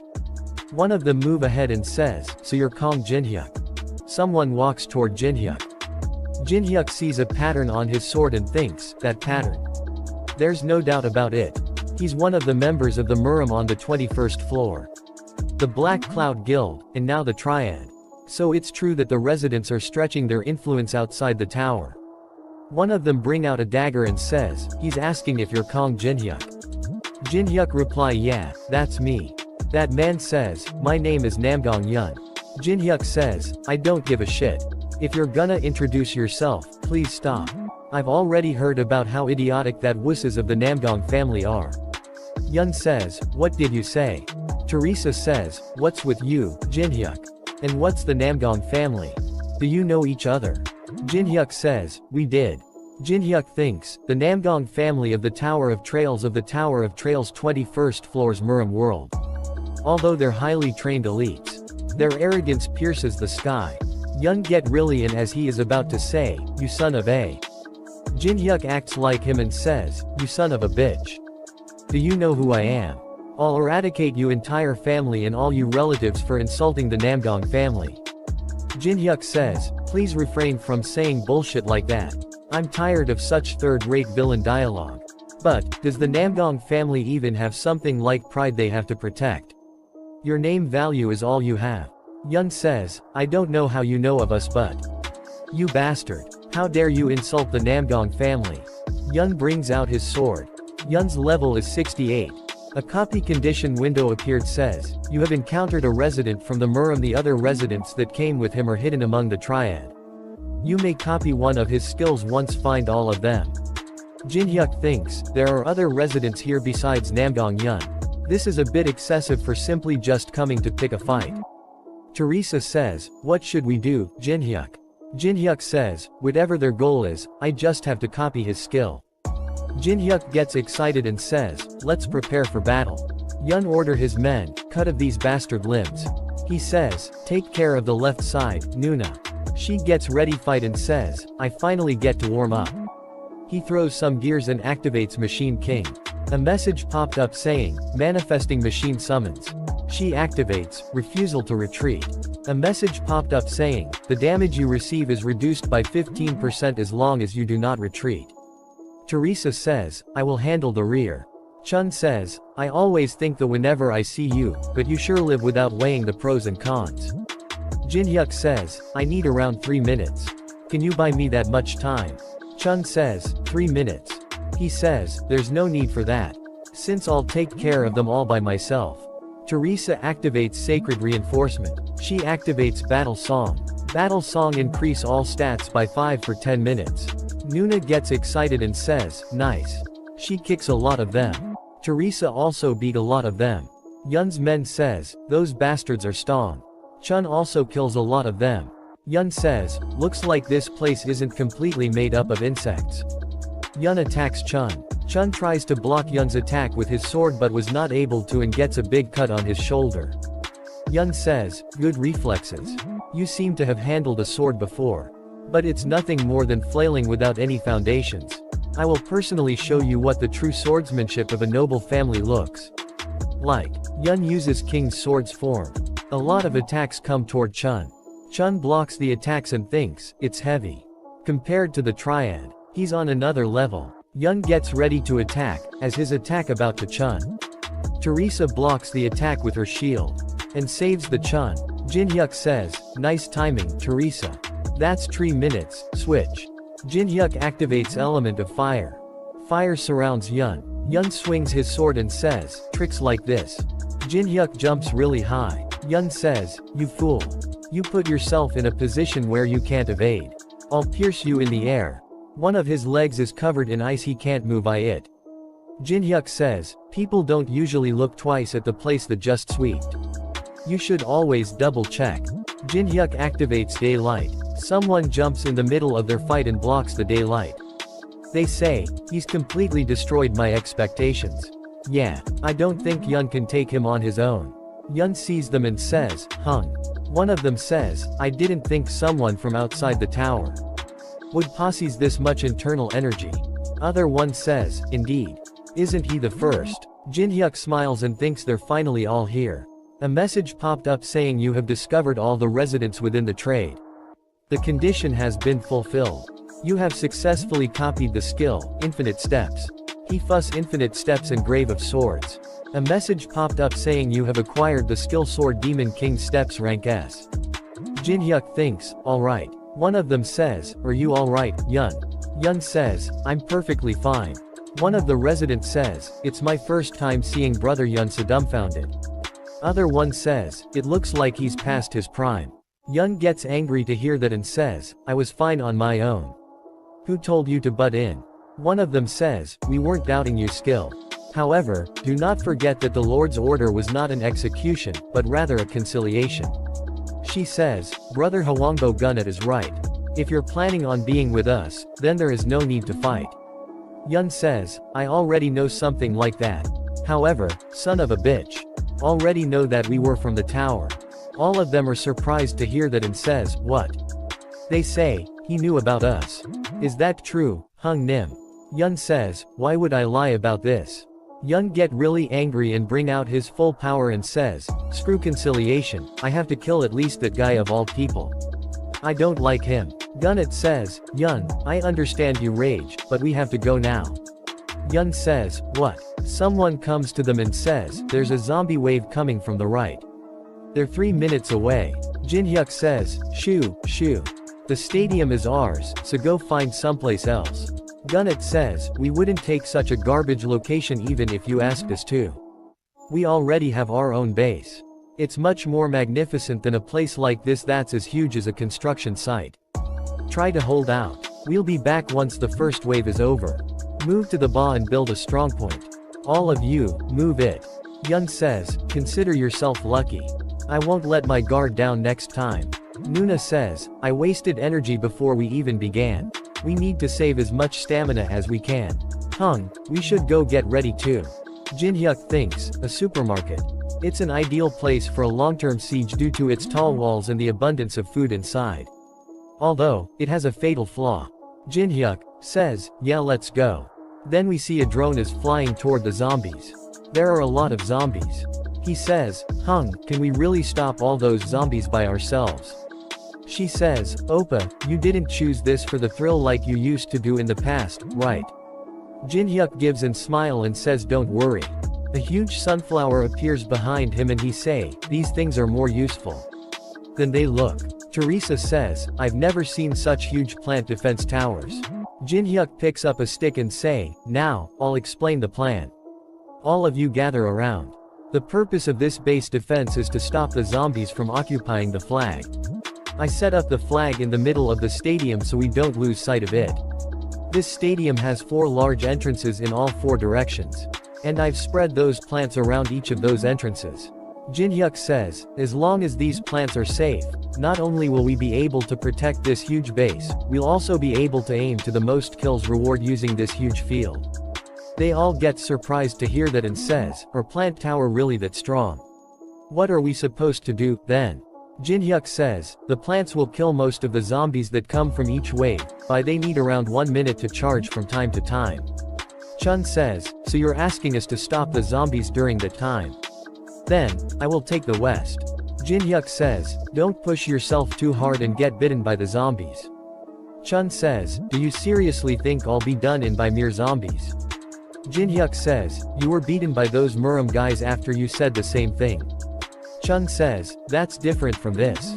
Jinhyuk says, Taemin, you're in charge of checking the situation from the center and assisting when necessary. Don't forget to widen your field of view using drones. Taemin says, alright, leave it to me. Nuna says, can I take care of the north, then? Teresa says, I will handle the south entrance. Jinhyuk says alright. Everyone, to you positions. Jinhyuk smiles and thinks, I can finally test these twin swords out. Taemin also bring out some of his own turrets. A message popped up saying, beginning the first wave. Taemin says, they're coming. They all get ready to fight. Zombies starts to walk in the stadium.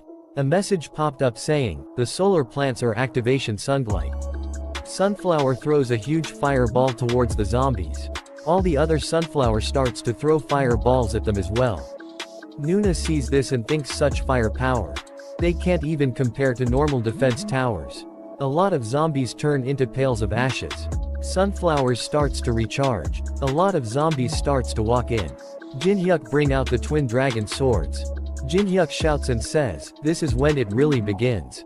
Hold out for 1 minute. Jinhyuk and Teresa see toward one another and smiles. Jinhyuk puts on his mask. Teresa thinks, yes, Jinhyuk was always there in moments of danger.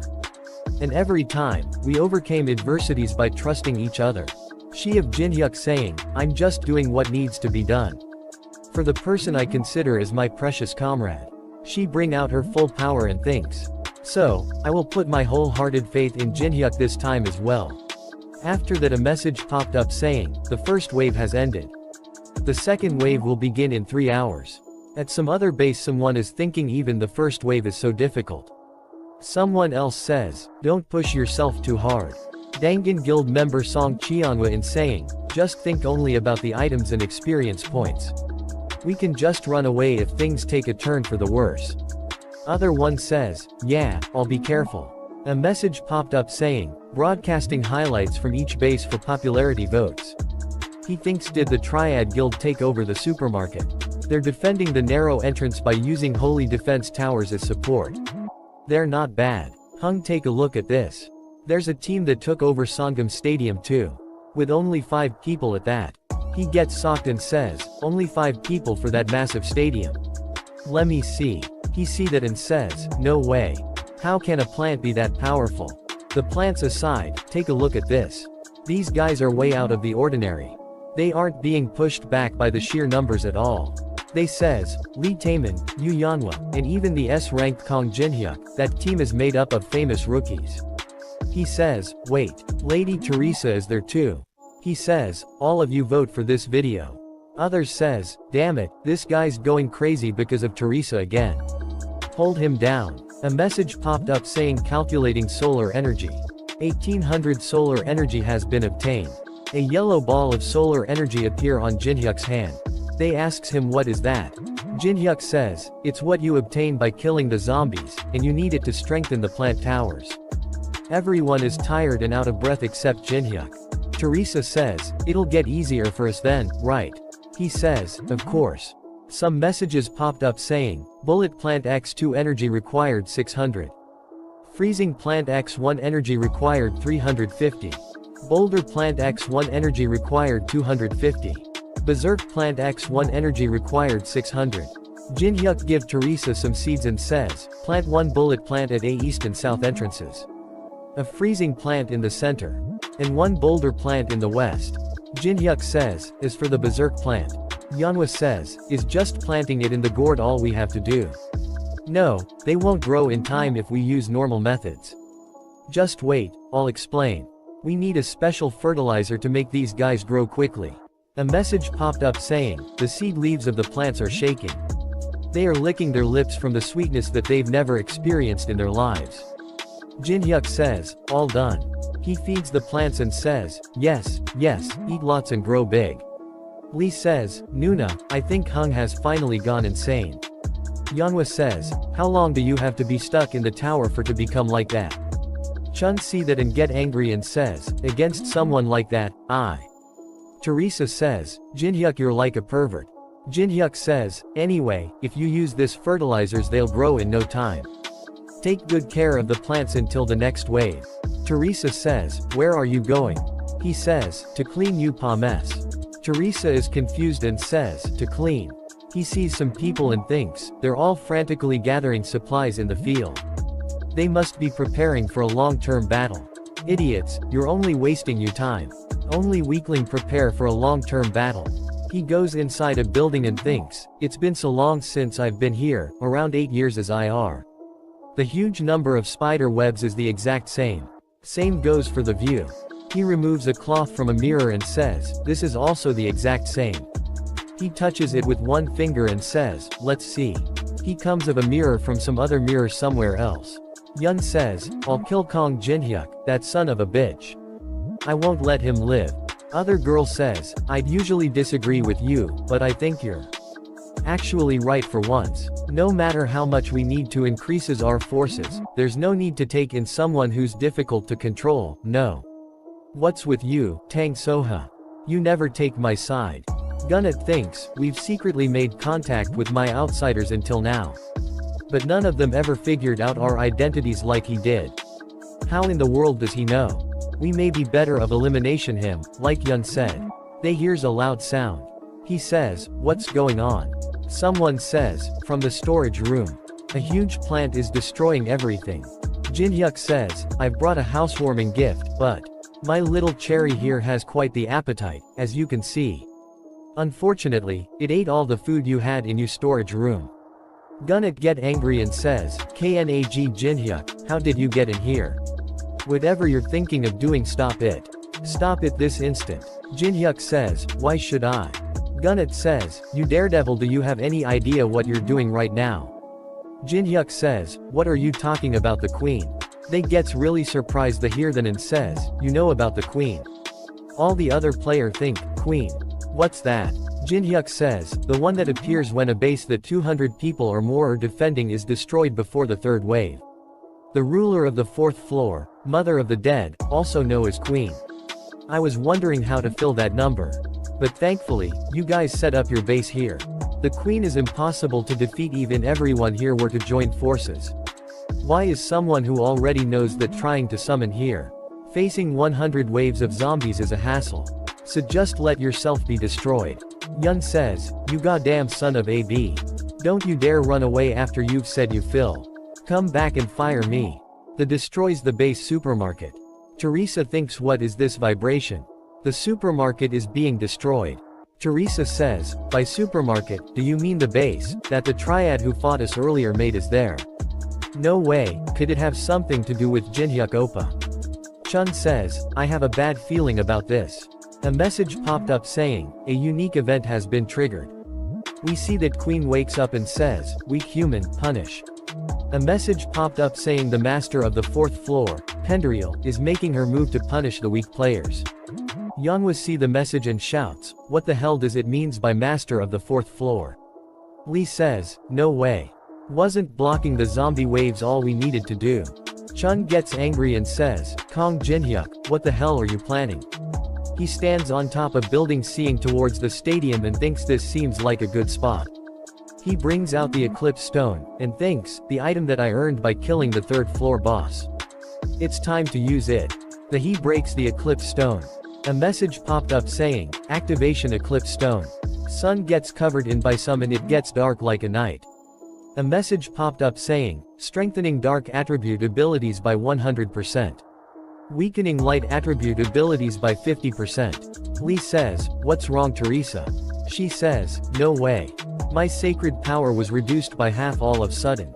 Boss Monster sees the message saying, strengthening dark attribute abilities by 100%. And says, impertinent human.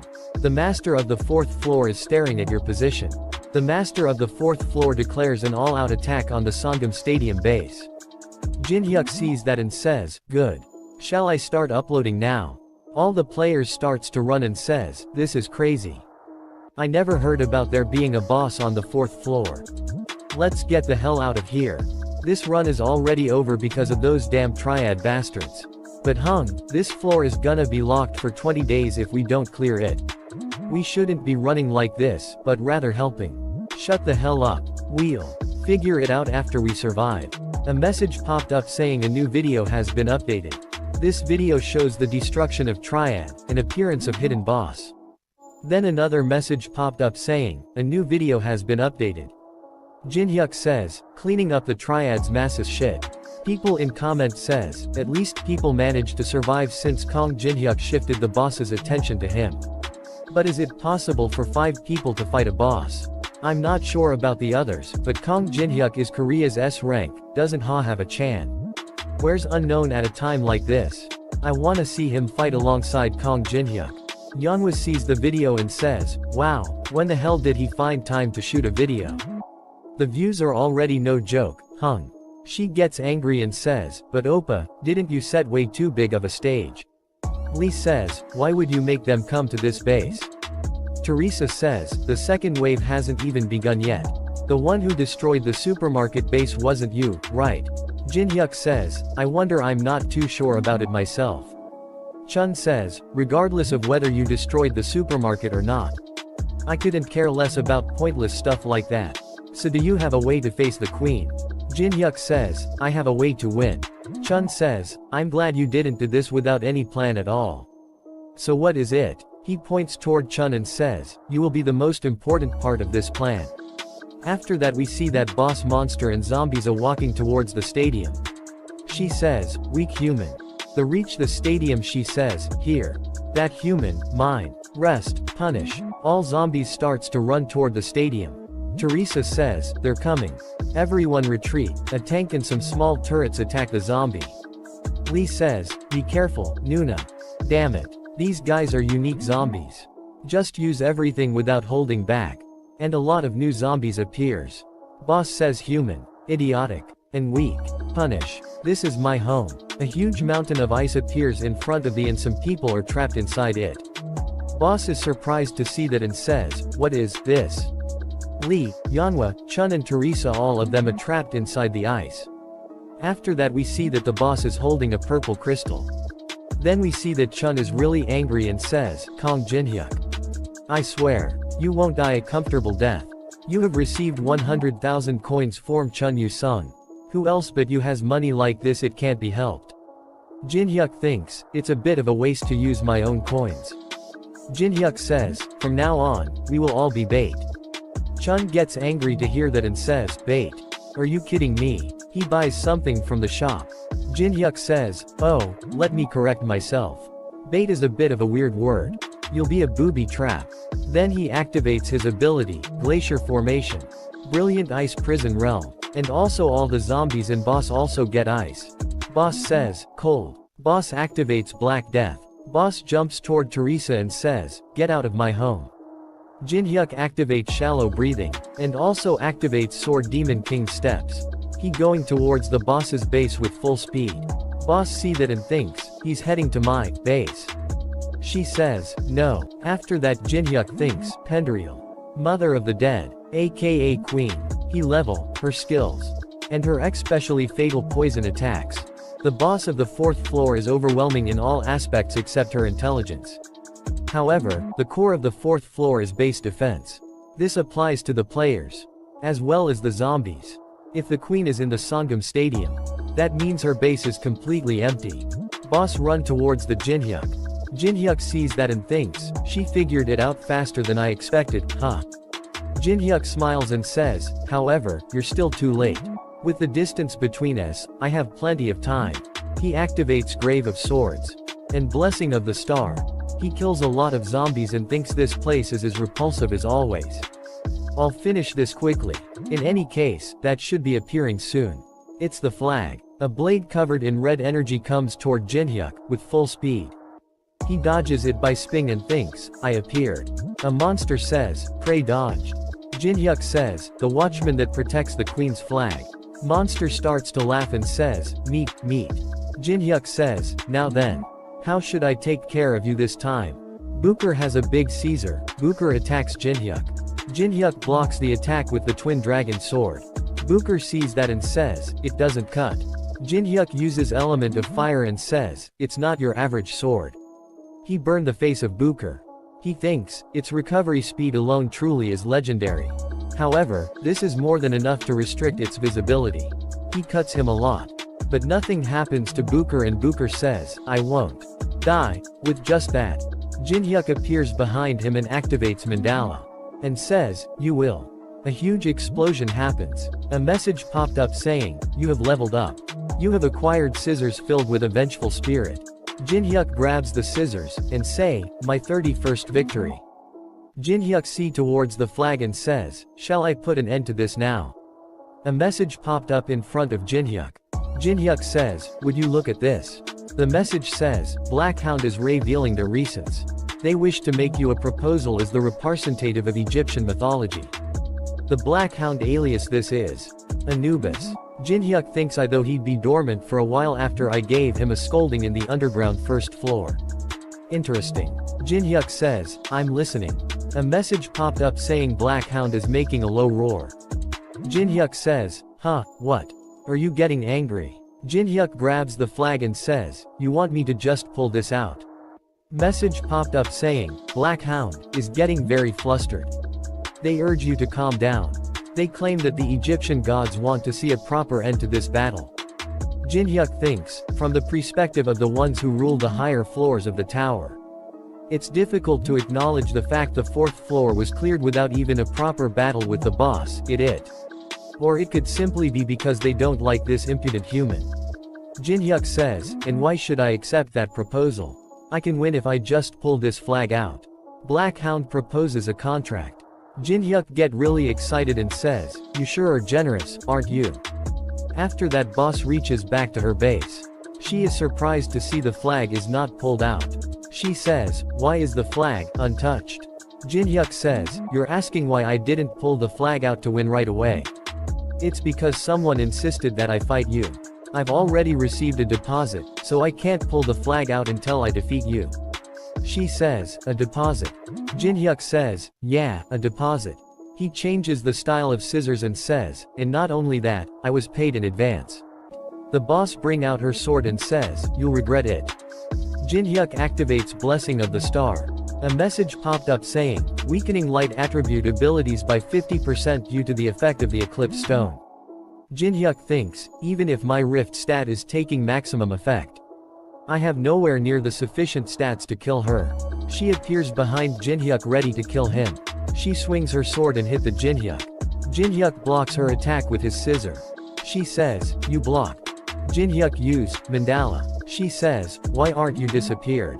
Please disable. Boss gets really angry and says, disappear. She attacks Jinhyuk with a lot of attacks. He uses Sword Demon King's steps. To dodge all her attacks, a message popped up saying, increasing movement speed by 70%.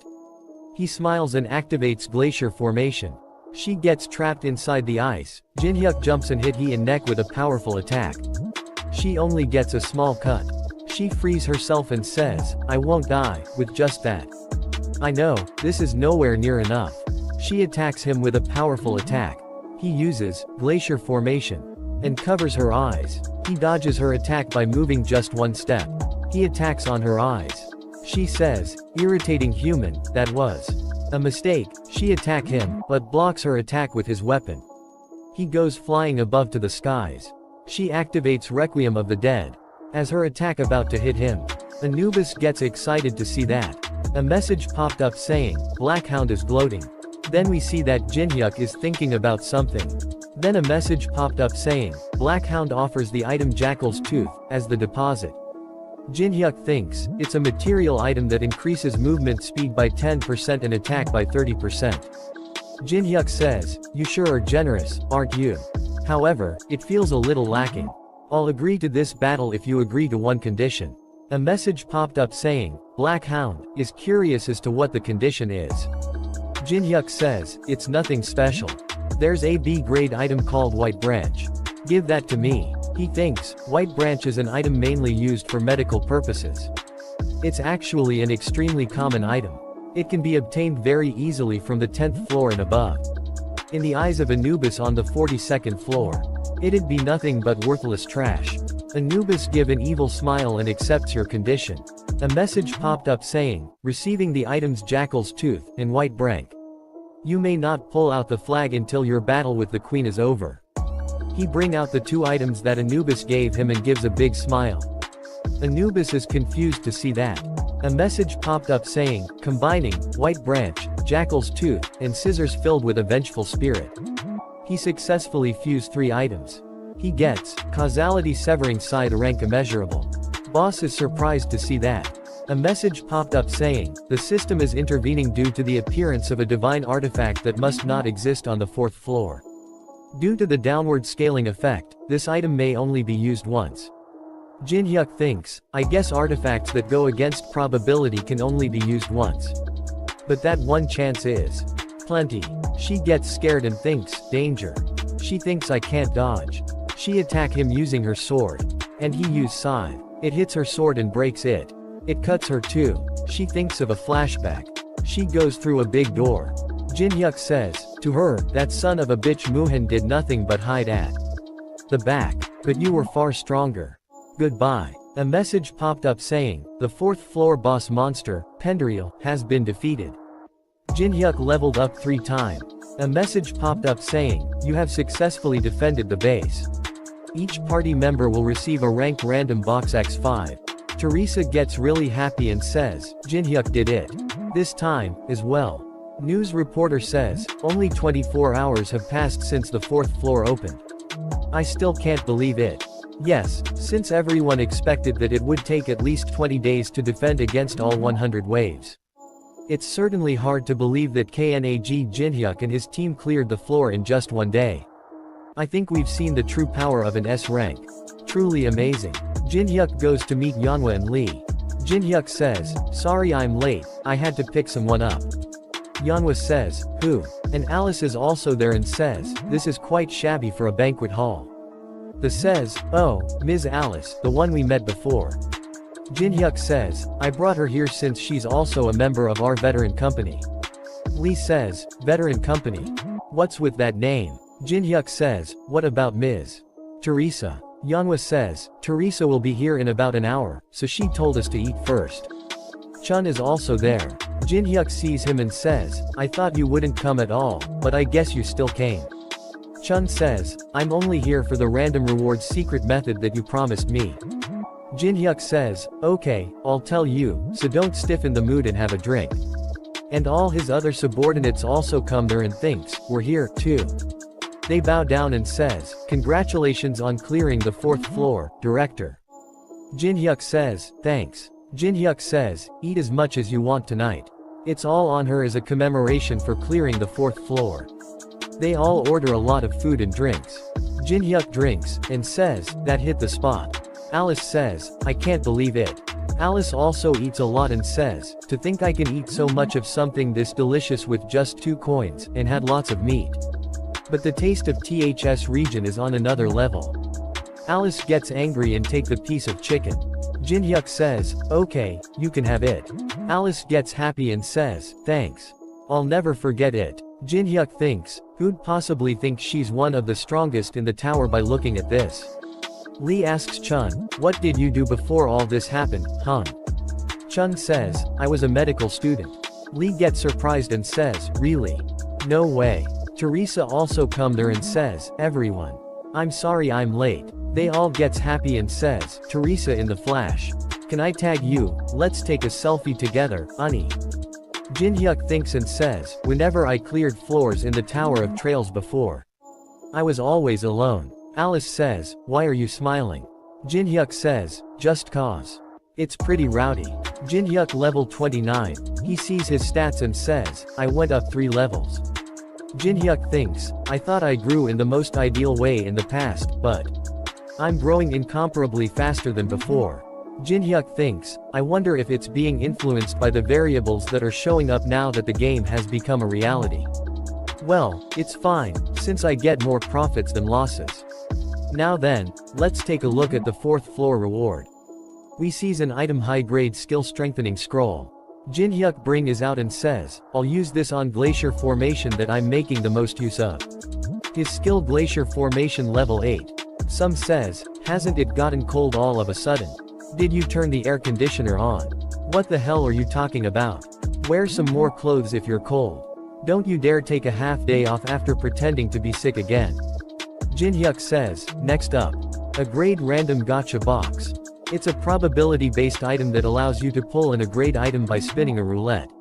A message popped up saying, please press the red button located in the middle. There is not much time remaining. If you let the roulette keep spinning, it'll draw out the user's anxiety using a countdown and stress-inducing sounds that imply the threat of a grave peril arising. A message popped up saying, the time has run out. Please spin the roulette again. Most people press the button around this time. But this is something that I, who used to search for all kinds of bugs, the someone had purposefully hidden within the system, found out. The message popped up again and again. The time has run out. Please spin the roulette again.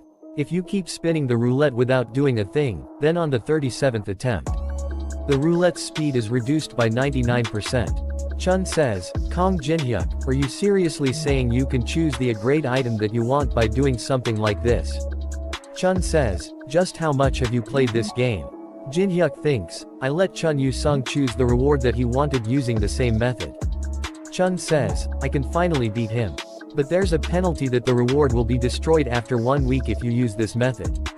He was so happy after getting to complete his attribute sword. I can't wait to see his face next week. You have obtained tricolored pills rank A. Jin-hyuk think, considering I'll have to use them within 1 week, this is the best one out of the items that I can use to clear the next floor. And now, the final and most important item needed to clear the 5th floor. He uses the Great Magic Library entry ticket.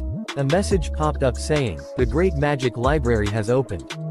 He enters the Great Library. Should I go see that geezer after a long time? After that we see that an old man is reading a book. Old man says, what in the world is this about? I heard that the 4th floor has been cleared, but I didn't expect to see a guest already. Old man says, welcome. My name is Rick Hennessy, the manager of this library. Jin-hyuk thinks, he is an intermediate administrator grade big shot who manages the Tower of Trails Great Magic Library. Jin-hyuk says, finally, my first encounter with a tower administrator. My name is Kong Jin-hyuk. Rick says, this is something you don't see very often. I never imagined that someone would set foot in here so soon. Even if you manage to set foot in here, the fact that you managed to get to where I am in this giant labyrinth of a library is also very interesting. Jin-hyuk says, I happen to be a very lucky person. Rick says, I don't mind if you browse through the books, but there are no books of you level that you can read here. Kong Jin-hyuk. Kong Jin-hyuk gets a book. Rick says, you would require at least a fundamental understanding of rune language. Solution to entry into the sixth circle written by the Empire's court mage Telemos. Jin-hyuk says, right. Rick says, you know rune language. Jin-hyuk says, I knew a lot of people, so I've picked up things here and there. Rick thinks, he should be a player who has only just entered the 5th floor, but he already knows rune language. Rick says, may I ask you something, Kong Jin-hyuk? Jin-hyuk says, yes, go ahead. Rick says, I can see that you are different from the average player just from the fact that you managed to enter this place. However, your background seems to be beyond the realm of special. Jin-hyuk says, background. Jin-hyuk activates, Judgment of Anubis. To be honest, the Egyptian gods are backing me. That's why I was able to come here, as well as learn information about the tower. Rick thinks, no way. This is most certainly the energy of the god Anubis. To think they'd already be showing interest in a player. Jin-hyuk, they seem to treasure me very much, since they even granted me power like this. A message popped up saying, because a subject was not selected, Judgment of Anubis will be cancelled. Rick says, a person of value must receive corresponding treatment. Rick says, it seems I've mistreated a valuable guest. My sincerest apologies. Jin-hyuk thinks, Anubis would have collapsed from stress if he saw this. Rick thinks, to atone for my mistake, I will give you one of the books here as a gift. Jin-hyuk says, can I really choose anything I want? Rick says, of course. I would like to offer a valuable guest a gift of the same value. In that case, I will take this. Are you really fine with that? Jin-hyuk says, it certainly is a good grimoire, but because it's written in ancient rune language, it cannot be read unless you're an ancient species. I, the Black Dragon Matrion, record this commemorate my ascension to an ancient dragon. For 1,000 years, I have studied a way to tear down the principles of this world. Blah blah, it's just a book written by some Chunabyu lizard. I'll take this. Rick says, pardon me. As expected of someone who has received the blessing of the gods. Rick starts to disappears, I will keep my eye on you from now on, Kong Jin-hyuk. I will look forward to the day that we meet again. Player Kong Jin-hyuk. Someone says, I was truly gruesome. The 5th floor of the Tower of Trials seemed like the world of an already collapsed civilization. And in that collapsed world, we see some people screaming and saying, capture them. Find the sacrifice. All that remained were fanatics crazed with blood. It felt like some massive psychiatric ward. We see that a news reporter says, a psychiatric war. I see. Reporter says, fanatics don't seem all that threatening. Why did you decide to run away without fighting? I also tried to subdue them by using skills at first, but there's a completely different obstacle aside from them. And that is the inability to use skills. What? Skills can't be used? Player says. Because I couldn't even summon my subspace inventory, I was only able to escape by using a return stone that I had in my pocket. That's why we're giving a special 20% discount off the Exit Guild's return stone, with the cheap price of 5,000 gold. Teresa says, take me with you to the 5th floor. Jin-hyuk says, no. Teresa says, why not? I'm sure you're going to challenge the 5th floor right away, so I can't let you go alone. Jin-hyuk thinks, she's so persistent, why is she acting like this all of a sudden? Jin-hyuk says, you can't. No matter how much you want to come with me, I can just sneak in by myself, so give up. She grabs Jin-hyuk's arm and says, promise me that you won't push yourself, then. Jin-hyuk thinks, don't push myself. A message popped up saying, a sponsor gift has arrived from the Caladium Kingdom. Isn't the Caladium Kingdom the kingdom hostile to the Muram forces? A message popped up saying, you have acquired Faint Odor rank F. Due to a sponsor from an upper force, you have broken out from the 5th floor's restraint. Jin-hyuk thinks, whoa, to think they gave me a gift while opposing the tower's restrictions. Looks like they've started approaching players with potential, just like the Muram. I'll make very good use of this skill. A message popped up saying, "You have entered the 5th floor of the Tower of Trials. You will start from a random location. Skill usage is blocked. You will receive a random F-grade item. There is only one rule: escape alive. Due to your possession of Macrian's ancient grimoire, one of you skills will be free from restraint. You may use Eye of Gluttony. This is why I chose this in the Great Library. I'll leave using this for later. Some other people's also appears. It's so dark. Why is it so damp here?" Jinhyuk thinks, people placed at the same starting point have already started to arrive. I'll leave the newbies here and head to the... A message popped up saying, activating Pursuit Scroll. He is surprised and thinks, Pursuit Scroll. He gets angry and says, "You stubborn." Teresa also appears behind him. Teresa says, "I didn't think you'd keep your promise, so I followed you." Jinhyuk says, "I believe I told you not to follow me. What in the world were you thinking, coming all the way here?" Teresa says, "Please don't berate someone who followed you out of worry so much." Jinhyuk thinks, now I have to change my plan. There's something in my pocket. Mine too. Teresa says, "I have a flashlight." What about you, Jinhyuk? Jinhyuk says, "A pen." Teresa says, "A pen. That's not very good." Jinhyuk says, "No, this can be of use." Someone bring out a lighter and says, "I can finally see a little." She says, "I'll turn on the..." Jinhyuk grabs the flashlight. Teresa is confused. Man with the lighter says, "What a dreary looking place. How can we escape when it's so dark?" A lot of masked men are seeing them. They say, "Over there. Sacrifices." Masked man starts to run toward them. Someone says, "Idiot. Turn off the lighter." Masked man says, "Capture them. Over here, hurry." Jinhyuk and Teresa are hiding behind something. Teresa says, "Shouldn't we save those people?" Jinhyuk says, "Teresa, now that you're here, you must follow my judgment, no matter what." Teresa says, "Pardon." Jinhyuk says, "We must not unnecessarily expose ourselves for the time being. You're much too unprepared for a frontal assault at the moment." Teresa says, "Aren't you looking down on me too much, Jinhyuk? I've made my own preparations. Here, take a look. I bought one for you too. It's the exit return stone that people say is crucial for the 5th floor." Jinhyuk slaps his own face. Teresa is confused. Some people are blocking the door, saying they'll get through at this rate. "You guys at the back, come help too." A girl bring out return pill and says, "What the hell are you guys doing?" She says, "What do you think? We're going to escape. See y'all, losers." That return pill break. The says, "Not activating." What the hell? I bought one too. Mine too. A big man appeared with a weapon, all of theirs pill broken. They says, "It was a scam." Jinhyuk says, "You trusted it just because it was on a broadcast. This world is full of scammers." Teresa says, "I bought two to give to you one as well." A man appears behind her with ropes in his hand. Teresa says, "I really should go." Masked man says, "A sacrifice for our god." Teresa throws him. All the other masked men are shocked to see that. Teresa says, "We've been discovered, haven't we?"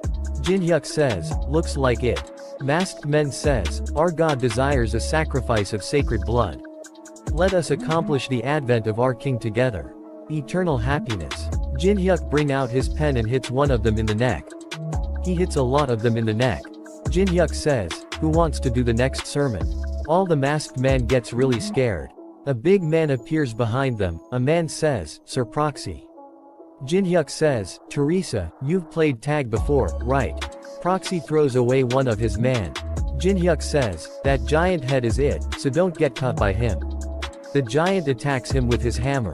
The starts to run away. We see a man in purple hoodie saying, "What of the sacrifices?" His man says, "We are capturing them without complications." He says, "Our god desires more sacrifices. Now that the tower has opened and ignorant people are entering, it is the promised time for the Great One to descend once again at last." One of them says, "Cult leader, I think you should see this." He says, "They're sacrifices that we discovered just now." Leader says, "It's my first time seeing the proxy have such a hard time. He's quick on his feet for a mere sacrifice." One of them says, "Kong Jinhyuk." Leader says, "You know him?" One of them says, "Yes. He is the most dangerous obstacle to our plan." Teresa and Jinhyuk are still running from Proxy. Teresa says, such speed for a man that big. He can't even be compared to the regular cultists. It's impossible for us to face that giant head right now. Jinhyuk says, let's focus on outrunning him first. Could you give me that for a second? A huge light appears. He hits with hammer the spot of light. It was a flashlight that Teresa brought with her.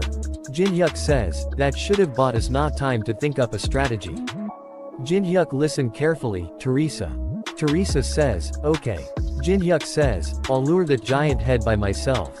Teresa says, pardon, you want to lure him after we barely got away from him. It's okay. We'll have to face him sooner or later if we want to clear this floor. Jinhyuk says, while I'm luring him, you evacuate the others. I'm sure they've got no way of leaving now, since their precious return stones turned out to be a scam. I'll try to clear the 5th floor as quickly as possible. It's become a bit complicated though, because I needlessly followed him. Teresa says, okay. Jinhyuk says, oh, could you remember this for me, just in case? Proxy sacrifice. Where? Giant head. Jinhyuk says, aren't you way too shit at tag? After that we see Jinhyuk is running away and Proxy is following him. Teresa is seeing all that hiding. Jinhyuk says, you just need to use it at the right time. Teresa says, at the right time. When would that be? Jinhyuk says, you'll definitely feel it. When that time comes. She pick up the hockey and thinks, yes, I'm sure I'll know when the time comes. I'll save those people from earlier first. Jinhyuk thinks, Teresa must have gotten far enough. He activates, Eye of Gluttony. A message popped up saying, warning. An act that defies the 5th floor's causality has been detected. Jinhyuk says, Rotting Heart, is showing interest in you. A secondary advancement condition has been generated. Rotting Heart suggests that you become their sword. You may advance to Dark Apostle once you accept the condition. Jinhyuk says, Rotting Heart. One of the absolute beings of the tower, just like Alice, who resides in the upper floors of the tower. He is commonly called the Demon King in this place. In such a place, where skills have been sealed by borrowing the Demon King's power. If one tries to break through the restraint in any way possible, the will receive attention. A message popped up saying, Dark Apostle. Dark Apostle. It boasts extraordinary power, but one must live as the Demon King's pawn for the rest of their life. The people in the Demonic Human Association would have accepted with their mouths foaming. But, how could a tiger possibly become a dog's subordinate? Jinhyuk says, I refuse. Demon gets angry and a message popped up saying, Rotting Heart is enraged.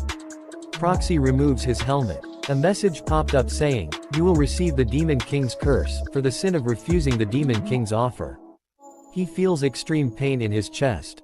A message popped up saying, you will become the target of all demons.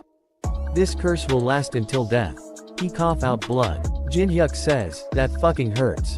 Jinhyuk says, but. Jinhyuk says, are you guys just gonna stand there and watch? Come at me. Then we see that all the other players are caught, they are begging for their life. One of them grabs a girl's head and says, sacrifice for our god. Teresa appears there and ready to attack. She hits him on the face. Teresa says, take care of the others. She says, hello. The other girl starts to panic and says, it's no use. We're all gonna die here. We can't get out of here. She's already been engulfed by fear. One of the men attacks her. Teresa blocks the attack with the hockey. She hits him in face. She says, don't give up. We can all get out of here safely. Teresa says, so grab your weapon and stand up. My comrade is in the middle of clearing the 5th floor. Proxy picks up a man and starts walking. At a prison everyone is screaming and crying, we're all gonna die. We should have never come to this damn place. I was planning on returning right after getting some items. One of the guards shouts and says, shut the hell up. We'll torture you if you don't stay quiet. Guard bow down in front of leader and says, I've silenced him. Please continue your conversation. Leader says, yes, thank you. Is that him? The man with him says, yes it is. The man is Demonic Human. Demonic Human says, it's our first time meeting in person. Kong Jinhyuk. Jinhyuk sees him and thinks, this mana belonged to a human. Since he's on the same side as the 5th floor boss, is he a demonic human? Jinhyuk uses Eye of Gluttony. A message popped up saying, status window inspection has failed. The subject is currently activating a high-level mental barrier. Jin-hyuk thinks, mental barrier. I was planning on using this in my fight against a cult leader. But I guess I have no choice. A message popped up saying, you have used white pill. Increasing one of you stats twofold for 10 minutes. Increasing adaptability stat from 10 to 20. Another message popped up saying, Eye of Gluttony, sees through the subject. His name Hassanveld. And his level 38. Jin-hyuk sees his stats window and thinks, if he's a Knight of the Round Table, then he must be the demonic human association Begshot that Melina talked about last time. A big shot much greater than I expected appeared. He give an evil smile and says, I was too busy suppressing the darkness within me. Cult leader say, are you sure this is the person you spoke of? He doesn't seem to be alright in the head. Demonic human says, I'm certain. Leader says, even I'm not this bad. You two can talk it out. Alice is laughing so hard that she starts to cry and starts hitting the ground. Jin-hyuk thinks, I'm cringing too, so just pretend you didn't see anything, please. Demonic human says, you don't seem to understand what's going on. Are you aware you've been captured to become a sacrifice? Jin-hyuk says, you think you can imprison my madness of destruction? How foolish of you. Demonic human thinks, what's with him? Could he be hiding some sort of trump card? With this skills he's shown up until now, that is more likely. Demonic human says, I already know how powerful you are, Kong Jin-hyuk. But now that your skills are sealed you cannot survive in this place. We see someone screaming and throwing up blood. Demonic human says, do you hear that? It is the sound of the live sacrifice ritual that you will all be a part of. A gruesome and slow death that your sanity cannot endure awaits you. He brings out a key and says, however, I could give you this key if you tell me everything you know about Unknown. Jin-hyuk thinks, a key. Jin-hyuk says, you wish to know Unknown's true name. Then I will present an answer to one who reveals their true name. Demonic human thinks, my true name. He's going to die anyway. He grabs his mask and says, my name is Hassanveld. I'm also known as Lancelot. Are you satisfied now? A message popped up saying, the condition has been fulfilled. You have successfully copied mental barrier rank S. It's your turn now. Tell me about Unknown's identity. I'll only say this once, so listen carefully. Unknown is. Demonic human says, I see. I'll keep my promise. I hope you have a quick death. One of the other prisoners run and grabs the key, and tries to unlock the door. But was not able to and says, what the hell? There's no keyhole. Jin-hyuk thinks, they'd obviously pull something like that.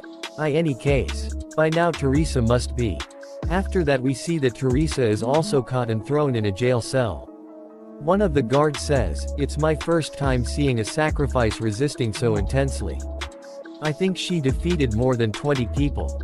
That's an attestament to her vitality, so I'm sure our God will be happy. Teresa says, where are the others? The girl with her is shouting and hitting other prisoners saying, this is all because of you lot. If only you bastards weren't here. It's all your fault. Teresa stops here and says, what are you doing? Stop it. She says, you're only shielding that person because you don't know.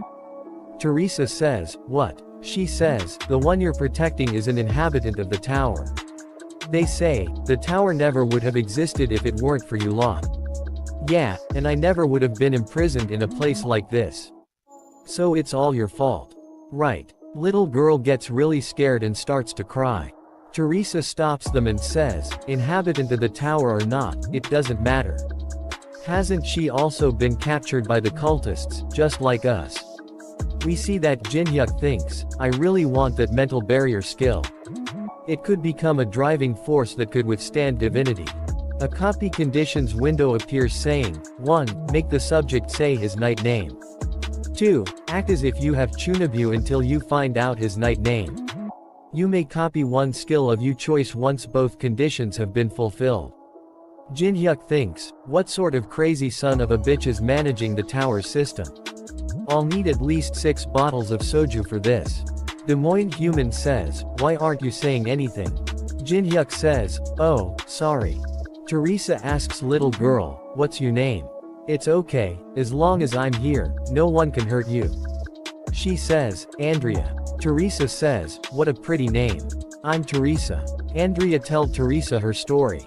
She says, the devotees came to our village one day. They said they'll save everyone in the village if the villagers offer on person as a sacrifice. Once they said that, the villagers said that I, who doesn't have parents, need to step up for the sake of the village. Saying that it's a meaningful duty. And that it can't be helped. Teresa says, I see. You must have been very lonely, Andrea. Teresa thinks, although she's a tower inhabitant, she's no different from an ordinary human. Teresa listened to one of the guards saying, hey, we're supposed to prepare the next batch of sacrifices. Select one from each room. If no one is selected, you will all participate in the ritual together. Struggle as much as you can if you want to live for even a little longer. All of them gets really scared after hearing that and says, again. I don't want to. No, I refuse. One of them says, wait. Yeah, let's send that kid out first. She's not even human, right? Teresa says, wait, stop. Don't make such rash decisions. Get a hold of yourselves. One of the guards is enjoying seeing all this and says, good, struggle more. The Lord is even more delighted. And another guard is confused to see what is happening. Jinhyuk says, I volunteer. Any objections? His cellmate are also confused and says, no, go ahead. They tie him up and some other people as well. They all are walking to somewhere. He bring out a pill out of his mouth and throw it in the water system right beside them. One of the guards sees him. He starts to whistle. Jinhyuk thinks, the necessary preparations are now complete. Teresa should have been captured and be behind bars by now. And considering her personality, she would definitely volunteer herself. It's my first time progressing through this section like this, but it's going rather smoothly.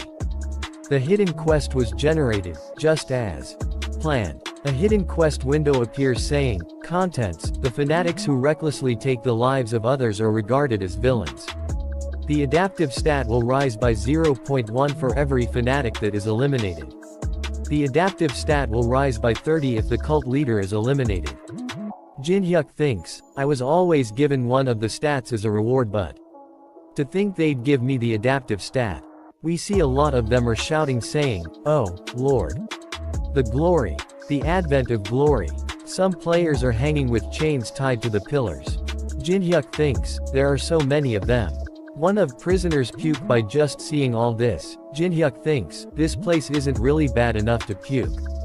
Bearing out the next batch of sacrifices. They lower the gate, and ask prisoners to go ahead.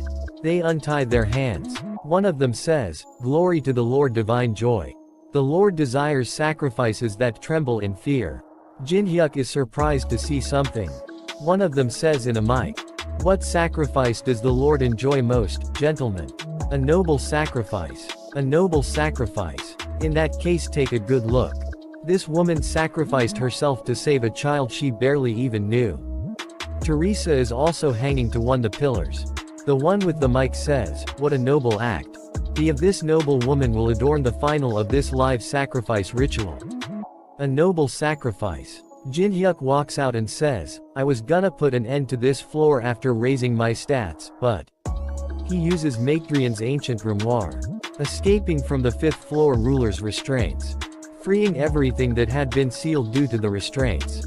Jinhyuk gets really angry and uses element of fire and says, fuck that. He can use all his skills for 10 minutes. He uses the element of fire on the pill that he thrown in water system earlier. He activates red pill, blaze. It blows up everything around him. They all get scared and says, what the could that be a skill? Impossible. Skills should be unusable here due to the Lord's commandment. He bring out his dagger and throws it toward the chains that ties Teresa. Dagger hits the chain and cuts them. She starts to fall and Jinhyuk grabs her in midair. He checks her heartbeat. He gets really angry and bring out his full power and says, raising stats or whatever, I don't give a shit. And he bring R a black pill. And says, I'll exterminate you all. He breaks the pill using his teeth. A message popped up saying, using black pill dark. Unfolding black barrier. Some huge clouds of smoke appears, they all can't see a thing. Jin-hyuk bring out his twin dragon swords. And activates the Grave of Swords. They say, "Shit, where is he?" One of them throw his weapon and start to pray saying, "Oh, God of darkness, please answer my prayers. Oh, Almighty Demon King God, please guide use." They some intense energy and says, "This energy is the Demon King God's energy." They all gets excited and says, "He answered our prayer." Jin-hyuk cut them all down. A message popped up saying, "The villain has been disposed of, the adaptive stat has increased by 0.1. He kills some more of them and his adaptive stat keep increasing." After that we see that Teresa is laying unconscious in middle of all this. We see a flashback where she was protecting the little girl. One of prisoners says, "We'll send out that brat who isn't even human first." Teresa says, "How is that fair? She's still a child." They gets really angry and says, "Child, that thing's just an NPC. Hand it over." Teresa hits them and says, "You must think I'm easy to handle just because we can't use skills here. But don't misunderstand. I'm confident I can win even if all of you face me at once." They says, "Then are you saying you'll be the one to choose?" Teresa says, "Yes, you're right. I'll be the one to choose. After acting like a goody two-shoes, you're just like the rest." Teresa sees toward the child and smiles. And says, "I'll be back." Guard gets really excited and says, "What a noble sacrifice." After that we see that a lot of the cult member are dead. Teresa wakes up. Jin-hyuk says, "You pushed yourself pretty far again." She smiles and says, "I knew you'd come." He cut the chain and free her. He obtained 23 adaptive stats. He thinks, "Now as long as I defeat the cult leader and escape." Teresa say, "I have somewhere, I have to go first, Jin-hyuk." They open all the cells. She gets back to her cell and says, "Andrea." Andrea says, "Teresa." She hugs Teresa and starts to cry. Teresa says, "Thank God you're safe." Jin-hyuk is confused to see that and says, "What's going on here?" Teresa says, "Andrea is an inhabitant of the tower. They were dragged here by the devotees and forced to either become a sacrifice or become one of them. Only 2.5 minutes are for the effect of Macrian's ancient grimoire's effects to end." Jin-hyuk thinks, "I can't believe she made me use my precious 10 minutes on this. Wait, if she's an inhabitant of the tower." He give an evil smile. He goes near Andrea and says, "Andrea, right." Jin-hyuk says, "Why didn't you become a devotee? All the inhabitants here are madly faithful to God." Andrea says, "I didn't want to believe that there was something like a God. Even the villagers in my hometown sold me because I had no parents. If there really is something like a God, then they would be responsible for creating this despair-filled hell. So if this was God's plan, then I'm sure he's a Dutchbag." Jin-hyuk says, "I'm not sure if this will console you, but I'm similar to you.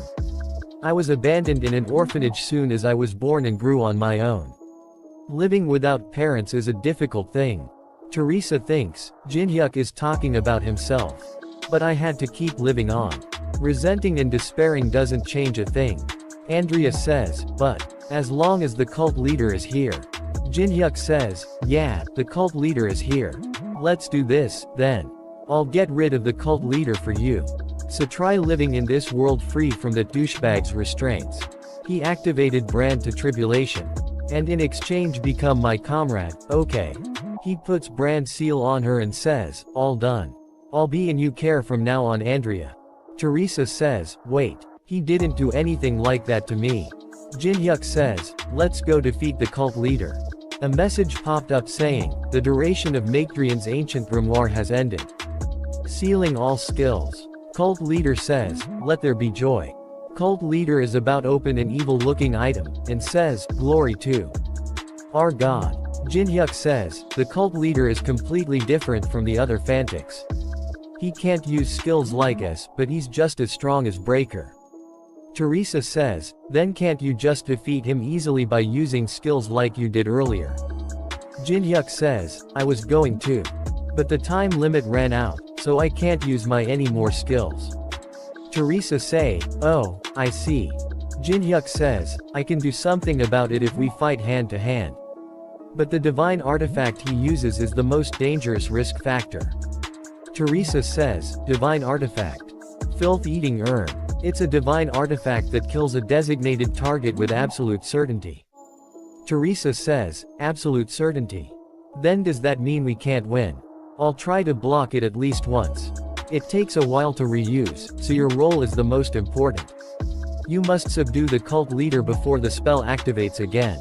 We're here. Are you ready? They both says, yes. Jinhyuk says, keep this in mind.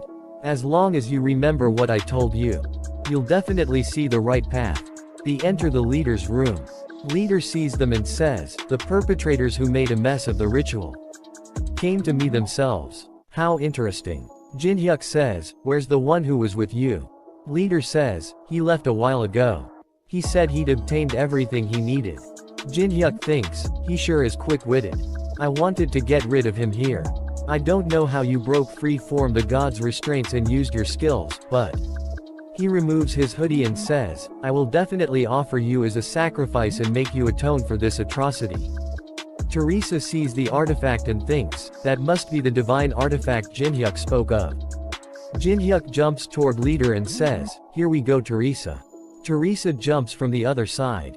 Jinhyuk kicks him, he blocked his kick with his arm. Teresa kicks him on the leg, he loses his balance, Jinhyuk kicks him on his head. Jinhyuk shouts and says, now. Gag him. They tie his mouth so he can't speak. Jinhyuk jumps toward him. Leader throws Teresa away. She hits wall. Leader's punch is about to hit Jinhyuk.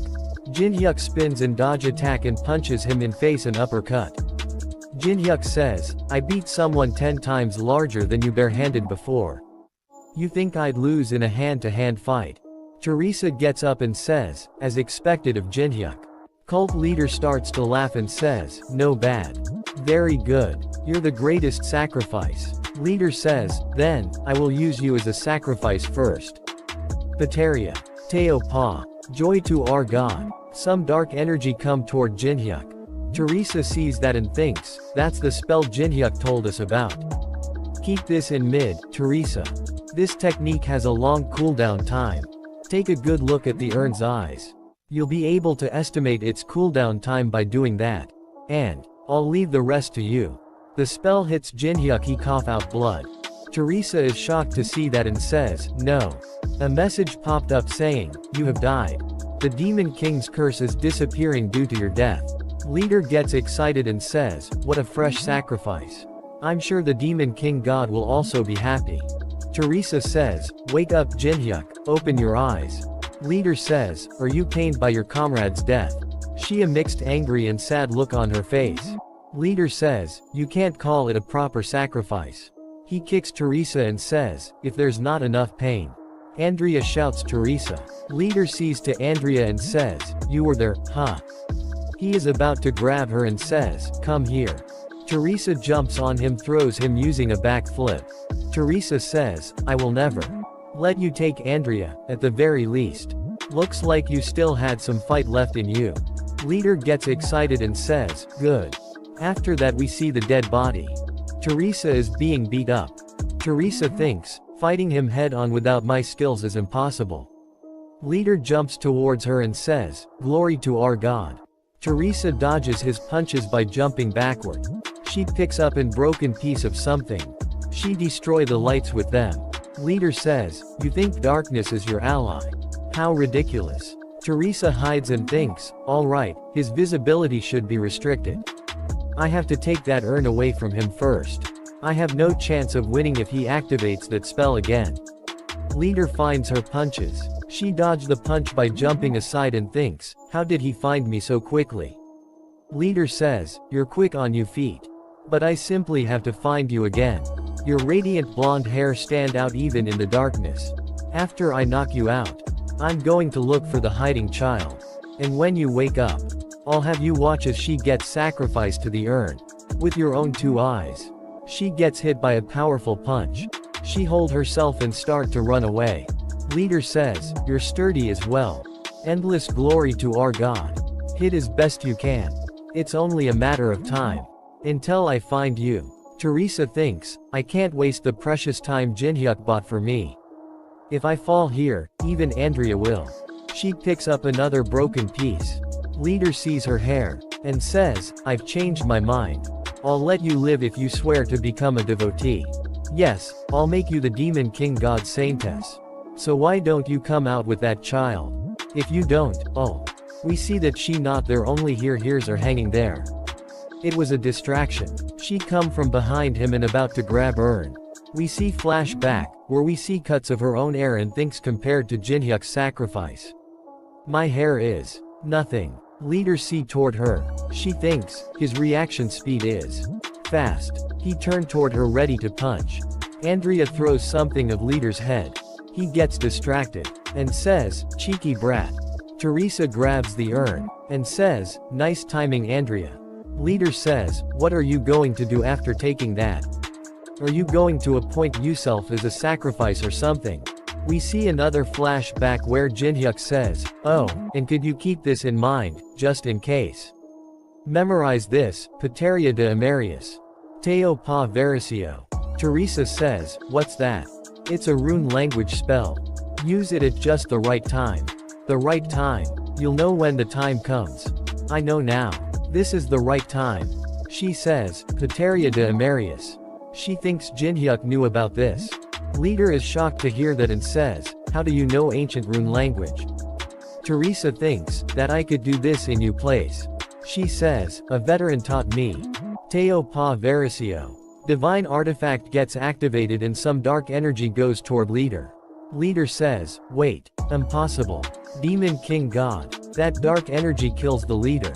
A message popped up saying, the boss of the 5th floor has been defeated. She picks up the Andrea and says, are you hurt, Andrea? Andrea says, no. Andrea points toward Jinhyuk and says, but that Oppa. She says, I did it. Jinhyuk, wake up. I'm sorry for following you as I please. I won't do it again. So please wake up. She starts to cry really hard. A message popped up saying, the Demon King God's authority had disappeared due to the absence of a boss monster. Lifting skill usage restrictions. Blessing of the Star, activated, and a message popped up saying, you can revive once, as long as the death is not instant.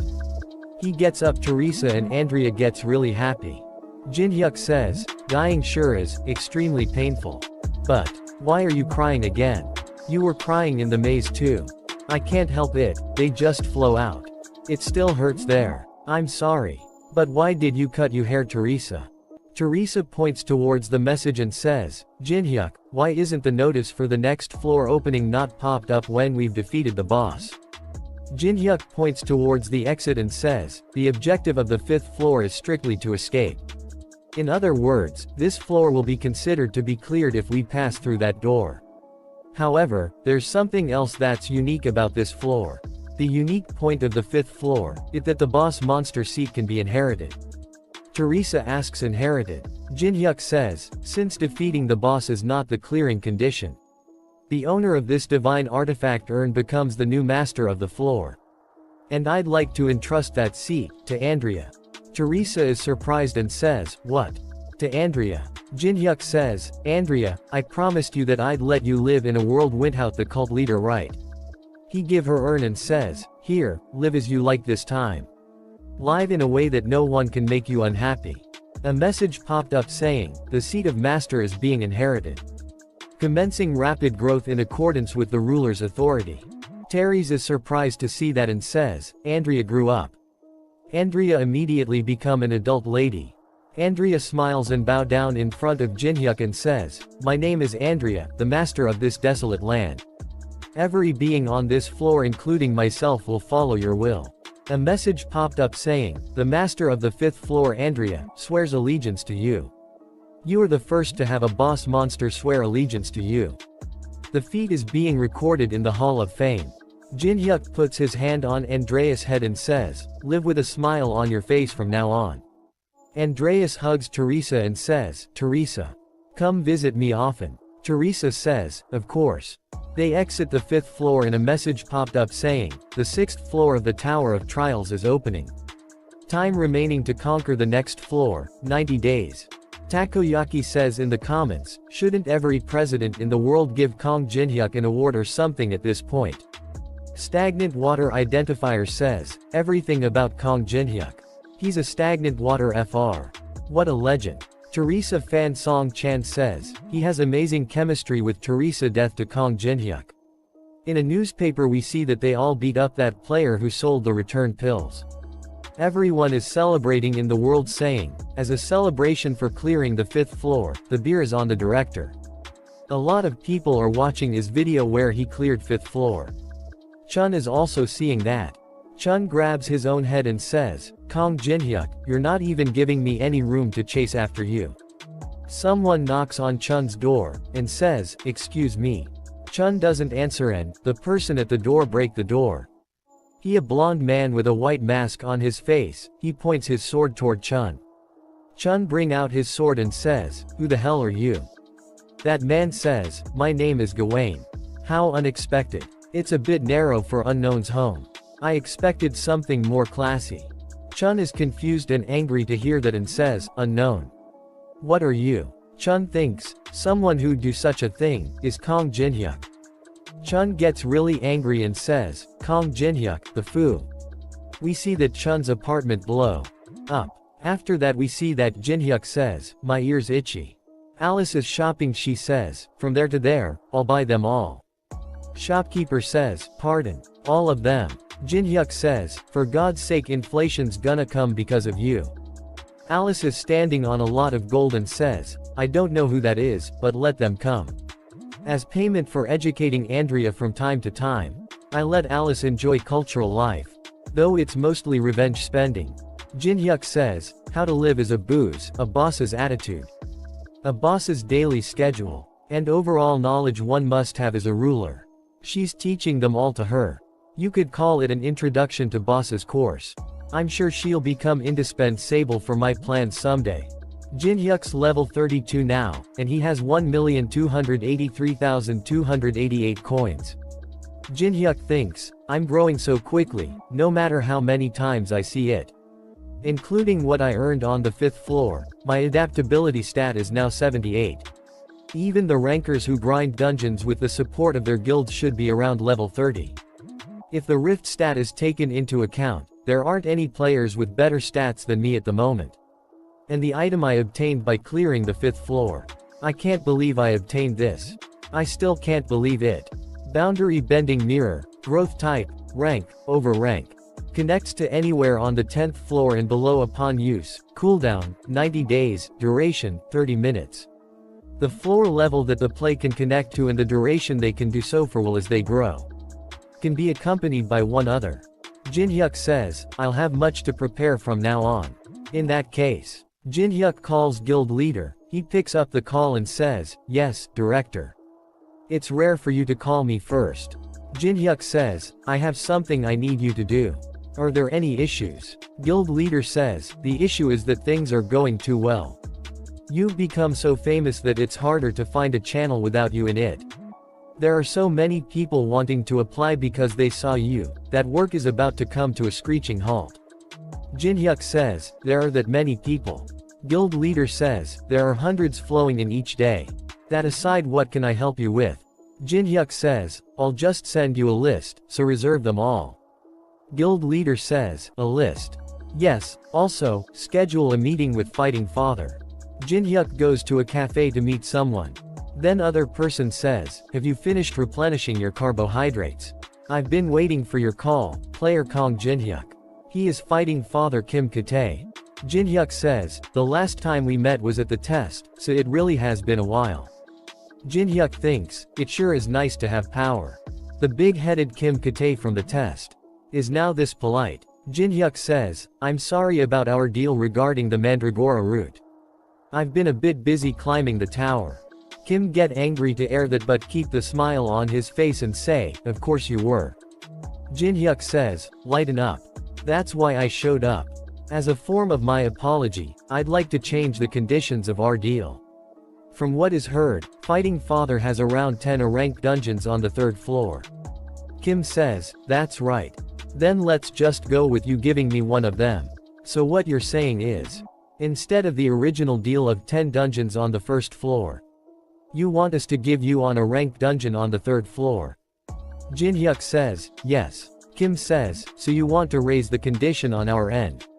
Despite you not having even told us the antidote recipe you promised yet. Jin-hyuk smiles and says, yes.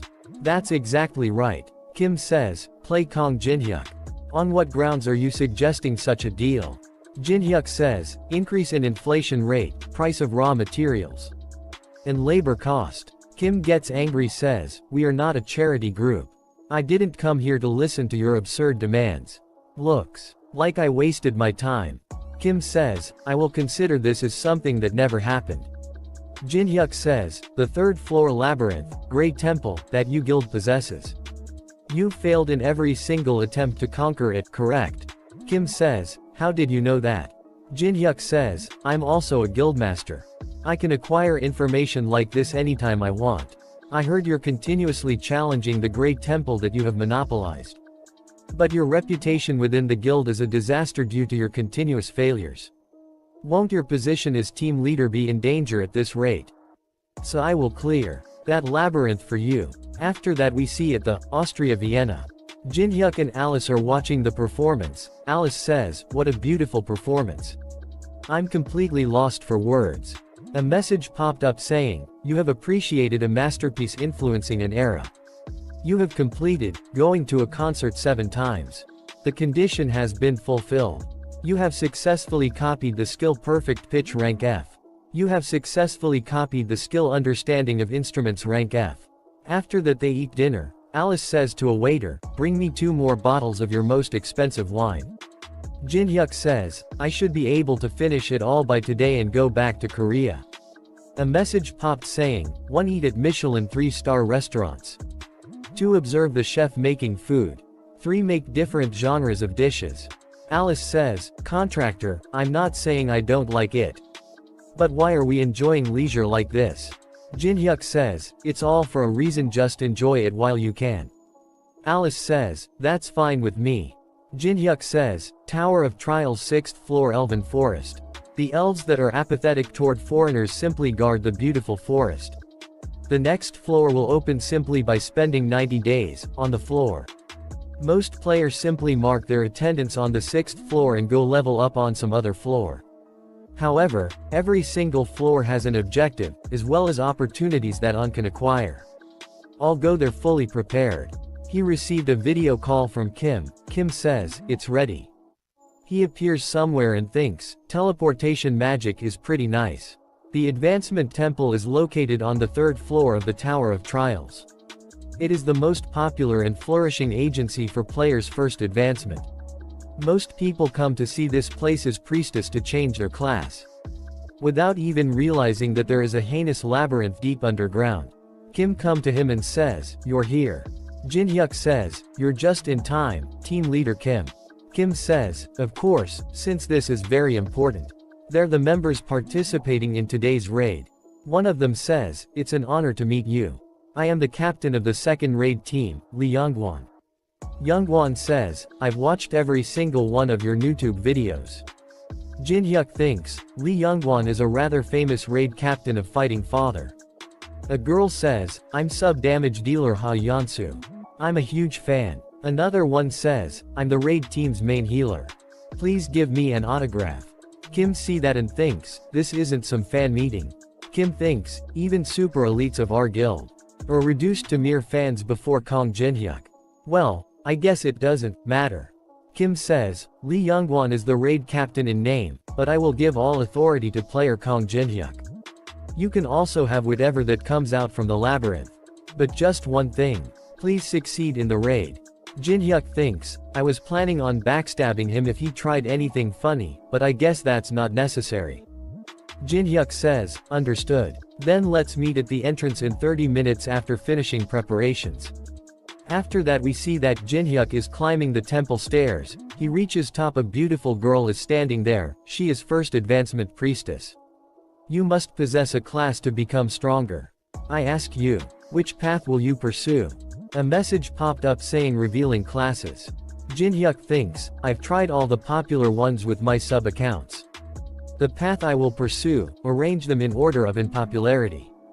Jin-hyuk says, it's unpopular and hard to play.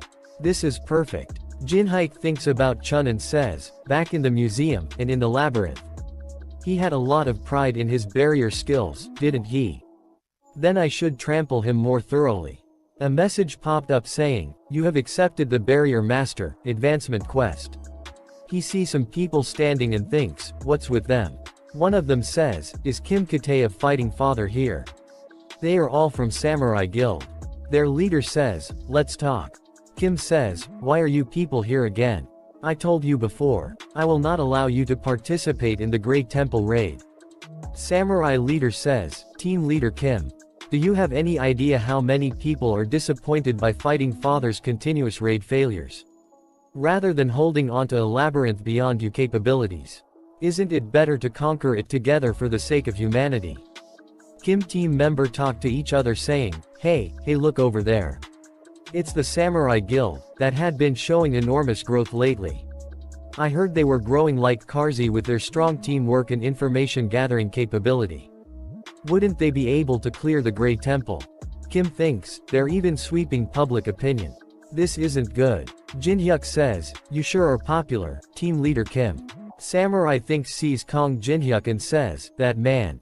It's Kong Jin-hyuk, the Korean ranker. The Korean S rank, Kong Jin-hyuk.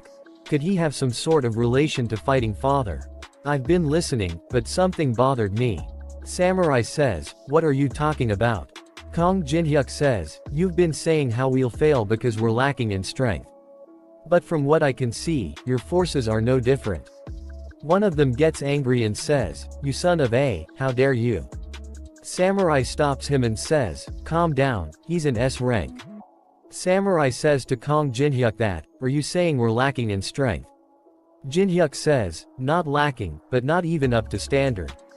Kim's team member thinks, since he said they're no different from us, are we also no up to standard? Samurai says, it doesn't matter what you say. We have a strength that can't even be compared to you guys. Jin-hyuk asks strength. Samurai says, we have a real veteran who's climbed all the way up to the 30th floor of the Tower of Trails. Jin-hyuk is surprised to hear that and thinks, 30th floor. Kim's team starts to says, did you hear that? They have someone who climbed up to the 30th floor. No wonder they've been rising up so quickly. Samurai says, we already have information about territories that no one even knows of. Whatever traps there are and strategies we need, we can prepare for them. We will use this knowledge and become the first heroes who save humanity from the Tower of Trials. And it wouldn't be bad if we become rich in the process, either. Jin-hyuk activates Eye of Gluttony. And his words are the truth. Jin-hyuk thinks, that means he believes that is the truth, at least. Then I'll just find the one who spouted such bullshit. He uses Eye of Gluttony on all the members of Samurai Guild. He found him. His name is Takeshi level 27. Takeshi has a skill called Hemi Foresight. Jin-hyuk thinks, a half-baked foresight that can see into the upper floors based on its mastery. He gets really excited and things are getting interesting. We see a flashback where Samurai says, should I actually got it right? The trap really didn't activate. You're a real one. Takeshi thinks, no one knows that the ability I happened to acquire is half-baked. I thought I'd be able to get better treatment if I hid it as something whole. No, I was sure of it. How is it a lie if no one knows? Takeshi sees toward Jin-hyuk and thinks, but this guy. Why is he staring only at me? Jin-hyuk says, I don't know who it is, but hey, must be amazing if they rose up all the way to the 30th floor. Information from above the 10th floor hasn't been leaked anywhere, has it? Samurai says, you know you stuff. Information is the most powerful strength in this era, why don't you just let us accompany you obediently? Kim says, you think I'd believe such bullshit? Jin-hyuk stops him and says, you should have told us that earlier, then, was there even a need for us to talk for this long? Let's head inside together. Finally, someone who is can actually communicate with. Samurai says, stop frowning, Team Leader Kim. We'll at least raise your reputation if we manage to clear it. Let's go. Kim says, what is the meaning of this? How could you let them go in with us? What's gonna become of us if we just let them in? After all our protests. Jin-hyuk says, Team Leader Kim, you wouldn't have let them in if I didn't concede to them, right? Kim says, of course. I would have done whatever it took to stop them. Jin-hyuk says, that's not good. Look at how much they want to become heroes. Shouldn't we at least give them the opportunity to experience whether it's easy or not to play heroes by laying their hand on someone's food? Kim thinks, this guy, what the hell is he planning now? Lee says, we'll be off as well, team leader. A message popped up saying, you have entered the Labyrinth Grey Temple. Guild member of Samurai Guild says, look at this. They're players who challenge the labyrinth first. How miserable it, there no way to turn them back. No, you can just consider yourself a goner if you lock eyes with it. Don't worry, I've already thought up a countermeasure. He bring out a shield of Perseus. Who you really have prepared for everything. Jin-hyuk thinks, they must have used a lot of money. I'm not sure if they even know how to use it properly though. A message popped up saying, the condition has been fulfilled. The second perk for the one who first conquered the tower has arrived. He thinks, a perk at a time like this. We getting my first class advancement quest and entering the labyrinth the trigger. You have acquired Moon Imprint. This ability will display its effect once the first class advancement is complete. Moon Imprint rank immeasurable. Description, reduces activation time of all barriers by 25% and increase the effects of all barriers by 30%. Another message popped up saying, if you find every lost language buried within the tower long ago, then you can learn the nameless barriers. Locations where you can find the lost languages will be shown upon you first class advancement. He sees that surprised look on his face and says, lost languages. I've seen them as I climbed the tower, but I could never find any clues for them. So all of this is the reward given to the one who first conquered the tower. He gets really excited and says, there's still something that I don't know about the tower. They prepare for combat. A gigantic cobra appear in front of them. Maintain formation. We'll break down its spirit. Main damage dealers, attack. They use fire attacks on the cobra. Leader of the samurai jumps, activates his shield and hits the snack. Lee sees that and says, amazing. They're so amazing that there's nothing for us to do. Damn, how pathetic. Jin-hyuk thinks, these fighting father guys still have a long way to go. They're demoralized just that. From what I can see, they wouldn't even last on minute against one Alice, even that's generous. We see that on the Tower of Trial's 5th floor. Alice says, no, how many times do I have to say that know how you do it? I'll show you again, so watch carefully. While looking down like this, okay. I command you. Submit. Andrea says, you really are different from just the feel alone. Alice says, of course, you and I are fundamentally different. If you get it, then try again.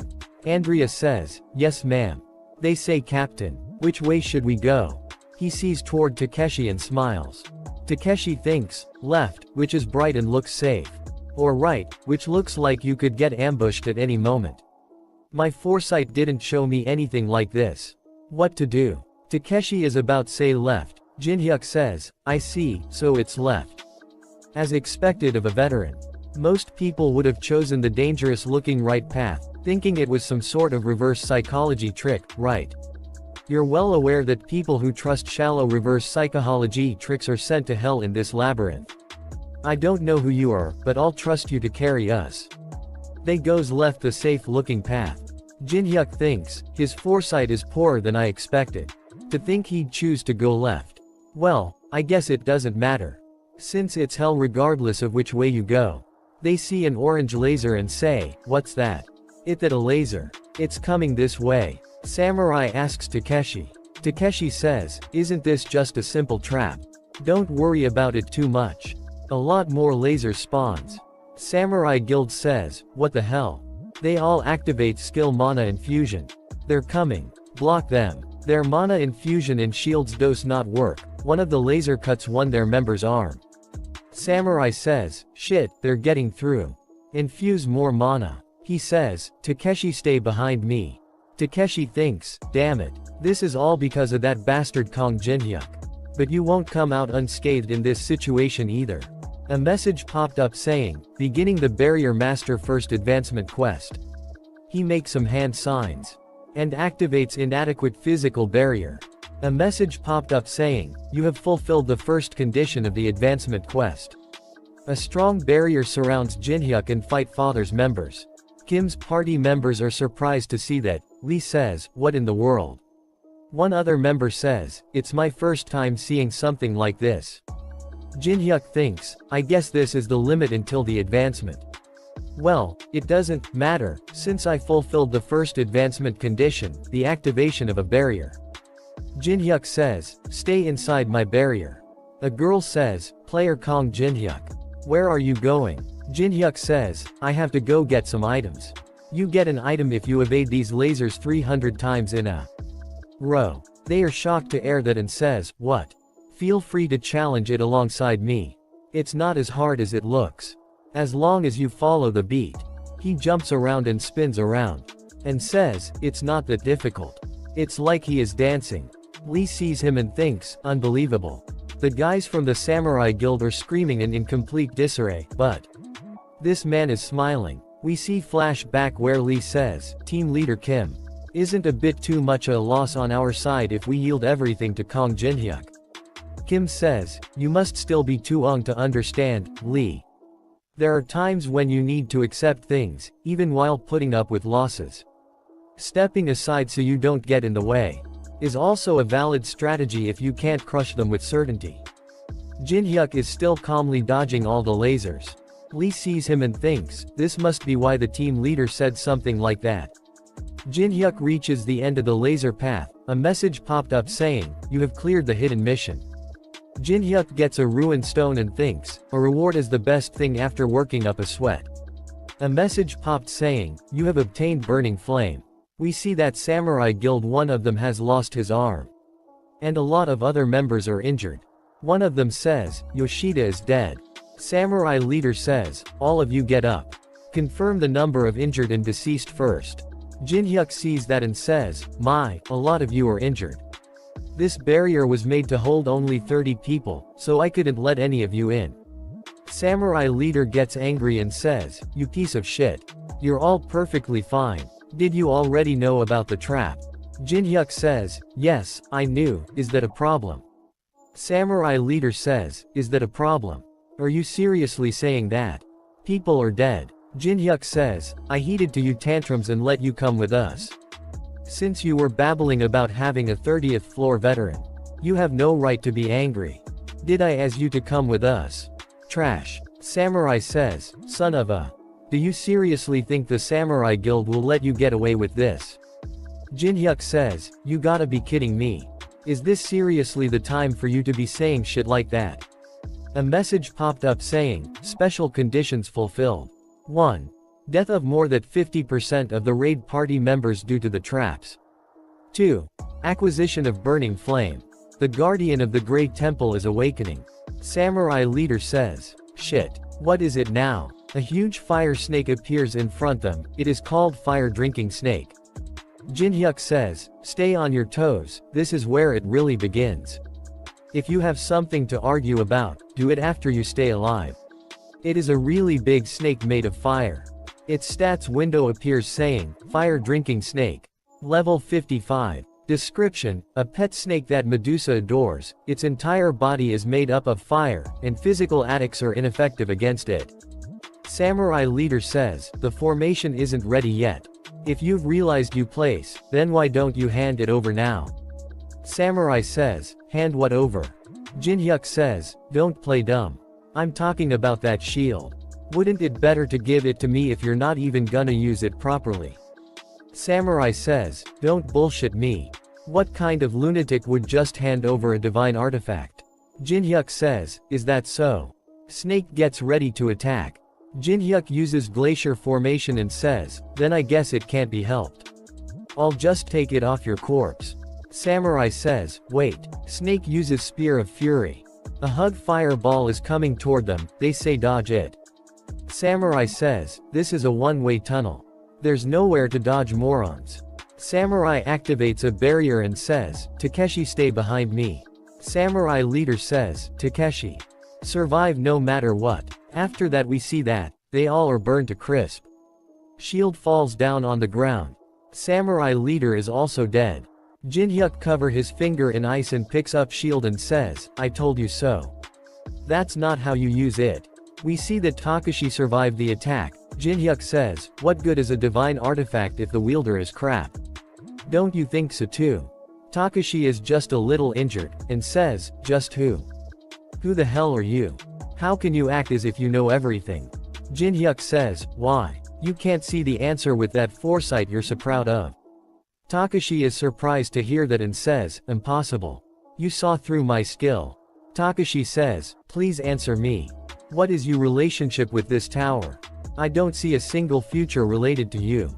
Snake is right behind Jinhyuk ready to attack. Jinhyuk says, it's a bit embarrassing to say it myself. Snack uses the same attack as before. Jinhyuk uses glacier formation. Jinhyuk gets really angry and says, how dare you start roaring.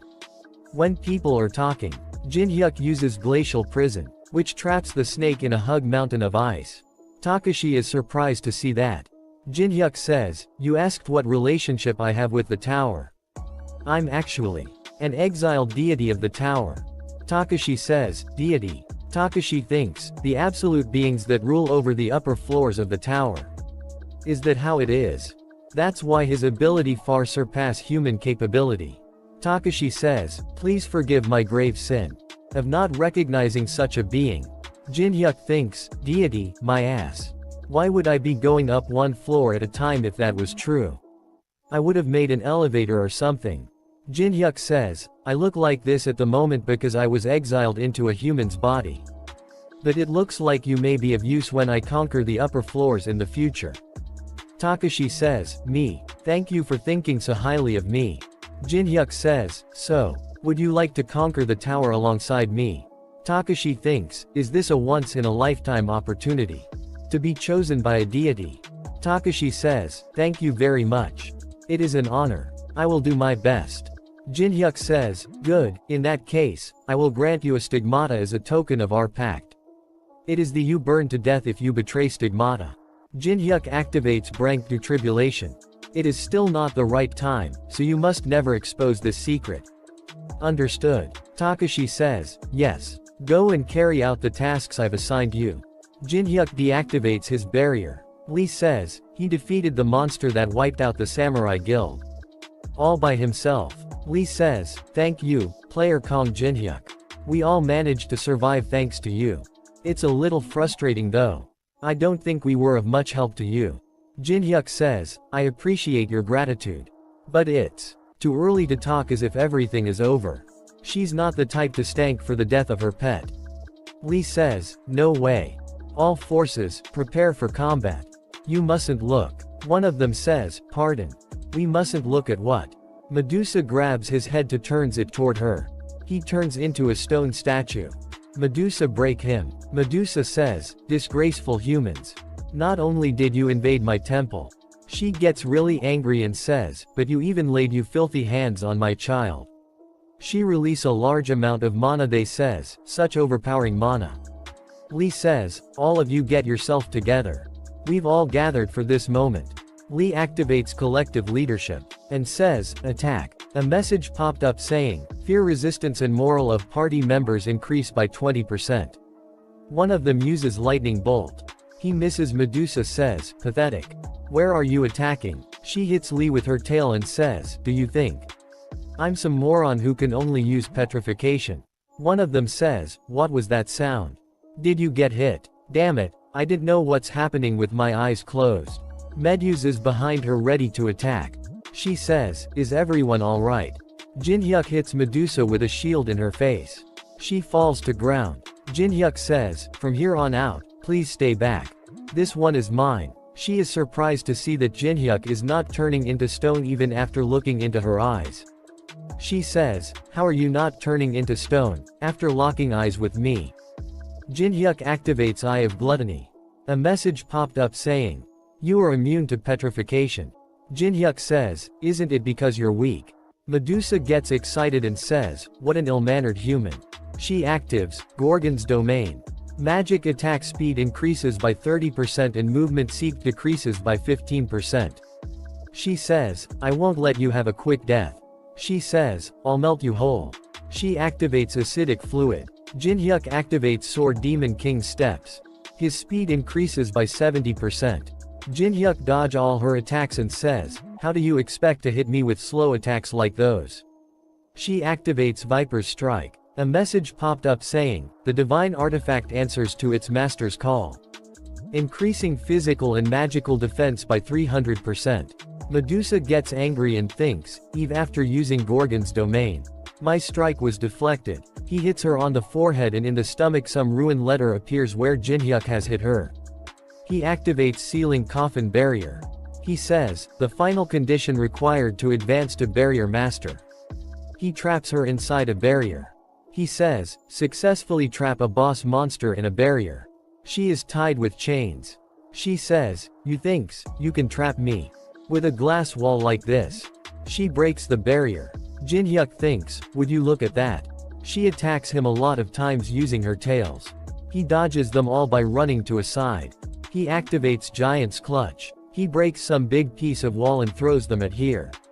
She breaks them using her tail and says, "How barbaric. Something like this won't work." So he is throwing more and more rocks at her. Medusa gets really angry and says, "Stop throwing those damn things at me." She thinks, "Wait, what's going on?" At a glance, it looks like he's just barraging me, but I don't feel any killing intent in his attacks. A big magic circle appears on the ground under her. Jin-hyuk says, "You caught on a bit too late." She thinks, he drew runes using the ashes from the corpses. He activates a 3-star barrier sealing coffin. A powerful binding force shackles the target. Jin-hyuk says, "You won't be able to break out of this one. I put a lot of effort into it." She says, "Release me this instant."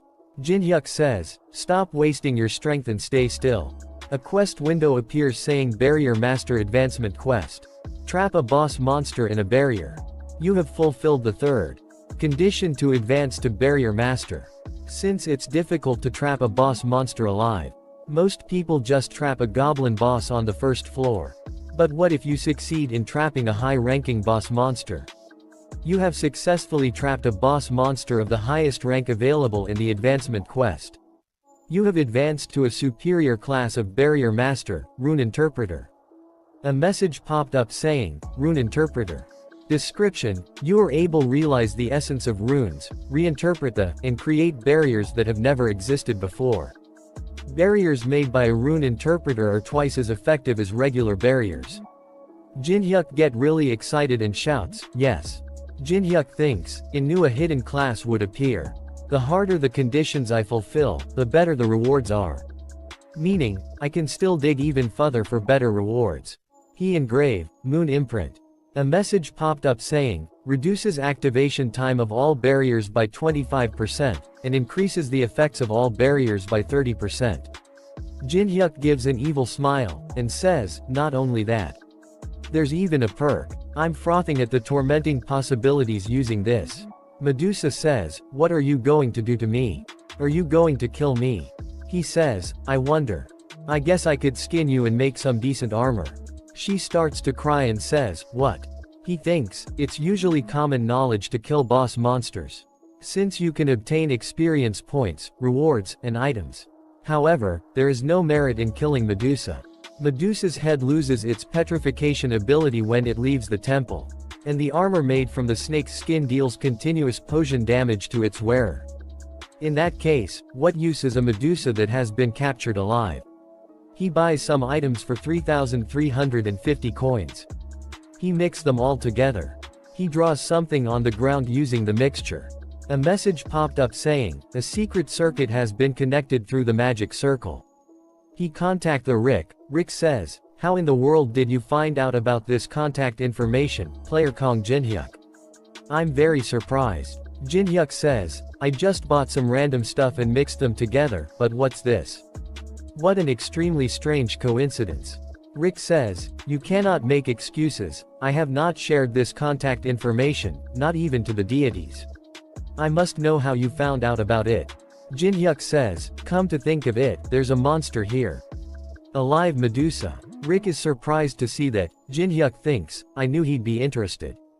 Jin-hyuk says, "You're an avid collector of anything related to Greek mythology, so you won't pass up on this." "Man, I was just about to finish it off." "Well, since you're here, you might as well watch." Here I go. Jin-hyuk activates Grave of Swords. Rick shouts, wait. You mustn't kill such a precious thing. Who cares about how you found my contact information? What's good is good. I will open a gate leading here for you. Let's talk face to face. Rick gives an evil smile and thinks, things may turn out very interesting with this meeting. Jin-hyuk thinks, what's with that smile? A gate appears in front of Jin-hyuk. Rick says, come in. Rick says, welcome to the 42nd floor of the Tower of Trials. The city of the ancient Egyptian gods. White Oasis. Jin-hyuk says, I can't believe I got to set foot onto the 42nd floor already. It's my first time coming face to face with a deity before reaching level 100, isn't it? Jin-hyuk says, I thought I was being transported to the Great Library, but I never thought I'd be brought to a place like this. Are you taking a vacation here? Rick says, I'd love a vacation, but I'm here for business. It is the residence of the Egyptian gods you know all too well about. They've been wanting to meet you very much. So I guess you could say things worked out well. Jin-hyuk says, the way he's talking. It must mean he found out about my lie of receiving protection from an Egyptian god. One of the residents sees him and says, hey, look, a human. I heard humans entered the tower, but to think one I already hear. Rick says, do you know this is Jin-hyuk? This is where Sphinx originally was. Though it's nothing more than a giant crater now. It was formed after it was revealed that you swindled in the name of Lord Anubis. Jin-hyuk picks up a small rock and says, what a waste. I heard it was a statue of high artistic value. Rick says, are you not afraid, Jin-hyuk, of the absolute beings of such great power, who rule over the upper floors of the tower? Jin-hyuk throws the rock and says, I wonder. Do I really need to be afraid? It's not even the 50th floor. Rick laughs really loud and says, how very amusing. You sure never disappoint me, Jin-hyuk. After that we see that Anubis punches his throne and says, you shamelessness know no bounds. Anubis says, how dare you stand before me after dirtying my name? We see that god Od Resurrection Osiris is sitting with him. Osiris says, what a sorry state you've ended up in, Anubis. Rick says, I, Rick Hennessy, pay my respects. Jin-hyuk says, it's not like I came here because I wanted to see you. I was just deceived by this old man. Anubis gets really angry and says, King Jin-hyuk, you insolent bastard. Anubis tries to step on Kong Jin-hyuk, but Rick puts up a barrier and protects him. Rick says, Kong Jin-hyuk is here by his right as my guest. You wouldn't think of defying the laws of this tower in front of me, would you? Rick sees toward the Anubis with a serious face. Osiris starts to laugh really hard and says, you're pretty funny today. Rick sees toward Jin-hyuk and thinks, player Kong Jin-hyuk didn't even flinch. As if he already knows about the laws of the tower. Anubis sighs, if I can't kill him directly, then I'll do it within the rules of the tower. Anubis summons a warrior. Deliverer of the dead. Rick thinks, the strongest warrior that can be summoned against a player on the 6th floor. To think he'd bring out the Deliverer of the dead. It cannot be defeated with Kong Jin-hyuk's current abilities. Now, how will you get out of this situation, Jin-hyuk? Anubis says, if you last 5 seconds against my warrior, I'll let you choose one thing from this temple's treasury. A message popped up saying, would you like to accept the duel request of Anubis, a ruler of the 42nd floor? Jin-hyuk smiles and says, I just have to last 5 seconds, right? Jin-hyuk purchased the royal blood. For 2 million coins, he has on 1,242 coins left. He uses the blessing of the star on the royal blood. Royal blood converted in holy royal blood. He accepts the duel, and activates Sword Demon King's steps. He killed a monster summoned by Anubis with just 1 hit. A message popped up saying, the extreme clash in attributes has resulted in a fatal effect. Damage increases by 1500%. The warrior of Anubis has lost. Jin-hyuk says, isn't that a bit too long? Anubis is shocked to see that. Osiris says, impossible. A mere human of the 6th floor defeated Anubis's warrior.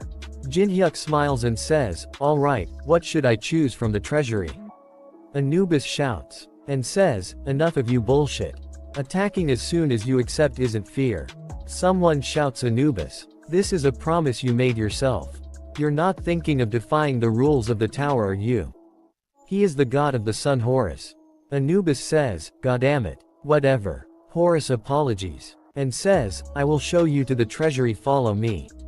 There are a lot of items in gold in the treasury of Anubis.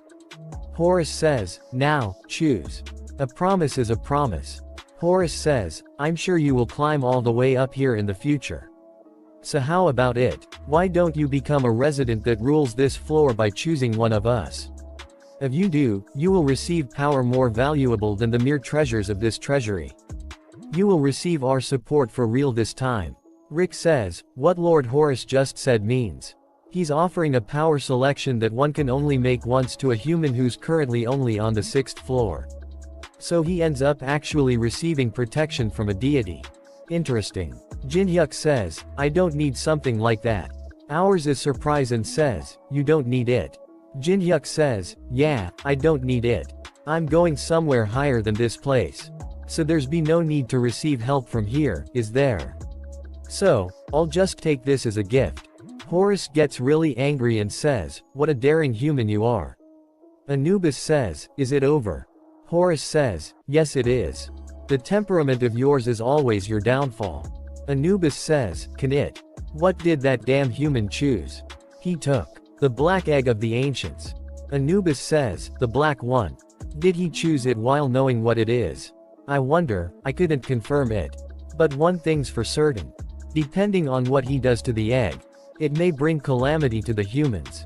Alice says, "What? Egg of the ancients? Why did you choose something like this? You should know it'll be really bad if it's hatched the wrong way." Jinhyuk says, "Really?" Alice says, "Well, let's say you somehow survive. But where am I supposed to go shopping if this thing blows the entire city away?" He summons her back into the ring. She gets really angry and says, "I told you not to summon me back and forth without notice." Jinhyuk says, "Stay in there for a bit." Jinhyuk gets really excited and says, "For the first time in a while, I thinks it's time I actually focus for real." Jinhyuk thinks, "The only information that I know about the ancients is a single phrase form the tower's eccentric adventurer, Faces. The solution is delicious mana. He uses element of fire on the egg, and also uses the glacier formation. Then he activates Blessing of the Star, and true heavenly flower cultivation technique. The egg of the ancients is absorbing the mana in the atmosphere." Jinhyuk says, "How's this? Isn't it appetizing?" A small and really cute black dragon came out of the egg. Jinhyuk thinks, "It hatched. It's looking for the mana that it just tasted. I'll gather all my remaining mana, and give it form." He compress his mana into a small pill. He gives the pill to Black Dragon. And says, "This is my first treat to you." Dragon eats the pill. Dragon gets really happy. A message popped up saying, "Engraving a stigma on the ancient." Another message popped up saying, "Your great achievement of being the first to tame an ancient will be recorded in the Hall of Fame. All beings of the tower are paying an interest to your achievement. Once you give you pet a name, its loyalty toward you will further increase." Jinhyuk says, "A name?" He picks up the dragon says, "Okay, since you're black with yellow eyes, let's name you Goguma." Jinhyuk think, "It's cute, but I won't have enough mana if I have to feed it." Dragon is really happy about his name and says, "Goguma.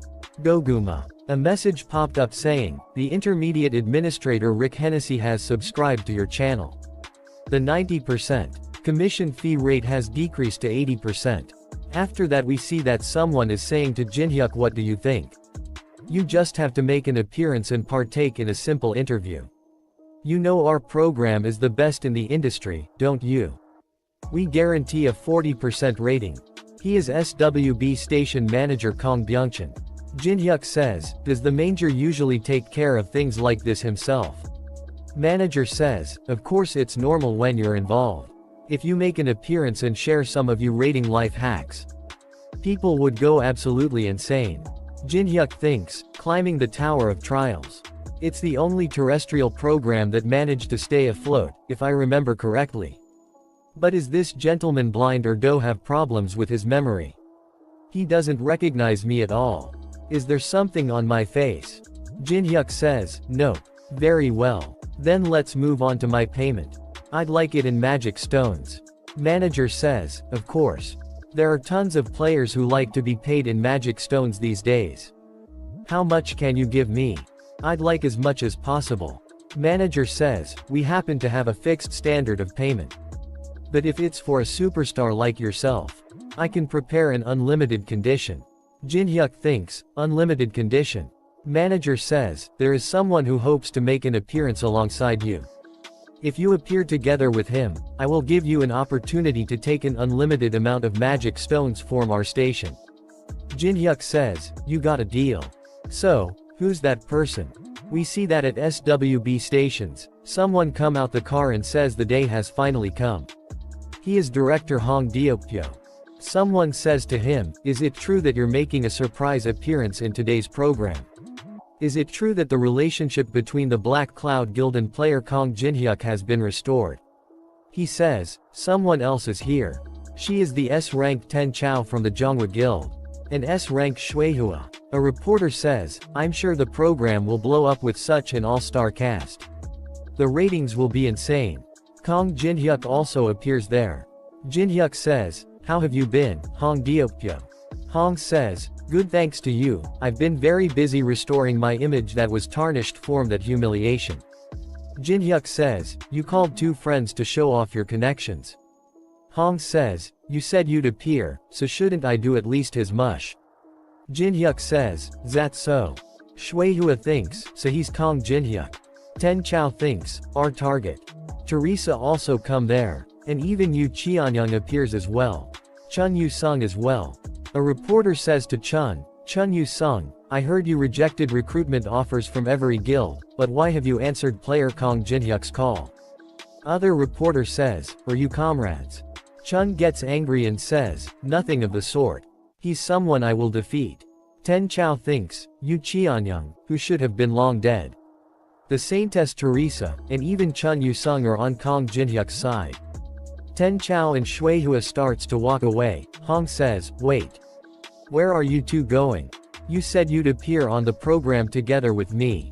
Ten Chao says, we've fulfilled our objective. We are no longer duty-bound to uphold the condition.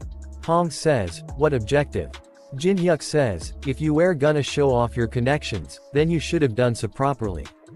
Hong says, after I worked so hard to create this opportunity. He grabs one of the reporter and says, wait, sit interview me. That reporter runs away, even leaving his pants behind. Hong gets really angry and says, you'd even take off your pants for him. After that we see that inside the station, Jin-hyuk is smiling with satisfaction. Chun says, are you reveling in Hong Deokpyo's despair? Jin-hyuk says, I'm grateful you're here, but I'd appreciate it if you didn't meddle in my private life. Chun says, what? Private life? What about how my house was destroyed because of you? Jin-hyuk thinks, oh, right, I told the demonic humans that Chun Yu-sung is unknown. Jin-hyuk says, I have absolutely no idea what you mean. Chun says, don't play dumb. Chun says, just from comparing the 16 video that I have of you. I can figure out that you're unknown right away. Jin-hyuk sees toward him and thinks, this damn stalker. Jin-hyuk says, that aside, what did you think? Chun says, about what? Security is checking their clothes. Jin-hyuk says, the guy sent by the Demonic Human Association. What did you think of him after fighting him? Chun says, that man named Gawain, he was fairly strong. But compared to our fights, it felt extremely light. That's all. Yu Cheonyang asks Teresa, what's your relationship with Mr. Kong, miss? Teresa says, a comrade who I trust more than anyone. Yu Cheonyang says, is that so? He says, she's got some competition. They sits in a conference room and says, someone says, we're starting the recording. Report says, we're here with some special individual in this episode of Beyond the Tower of Trails. First, player Kong Jin-hyuk. You're the center of attention due to your absurd clearing speed. Do you have some special know-hows for clearing the tower? Jin-hyuk says, special know-hows, oh I have one. That is to just do it until you get it right. Reporter says, I see. How straightforward. Then what about the third floor? Jin-hyuk says, you just have to dodge them all. Reporter says, then the fourth floor. You just have to dodge them all for that floor too. Manager says, how do you expect us to broadcast this? Do you have any idea how tremendous the losses are when we waste one broadcast recording? You've completely messed up the recording, so we're in complete disarray. And not only that, you've shamelessly come to get you appearance fee. Jin-hyuk says, answer any question you are asked, I simply upheld the contract. Do you expect that kind of far-fetched logic to work? Jin-hyuk grabs him and says, Lee Jong-soo. You remember who that is, don't you? Yes, that Lee Jong-soo who you just thought of. The streamer entertainment CEO who you treated as a brother. Together with Lee Jong-soo, you plotted to squeeze streamers dry with slave contracts. There was a time when we streamers come to this office together to protest. I was there too, don't you remember? Thanks to that, I learned many things about life. I learned what I have to do to not be a pushover. To us, who you were sucking dry thanks to the contracts you guys cleverly drafted up. Do you remember what you said? Contract-wise there's no issue. Jin-hyuk gets really angry and says, do you still think my logic is far-fetched? Manager says, opens a locker and says, this is our station's magic stone storage room. There are a lot of cases filled with magic stones. Manager says, as per the contract, we will give you the opportunity to use an unlimited number of magic stones in this room. For the next 2 hours, that is. Jin-hyuk sees toward him with angry look and says, 2 hours. Manager gets scared and says, it was written in the contract. Very small, in the corner. You can use the magic stones here to do whatever you want. And by the way, there are anti-theft spells cast on these stones, so they cannot be put in subspace inventories. Manager thinks in which case, the only thing he can do is to absorb the magic stones. However, the average time need to absorb a low-grade magic stone is 5 minutes. No matter how many magic stones he absorbs, the number he can absorb in 2 hours is negligible. If you need anything you can ask the staff members here. Entry and exit is very restricted here after all. One of the employees says, wow, it really is Kong Jin-hyuk. Jin-hyuk thinks, so his intention is to make my reputation fall into a bottomless pit. If I try to take the magic stones by force. Jin-hyuk says, very well. I'll use as much as I can in the next 2 hours. Manager says, a wise decision. Then I will see you in 2 hours. Please treat Kong Jin-hyuk well, you too. Jin-hyuk says, hello. Would you like to see something amazing? Manager says, Jong-soo. It's truly unfortunate you died an unjust death. But living people need to stay alive. Why are you back to haunt me? You're already dead, damn it. I've minimized the losses in magic stones, but how do I pull away from him? Should I place a few journalists on him and create some sort of controversy? I'll think it after I get out of this situation. He opened the room of magic stones and says, player Kong Jin-hyuk, were you satisfied with you 2 hours? We see that there is not a single magic stone left. Those 2 employees of his are playing the Black Dragon. Jin-hyuk says, oh, you're finally here, director. Do you have any more magic stones? My baby here is a big eater. Jin-hyuk thinks it's the price you pay for pulling tricks after still not knowing your place. I'll continue to use you for the rest of your life. We see the stats window of Goguma the Ancient, his has is 1 and level is 98.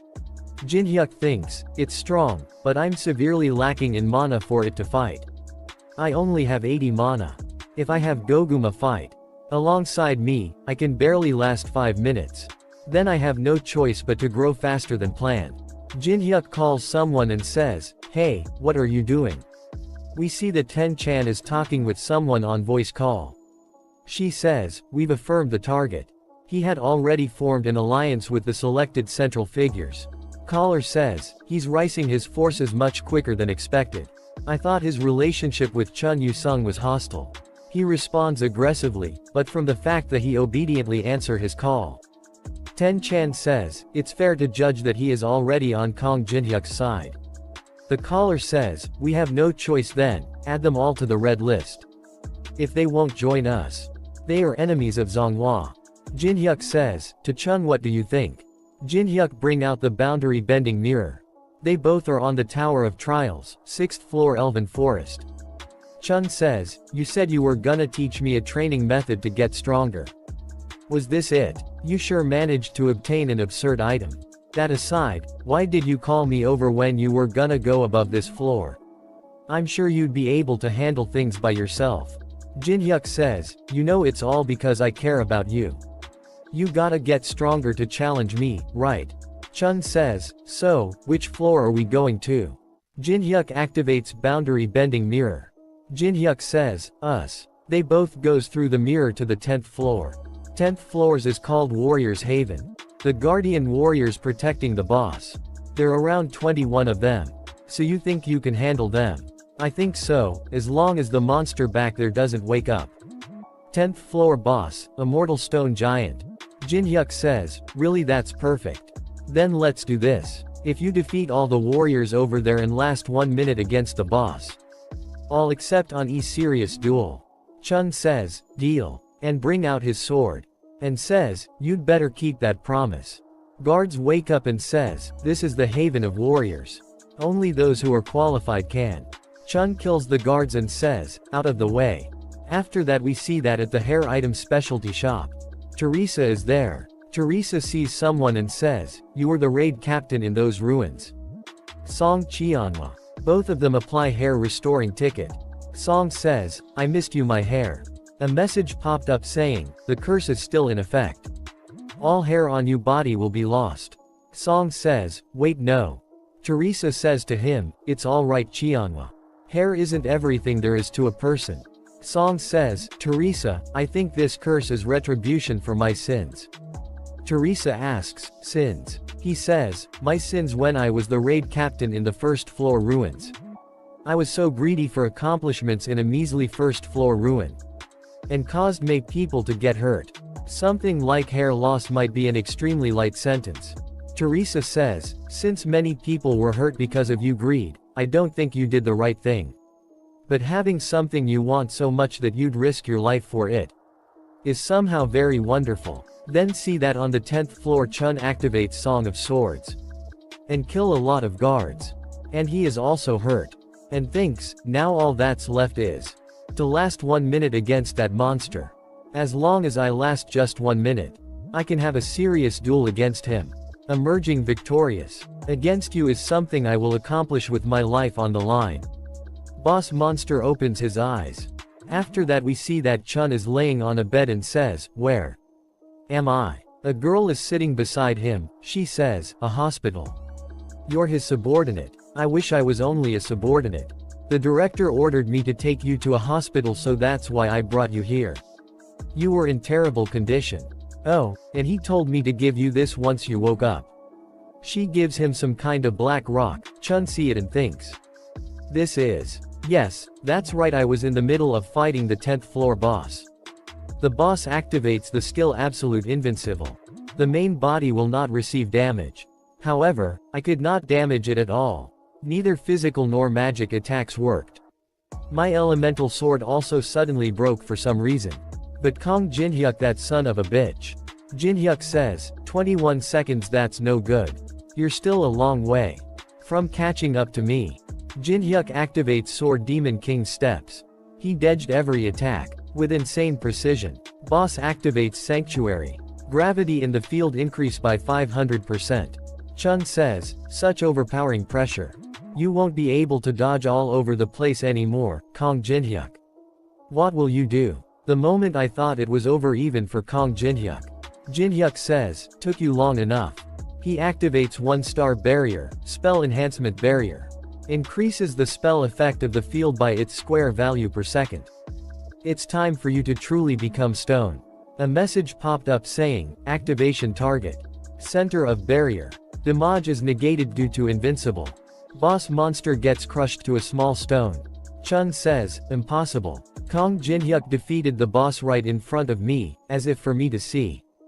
That is the last thing I remember. A message popped up saying, the 10th floor boss has been neutralized. Time left to conquer the next floor 90 days.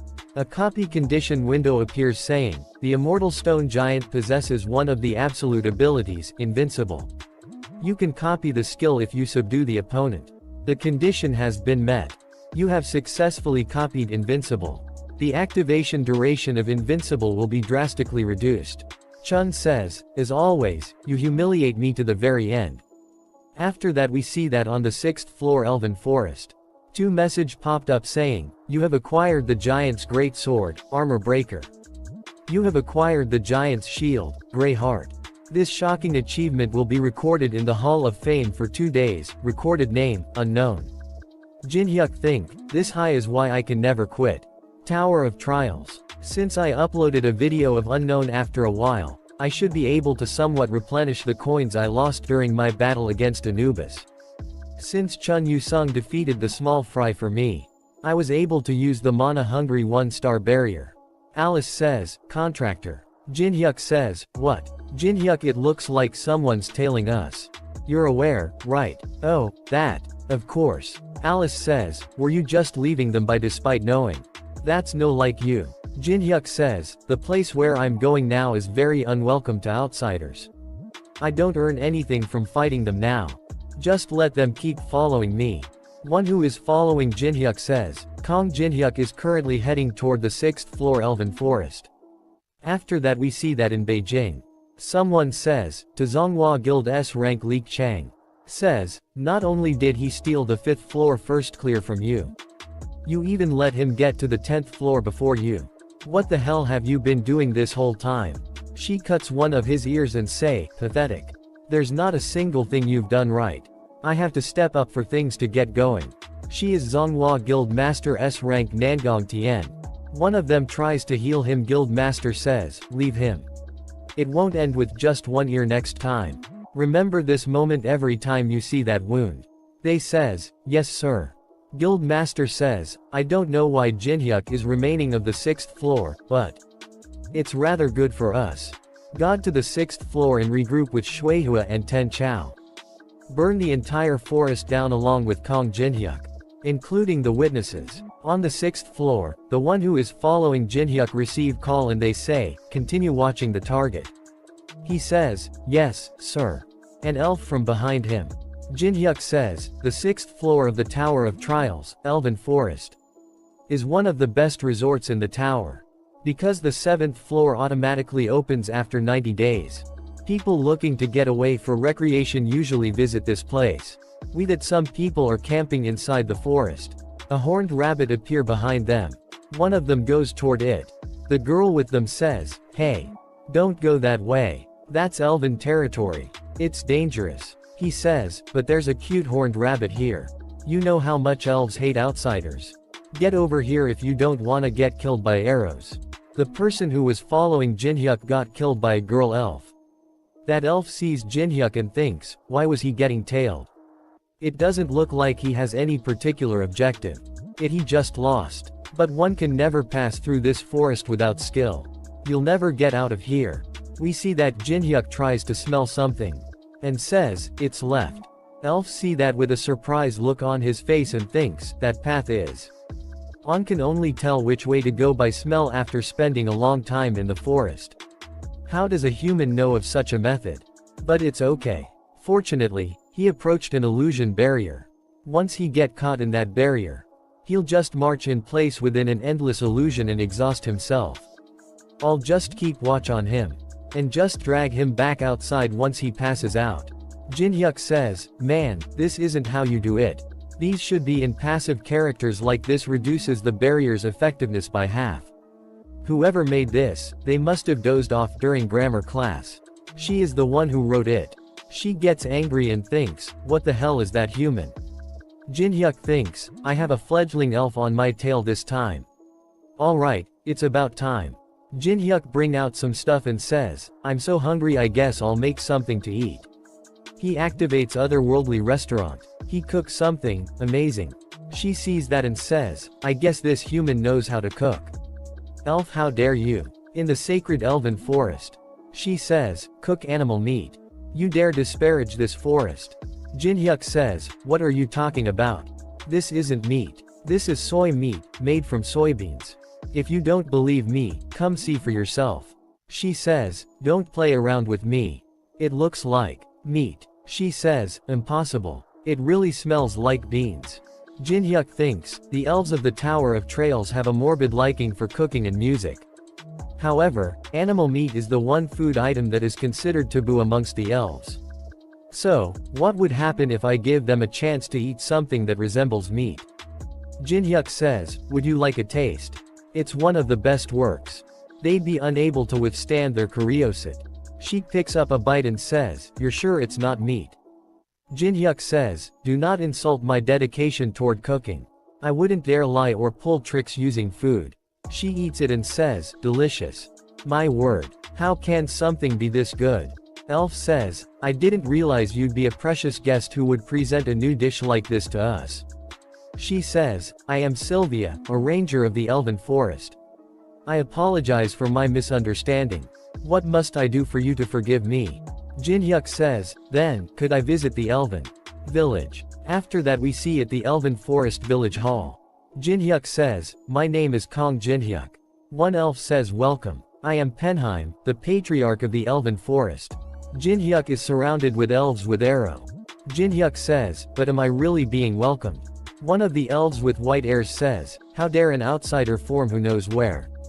Expect a welcoming. You humans do not have the right to set foot into this sacred forest. He is Teslon and his level is 30 and his age is 926. A copy condition window appears saying, he is a very prideful ranger. To copy a skill from Teslon, who takes pride in his bowmanship more than anyone, you must fire an arrow with higher accuracy than him just once. Jinhyuk says, he's the same as always. He was extremely wary of humans, even in the game. Well, I guess me making a complete mess of things here had a part in it. Jinhyuk says, I was invited here by Sylvia. As an arrow is about to hit Jinhyuk, Jinhyuk blocks the arrow with his dagger and says, your attitude toward guests need work. Should I have brought a gift or something? Teslon says, you have good reaction speed for a mere human. The next one will run straight through your forehead. Sylvia stands between them and says, Sir Teslon. Wait. This man is a guest that I invited as an apology due to my mistake. Teslon gets really angry and says, shut up, Sylvia. How can you still bring an outsider to the village? You'll need to take responsibility after we deal with this bastard. She says, I didn't bring him here blindly. He has great talent for cooking.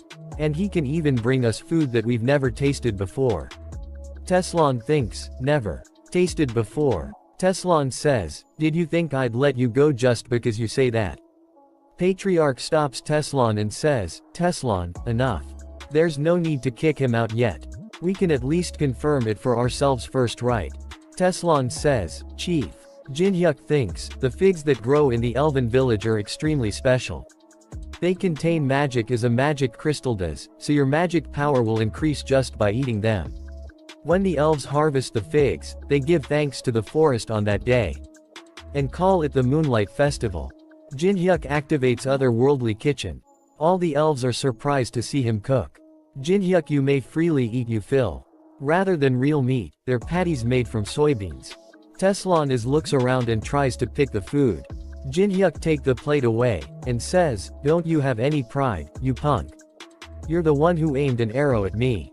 Everyone is eating, but Teslon does not get any food. Chief says, this flavor is quite extraordinary. He gets really excited and says, to think that an outsider could bring us such great joy. I've got a good feeling about this year's Moonlight Festival. We thank you, Great Forest Mother. Let the Moonlight Festival begin.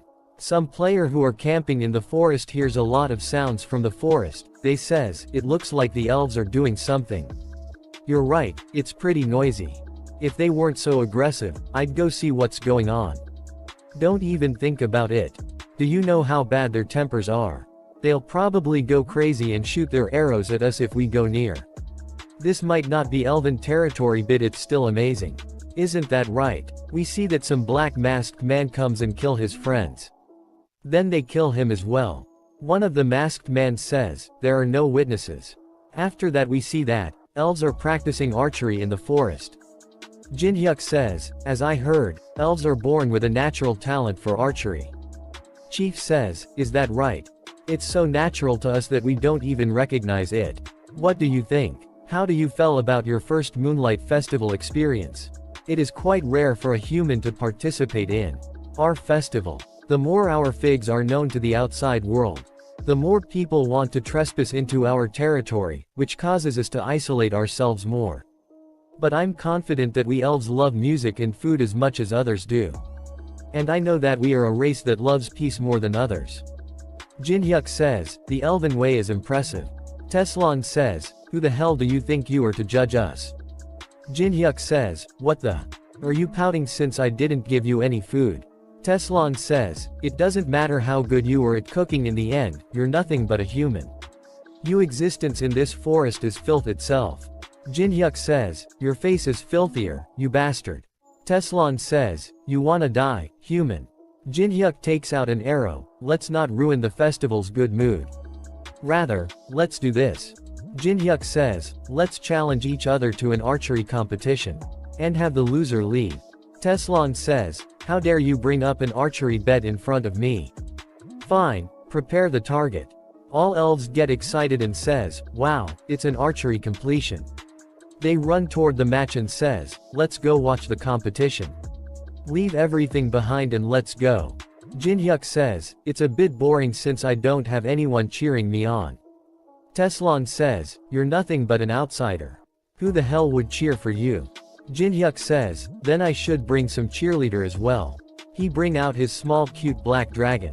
Teslan says, what a strange summoned beast. Teslan says, that's a surprisingly cute cheerleader. If you're done, go first. You just need to hit the target on that tree over there. Jinhyuk says, okay. Jinhyuk hits the third layers. Teslan says, not bad. For a human. Teslan says, but if you want to beat me, you've got a long way to go. Black Dragon jumps and activates his fear skill. A message popped up saying, due to the effect of fear, you have fallen into a state of fear for 3 seconds. Teslan and all the elf falls to ground. Teslan says, what in the world did you do? Jinhyuk says, how naive. You'd do anything to win, right? A message popped up saying, you have met the conditions. Teslan gets really angry and says, crazy human. Jinhyuk says, to Goguma you have to be careful. This is important. Don't do that from now on. Teslan gets up and says, you damn human, did you bring that dragon out just to act as cowardishly? Don't you have any honor? Jinhyuk says, no, I have none. Because I'm a filthy human. He gets perfect marksmanship rank AA. Teslan says, I don't care whether you're filthy or not. I'll never acknowledge a victory that's won like this. Alright, I'll just count that one as a warm-up. You can shoot again if you want. Teslan says, I won't let it go if you're gonna play around again. Jinhyuk says, yeah. Teslan says, things have gone on for too long. Teslan activates perfect marksmanship. Hit the center of the target. Everyone says, perfect shot. As expected of Teslan. Sylvia says, Kong Jinhyuk, it's still not too late. Why don't you beg Teslan for forgiveness? Teslan is the greatest ranger out of all of us. It's impossible to win against him in archery as a human. Jinhyuk says, the best of the elves. Even better. He uses glacier formation and hits the target goes filing in the air. Teslan says, you bastard, what are you doing? Jinhyuk says, what do you mean? I'm just adjusting difficulty to match my level. He fused blood demon chi and perfect marksmanship. And he obtained red magic bullet. Red magic bullet rank AAA. Teslan sees that and thinks during that split second something change. Jinhyuk activate red magic bullet.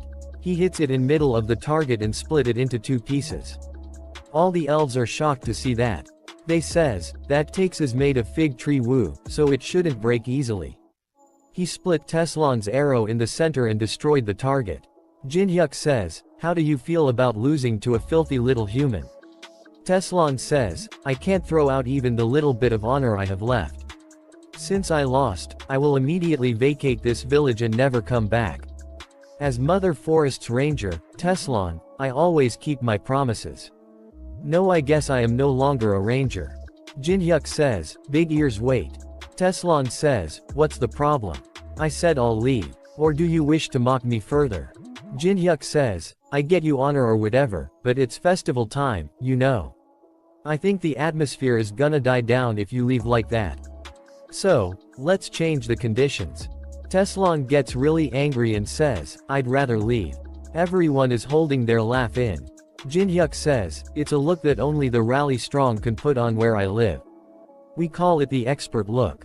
Teslan is wearing a girl's dress.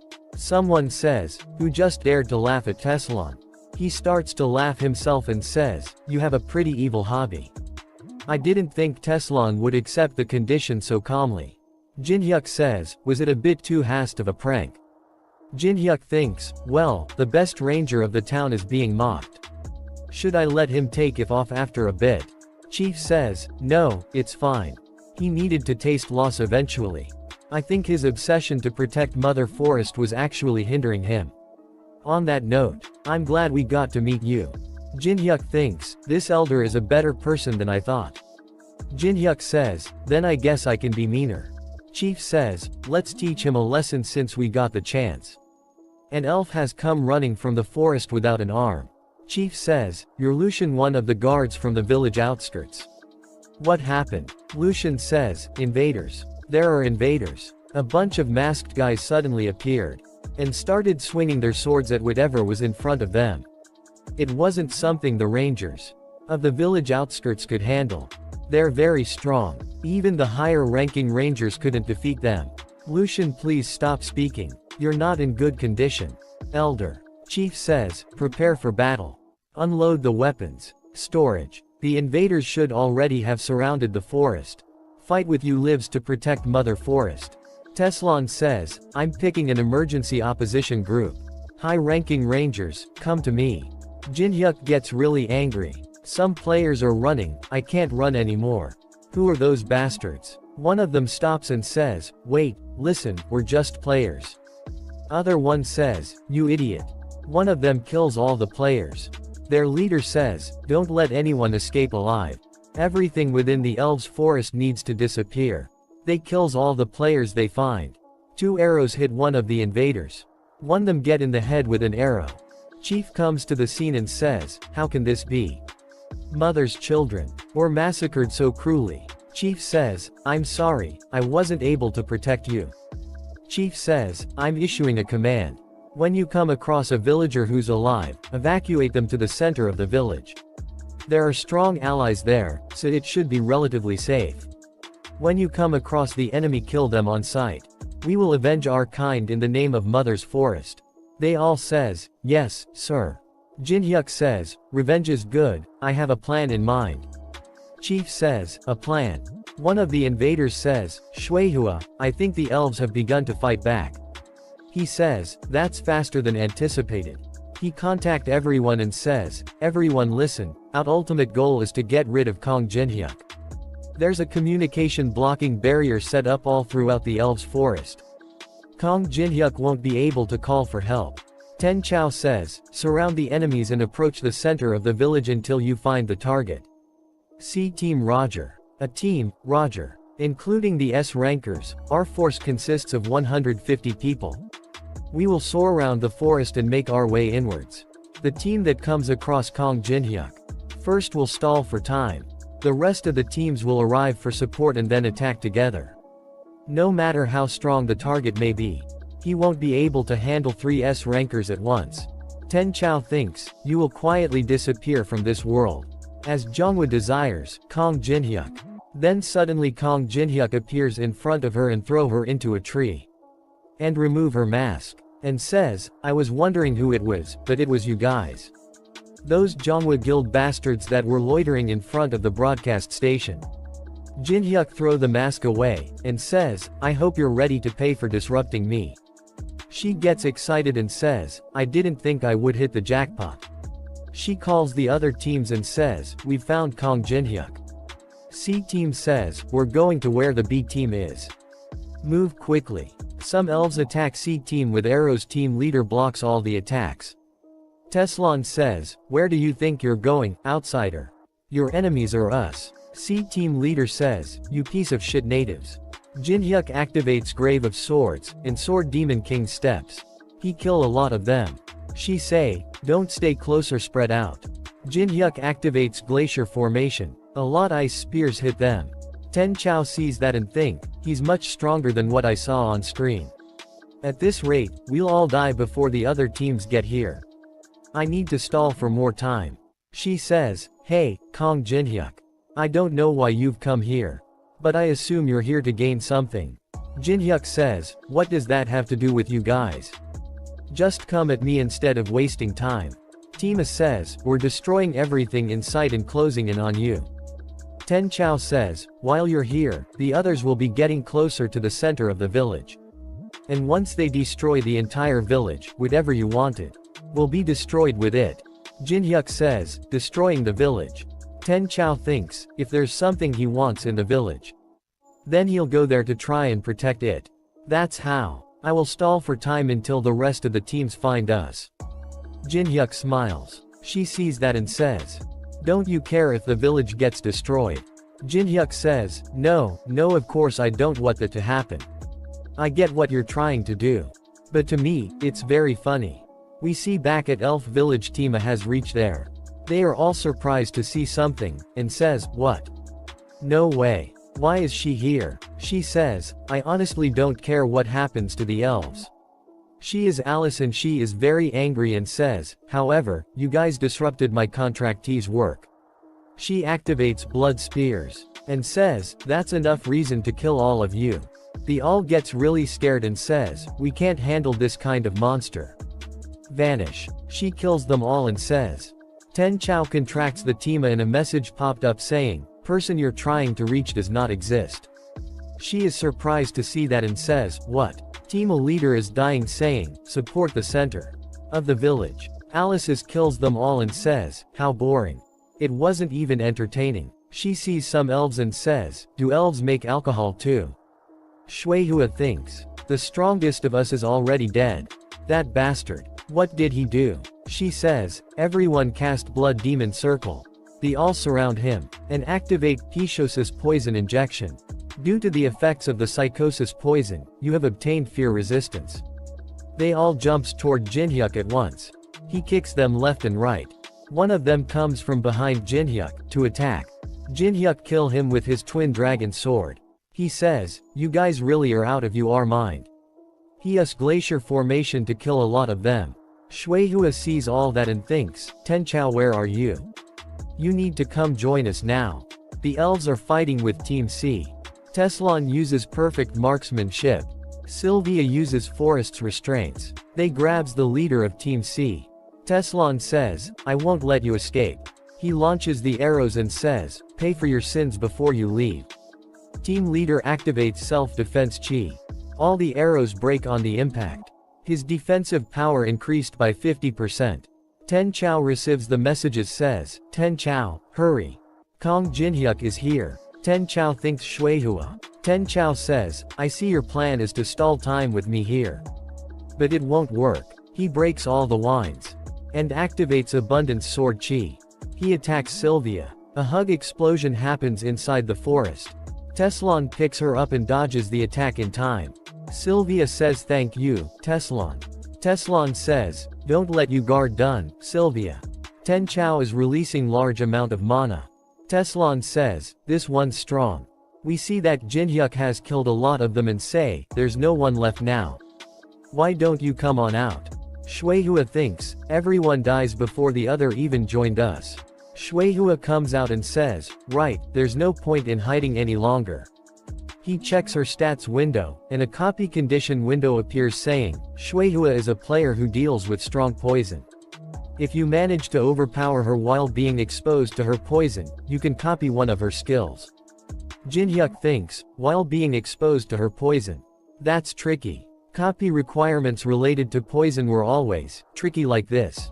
Shuihua says, I get that you're strong. But she activates Heaven's poison, and say, it'll be difficult to stay alive once you've been hit with my poison. He dodges it with ease. He thinks, this is gonna hurt, right? I do want at least one poison skill. He grabs her and says, I'm trying to make a decision right now. She activates self-defense chi. Her defense power increased by 50%. She says, I can deal with most physical attacks with this skill. He hits her really hard in the stomach. She think, no way. This much damage despite the skill. He says, I'm trying to think right now, so stay quiet. She thinks I have to somehow hold on until Ten Chao gets here. She thinks I have to damage him. She get up and attacks him from behind. He says you sure don't want to listen. He turn around and hits her with a powerful punch. A poison needle in stick in one of his fingers. She says, Kong Jinhyuk. Did you really think I was only going to foolishly take on damage? She says, I got you. The poison starts spread. His hand turned purple. She says, the 1,000 poisons will cause your mana circuits to go crazy and destroy your organs. It's a poison that permeates your magic, which means it's impossible to create an antidote. You'll die a slow and painful death. He activates vibrating fist arts. His magic recovery rate increases by 30%. Jinhyuk gives an evil smile and says, an antidote. Who says I need something like that? I can just use my magic and control it by force. She says, damn it, looks like it'll be impossible for me to survive. He pooches her in the face, and uses glacier formation. As he is about to kill her, Ten Chao reaches there, and uses Great Mountain Sword Key. Ten Chao stands right in between them and says, hey, Shuihua, can you stand? Jinhyuk sees him and thinks, if this guy is here, then does that mean Teslon was defeated? A copy condition window appears saying, Ten Chao secret adores Shuihua. Ten Chao will attack in the name of friendship in order to keep her alive. If you suppress Ten Chao without a single injury, you may choose the skill you wish to copy. Jinhyuk thinks, I don't need Great Mountain Sword since it's a lower leveled version of the Soul Chaser sword. But root out the source might be useful. Wait, but what is the system, anyway? How can it know all about how a person feels? His head starts to glitch out. Ten Chao sees that and says, I looks like something weird is going on with that guy. Now's your chance. Hurry and get up, Shuihua. What about the rest, Ten Chao? Ten Chao says, I think we're the only ones left. She says, then listen carefully. There's something I realized after exchanging blows with him. I'm sure that, even if Li Qijiang was here, we would never be able to defeat him. Ten Chao says, you're saying he's that strong. The mission failed, so there's no meaning in going back to China. The only thing we can do now is see the mission through to the end. Jinhyuk holds himself together and says, what the hell are you guys doing? She activates pollution. A message popped up saying, you have developed a resistance to feed due to the effects of pollution. Ten Chao jumps toward Jinhyuk and says, even if I die, I have no regrets. Jinhyuk says, it looks like you're ready to get serious, then I'll get serious too. He activates Sword Cemetery. A message popped up saying, your understanding of bladed weapons has increased by 500%. Ten Chao uses Great Mountain Sword second form. First Great Slash. Shuihua uses Poisonous Snake Sword. Let's go out with a bang so we don't embarrass ourselves. He uses Soul Chaser Sword Arts 8th form. Body of the Dark Spirit. A message popped up saying, the communication blocking barrier. Ten Chao is dead. A message popped up saying, 1,000 poisons and root out the source have copied rank AA. And root out the source rank BB. A message popped up saying, the copped skill is being saved in the world's memories. Jinhyuk thinks, I knew it, the 8th form skill isn't easy to handle. My muscle ache tomorrow will be no joke. He says, what should I do with the Chinese guild from now on? And that's how China's attack against me ended. A fourth of the elven forest burned down, and many elves died. Teslon lost his fight against Ten Chao and was injured. But thanks to Sylvia being beside him, he was able to survive. Teslon says, thanks for stopping the attack. Jinhyuk says, stop trying to act cool and just go rest. Elder Fenheim must have been in great shock. Since he only gave out order and didn't leave his house. Alice became an idol to the elf children. And enjoying wine became a cultural trend for some reason. And who was the cause of it all? He activates the 8-star barrier. Great Army's stronghold has been activated. The 3-star barrier dimension break has been activated. The 3-star barrier Chi Men Dun Jia has been activated. He says, no bad. Those Chinese bastards won't be able to carelessly enter now. Jinhyuk says, I hate people touching what's mine. We see at the Chinese guild headquarters. The attacked party of 150 people including 3 S ranks was annihilated. Chinese guild vice leader S rank Lao Yu. You're telling me that Kong Jinhyuk guy is that strong? Ten Chao, Li Qijiang and Shuihua all measure up to 10,000 in magic power. Although they're strong, they're still in the mid-high positions amongst the rankers in our guild. The association's ranking system hasn't been properly established yet, so those who are measured to have more than 10,000 power are labeled as an S rank. Just because Kong Jinhyuk is labeled an S rank doesn't mean we should treat him the same as the other. Why not send assassins with more than 20,000 magic power from the executive branch to his home? Send assassins to a foreign S ranker. Are you crazy? What would you do if that caused a war? Who cares? Are you afraid of war? Afraid? I'm saying there's no benefit to it. Vice Guild Master thinks, damn it. I'm sure Namdong Cheon won't sit still once he hears about this. Do you still not understand the situation you're in? A Murim resident of the 21st floor Grand Elder of the Moyong noble clan Moyong Su. The Albo in front of him. Grand Elder says, assessing the opponent's ki is a basic of combat. To think that you do not understand such basics. It's clear as day to me that you will all lose once more. Vice Guild Leader says, forgive me, Grand Elder. Grand Elder says, leave dealing with Kong Jinhyuk to us from now on. I will tell Namdong Cheon myself. Vice Guild Leader says, however, how can we dare allow Grand Elder to step forward? Grand Elder says, enough. Do you still not understand? None of you are on a level of being able to face that man. He thinks what that man showed in the last bit of the video that was sent to us was the 8th form of Soul Chaser Sword, I'm sure of it. The Soul Chaser Sword art that rate even in Murim was learned up until the 8th form by an outsider. It seems there is still an opportunity for us. After that we see that Chief is back in the village and says, we've had to endure many losses because of ambush. Despite the sacrifices of the Rangers, many of us died. However, we must go on in order to rebuild the mother forest and so that the children of this forest can once again prosper. Continue the Moonlight Festival. We will celebrate the lives of those that have gone and overcome our sadness. Jinhyuk activates Otherworld Restaurant. Chief says, who would have known that a random outsider we met in the forest would be so helpful? He says, you're right.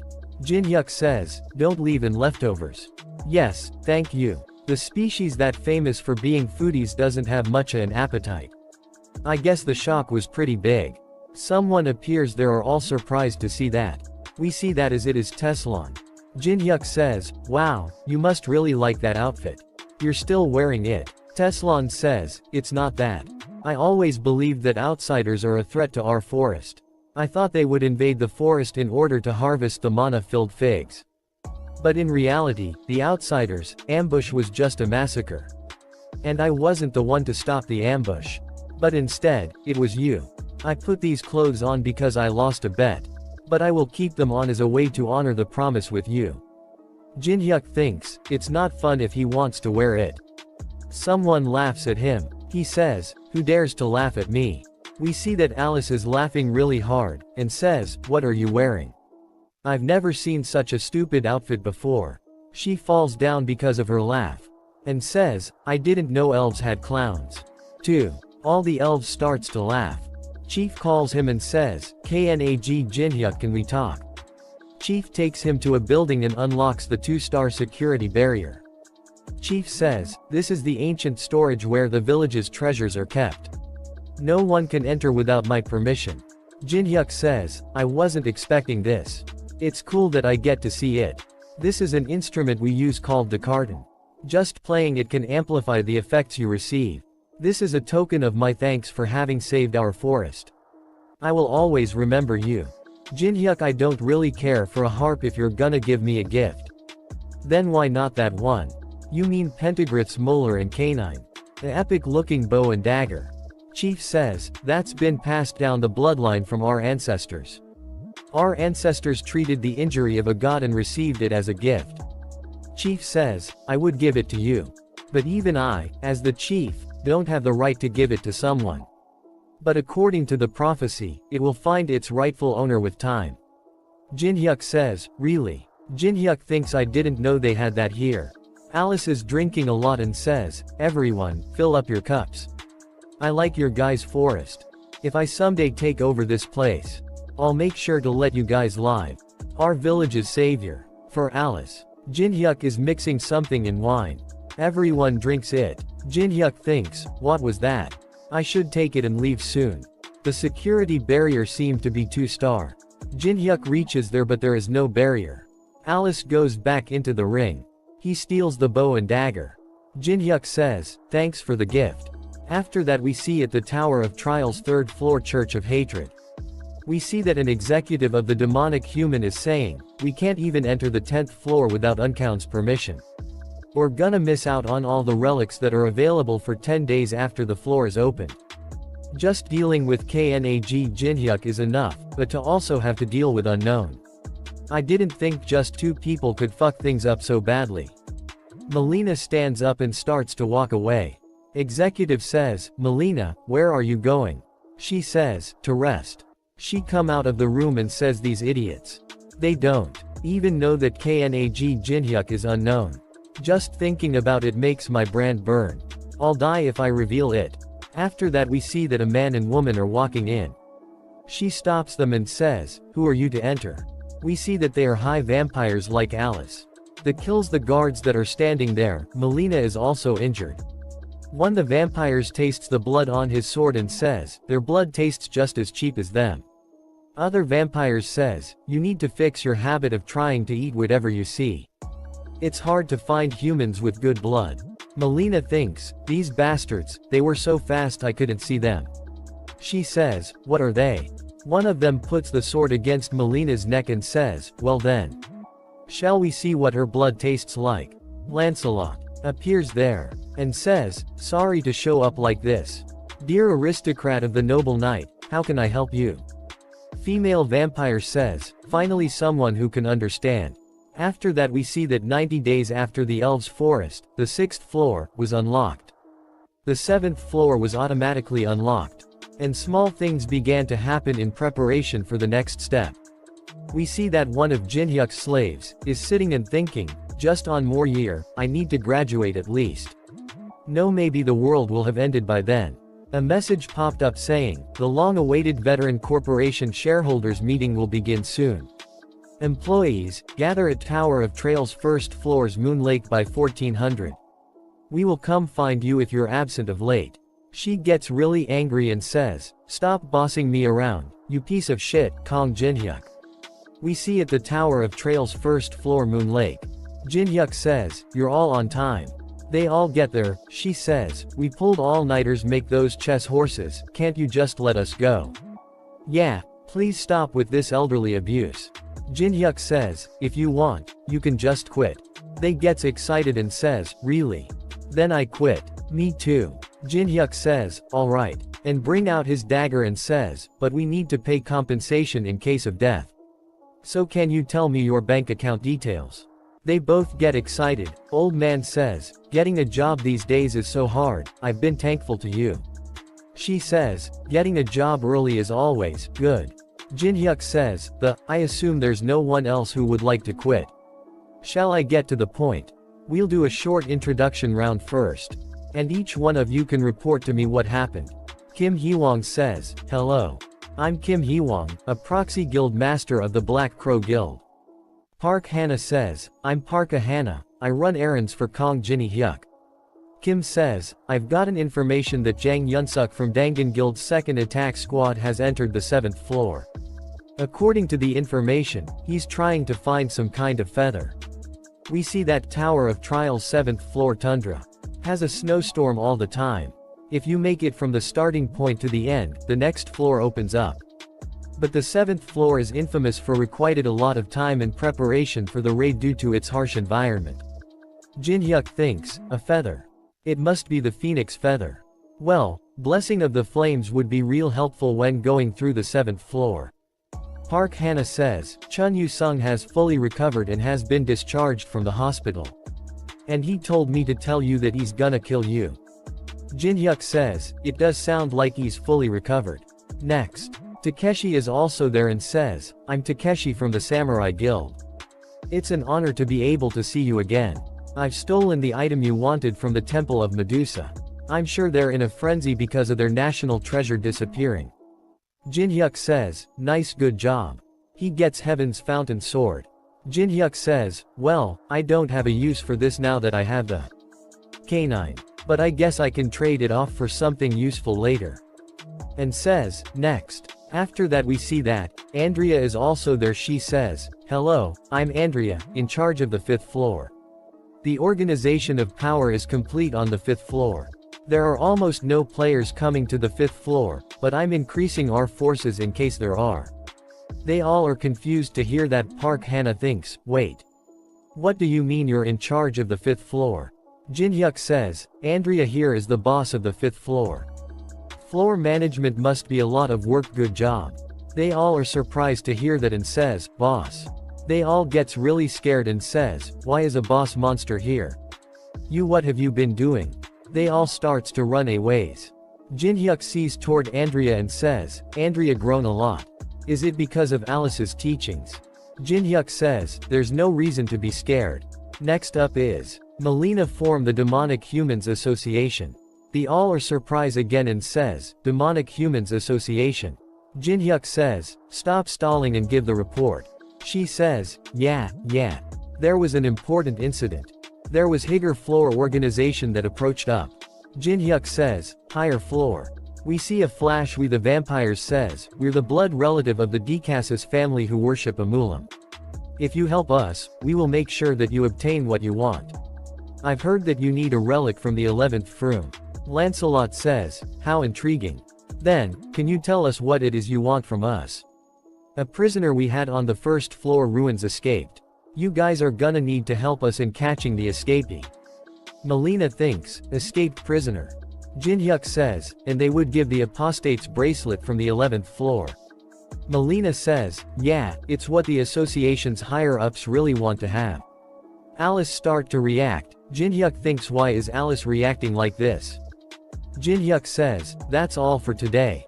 She comes out of the rings really angry and says, those Decasus guys. They're one of the pieces of shits that betrayed me. I will find them and tear them to pieces. Alice sees toward Jin-hyuk and says, right, you. Didn't you promise me that you would help me fulfill my revenge? This is our chance. You're gonna help me, right? Jin-hyuk says, that promise to help you avenge your betrayal. I plan on keeping it no matter what. Don't worry. But, we need to be careful right now. I don't have enough mana to fully embody your powers. Revealing ourselves to those guys is more dangerous for us than for them right now. And you're gonna have to refrain from coming out of the necklace for a bit. She says, but. Jin-hyuk smiles and says, Alice. Please trust me. She says, dibs on the chicken drumsticks today. Jin-hyuk says, alright, you can have them all. Jin-hyuk thinks, I've managed to calm her down. But I should prepare just in case. After that we see at the 7th floor tundra. Inside a tent someone is saying, so the Eastern Sea is also blocked. Yes, there are too many glaciers for us to get through. The temperature's too low, and it's humid too, so it's hard to start a fire. On top of that, the supply route to gate is invisible due to the snowstorm. They say we can't progress like this. Squad captain says, stop saying that we can't and find some other way. We will get through the 7th floor this time, no matter what. One of them says, Captain. You should come see this. He comes out and see Kong Jin-hyuk is standing outside. Squad leader says, player Kong Jin-hyuk, what brings you here? Jin-hyuk says, I'm here to clear this floor, of course. I see why you guys were struggling so hard. Squad leader says, I'm telling you now, but we don't need help. We can do this on our own just fine. Jin-hyuk says, I never said I was helping. Don't assume. I'm just interested in the phoenix's feather, and you guys just happen to be in my way. Squad leader says, this place is our exclusive route. Are you saying you're gonna invade our territory? Jin-hyuk says, invade? You talk real funny. Someone listening in might think the 7th floor is the Dangan Guild's property or something. Squad leader says, that is a provocation. Jin-hyuk says, it's a fair competition, actually. Jin-hyuk says, you can try to stop me if you want. Captain. Jin-hyuk walks inside a forest. Two men stop him and says, stop. Entry here is not. They see that he is Kong Jin-hyuk. They say, wow, I'm a big fan. What brings you to such a cold place? Jin-hyuk says, I have some business to tend to in the forest. They say, that's not allowed. The forest is dangerous. We're not here standing guard for no reason. Jinhyuk just walked past them and says, "Thanks for the concern, but don't worry, I'll be fine." They says, "I didn't even see him walk past me. He's walking above the snow too. I guess even an S-rank's walk is different from ours. I guess I gotta report it, though." Squad captain says, "Gather a team and pursue him immediately." He says, "Go after him." Squad captain says, "Player Kong Jinhyuk said that he's here to collect the feather. In other words, we can get it for ourselves if we follow him. Follow him and find out the method. This is an order as the captain." Jinhyuk sees a scene where someone has died. He picks up something and says, "This is a person from the Dangan Guild's traces." But there's no body. He see big claw marks on a rock in front of him and thinks, "This is definitely." Jinhyuk says, "Why did you follow me? You said it's dangerous." They say, "We can't send you alone to a place like this. I thought maybe you'd need at least some guidance." Jinhyuk see them and thinks, "Who's guiding who here?" They says, "It's so cold." He activates glacier formation, an element of fire. He creates an igloo on the spot and they all sit inside it. They says, "It sure is nice to have an S-rank player around. What a relief. I'm Gok Daeho." Jinhyuk activates Eye of Gluttony. Jinhyuk thinks, "What boring stat windows." Jinhyuk says, "You're welcome. Did Jang Yunsuk order you guys to follow me?" They say, "What do you mean?" Jinhyuk says, "Don't lie when you're not good at it. He told you to follow me so you can figure out how to obtain the phoenix's feather. Seeing as you guys came here despite this place being dangerous, that's the only reasonable explanation." Jinhyuk says, "Well, I'm not scolding you or anything. There seems to be a more annoying problem than obtaining the phoenix's feather right now." They say, "What?" He says, "Did you see the big boulder outside?" They say, "Yes, the one with the weird pattern, right?" He says, "That's the mark of an ice troll." The says, "I've heard of them. They're supposed to be the strongest intermediate rank monster on the 7th floor." Jinhyuk thinks, and that mark is the mark of the Frost Blade tribe, the strongest of the ice trolls. They say, "Are you saying that this is their territory?" Jinhyuk says, "The ice trolls' territory is in the Western regions, not here. That's why it's annoying. The fact that they're here in the first place is unnatural. And this place is the only route to the island with the phoenix's feather." Jinhyuk thinks, ice trolls are trying to obtain the phoenix's feather. Despite having ice resistance, something's off. Some ice spears comes toward their igloo. Jinhyuk activates glacier formation. They start to run a ways. And says, "Find cover." They says, "Where are they attacking from? I can't see clearly." Jinhyuk is standing out in the open. They says, "Player Kong Jinhyuk, you have to hide." We see that some more spears come toward him. He dodges them all. He says, "You should know by now that this won't work. Come out." They are the high vampires. They says, "So you're Kong Jinhyuk." Female vampire says, "You're pretty cute." Alice gets really angry and Jinhyuk uses Eye of Gluttony. And Jinhyuk thinks, "Calm down, Alice." Jinhyuk see his stats window. His name is Leor de Bershin, level 108 and age 1082. Jinhyuk cover is one eye and says, there's a big enough level difference that just looking at his stat window using Eye of Gluttony uses up a lot of mana. These copy requirements are hard. Each one has so many penalties. One of them comes out and says, "Kong Jinhyuk, are you okay?" Jinhyuk says, "Gok Daeho.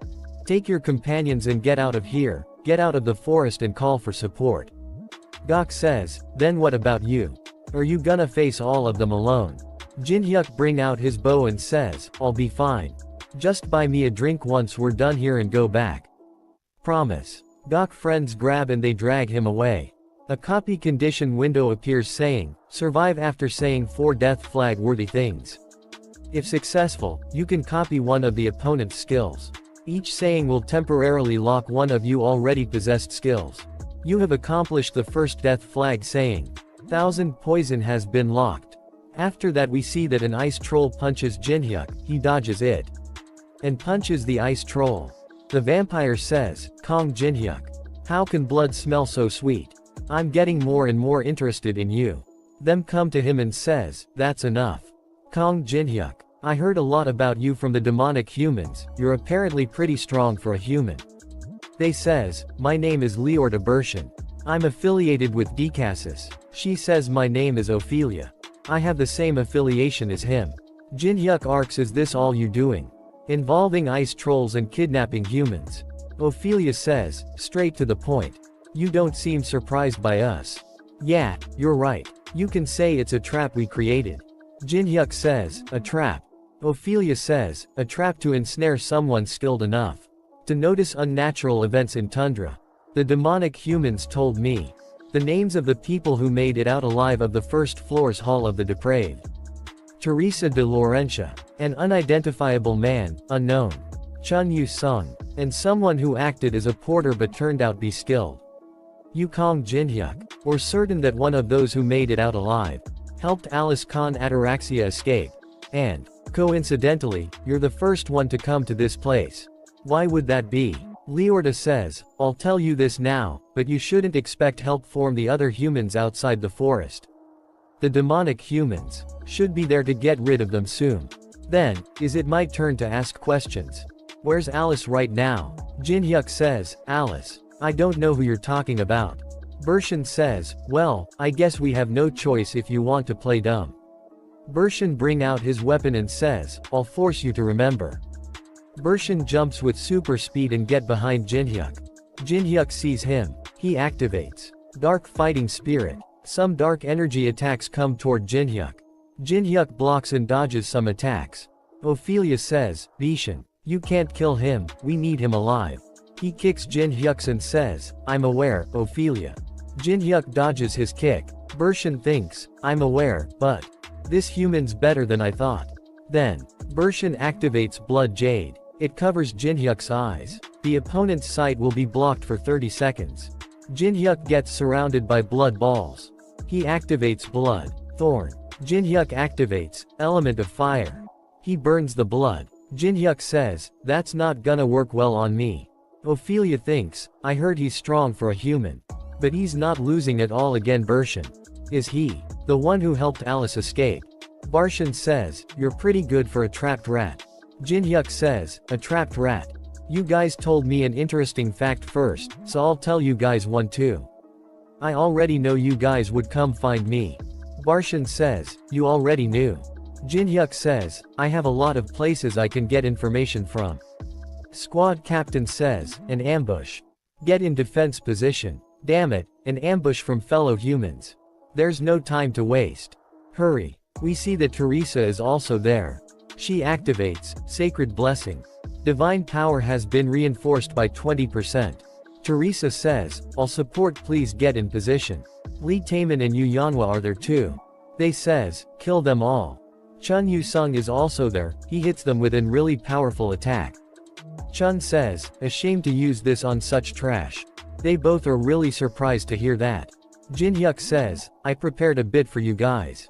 What do you think? Do you like it? After that we see that Lee activates Machine Monarch. A tank appears and kill a lot of them. And some drones also appears. Youngnawa is jumping from one drone to another. She activates Mana Reinforcement. She activates Angle of Wind. And Teresa is granting them divine effects. Demonic humans are not good against divine power. One of them says, Sir Lancelot, we should retreat and re-prepare. Ophelia feels something, and thinks, this disgusting feeling is divine power. That's irritating. She says, Bershin. He says, I felt it too, Ophelia. He activates Blood Pool. He gets trapped inside a blood ball. Ophelia says, the divine power created a variable we didn't expect. Bershin says, we need to retreat for now and change the plan. Jinhyuk uses Element of Fire to come out of the blood ball. He says, I thought I already said that won't work with me. He sees that they are running away. Bershin says, Kong Jinhyuk, I will make sure to kill Yo with my own hand. Jinhyuk activates Daylight. Jinhyuk says, what? You should finish your sentences. A hug light beam appears and hits them. The forest splits in two. Jinhyuk is surprised and says, Did I get rid of them? A message popped up saying, you have accomplished the second death flag saying, Element of Fire has been locked. Jinhyuk says, the most cliché death flag sentences work well. Element of Fire was locked. Did I counterban them? Jinhyuk says, calm down Alice. It's not time yet. After that we see that Dangan Guild camp is burned to the ground. They say to Teresa, "Thank you so much. If it weren't for you guys, we wouldn't have survived." Teresa says, "It's nothing, I'm just glad you're all okay." Teresa says, "Captain Jung Yunsuk, the damages to the camp are bad. The demonic humans will definitely continue to attack us. Why don't we retreat outside of the tower? Jinhyuk and I will be in charge of defense on the way there." Squad captain says, "Kong Jinhyuk. I see, it's him again." She says, "Jinhyuk over here." They goes to him. Jinhyuk says, "Must have been sudden. Thanks for coming all the way here." Lee says, "You always contact us out of nowhere." Yeonhwa says, "It's fine. I wanted to get a few items here anyway." Jinhyuk sees Chun and says, "I didn't know he was also here. We've managed to block the demonic humans. But we can't let our guard down since we don't know who was behind it. For demonic humans to ambush a huge guild. What is happening?" Jinhyuk says, "The demonic humans are working together with the high vampires from the higher floors of the Tower of Trials. And I think they're scheming something here in Tundra." They says, "What?" Jinhyuk says, "From what I've gathered, that the enemy wants is an outbreak." The ice trolls were defending the location with the Phoenix's feather, despite already having ice resistance. And the Phoenix's feather is famous for ice resistance. However, if you combine it with the right item, it can also become a portal. Chun says, "How is that related to an outbreak, Kong Jinhyuk? Isn't that too far-fetched? Dangan Guild members were kidnapped. And a lot of them at that. I think they're planning to combine humans with the Phoenix's feather to get out of the tower." Teresa gets really scared and says, "No, then a large outbreak.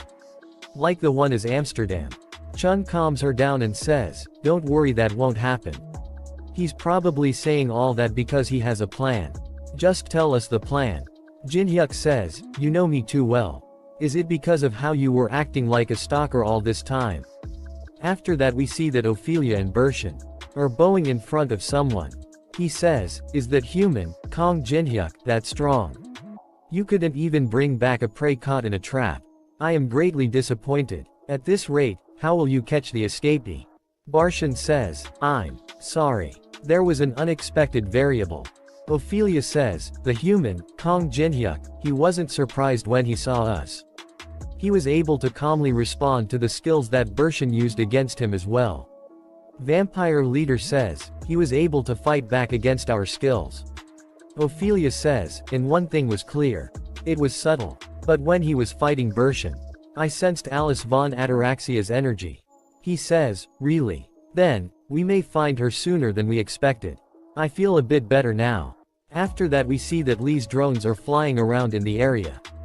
Jinhyuk says, "Taemin and Yeonhwa will stand by in the forest. We'll use the drones to catch the demonic humans' attention. Teresa and Stalker will separate from the group to fulfill their task." Chun gets really angry and says, "Is that the kind of bullshit plan you have?" Jinhyuk says, "You have no choice, do what I say." I don't get why he always complains. He's gonna do what I say anyway. The Dangan Guild will abandon camp and evacuate to the outside of the tower. Except one person who refused until the end. Jinhyuk says, "I don't care whether you stay behind or not. But why are you following me?" He says, "Are you really asking that because you don't know? This is the property of the Dangan Guild. And I'm in charge. Anyway, where are we going?" Jinhyuk says, We're going towards a freshwater lake." A freshwater lake. Freshwater lake. It's where mana is most concentrated on the 7th floor. When something bad happens to the tribe, the Frostblade tribe's chief comes here to reserve mana. In order to flip the tables. After that we see it the troll tribe, and outside of it Jinhyuk and the captain is standing with a white flag. And they start to walk. Captain says, "But why do I have to hold this? Isn't it the responsibility of the person in charge? You said earlier that you're the person in charge." Captain says, "The trolls aren't attacking like you said." Jinhyuk says, "This ice trolls aren't that savage. They value honor very highly. They prioritize family over everything. So as long as you hold up the white flag, they won't attack us." Captain says, "Honor, my ass. They're just a mob." Tribe chief says, "I've heard a lot about you. You beat up my tribe member with your bare hands.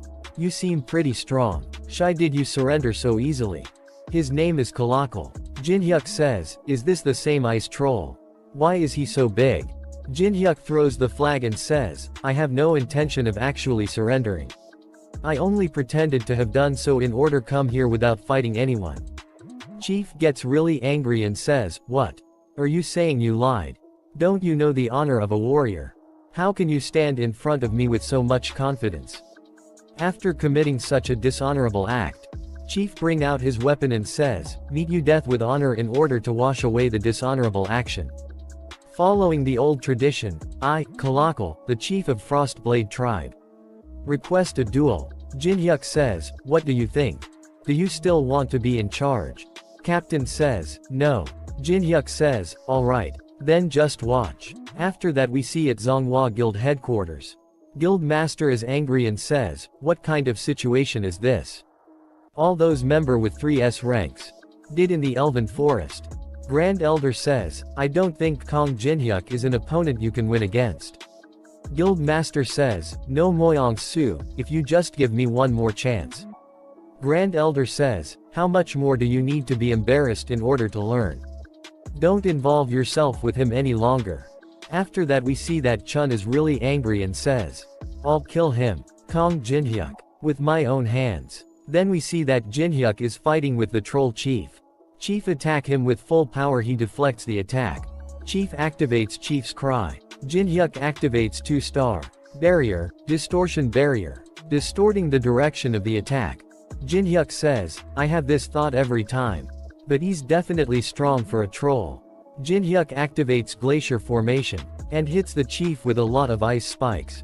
He jumps with his twin dragon swords in his hand. He activates Grave of Swords, and hits the troll with a powerful attack. All the trolls and Captain are surprised to see that. Captain thinks, he defeated him within 5 minutes. Chief says, you're strong, human. It's my loss. Please kill me with honor. Jinhyuk says, I don't know about honor. But I know a lot about ice troll traditions. Absolute obedience to the winner in a duel. It's an unbreakable and divine rule. And do you know what I thought of when I won against you? I thought that you're good enough to win against the demonic humans and the Decasus mosquitoes. So why are you obedient to them? Chief says, I assume you're talking about Ophelia and Bershin.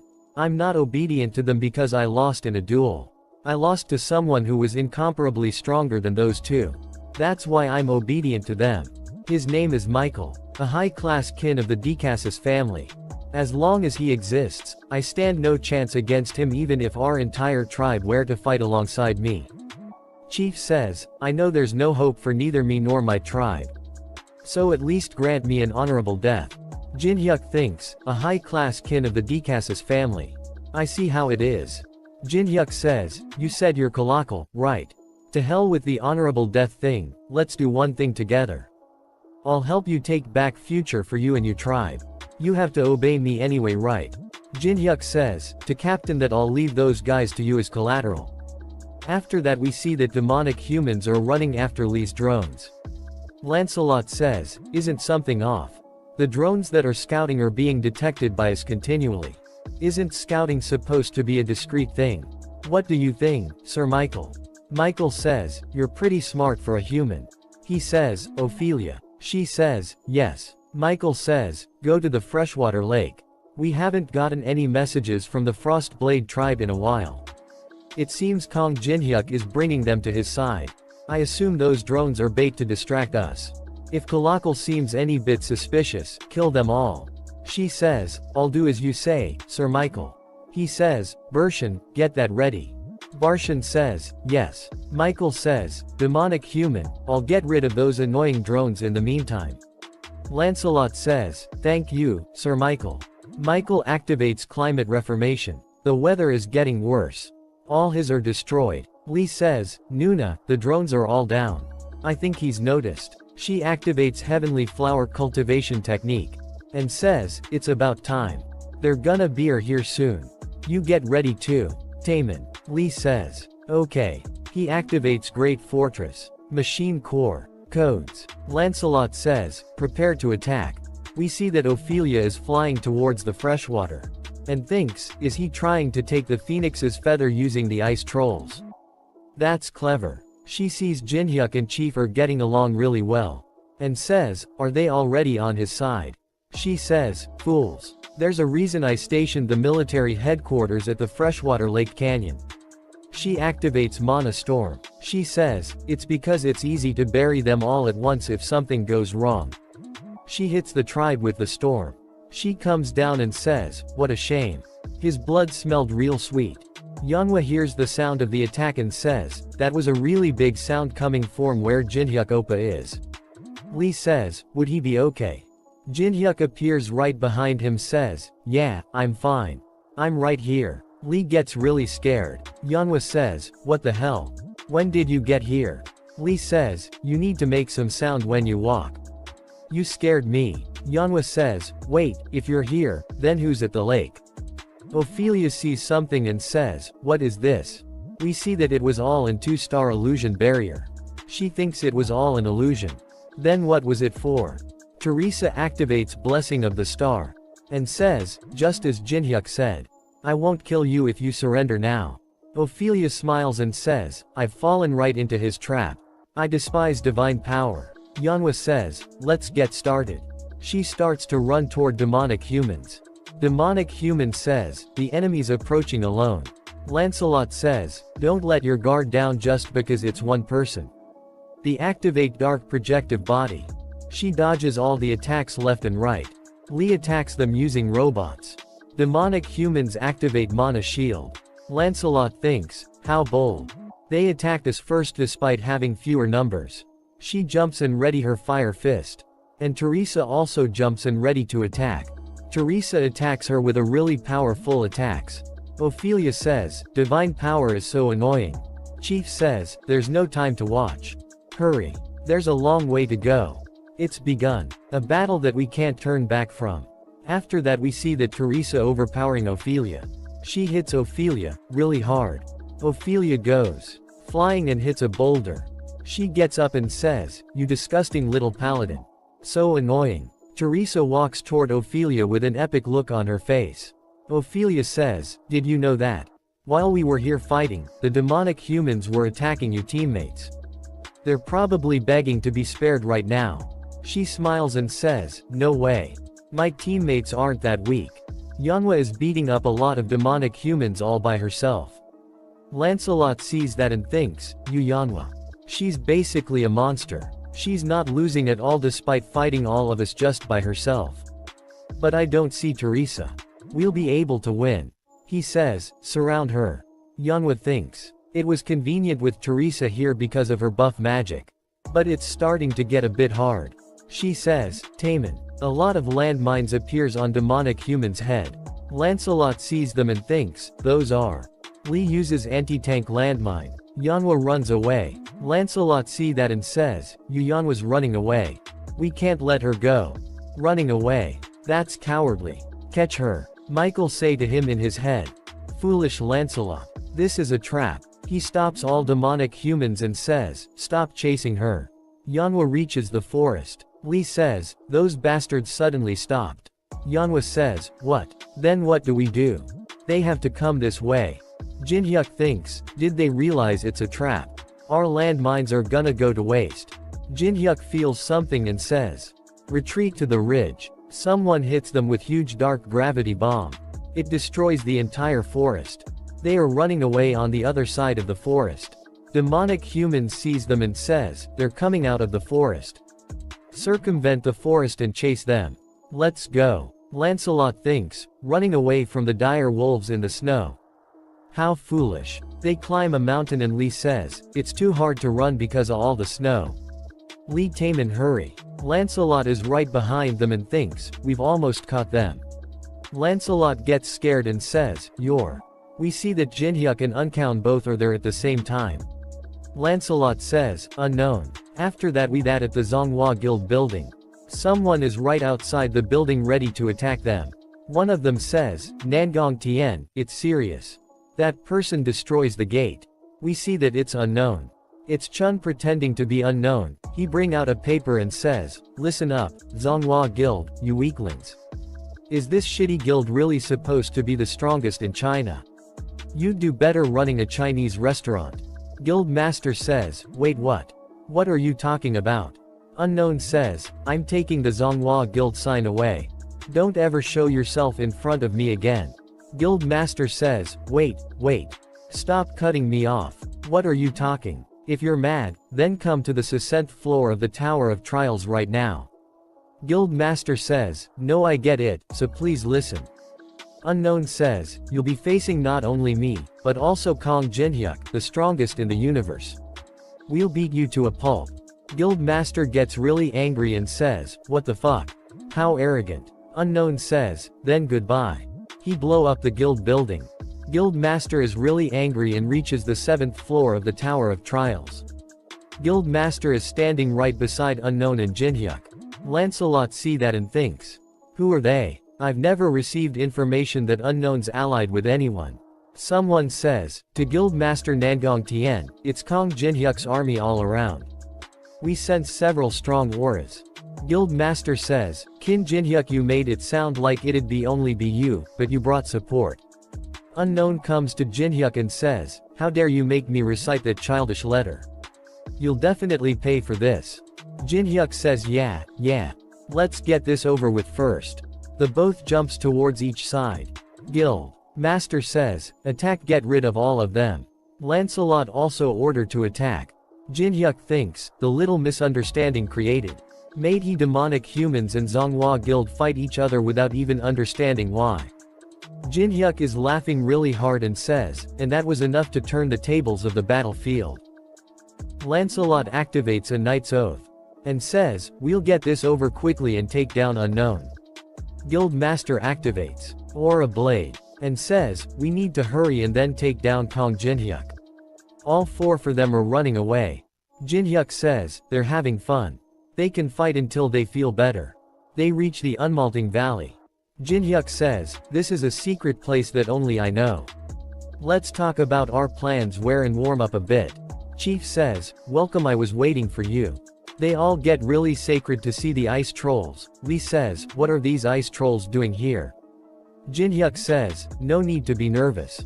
They were being controlled by the vampires. They're cooperating with us in return for us freeing them. Chun says, you're rather good at pulling others to your side. Jinhyuk says, you unsheathed your sword, didn't you? They says, Jang Yunsuk's here too. He's collateral. Just pretend he's not here. We see that Teresa is also there. Some child trolls are helping her. She says, sorry, Jinhyuk. I ended up losing Ophelia. Jinhyuk says, I guess capturing her alive was too hard. Good work anyway, Teresa.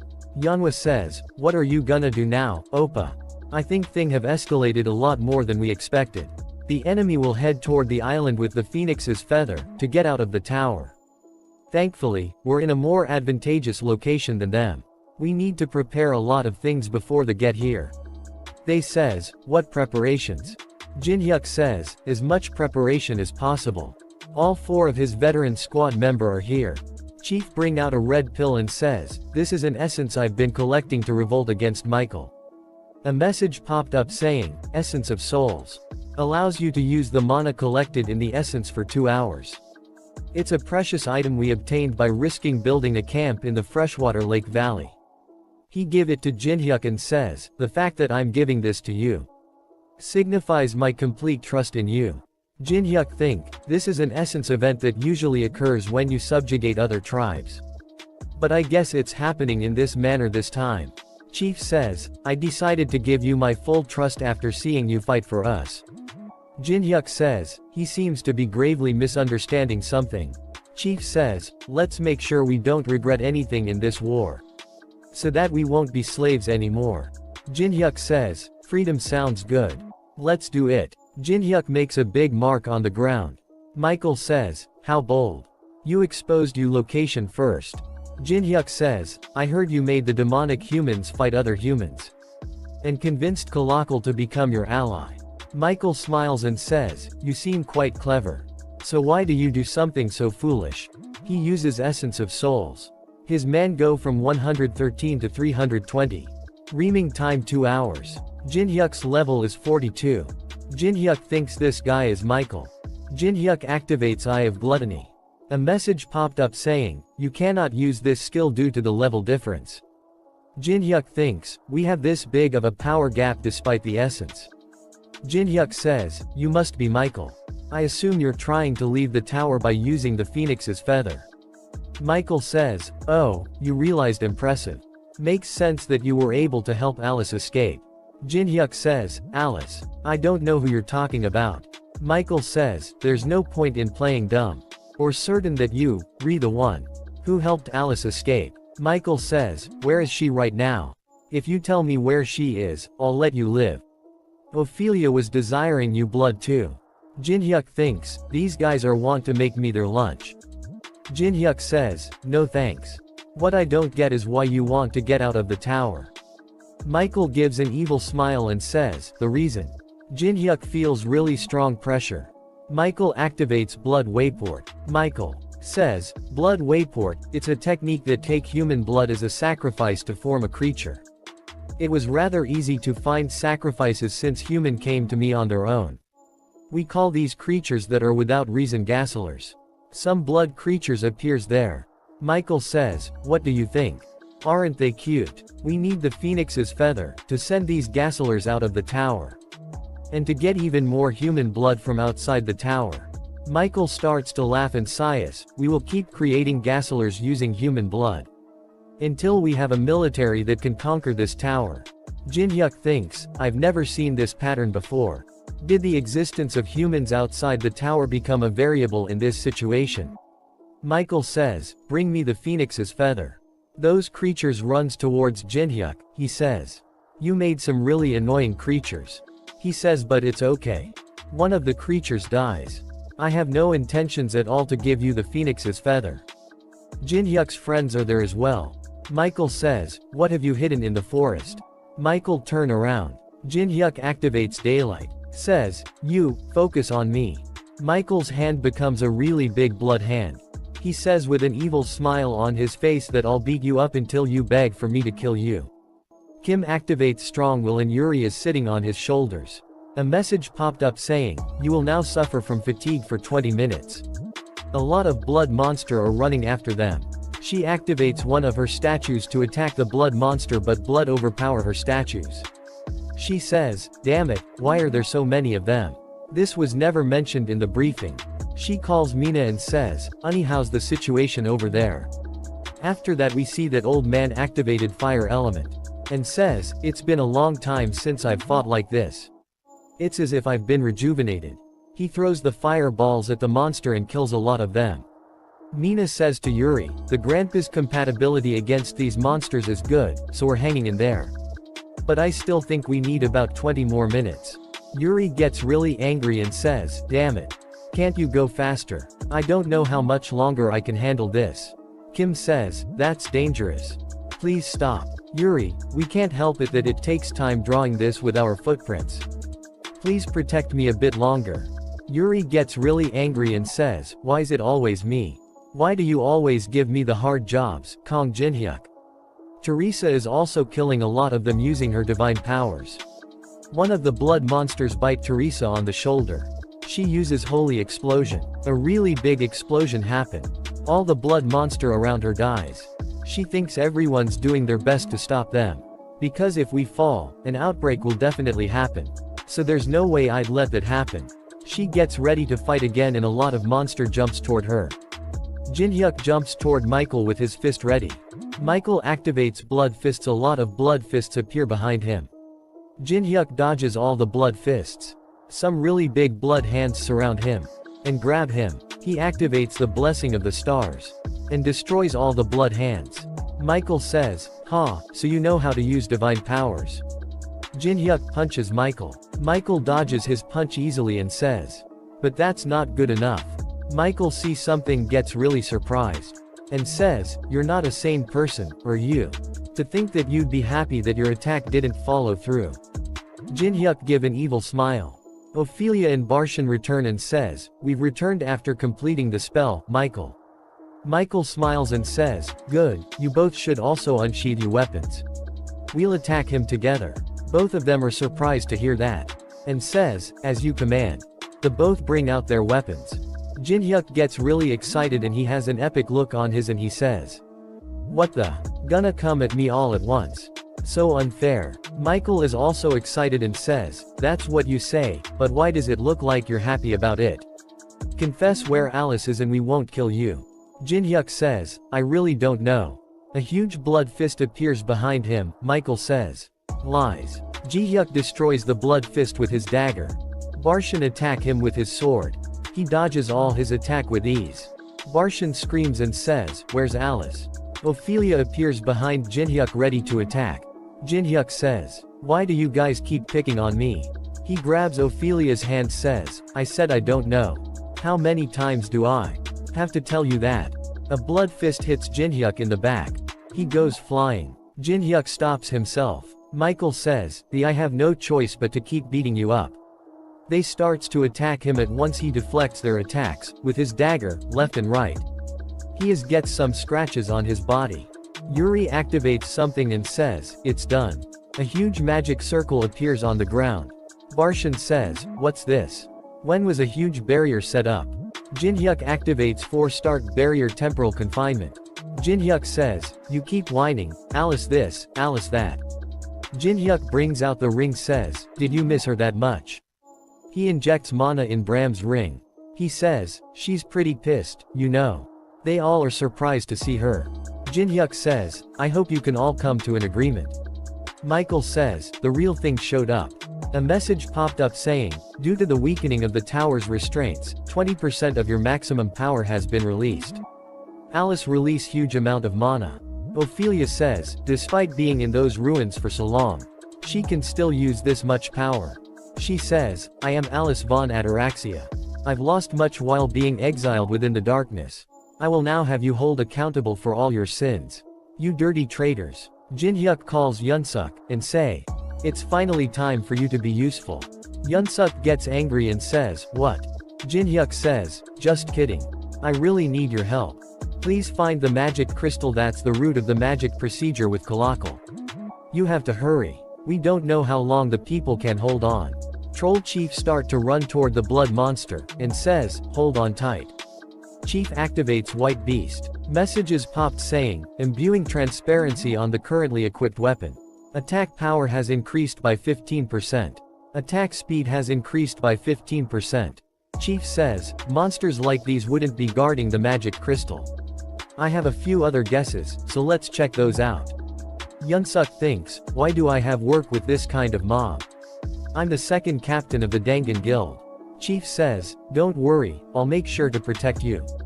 Troll thinks, I can't lose the only method of communication with Kong Jinhyuk. Alice fly really high and activates blood spears. Judgment. A really huge spear appears, and hits them. A really strong shock wave hits them all. Youngwoo is barely holding on and says, I'm about to go flying. Chun is also struggling, and Teresa as well. And Teresa thinks, this is coming from where Jinhyuk is. What kind of a fight is going on right now? Michael uses blood hand cover himself and his friends. He says, pretty impressive. Jinhyuk says, Alice, it seems like you two have a lot to talk about, you can take Michael. I'll take care of the rest and then join you. Alice says, are you saying you don't think I can face them all at once? Jinhyuk says, no, I just don't want you to take on all the risk on your own. Or teammates. And Alice. He smiles and says, nothing. I'll tell you after all this is over. Alice says, that's lame. A message popped up saying, the third line of death flag line has been counted. Invincible will be sealed. Jinhyuk says, I'll take you minions on. They goes with Jinhyuk. Michael says, long time no see, former patriarch of the Ataraxias. How have you been? She gets really angry and jumps toward him and says, you bastard. Don't you dare say my name with that dirty mouth of yours. Michael blocks her attacks with blood hands. And says, you shouldn't have left that place. This is all you can do because of the tower's restrictions. When you used to be called the world's strongest. Seeing you in battle in such a weakened state is such a sad reality for me. She says, enough with your fakeness. I can still win if it's against you. She uses blood explosion. Michael is unharmed and says, to protect the balance of the tower. You're like this now because you strived after a foolish goal like that. You have the power to reach a much higher position, so why do you risk everything for some meaningless peace and balance? That was the problem with you. It's my turn, Miss Alice. He wears a blood called Vischa. And says, please take a look at how much I've grown. She says, how dare you, you young little. Barshan says, this time will be different. Jinhyuk says, you make it sound like you guys were going easy on me. Barshan says, that's true. I left you alive for information. Ophelia says, but since Alice is here, there's no need to keep you alive. Jinhyuk says, is that so? Then I'll show you my real power too. What I've shown you until now was only 20% of what I am really capable of. The both are confused. A message popped up saying, the fourth line of death flag lines has been counted. He successfully copies Mana blood-sucking rank A. Jinhyuk thinks, I kept you alive and took all you beatings to get this skill. Mana blood-sucking. A skill you must copy no matter what if you come across vampires. If I combine this with a divine skill. He combines Mana blood-sucking and Blessing of the Start. He obtained Soul blood-sucking rank S. A message popped up saying, you will earn 0.01 spirit stat per hit. Ophelia sees that and says, this energy is Mana blood-sucking. That's a skill only vampires can use. How did he? Baishan says, wait, that's no ordinary Mana blood-sucking, it's been combined with divine power. Jinhyuk jumps toward them and says, stop watching. And have a taste instead. He hits the Barshan 3 times, and steals 0.3 mana from Barshan. As an effect of soul blood-sucking, he gets 0.01 spirit permanently due to the effects of soul blood-sucking. Jinhyuk says, spirit. It synergizes with all the stats you have, and fills your body with vitality. A hidden stat I found by trying 62,000 different combinations. A stat that grows infinitely. There's no longer a ceiling on how much stronger I can grow. After that Jinhyuk activates Sword Demon King steps. He hits them a lot of time and gets a lot of spirit points. He keeps hitting them with an evil look on his face. Ophelia and Barshan are being overpowered by Jinhyuk. And their mana keeps decreasing. Barshan says, now, Ophelia. She activates Blood Thrust. His sword get really long. Jinhyuk dodges it with ease. Jinhyuk says, you sure are trying. A huge explosion happened where Alice and Michael are fighting. Jinhyuk sees that and thinks, I guess he's too much for Alice in her current state. I'll have to get back to her as soon as possible. Jinhyuk says, I don't have much time, so I'll stop with the state stacking. Jinhyuk gets really serious and says, fess up what it is that Michael what? Only then will I try to consider keeping you alive. He activates Grave of Swords. Jinhyuk releases a large amount of mana. They feel really strong pressure. And says, what's with this mana? He was still hiding his true powers. Barshan shouts and says, there's no way we would fall for such threat. Jinhyuk kill him with a single super speed attack and cuts his head off. He says, I only really need one person for information. He looks toward Ophelia with an evil smile and says, then, are you ready for an honest conversation? Ophelia. She gets really scared. After that we see that Alice is struggling against Michael. Michael grabs her with a blood fist and throw her into the ground with full force. She thinks, shit, I don't have enough mana. Michael jumps and hits her with a powerful attack. Blood beasts are fighting against Chief. Chief activates White Beast. They see the crystal they were looking for. Chief says, found it, but there are a lot blood monster are protecting it. Chief starts to run toward the crystal super fast and says, in order to win this war, we need to destroy the magic crystal. Chief says to Captain, I'll open up a path for you. Can you reach the magic crystal? He says, you're telling me to get past all those monsters and destroy that giant magic crystal. He says, you have a family to protect, but I just wanted to become popular with women. I just want to become a more successful person. What do you want from me? A lot of blood monster climbs on top of Chief Troll and starts to bite him. Chief says, don't make life so complicated. Life's meaning is much simpler than you'd expect. It's just doing what you can do at the moment. Troll jumps toward the crystal and says, that's the life of a man. Troll Chief falls and says to Captain, go. He bring out his sword and starts run towards the crystal. We see a flashback where someone says, congratulations on becoming the second captain of the Dangan Guild. There aren't many better jobs than this these days. You'll be able to have it all. Money, fame, women. Captain thinks, what I can do at the given moment. What I can do right now. What's in front of me right now. He destroys the crystal. A message popped up saying, the mana source of Blood Wayport has been destroyed. Blood Wayport's magic circle starts to disappear. All of Jin Hyuk's friends are happy to see the magic circle disappear. Jin Hyuk says, they did it. After that we see that Ophelia is drowning. And Jin Hyuk is the one who is drowning her. Jin Hyuk says, my arm's falling asleep. Do you want to talk now?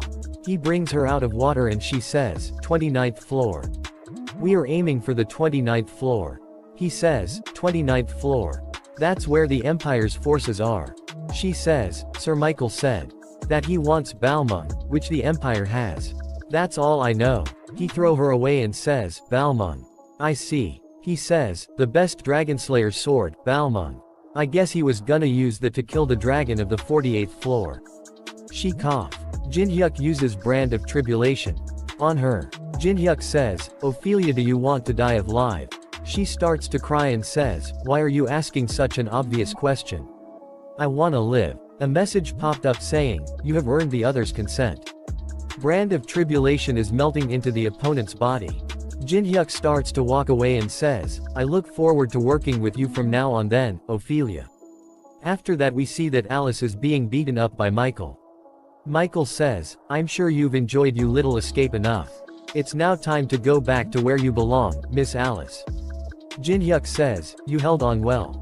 And uses Grave of Swords to cut of his blood hand and free the Alice. Michael says, my vista that endured even Miss Alice's attacks was sliced through. Alice is happy to see him and says, contractor. Jin Hyuk sighs, good work, Alice. Rest for a bit. Jin Hyuk says, I'll fight you from here onwards. A message popped up saying, the Essence of Soul's reaming time is 30 minutes. Michael attacks him with Blood Fist. Jin Hyuk's it with Grave of Swords. And also hits him a lot of times and gets a lot of spirit due to the effects of soul bloodsucking. Alice sees him fight and thinks, was he always that strong? No, he wasn't. I'm certain, since I was always with him. She gives an epic smile and thinks then.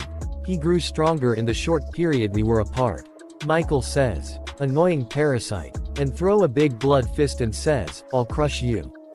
Jin Hyuk cuts his blood fist into thousands of pieces. Michael is surprised to see that. Jin Hyuk cuts him a lot of times. Michael blocks all his attack using skill mana barrier. Jin Hyuk thinks, mana barrier. I'm not dealing any damage because the gap between our mana is too big. It's gonna take me ages to catch up to his level with soul blood sucking. After that that captain is fighting with blood monster. Yeonwoo gets there and kills one of the monster with her fists. Chun is also there and says, I'm sick and tired of being Kong Jin Hyuk's minion. Chun sees captain and thinks, he's Dangan's Jang Yunsuk. Did he defeat them all with a broken sword? He's more tenacious than I thought. Captain says, Chief Kalakal's dying. Someone, help. He's as a comrade who has protected my life. Teresa says, I'll go. She starts to heal the troll chief by using sacred healing. She gets tired and says, he's over the hump now. Captain says, Kalakal, can you hear me? She falls to ground unconscious. Chun thinks, she's passed out. She tends to overdo it. Jin Hyuk says, do not come here no matter what. Fall back with the injured to the decided location once you're all done. Chun thinks, whatever you're doing, be done with it quickly, Kong Jin Hyuk. We're all reaching our limits here. Jin Hyuk uses Eye of Gluttony. Message popped up saying, luck stat is being applied. Adaptability stat is being applied. He sees his stats window but it's all question marks. And copy condition window appears saying, Michael is a hunting dog of the Decasus family and the highest ranking vampire with the role of Black Wings. If you survive a fight with this strong vampire who is usually only seen in the highest floors of the towers, you'll be able to copy one of their skills. Jin Hyuk smiles and thinks, I'm thankful I can even see the copy requirement this time. Michael gets excited and says, you're smiling to yourself again. You sure are an interesting human. Michael activates Moon Hiding Nails and says, let's see how long you can keep up that smile. He attacks Jin Hyuk with a slash attack. Jin Hyuk cuts his attack with Grave of Swords. Michael grabs his sword and says, I'll take out each and every one of your annoying little teeth. He leaves his sword and says, really? Jin Hyuk says really and bring out a bow. And hits him with red magic bullet. Jin-hyuk jumps backward to increase the distance. Michael gets a small scratch on his face and says, "You have a lot of little tricks up your sleeve. If you call angering me a trick, that is." Michael gets really angry and activates Hellfire to destroy the world. Alice says, "Contractor, get away. You won't be able to survive if you're hit by that." Jin-hyuk smiles and says, "No. I have to be hit in order to survive." Alice shouts and says, "What are you talking about? Get out of there." He activates the shield of Perseus and throws it toward her. And says, "Just watch." He activates Hellfire. A huge mountain of fire appears. Shield protects the Alice. She says, "Kong Jin-hyuk." Michael gets really tired and says, "Think of it as an honor. It's my first time using up all my man against a human." Alice is confused. Michael says, "Lady Alice, since the little parasite is gone, shall we begin again?" She gets really happy. Michael is surprised to see that. Jin-hyuk jumps above him. Michael says, "But how?" Jin-hyuk has a really big smile on his face. We see a flashback. Jin-hyuk activates Invincible. A message popped up saying, "Warning, using a skill that goes against causality comes with great mana load." Jin-hyuk says, "You don't know how long a second is to someone like me, do you?" Jin-hyuk hits him with the bow on the head and says, "It's enough to beat you to a pulp. After draining you mana." Michael tries to activate Mana Shield. But he doesn't have enough mana. Jin-hyuk hits him with a really powerful attack. Jin-hyuk hits him multiple times. Michael thinks, this is impossible. How was he able to survive my Hellfire? But also be perfectly fine. Michael grabs his bow and says, "I was taken aback for a bit. I never expected to consume all of my mana. But do you think that I'd lose against someone like you?" Michael kicks him really hard. He goes flying. He appears above him to punch him. But Alice appears in front him and blocks his fist. Michael says, "Lady Alice." She says, "You fool. Did you think I'd sit by and watch?" Michael says, "You should've. You've hurt me." She says, "Kong Jin-hyuk. Are you okay? I can sense that you're almost out of mana." He says, "This much is fine." Jin-hyuk thinks, "To be honest, all I'm doing is just protecting Alice. Plus, in 10 minutes, their chance of winning will be completely gone." After that we see that somewhere on the 39th floor, some vampires are watching Jin-hyuk fight using a crystal ball. They say, "Did he provoke Michael into using his ultimate skill on purpose? I'm rather worried Michael might lose. We cannot lose Alice right in front of us." One of them says, "Wouldn't it be dangerous if we were to intervene since it's a lower floor? But considering the enormous amount of resources was invested into that place, we should do something." One of them says, "Excelsior, what should we do?" Excelsior says, "We'll watch for a while more since it's not over yet." Michael is about to attack Jin-hyuk. Alice grabs his arm and stops him. He says, "How can you stand on the side of an inferior human, Lady Alice? You may have been dethroned but is used to respect you. Isn't this a clear betrayal of your own kind?" She gets angry and says, "Betrayal? You dare accuse me of betrayal? What you guys did to me was betrayal. And I'm not on the human's side." Jin-hyuk jumps to kick him. She says, "I'm on the contractor's side." Jin-hyuk kicks him really hard. Michael goes flying. Jin-hyuk says, "Alice, let's go with blood spears." She says, "Will you be able to handle the mana?" He says, "Yes, I can." She uses blood spear and jumps toward Michael and throws the spears. Spears hits him in the chest. She comes closer to Michael and says, "I know you guys are all watching through his eyes." Michael says, "You're quick to catch on." She says, "You filthy traitors. Heed my words. I will get my revenge no matter what." Michael says, "But Lady Alice, don't you think you're a bit too weak for that? This much won't even pierce heart."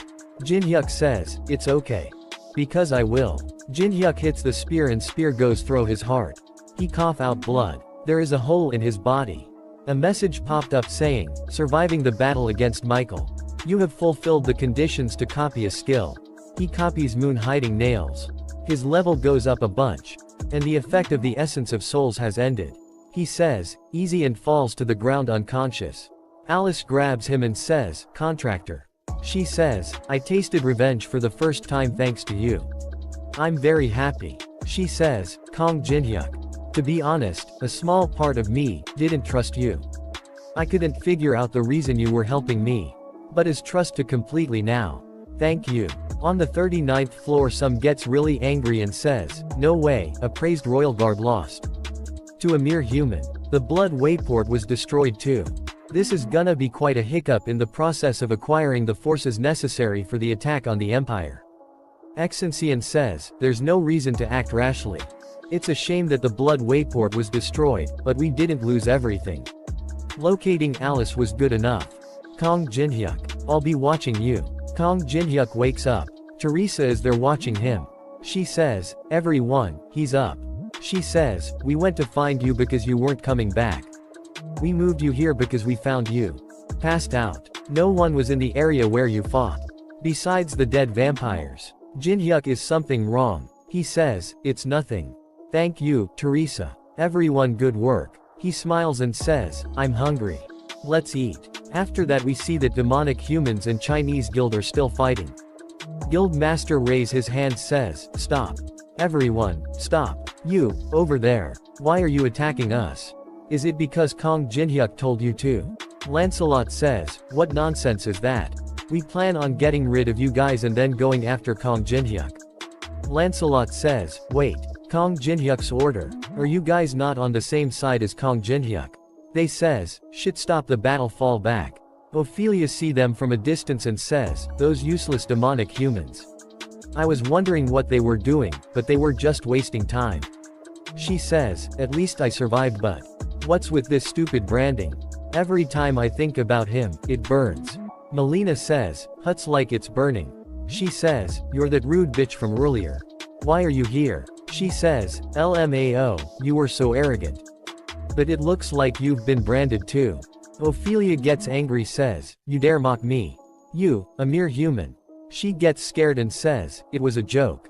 A message popped up saying, fighting between slaves is forbidden. Brand is burning. Jinhyuk gets the Phoenix's feather ranked AA. Jinhyuk says, clearing the 7th floor will be a piece of cake with this. Let's eat first. Jinhyuk has cooked the food. Teresa eats it and says, I've never tasted anything like this before. Yanhwa says, wow, Opa's good at cooking too. Well, it's a basic skill. Chief says, thanks, my tribe is alive thanks you. I don't know to repay this debt. A message popped up saying, receive recognition from the Frost Blade tribe's chief, Kalakal. Condition has been fulfilled. You have succeeded in copying White Beast. He says, no need to thank me. It's not like I did it for free. Jinhyuk says, you just need to pay me 500 magic crystals each month. And for the convenience's sake, it'd be nice if you could leave it at the entrance. Chief is shocked to hear that and turns into stone. Chun says, you devilish bastard. I'm disappointed in myself for reconsidering my opinion of you. Jinhyuk says, you say that, but you're devouring my food. Chun says, I'm eating because I'm made. My blood pressure rises whenever I think about what you made me do. Jinhyuk says, then, just tell me, there are many ways to make up for it. Do you want to make a bet? Or short on food anyway? Chun says, a bet. Jinhyuk sighs, the one to hunt the biggest fish wins. We'll record the loser calling the winner hung and upload it onto YouTube for a week. Chun takes off his shirt and jump into water thinking, I'll win, I'll win. He see a lot of really big fishes and says, upload, my victory. Lee says, Jinhyuk, you're always doing stuff like that. Teresa says yet again. Lee says, you're so evil. Jinhyuk sighs, he was being annoying with his winning. Yanhwa says, maybe Yu Sung Opa's actually enjoying this. Yanhwa throws something toward Jinhyuk and says, right, take this. I found it where you were passed out. It's a necklace. Jinhyuk thinks, this is the object Michael was going to use on Alice. I'll have to look into it. He says, thanks, Yanhwa. Where did Jang Yunsuk go? Did he go back with his group? Yinhwa says, I don't know. He's been gone for a bit. Chun comes out with a really big fish. After that a message popped up in front of everyone saying, the 7th floor of the Tower of Trials has been cleared. By Veteran Company Group. Guild Master of Donggon Guild gets really angry and starts to throw stuff around and says, you idiot. We sent you so much support. And you got all of it taken away by Kong Jinhyuk. And you dare come back empty-handed. Guild Master throws some paper toward Captain and says, you swore to clear the 7th floor. This is the plan report you turned in. What the hell did you do there? And how did you break your sword? Do you know how expensive that was? We see at the Awakened Association that department head says, the 7th floor has been cleared. It was player Kong Jinhyuk once again. He says, according to the Dangan Guild's report, there was a conflict with a higher floor force on the 7th floor. They were aiming for an outbreak with the demonic humans. Player Kong Jinhyuk and his group were able to defeat them. President, should we approach player Kong Jinhyuk? President says, no, let's just watch for now. It's not wise to reveal our intentions so rashly. President says, Kong Jinhyuk. Whether he will stand on the side of humanity or on the other side is hard to see as of now. So let's just let them celebrate for now. The world is still in order right now. After that we see that someone says, emergency. VVVIP protocol summons. Spread this information to everyone. Everyone, do just as we practiced. Hurry. Don't miss out on any details. They says, it's an honor. We wish you a happy day. We'll make sure your shopping experience is great. We see that it's Alice. They all call her Miss VVVIP. She give them a lot of gold and says, the greeting isn't bad. I'll prepay. From now on, anything that my hand touches is mine. I won't take any questions. They picks her up and they start shopping. One of them says, the branch manager passed out. The other one says, leave him be. He's just happy. He just has a weird way of expressing his feelings. Jinhyuk sees toward Alice and thinks looks like Alice has recovered well. He bring out Porwaith's necklace. Rank over rank. He thinks Michael was trying to lock up Alice again with this. Why was he trying to seal her instead of killing her? Is there still something I'm not aware of? I'll have to keep it for now. A message popped up saying, an invitation from Rick Hennessy has arrived. If you bring this invitation, you can attend the masquerade ball being held on the 1st floor of the Tower of Trials. Jinhyuk thinks, a masquerade ball. It's one of the event-type quests that are activated once you reach the 25th floor. When Tower of Trials was a game, I once attended as a guest. Of course, back then it was a failed game, so I was the only one to attend. So I just danced around on my own and set things on fire. But this time, it's different. Countless rankers were probably invited this time. Jinhyuk says, Alice, there's somewhere we have to go. After that we see that Tower of Trials 1st floor neutral zone nameless city. Alice angry and says you promised to let me shop all I wanted. Jinhyuk says, we're here to shop too, so don't be too mad at me. Alice says, is this where we have to go? Jinhyuk says, I need a suit for the masquerade ball. He goes into the shop and sees that Chun is also there says, you too. Chun gets really angry and says, you called for a bet and let me be the only one to dive. Jinhyuk says, hey, there's no point in fighting here. Enough with all the mana, the goblins are gonna pass out. Some of them even pass out. By the way, diving into cold water is good for growing your muscles. Don't try to change the topic. Are you even honest? Chun says, don't try to change the topic. Are you ever honest? Jinhyuk says, yeah. Don't be so mad. I have a sword for you. Chun says, do you know how many times I fell for those sweet words? Jinhyuk says, think about it. I even told you how to remove the attribute sword. Chun says, that's true. Chun says, well if it didn't break when I was fighting the stone giant, I would have used it for a long time. Jinhyuk says, yeah, you've been looking for a new one. I'll give you a good one. So stop being so mad, I'll see you later at the ball. Jinhyuk says, I'm serious. Chun says, I'll trust you one last time. Jinhyuk has his fingers crossed and says, alright. Chun sees Alice and thinks but that girl that's always beside him. Which country is she from?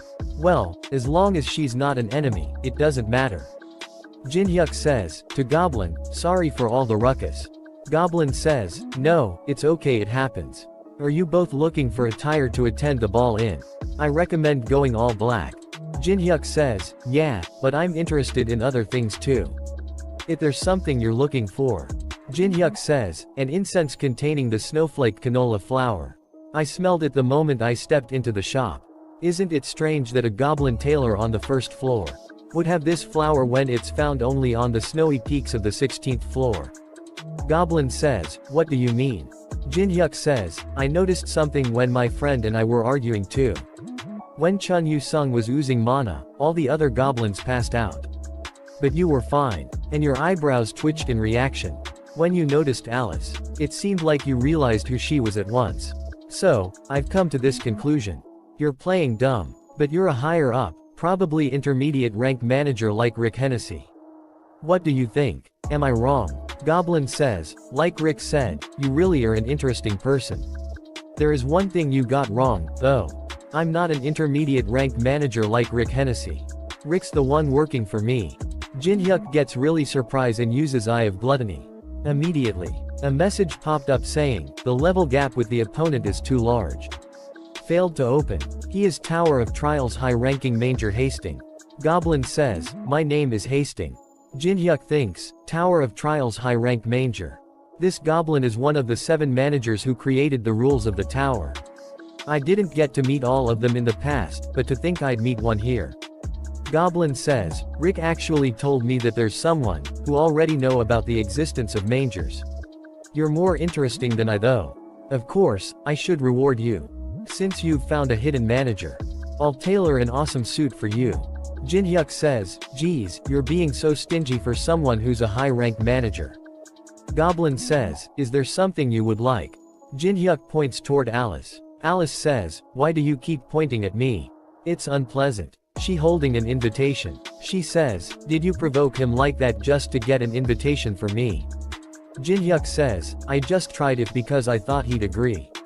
You like balls. She says, yeah, but that's not what I'm talking about. Don't you get how dangerous of a goblin Hasting is? Those guys are very dangerous. They create the tower's rules. I've only met one high-ranked manger in my entire life. Jin-hyuk says, don't worry, Alice. I know how dangerous they can be. Jin-hyuk thinks, but as dangerous as they may be, I know that if you use them well, you can reap great benefits.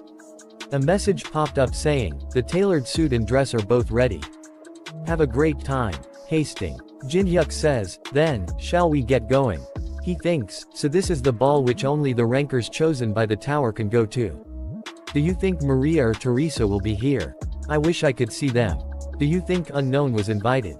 After that we see that some Samurai Guild member are here as well.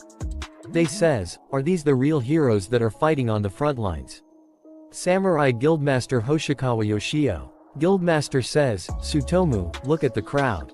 Don't they resemble parasites, living of the flesh of the strong without trying to get any stronger? Seeing all that trash gathered in one place makes me want to get rid of them all. Tsutomu says, boss, aren't you just mad that the guild's treasure was stolen? The treasure won't come back even if you were to kill all these bugs. Guildmaster says, Tsutomu, you're supposed to just agree. Tsutomu says, right, I have something to tell you. I got a message that Zonghua Guild was also invited. They said that since we don't know what could happen in there, we should form an alliance. Tsutomu gets hit with walking. He gets angry and says, you're getting in my way. He gets salamed into the ground. Guildmaster says, Tsutomu. Alice says, what? In your way? She says, how about now? M is still in your way. She says, aren't you gonna answer me? She activates overwhelming authority, crushing the opponent that's weaker than the user with mana. She says, I asked, how about now? Guildmaster thinks, Tsutomu, the top ranker in Samurai Guild, was crushed so easily by this young girl greater than. Just who are these guys?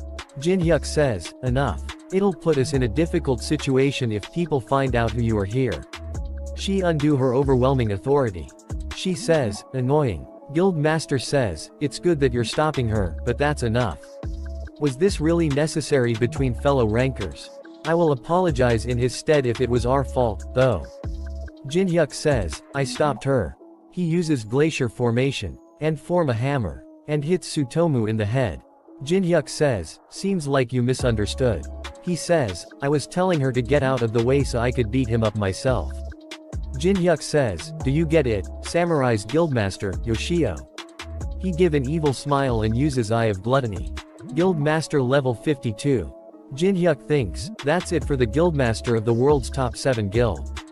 Why are the copy conditions so damn complex? You bastard. You did this knowing who I was. Guildmaster says, then I'm sure you're aware that we're a mage organization allied with the Zonghua Guild. Do you think you can handle the retaliation from such a large guild? Jin-hyuk removes his mask and says, I'm not sure. Do you think you can handle it? Jin-hyuk says, you are Kong Jin-hyuk. They all see him and says, it's Kong Jin-hyuk. Jin-hyuk says, they sure are loud. Jin-hyuk activates Glacier Formation. Don't be scared, I just put him up because people were too loud. Jin-hyuk says, I'm sure you've heard a lot about me already. And that such a crude threat won't work on me. To be honest, I don't care what you guys do. But I want you to be careful about one thing. I'll be advantageous for you to not get in my way. Whether you're a guildmaster or whatever. She steps on Tsutomu's head. They starts to walk away. Guildmaster gets really angry and says, Kong Jin-hyuk. They go inside the palace. Alice says, they've set up everything despite it being just on one floor. He thinks, I've never been to a masquerade ball with this many people before, I feel a bit awkward. Let's see. I see Teresa was invited too. Next to her Maria. I saw her at the conference. This stalker bastard from the suit shop is here too. Jin-hyuk is surprised to see someone and says, those people are. Two more players comes, she says, what do you think that person will be like? He says, the type to scream until the very end. Then what about her? He says, the type to beg to be let go. His name Casey S. Rank and he says, everyone looks so fun. Her name is Judilo S. Kaus. Jin-hyuk sees them and thinks, the number one on the list of European players to avoid. Casey and Judilo, the twins. They purposefully provoke fights and slaughter people for fun. But to me, they're just a precious source for skills. I'm already looking forward to it. Alice sees Jin-hyuk thinks, he's scheming something again. After that we see that Samurai Guild Master is standing with someone. He says, he acted like that despite the fact that we're allied. Samurai Guild Master says, I've also lost my companion, so I'm here alone.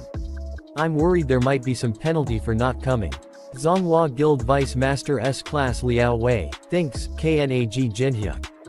After all that humiliation INTHE Elven Forest and Tundra, we meet here again.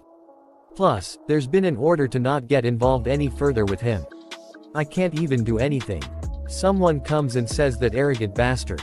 I'll go take care of him myself. All of them see toward him and says, what? Look at this. Loot at the horn, is it a monster? Are you all enjoying the ball? I'm a lower floor manager, Carmen. Jin-hyuk says, do you have something you want from me? Manager says, I heard that you meet one of the guests I invited to a pulp. Is that true? Jin-hyuk says, the buddy that fell over from walking into my companion. He was hurt that bad from that fall. Wow, I guess I should send a flower bouquet or something. Manager says, send flowers. Are you kidding me? You ain't begging to be killed. Jin-hyuk removes his mask and says, the host is threatening their precious guest. This party is a mess. It'll be a problem for you too if you try to kill me. Manager says, stupid bastard. You think it'll be difficult to get rid of just you on the first floor. You can't see. But the tower's greater powerful beings are watching from the second floor. But despite what I'm doing right now, no one's coming to stop me. Alice is about to use his skills. Jin-hyuk stops her. Goblin Manager screams his name and stops him.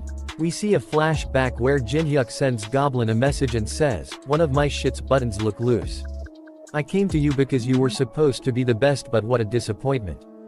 Please come and fix this, or I'm gonna leave a very lengthy review. Goblin thinks, no way. It's impossible that a suit I made would have flaws. Goblin and Rick are in the party. Goblin is really angry and says, Carmen. Goblin hits Carmen on the leg, and says, aren't you going to respond?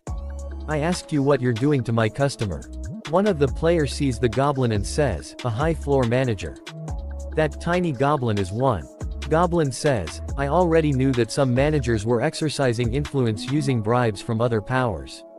As long as it doesn't cross a certain line, I'm okay with overlooking such things. But if a manager is to harm a guest invited by another manager, who would be willing to accept such invitations in the future? Carmen says, I didn't know you invited him. I'm sorry. Goblin says, that's not a good reason, Carmen. You need to apologize to the person affected if you did something wrong. Carmen is surprised to hear that and asks, sorry. Jin-hyuk starts to record and says, oh, this is gonna be a good one. Well then, try apologizing from the depths of your heart. Lower floor manager, Carmen. Carmen bows down in front of Jinhyuk and says, I'm sorry. Jinhyuk says, did you skip a meal or something? Louder. Carmen gets angry and says, how dare a human. Goblin manager looks toward him with angry look. Carmen bows down again and loudly says, I'm very sorry. A big muscular man sees Jinhyuk and thinks, controlling a manager like that. What an impressive human. I didn't understand when His Highness gave him a gift, but I get it now. If we can bring him onto our side, we might be able to end the war with those martial artist bastards. Rick activates megaphone and says, I will progress with the ball in the place of the lower floor manager. I will now tell you the reason we invited you here. As you know, this ball is an event with only promising players. As some of you already know, there's a hidden purpose to this ball. It's for all of you to decide which side you will stand on as you continue to climb the tower. Rick activates something and a message popped up saying, starting the main event of the masquerade ball. Prove your worth. Some more messages popped up saying, Tower of Trials, pick one of the dungeons, labyrinths, or historical sites between the 10th and 30th floor to challenge. A player with high accomplishment in the challenge will have an advantage in choosing sides. A red button appears in middle of the room and Rick says, in order to choose the location, you only need to press the red button and say the floor number and location name aloud. Rick and manager starts to walk away and says, then, good luck, everyone. Everyone is surprised to hear that. They starts to talk to each other. The tower's top powers, the ones the lower floor manager mentioned. A girl whistle really loud and says, stop acting like amateurs. We're all players. It's an unexpected situation, but let's find a way to work together and clear this challenge. Why don't we check who each other is first? She thinks, I wanna see how powerful we are. Jinhyuk sees her and think, Olympus is Maria. I guess she's a ranker, after all. It must be very sudden for her too, but she's getting straight to work. Chun says to Teresa, I guess we're on the same side again. One of the players says, wait, work together. Then you want to be chosen by the residents. A girl there says, yeah, I thought they were enemies of humanity. Maria says, everyone, calm down. Let's talk first. Jinhyuk presses the red button and chooses 25th floor, Good King's Valley. Chun says, that devilish. Teresa says, it always goes like this. A message popped up saying, all players are being transported to the chosen location. Jinhyuk smiles and gives them a thumbs up. They says, wait. I'm not prepared at all. Shit. They all appears in front of the 25th floor, Good King's Valley. You can escape either by completing the labyrinth or by being chosen by a power. Jinhyuk says, this place feels giant every time I come here. They say, without any preparation at all. One of them screams and says, it's a completion. I'm gonna accomplish the most things and get out of here by being chosen. Maria says, calm down, nothing good will come out of turning on each other here. She says, we don't even know what kind of place this is. I'm sure the person who pressed the button has a plan. We should talk to him. He is not there anymore. She says, he's already gone. Where did he run off to? He is standing by wall inside the labyrinth and says, let's see. It should be around here somewhere. He presses a wall brick and a message popped up saying, 5 paths leading to the Good King's grave have opened up. You can only choose one door. There are 5 doors in front of him, each with different element. He has to choose one of the 5 paths within 60 seconds. Jinhyuk thinks, what a wicked message. You would think there's treasure hidden or something. If I choose a door with an element on it, the path will open.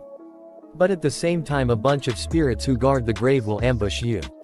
And if I don't choose any door within the given time, a message popped up saying, the time is up. All doors will open as you have not chosen any door. A monster comes out of the one of the doors and says, why is it always me first? It is Fire Spirit Salamander. Salamander says, what? A human? Salamander get covered in fire and says, don't hate me too much. I'm a guardian salamander that guards the king's grave. I will make you pay for the sin of invading the noble king's grave. Jinhyuk says, did you hear that? He's gonna kill me. What do you think about that? His dragon gets angry and says, Mogi. Salamander is confused. Jinhyuk put earplugs in his ears. Black Dragon activates fear. Salamander gets really scared and all his fire goes away. All the players outside of the labyrinth feels the energy coming from within. Teresa talks to Alice and says, Alice, right. Can I ask something? Did Jinhyuk say anything about where we're going? Chun starts to walk toward the labyrinth entrance and says, he's probably at the place where the wind just came from. Doing ridiculous things is his hobby, after all. Alice stops him and throws a rock inside. It gets crushed by a lot of traps. Teresa and Chun are surprised and Teresa says, you knew about the trap. As expected of Jinhyuk's teammate. Teresa thinks, but what is it? I feel like I've seen her somewhere before. And I feel a kind of creepy chill from her. Wind Spirit Sylphide also come out and says, I feel like I'm gonna pass out. Earth Spirit also come out and says, Salamander, what have you been doing? Water Spirit Undine says, didn't you say that there wouldn't be a situation where all of us have to step up like this? Light Spirit Wisp says, I'm sleepy. We see that Salamander is really scared. Undine says, Salamander, what are you doing? Why do you have your head on the ground? Salamander says, shut up and do the same. There's a devil here. She says, a devil. All the other spirits see the black dragon. We see that great elder of Muram is watching him through the crystal ball. And thinks, isn't that an ancient dragon? How does Kong Jinhyuk have that? He uses brand of tribulation on all of them. A message popped up saying, you have subordinated the 5 spirits. Unbelievable accomplishment. You have obtained 5,000 accomplishment points. Current accomplishment ranking. Kong Jinhyuk is in first place with 5,100 points. All the high powers shows interest in Kong Jinhyuk and Ancient Goguma. A total of 13 intermediate forces wish to work with you. The third forces expresses great affection for you. Jinhyuk sees that and thinks, then the third force is interested in me. I might be able to make things more complex than they are. Jinhyuk says, I'm popular thanks to you, Goguma. He accepts Marine's calls. Moyong Su says, hello, I'm Moyong Su from Muram. I'll get to the point right away, come to Muram. Then I'll let you live. There's a commandment to kill for you, actually. Jinhyuk hang up the call. Jinhyuk says, to spirits everyone up. We're gonna be on the move soon, so practice what I showed you. You're all gonna be snacks for Goguma as you can't do it right. They all are really scared and says, yes, sir. After that he accepts the call from Empire.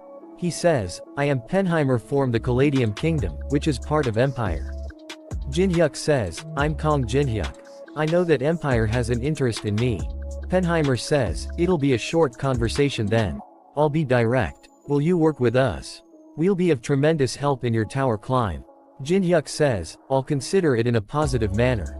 He says, oh, you're decisive.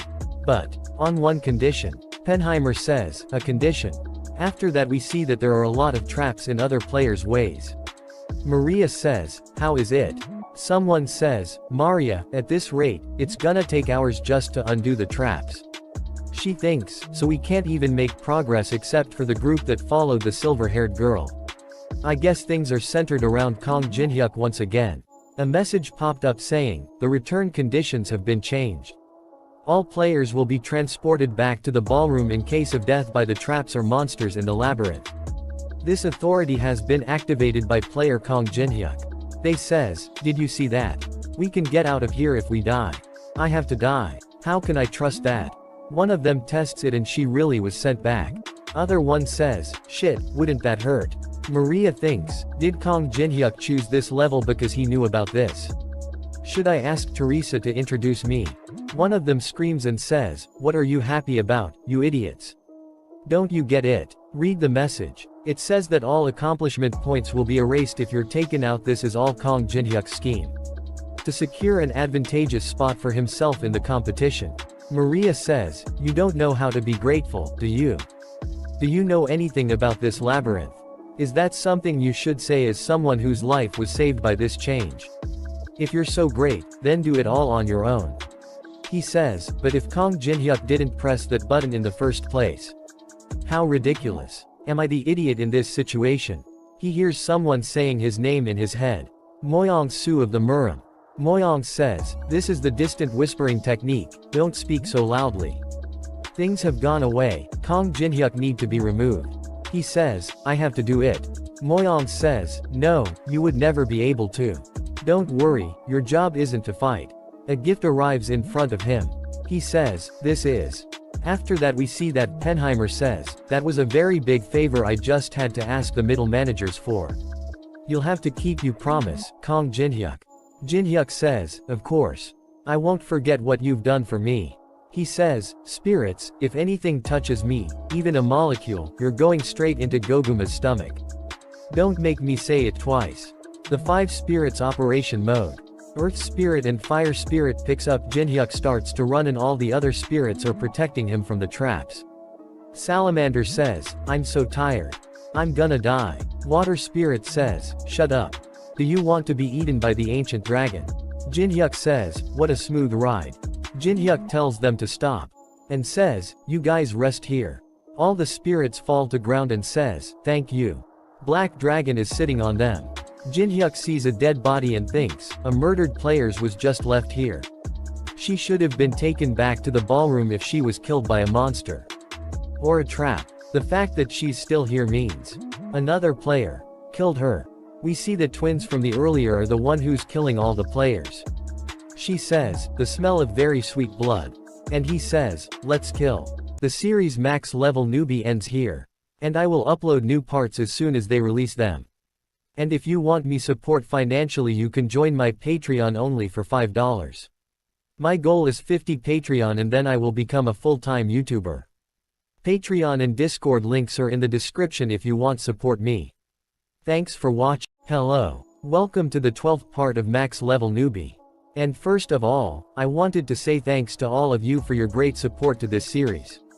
And if you want me support financially you can join my Patreon only for $5. My goal is 50 Patreon and then I will become a full-time YouTuber. And special thanks to my first Patreon Zoa C. If you want to support me Patreon and Discord links are in the description. And thank you very much. Let's begin. At the beginning of this part we see a flashback where Casey, Judilo. They were witnesses to the cruel murder of their own parents by a psychopathic murderer. But even in this harsh situation, the twins revolted. They picks up some sharp. Casey jumps on murderer's head and stabs him in the neck. Judilo stabs him in stomach. They worked together to successfully avenge their parents. However, they would never be able to go back. A copy condition appears in front of him saying, if you are able to satisfy their twisted desires, you can copy their skill, all sharing. What the hell? Now there's even storytelling in the copying requirements. They both gets really excited and jumps toward Jinhyuk to attack. Jinhyuk gets ready and grabs their weapons and stops them easily. Jinhyuk thinks, the speed and power. The combination attacks. They're pretty skilled. He kicks both of them in face. They both smile and says, I knew it. He's strong. They both get ready again. And combine 2 pieces of equipment. And says, let's go again. They activate twins. A message popped up saying, coping the weapon of opponent whose proficiency is high and sharing it. Synergy has occurred. Attack power has increased by 200%. Judilo says, just one hit, please. Casey says, I want to smell that blood in my hand, I've never smelled such blood before. Jinhyuk rubs his neck and think, I don't feel so energetic. Alright, let's go. After that we see in the Empire some says, congratulations, Sir Penheimer. Congratulations of scouting Kong Jinhyuk. Penheimer says, it's too soon. I only managed to get him to make a promise. They say, there's no need to be humble. Penheimer says, it's all thanks to you help. Someone says, he will definitely be of great help in the middle floor's fight for power. Good work, Sir Penheimer. Muram Elder is frustrated and thinks, I didn't want to see the Empire bastards happy. It was foolish of me to act rashly just because of the ancient dragon. Shadow appears and says, Moyong Su. It's you, ghostly blood leader. Shadow says, I didn't expect a stern orthodox sect man like you to seek me out. What an incident. He says, lower your voice. This cannot be known by others. Shadow says, so, who do I need to dispose of? Is it that Kong Jinhyuk this Empire bastards are talking about? Elder says, no, get rid of the group that works with Kong Jinhyuk. They're always the most annoying when trying to get rid of the Kong Jinhyuk. Shadow says, well, I don't care who it is but since this breaking the floor rule. The fees will be rather tremendous.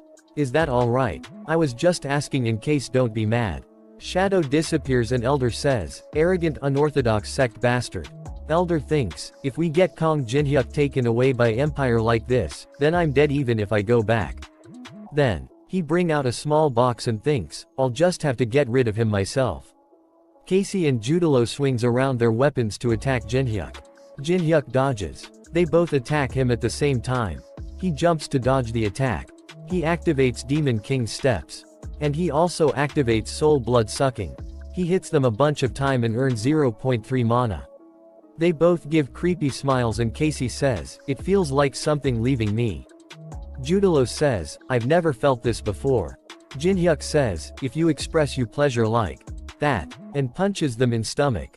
And says, it makes me feel ill. Jinhyuk thinks, I do want the all-sharing skill. But how am I supposed to satisfy these perverts? I've never felt this frustrated before. The both are barely able to stand. Casey says, he's strong.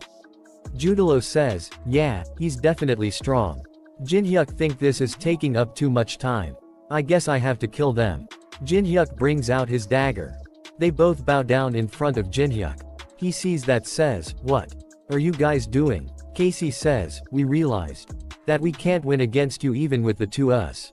Judalo says, if we can't kill someone with blood as sweet as yours, we want to at least be your family so that we can stay close to you. He is confused but still uses Brand of Tribulation on them. He succeeds in copying all sharing rank a skill. The both are really happy. Jinhyuk thinks, I didn't expect it to be resolved like that. They both grabs him and says we're now family. We're gonna be together forever. Until death. Chun, Alice and Teresa are walking inside the dungeon. Chun says, so, where's Kong Jinhyuk? Alice says, I don't know.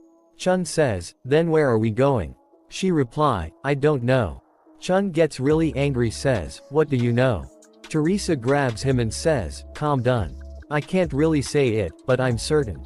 She thinks, the fine mana supply line, connected to the contractor, is heading this way. She says to them, if we go this way, we'll meet my counter. No Kong Jinhyuk will be there. Someone appear behind them and says, that's so. Some shadow soldiers come out of the ground. One of them says, then, I can't let you go any further. You will all have to die here. He is Mareem's unorthodox sect ghostly blood leader Yom-ho. Teresa says, stay behind us, Alice. She gets really angry and think, Kong Jinhyuk, where are you? I don't even have man right now because I'm far from you. Judalo says, right, so where was it again? Casey says, the thigh. Right, the thigh. I stabbed them in the thigh with a metal railing this big. I felt their bone break. So with the metal railing. Jinhyuk is frustrated and thinks, I'm running out of social energy.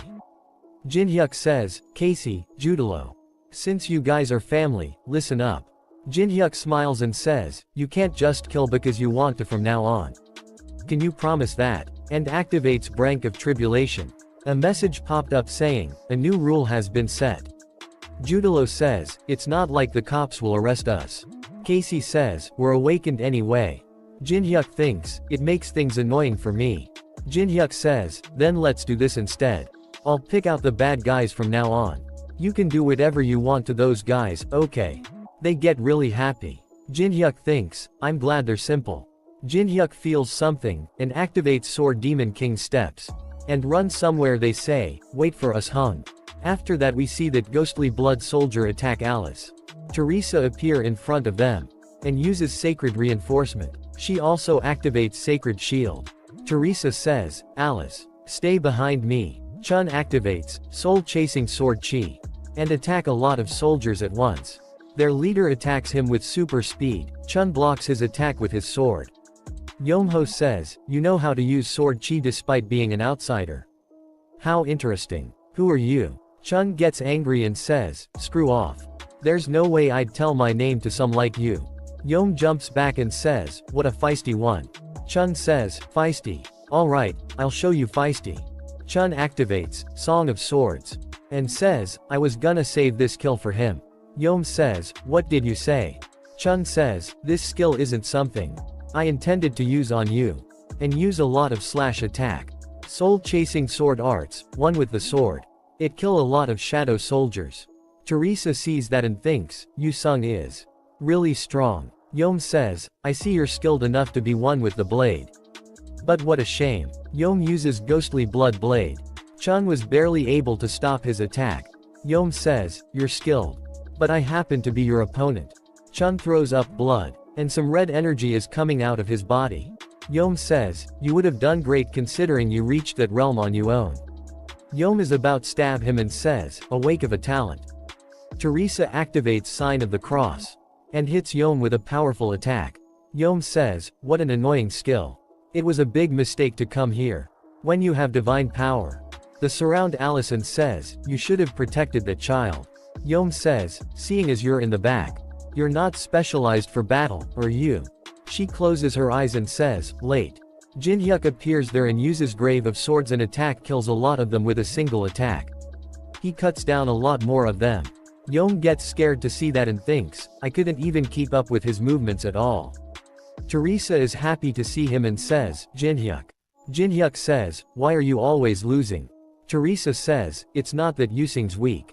These people are just really strong." Jinhyuk says, "Really?" He spins around his finger and says, "Except for us. Those are all bad guys." Casey and Judalo jumps and Casey sassy, she said they're strong. They starts to kill them Yom's army member instantly. Yom sees them and thinks, another group of skilled fighters. It's disadvantageous for us now. We'll have to retreat for a bit and recuperate. Yom coughs out blood, and says, "What just?" He stabs himself and says, "This is my." Jinhyuk says, "Yom ho. Don't be so arrogant. You're only a middle rank higher up in the demonic cult. Fighting you is getting very stale." Yom's army gets scared and says, "The leader." Jinhyuk says, "Twins, there are still bad guys that are alive." They say okay and starts to kill them. Chun sees him and thinks, he killed an enemy that easily destroyed my ultimate attack. With just one attack, he gets angry and thinks, how much more I have to try in order to catch up to you. Twins kill all the member of Yom's army. Jinhyuk says, "Them good job. I still have some work left to do, so you guys go first. Make sure to avoid the traps." Teresa says, to Jinhyuk, "Those two are the infamous." Jinhyuk says, "Yes, they're my company's new employees." Chun says, "What are you gonna do now?" From what I can remember, this labyrinth takes at least 20 days to complete. Jinhyuk says, 20 days. Newbies must have all the time in the world. Jinhyuk asks Teresa, what's wrong with him? She says, I'm not sure. Jinhyuk says, these guys will open the path to the king's grave. All 5 spirits stand in front of him doing a pose. Jinhyuk says, if we get the right items there, we'll be able to clear this place in an hour. Alice sees them and says, you've gotten a lot more pets. Teresa picks up the dragon and says, wow, they're so cute. Jinhyuk says, enough fooling around. Show us the path. Spirit says, yes, sir. One of the Yom's soldiers is alive and open his eyes. After that we see at Zonghua Guild. Zonghua Guild higher up shouting. She says, there sure are a lot. She thinks, it's already been 24 hours since Liao Wei and Nangong Tian went into the tower. When will they be back? She sees a lot of people walking on the road and thinks. Everyone seems to be at peace. Would they know how vulnerable they are right now? In a situation where the world's top rankers are unreachable. She thinks, there's no need to worry the civilians. We see back inside the tower, all the spirits are using their full power to open the door. They go inside the king's grave. There are a lot of treasures. Jinhyuk says, everyone, don't touch the treasure. Message popped up saying, those who have entered the grave may pick at trees. Those who are greedy will be inflicted with the king's curse. Jinhyuk says, pick just one. Jinhyuk points toward the golden bell and says, can you see that? If you ring it, the path out of this labyrinth opens. It's that easy. Yeah. If you're gonna keep complaining, just ring that thing and leave. I don't wanna hear it. Jinhyuk says, it should be around here somewhere. A shadow soldier appears on the door. Chun says, what are you doing here? I didn't know you were alive. He brings out a scroll and use early spring. Spatial transition happening. Jinhyuk sees that and thinks, spatial transition. Muram Elder and a big samurai army appear in front of them. Soldier says, the ghostly blood troop died with the leader. Elder says, useless things. I knew the unorthodox sect couldn't be trusted. Good job, Liao Wei. Jinhyuk says, you used a divine artifact Zhu to find me. Wouldn't the manager be mad about this if they were to find out? He opens up a small box. There is small black pill inside it. He says, mangers cannot look into this labyrinth. Elder eats the pill and says, no one will know if I kill you all. So why would I worry? He uses great reverting pill.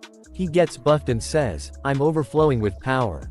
Message popped up saying, all stats will be increased twofold for an hour. Power that wasn't refined within the time limit will disappear. They fell really strong mana pressure. Alice smiles and says, such inferior beings. Jinhyuk puts her back into the ring. She says, what the hell? Jinhyuk thinks, it's gonna be a problem if you get involved, just stay there. Elder screams and says, kill them all. His army runs toward them and says, yes sir. Teresa says, there are a lot of them. Jinhyuk says, is that so? Then we can also summon allies. He summoned the 5 spirits. Battle mode. The all turns into really big monsters. Jinhyuk says, go. Elder says, fight special spirit forces. Show them the power of martial arts. Teresa sees all this and says, I don't know what we should do. Elder jumps using his full force. He appears above Jinhyuk ready to attack, and uses wall-breaking fist. Jinhyuk jumps to dodge the attack and his fist hits the ground. A huge explosion happens.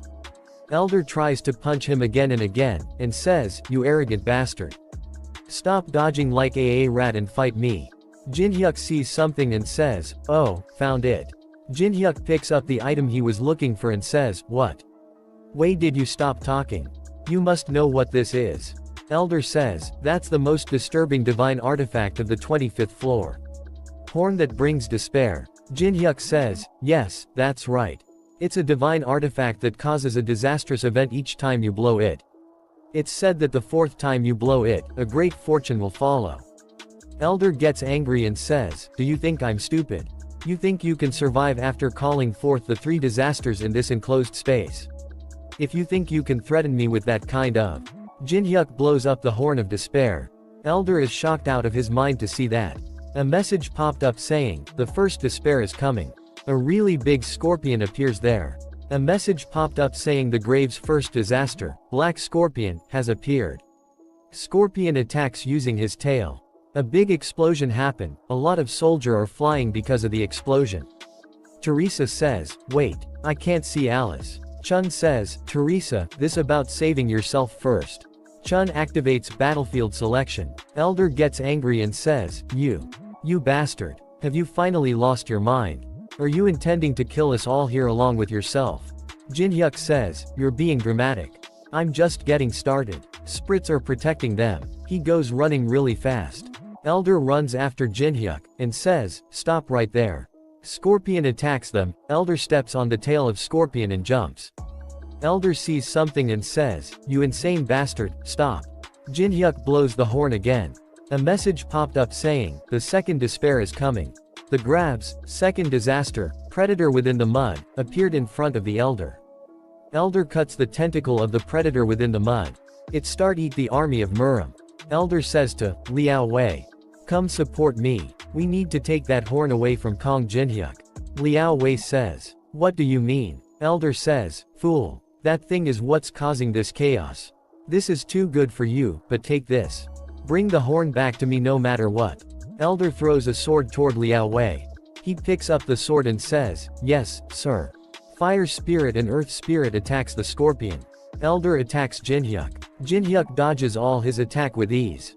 Elder thinks, I must be patient. He'll continue to blow the horn since he's already begun. It is said that on the 4th blow, an enormous fortune will follow. It's certain he's in a hurry to blow the horn in order to achieve that.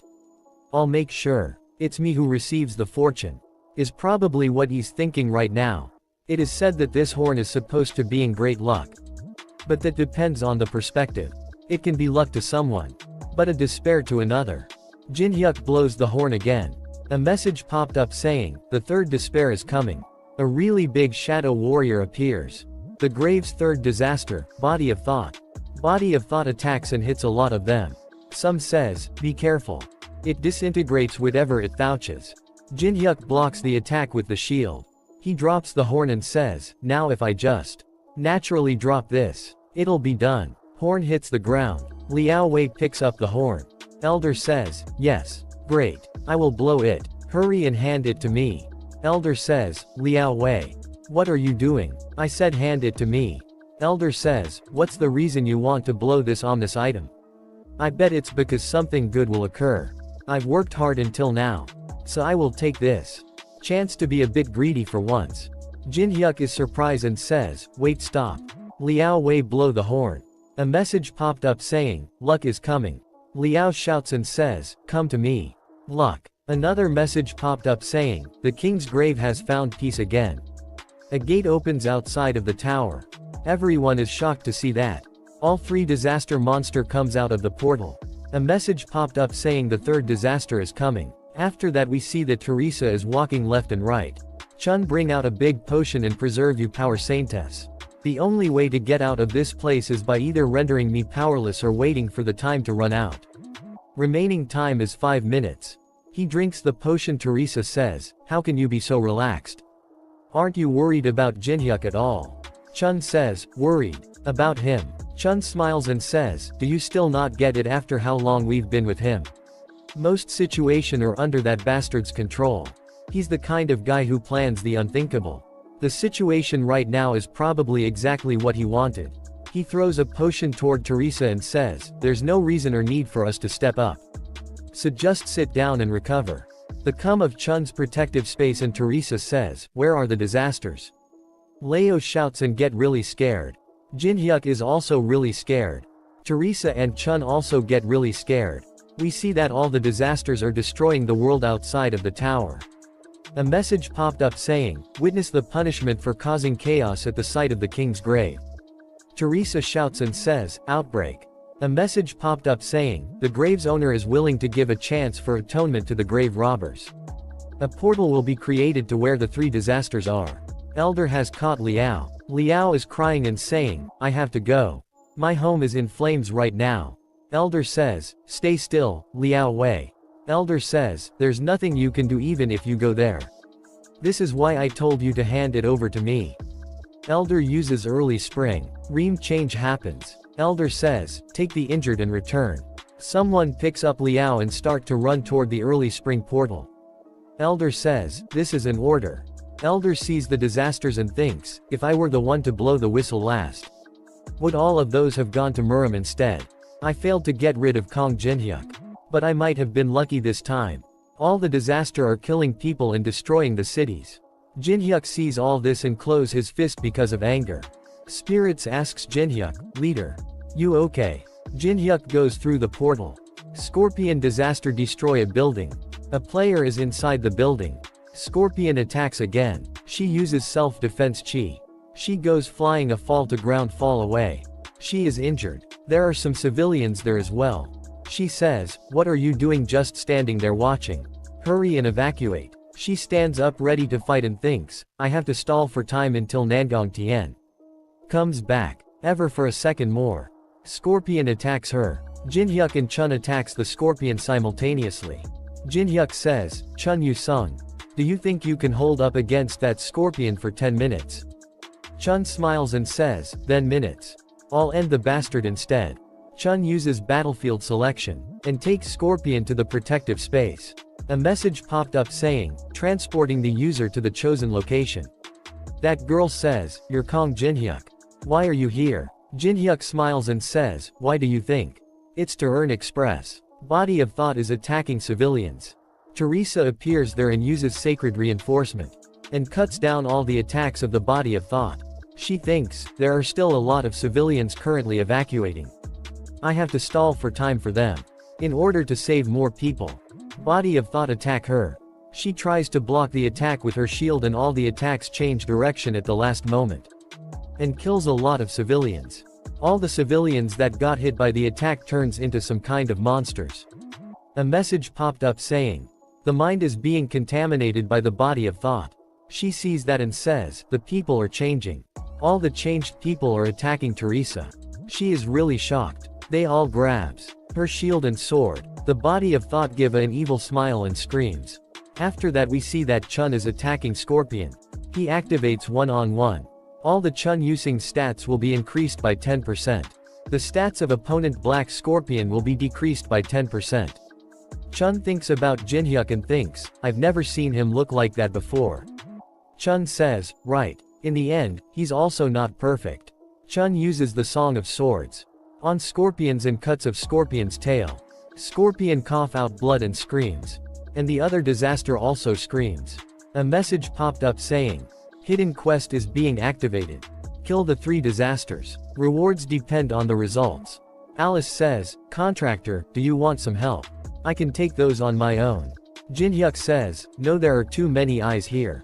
Jinhyuk thinks, I planned on letting them loose in Murim. Then stealing the martial arts text and the great reverting pill during the chaos. I didn't think Liao Wei's greed would get in the way. He sees a lot of dead people. And says, this is frustrating. Jinhyuk brings a bow and arrows. He activates 2-star restraint barrier. He activates Mandara. He is really an attack the second disaster with really strong attacks and says, from now on, I'll be much more precise and perfect in my calculations. Teresa activates Sacred Healing on the changing civilian. She thinks, I can't let the civilians get close to me. They'll all be hurt by my defense power. I need to get rid of the body of thought first. She activates Sacred Fall. Goes through the monster civilians with super speed. She activates Sacred Reinforcement. She hits Body of Thought. Body of Thought hits her back. She goes flying. She thinks, the divine power is working. I need to avoid the people that the Body of Thought is controlling and just focus on it. Body of Thoughts grabs the monster civilians. She thinks, of her childhood. And someone says, Teresa, listen closely. We have a duty to step up when people are in danger. Even if we have to risk our lives. That's the weight of the name Laurentia. Never forget that, my daughter. She gets really scared. Body of Thoughts kills a lot of civilians in front of her. She fall on her knees and says, no.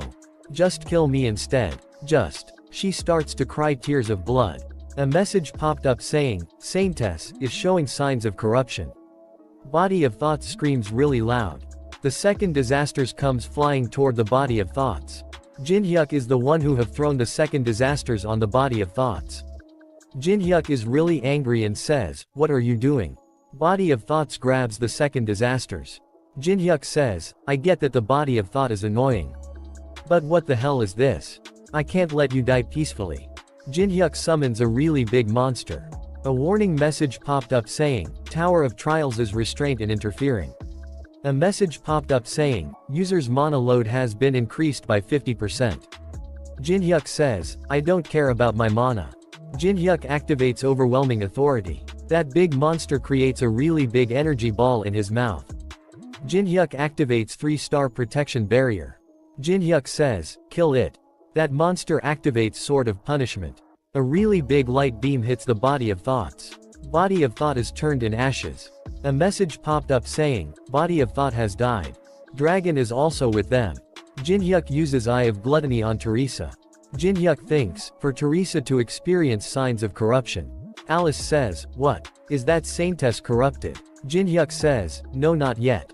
Alice says, Kong Jinhyuk, you know what it means. When a Saintess is corrupted, right? Jinhyuk says, yeah, I know.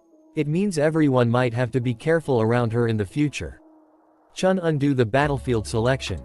Scorpion and Chun comes back. Scorpion is dead. Chun levels up a bunch.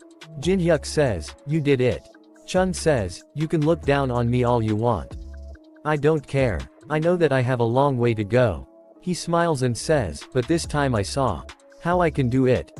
Jinhyuk gives him a sword and you should throw out things that are broken. Chun bring out the sword and says, this is Heaven's Fountain Sword. Jinhyuk says, good job Chun, you sung. After that a message popped up saying, will you return to the ballroom? Goblin manager says, we found out that the Murim forces illegally interfered. Unbeknownst to the Mangers, causing this incident. Goblin Manger says, I genuinely apologize for this as the tower's high floor manager. However, an apology doesn't make up for it. A message popped up saying, sending high floor manager Hastings punishment. Goblin manager says, Murim has committed a serious crime. I cannot forgive this as a manager. As punishment, I will take Murim force possesses. Those who must choose side, please take this into account. One of them thinks, I can get in contact with neither Carmen nor Moyang Su. I had been investing into Murim, but now they're broke. And where's Liao Wei? He sees Chun's sword and says, that's our Heaven's Fountain sword. He gets angry and says, you stole it. You have the nerve to carry it around in public. Chun gets angry and says, what? Steal. He hits him into the wall. Chun says, I didn't kill him. Watch your mouth from now on. You have fulfilled the conditions for copying. Conditions to copy. Provide a cause to defeat Yoshio using someone else. Once you succeed, you will be able to copy the skill sword drawing. Succeeded in copying the skill sword drawing. Description: attack speed and power will increase by 25% when drawing the sword for the first attack. Jinhyuk says, nice. Goblin and Jinhyuk are outside. And Goblin says, it's chaotic because of everyone trying to choose sides. You should have been choosing side with them too. Goblin manager says, I'm sorry about the incident. I apologize again about the fact that I couldn't prevent the interference. Jinhyuk says, what could you have done? You're just one person after all. Goblin manager says, you're right. But you managed to survive. No. I guess it's more correct to say you vanquished them. What will you do now? Is there anything else I can do as a manager? There's two, actually. They both go inside and Goblin manager says, there's a big announcement. Thanks for your attention, everyone.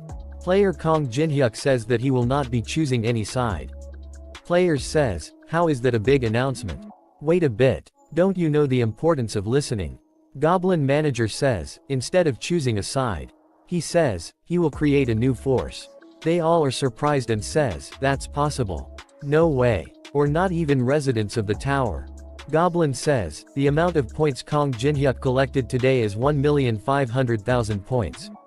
He fulfilled the hidden condition of collecting more than 1,000,000 points, giving him the privilege of creating a new force. Goblin thinks, of course, we don't know how he managed to find out about this hidden condition. Penheimer appears there and says, wait. I rejected this as the representative of the Empire. Jinhyuk see him and thinks Penheimer. Goblin says, geez, one of the tower's forces has rejected the formation of a new force. According to the tower's rules, this rejection is valid for 1 year. Penheimer says, Kong Jinhyuk. What is going on? You promised to come to our side. Jinhyuk says, I said I'd consider a positive future with the Empire. Penheimer says, you didn't think you could just smooth this over with wordplay like that, did you? We spent a lot of resources in order to fulfill the conditions you put upon us. Penheimer says, don't make me say it twice. Keep your promise. Jinhyuk says, all of the forces are watching this situation. If I lose here, my idea of creating a new forces will go to ashes. Jinhyuk thinks, this is the perfect time to use that. Jinhyuk says, Alice. What, I'm not doing anything like you said. Let me borrow this for a sec. Jinhyuk activates all sharing. Sharing Alice von Ataraxia's skill Blood Road. Jinhyuk activates Blood Road. A message popped up saying, you can now control all the blood of the living beings within a certain range.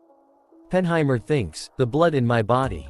It feels like my blood's boiling.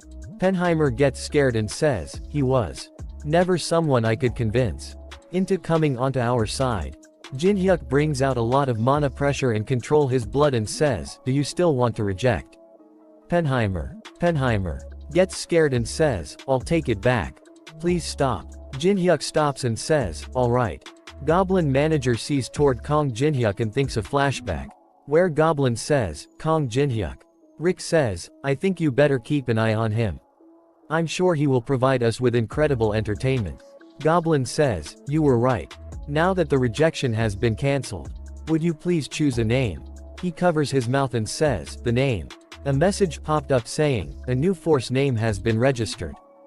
Force name, Veteran Company. Penheimer says, I'll see you soon. We'll talk about our relationship again next time. After that, Jinhyuk says, Penheimer never tried to be coercive ever again. Beijing's recover progress was quick. Without even trying to get to the bottom of the truth. A great monument for the people who died during the outbreak was built in the square. Someone says, to Xiaoting. Where is the Zonghua Guild Master, Nangongtian? What will the Zonghua Guild do from now on? Xiaoting responded that the Zonghua Guild, which was the biggest guild in China, had broken up due to disappearance of the guild master and other higher-ups of important roles. Xiaoting says, the ones who saved us from this recent outbreak. Or neither the Zonghua Guild nor the government. The ones who arrived first after the outbreak happened. Where Kong Jinhyuk and Chun Yu-sung. If it weren't for them, the monument would have been a lot bigger. Jinhyuk is strongly activating Cold Heart. A message popped up says, you are able to keep your composure even in tense situations. Alice lie down on a bed and says, this is nice. I almost died of frustration because they wouldn't let me do anything. I never imagined you would just create a new force right then and there.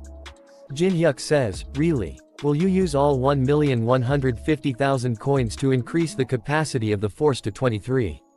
Jinhyuk thinks, after Xiao Ting's interview, my channel started receiving a lot more views and therefore profit. I'll put it to good use. A message popped up saying, the member capacity of your force veteran company has been increased to 23. Jinhyuk creates the invitation and sends them. The first member joined. Jinhyuk says, that was fast. Chun Yu-sung accepted the invitation first. After that was Taemin, Yenhwa, Melina and Lee Yuri's group. There were some time differences, but everyone accepted the invitation. And Teresa. Teresa says, I'm sorry, Jinhyuk, I already have a force I've joined. Jinhyuk thinks, Teresa was the only one to reject my offer. I guess it's obvious for a paladin to join the Empire. It's okay, I assumed as much. There's nothing I can do about it. The boss of the 5th floor also joined the force. A message popped up saying, the entirety of the 5th floor is now a part of the force veteran company. Jinhyuk thinks, with that, I have almost an endless amount of resources from the lower floors. However, that's not the end. Using copy free pass. He thinks, I'll also use the reward I got for killing the body of thought. A message popped up saying, you can copy an opponent's skill without fulfilling the copy conditions. Copying Osiris skill, Sun's sacred grounds. Description, you can reproduce the sun's powers. To top it off, I'll distribute the stat points. That's it. Jinhyuk says, yeah, that's it. It's becoming more perfect than before. Jinhyuk says, alright, then I'll do this. Alice thinks, geez, I've never seen a human look so evil before. It's hard to get used to sometimes. She realizes something and says, wait. He's the first one to borrow my blood road. Yeah, and there are more weird things. Those aren't things he would know as a human from outside the tower. I better ask him. She starts to glitch out like Jinhyuk earlier. Jinhyuk her and says, what are you doing? She says, what was it again? I feel like I was gonna ask you what we're gonna do now. Jinhyuk says, is that so? We're gonna go to the 8th floor. Of course, I'll take care of some remaining business before that.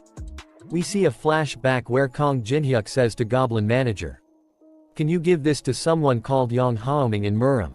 He gives him an envelope. This is my second request. Goblin Manager says, well, it's nothing difficult, but what is this letter? A deal offer. Jinhyuk goes to the Tower of Trials 5th floor stalactite cave. A Murim member comes there. Jinhyuk says, you came. Murim affiliated force Black Society leader Yang Haoming. Jinhyuk brings out a book and says, then, shall we proceed with the trade? And uses Eye of Gluttony. Jinhyuk thinks, Murim, one of the main forces of the Tower of Trials middle floors. A world where those who have mastered martial arts reside. Heavenly Demon, who is considered to be the strongest of them. And the organization which worships him, the Heavenly Demonic Cult. Within the Heavenly Demonic Cult, Yang Haoming is someone who is regarded rather lowly in contrast to his skills. Right now, when all of Murim's coins had been depleted, his desire for success is at its peak. So, what is it that you want? Yang Haoming says, so, what is it that you want? A copy condition. Yang Haoming is currently crazed over the idea of becoming successful. If you give him a bit of hope of success, you will meet the requirement to copy one of his skills. Jinhyuk throws a book towards him, says, this is. You're giving me something like this unprompted. What is the meaning of this? Jinhyuk says, take it. I already got what I wanted. Jinhyuk thinks, got what he wanted. What is he thinking? It's fine. Even if things go wrong, I have the Blackwind Society's elites here with me. If this truly is the Sword Master's Book of Secret Swordsmanship, this will be of great help in making me successful. I finally have hope of. A message popped up saying, copy conditions have been fulfilled. There are just drawing and stuff on the diary. He is confused and says, what is this? Jinhyuk says, a diary my swordmaster used to write in as a kid. It was really difficult to steal that. He says, are you kidding me? They says, I've burned through so much money to get here. What did you call me here for? You guys were doing so horribly. That is thought I'd show you something. As the disciple of the dragon of heavenly authority, the Dark Emperor. Yang says, what? Jinhyuk thinks, dragon of heavenly authority, Dark Emperor. The heavenly demon's right arm. An ancestral being with the same roots as the Black Wind Society. They thinks, I don't understand how such a great person's name is coming from the outsider's mouth. Yang stops his troops and says, do not do anything. Yang says, how dare you dirty the name of someone I used to serve. I will shut you up myself. Yang jumps toward him to attack. Jinhyuk says, just what I wanted. Yan appears behind Jinhyuk. Yang activates Dark Heaven Arts. And says, die. Jinhyuk stops him with a single hand with ease. Yang says, impossible. How could you block my Dark Heaven Arts so easily? They say leader. Jinhyuk combine Grave of Swords and Dark Heaven Arts. Jinhyuk smiles and says, I can copy and combine other skills. A skill created through combination is combination complete. Jinhyuk says always a better version of what was combined.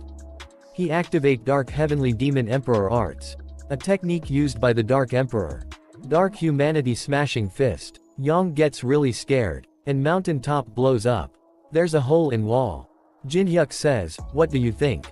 Do you believe me now? That I'm the Dark Emperor's disciple? Yang thinks, right. I did hear once that he went outside the tower to recruit skilled individuals. The Dark Emperor's already on the move. Yang bow down in front Jinhyuk and says, I greet the Dark Emperor's disciple. They all bow down in front of him and says, I greet the Dark Emperor's disciple. Yang starts to cry and thinks, I, too, finally get a chance to do better in life. Jinhyuk thinks, Muram guys are so easy to convince as long as you just use some martial arts master's name. Alright, I'll leave everything I didn't want to deal with on the 8th floor to him. The 8th floor of the Tower of Trials. Linear distance 10,000 km. A maze of incredible size. It's almost as big as the Earth's circumference. It's so big that it has its own ecosystem. There are really no other threats other than its size. So the method to clear the 8th floor is simple. Find the power crystal hidden somewhere within the maze. And I, the Demonic Human Association's wild card, Melina, was sent out to inspect the 8th floor. The hundreds of entrances leading to the maze are filled with marked stands. It is possible to earn fortunes off the ingredients coming from the maze. Melina thinks, right, I've been worked too hard by Kong Jinhyuk. It's not a bad thing to relax and look around a little. Melina says, how much does this cost? She starts to walk away. Jinhyuk says, where are you going? He marked her and Jinhyuk says, so. You came to the 8th floor to look into the double impact. Melina says, yes. Melina says, Lancelot said that it's getting much clearer on the 8th floor. Jinhyuk thinks, double impact, is a phenomenon that occurs when several floors are moving somewhere at a larger scale. She says, it stings. Melina sees something and throws her dagger toward it. He blocks the attack. Jinhyuk stops him and says, stop. We're on the same side. Jinhyuk says, Melina, do you really think it's okay to just throw your dagger at strangers at fist sight? Who hides their own allies in their shadows? Let's do some introductions. Jinhyuk says, this is the Black Wind Society's Wolyung. A copy condition window appears saying, currently Wolyung is only with you because of Yang Haoming's command, not because he trusts you. If you manage to earn his trust, you can copy one of his skills. Jinhyuk sees toward him and thinks, earn his trust. What should I do to get that? Melina says, what's up with you clothes? Are you shooting a movie? A lot of troops surrounds Melina. Jinhyuk says, tone it down, Melina. There are about 30 people hidden in the shadows. Melina says, great. Then you have enough to clear the 8th floor. She starts to walk away and says, it was nice to see you. Good luck, and see you in the next meeting. Jinhyuk activates Brand of Tribulation. She comes back and says, let's go leader. After that we see that at 20 kilometers from the entrance of the 8th floor. A player says, team leader. The scout team didn't come back this time either. They are from Rockheed Guild. And their team leader is a rank player, Jack Friedman. Jack thinks something is wrong. There shouldn't be any big threats on this floor. A shadow appears in front of Jack and he says, "What is happening in there?" A monster comes out of the shadows. Jack says, "Physical reinforcement." A lot of arrows comes toward Jack and he blocks all the attacks coming toward him. Jank starts to shake and says, "What's with this power? There shouldn't be any monsters here that are this strong." The shouts and says, "It's an ambush. Everyone prepare for battle." One of them sees the monsters and says, "What? They're just goblins. I'll take care of them." She activates flame spheres. Goblins doesn't get any damage. And they're fast. One of the goblin hits her. She gets poison effects and chow out blood. Someone shouts, "Catherine, these bastards are using poison. Watch out." They ask team leader for orders. He thinks they not normal goblins. They're strong. We'll all die at this rate. Wolyung also appears there. Jack sees him and thinks who? All the shadow soldiers attacks goblins and says, "Carry out the order." Jack says, "You're unknown." Jinhyuk and Melina comes here. Jinhyuk sees the goblin head and says, "This symbol is." A lot of arrows comes flying toward Jinhyuk. Jinhyuk uses moon hiding nails. Jinhyuk says, "You guys are the ones with the javelins." Jinhyuk activates Sword Demon King's steps. All the monster attacks him using Mana Javelin. Jinhyuk appears in between the monsters. Jinhyuk uses Dark Heavenly Demon Emperor arts. Jinhyuk hits them with powerful punches. Jack sees that and thinks I couldn't see any movements. A message popped up saying Wolyung's respect for you has increased by 5 out of 100. Jinhyuk thinks, so he's the type to feel respect if he sees something like this. Melina says, "What are all these monsters? There was never anything like this on the 8th floor." Jinhyuk thinks, this symbol is one that's given by the boss monster on the 9th floor. Plus, ogres don't even reside on this floor. Jinhyuk says, "I get what the consequences of double impact are." Melina says, "What?" They seize toward the sky. The 8th and 9th floor have been conjoined. Jinhyuk says, "There are a lot of monsters watching them using crystal ball." One of the monsters says, "We've got an annoying interferer. Everything is for the Great One." The 12th part of the max level newbie ends here. And if you want me support financially, you can join my Patreon only for $5. My goal is 50 Patreon and then I will become a full-time YouTuber. Patreon and Discord links are in the description if you want support me. Thanks for watching.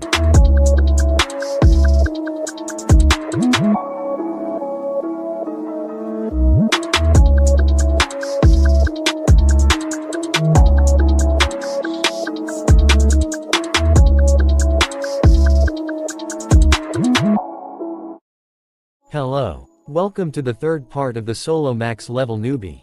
A special thanks to my Patreon for supporting me. And if you want to support, you can join my Patreon for as low as $1. Thank you very much. Let's begin. At the beginning of this part we see that administrator is taking a bath and thinks, "That's nice." System says, "An emergency call has been connected." Jinhyuk calls him and says, "Hello. Let's form a contract." Administrator says, "Kong Jinhyuk. Can you contact me through normal methods next time?" After that we see that the ninjas are fighting goblins. Jinhyuk bring out an potion. She asks, "What's that?"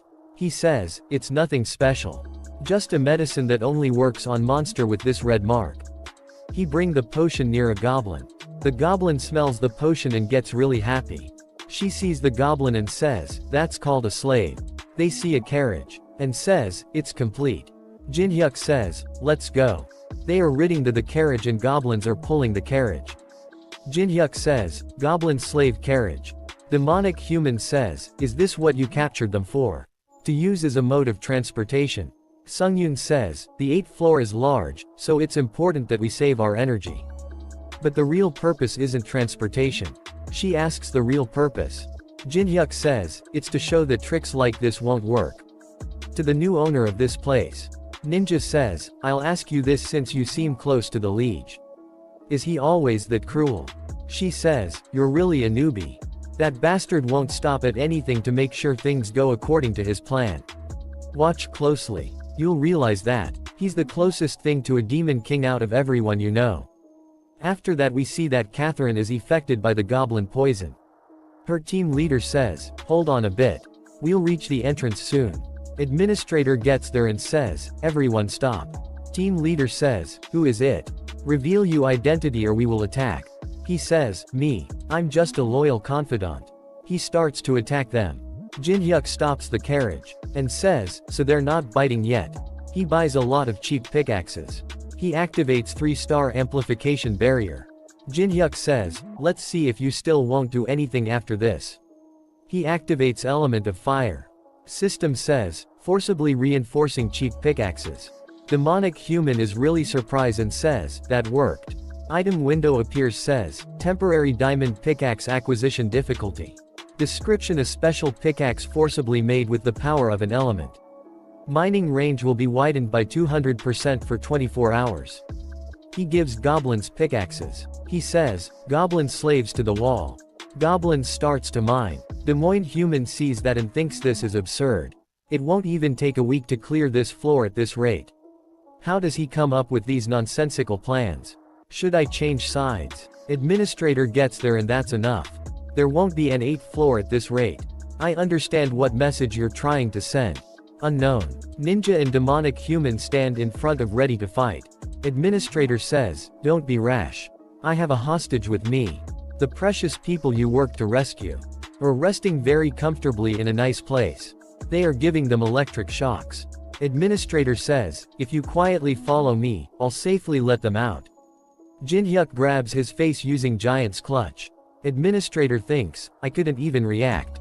Jin-hyuk gets ready to punch and says, did you think I would care about some hostages? You must be mistaken thinking you have the winning card. But sending you to me when you can freely open portals was the worst move ever. Administrator activates black tentacle orb.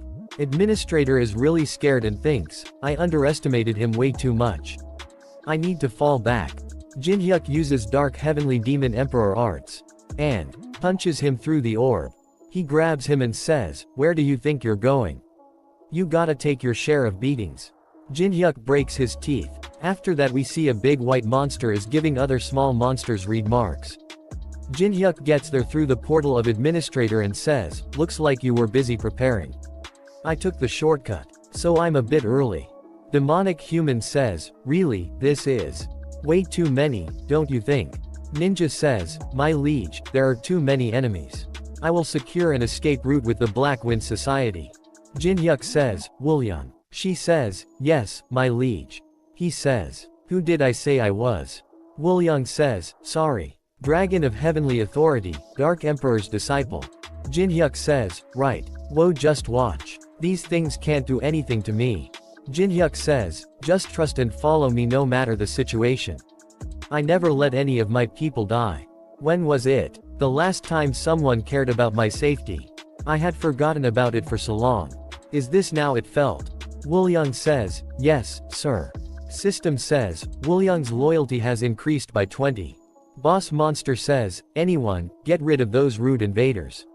I will reward the one who succeeds with the 8 floors territory.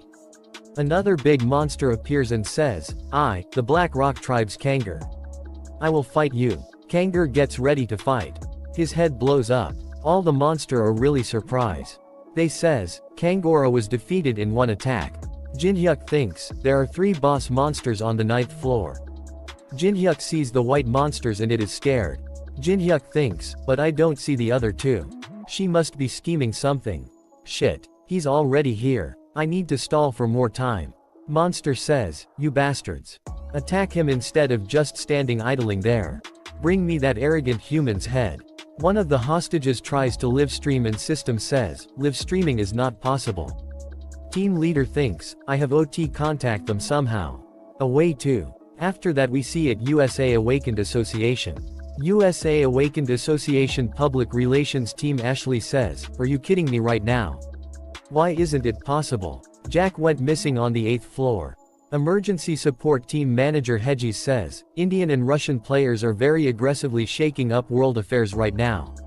It's impossible to send in American players for support right now since we need to ensure our security too. You know that better than I do, Ashley. Also, the 8th floor is just a big maze. There's no reason he won't make it out of there alive if he just puts in the time and effort. Ashley says, I get that Jack is your boyfriend, but don't be so dramatic. National security. My ass. He won't even go it save one of the nation's players. She thinks, Jack is definitely in danger. I can feel it. She sees toward her ring and says, Jack. System says, vision sharing request from Jack Friedman. Sharing the user's vision through vision sharing. Ashley, can you see it? Unknowns here. I don't know how but. The 9th floor's boss is down here on the 8th floor, along with a bunch of monsters. Jack says, warn the world, Ashley. The rules of the tower are not as we used to know. System says, stream has been set up. They see that Jinhyuk is killing all the monster. Jinhyuk says, why don't you step in right about now? Or are you letting me just farm all the express for myself? Monster says, you arrogant little. That's it for your child play. She uses a Tasha-activated lightning bolt and hits Jinhyuk. Ninja says, my liege. Water spirit says, we are the guardians of Master. He brings out the 5 elemental spirits special forces. The monster says, why are the spirits that are supposed to be on 25th floor here siding with a human? Fire spirit starts to cry and says, we got beaten up real good by Master. Jinhyuk says, it my turn now. He activates 5 spirits battle mode. Jinhyuk says, Woolyung. Now. Get ready. Ninja says, yes, sir. All the ninja starts to fight. Demonic human says, whoa, this is really chaotic. But it must be really nice to have those spirits to depend on.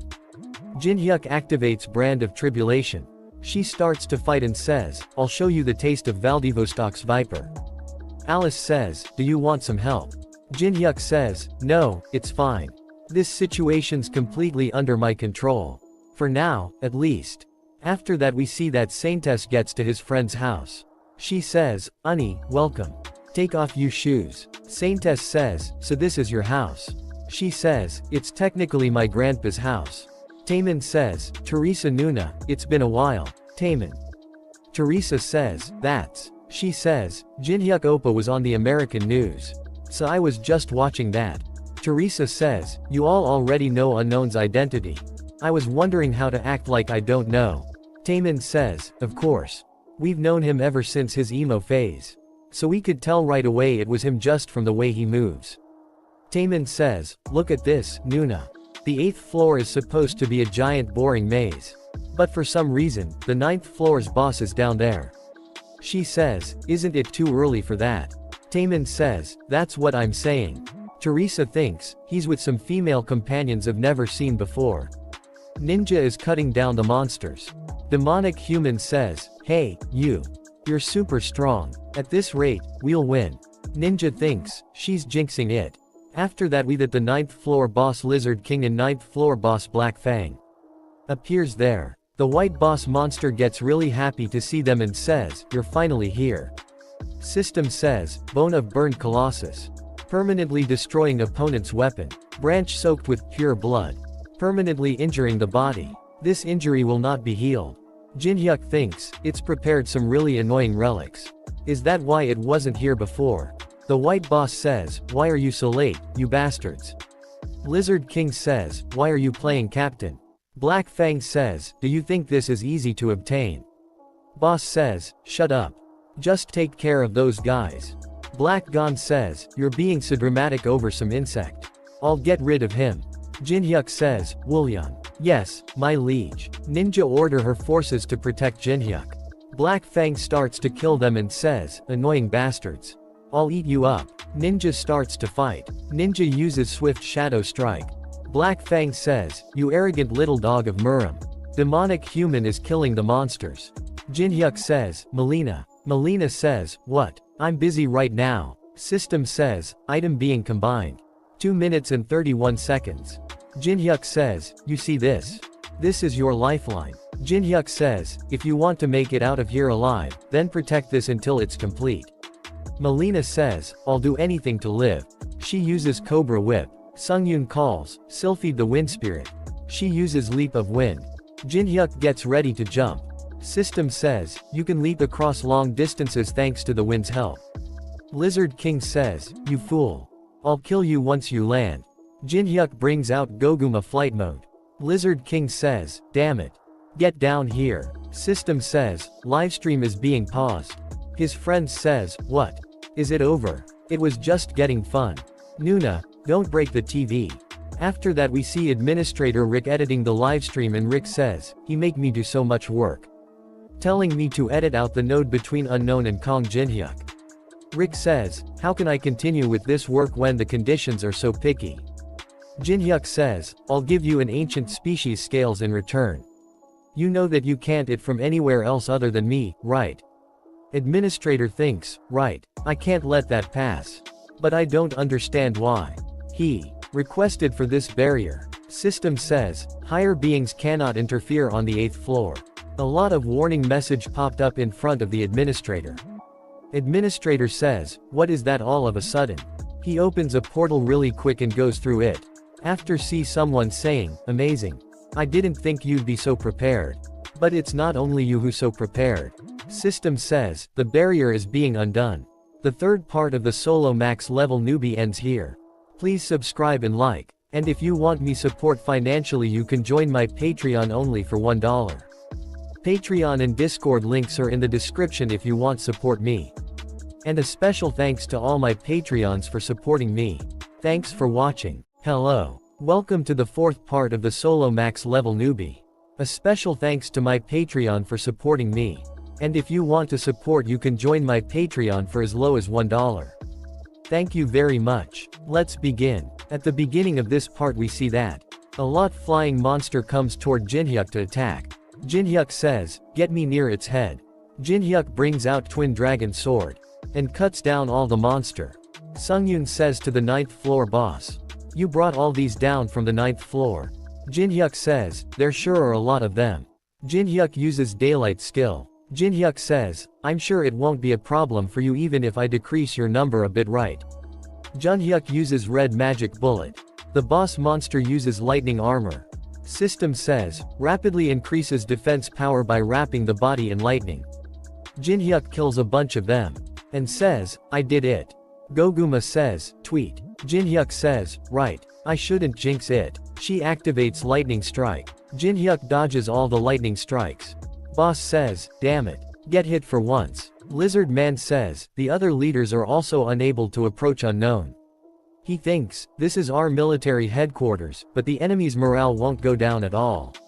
No. We overpower them in numbers, so if we just endure. She sees Melina protecting the item and says, that item. System says, synthesis complete. String that connects faith has been completed. String that connects faith is reacting with boundary bending mirror. Melina says, I survived this time too.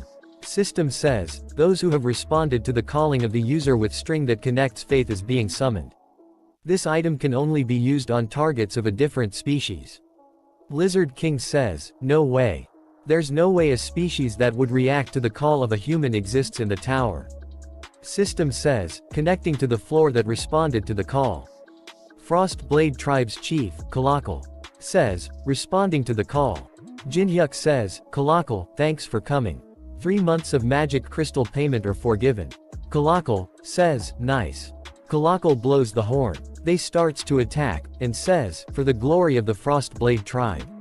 Lizard King says, why are the ice trolls siding with the humans? Troll King starts to beat Lizard King. Troll King says, there is no warrior who would reject the calling of their savior. The other boss sees that and thinks, impossible. Black Fang is being beat up by ninjas. 9th floor boss sees that and thinks, the tables were turned in that short of a time period. Jinhyuk says, everyone's keeping themselves busy. Are you just gonna stand there and watch? Jinhyuk says, let's get started. Boss monster says, do you really think that you can win against me one-on-one? She uses activating lightning armor. A lightning type defense barrier is being formed. Jinhyuk uses mandala. System says, allows the user to predict the trajectory of the target.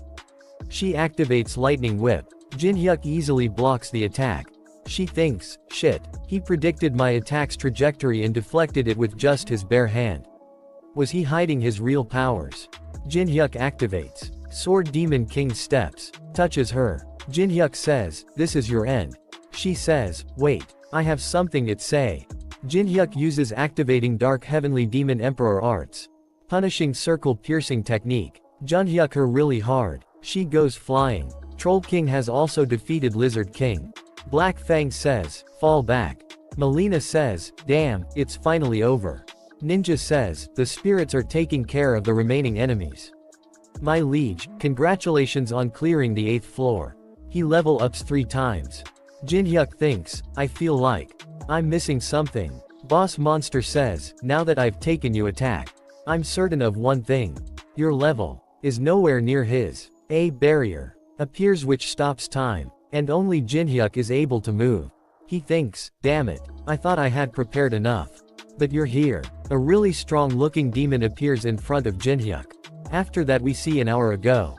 Jinhyuk asks Melina wait. Jinhyuk says, I get that you guys detected a double impact. It happens when invading a different floor. But, Jinhyuk says, I wonder why. You're not telling me the reason you're looking into the double impact. Jinhyuk activates Brand of Tribulation. Melina says, it was the higher-ups. They said that if I chase the double impact, I'd be able to come across a very special someone. A special someone. Jinhyuk thinks damn it, I thought I had prepared enough. I'm the one that ended up coming across this special someone. Demon says, it's you. The one who interfered without playing. Demon removes Jinhyuk's mask. Demon says, I was wondering how you were holding it together in my mind realm. We see that Alice is hardly protecting him. Demon says, but some being is working really hard to protect you. I don't know who it is, but the efforts are commendable. You're gonna die soon anyway, though. Jinhyuk tries to activate's Eye of Gluttony system says, cannot be activated due to the large gap in level between the user and the opponent. Jinhyuk thinks, please, even just one useful piece of information. He tries again and again. Luck gets activated. System says, only a part of the information can be unlocked because of the opponent's level. Jinhyuk says, Ma. Demon asks what? Jinhyuk says, Machedroth. The one who consumes death. Demon is really surprised. Jinhyuk says, I've been waiting for you. Jinhyuk says, the opponent is being freed from Mind Realm. Demon says, you, how do you know my real name? A window appears saying, name Machedroth. The one who consumes death. All the other information cannot be seen. Another window appears saying, description. Machedroth is an aristocrat in the position of a count. He ranks 26th among the demons and can cast very advanced magic spells. The demon realm is currently rampant with war over the rankings.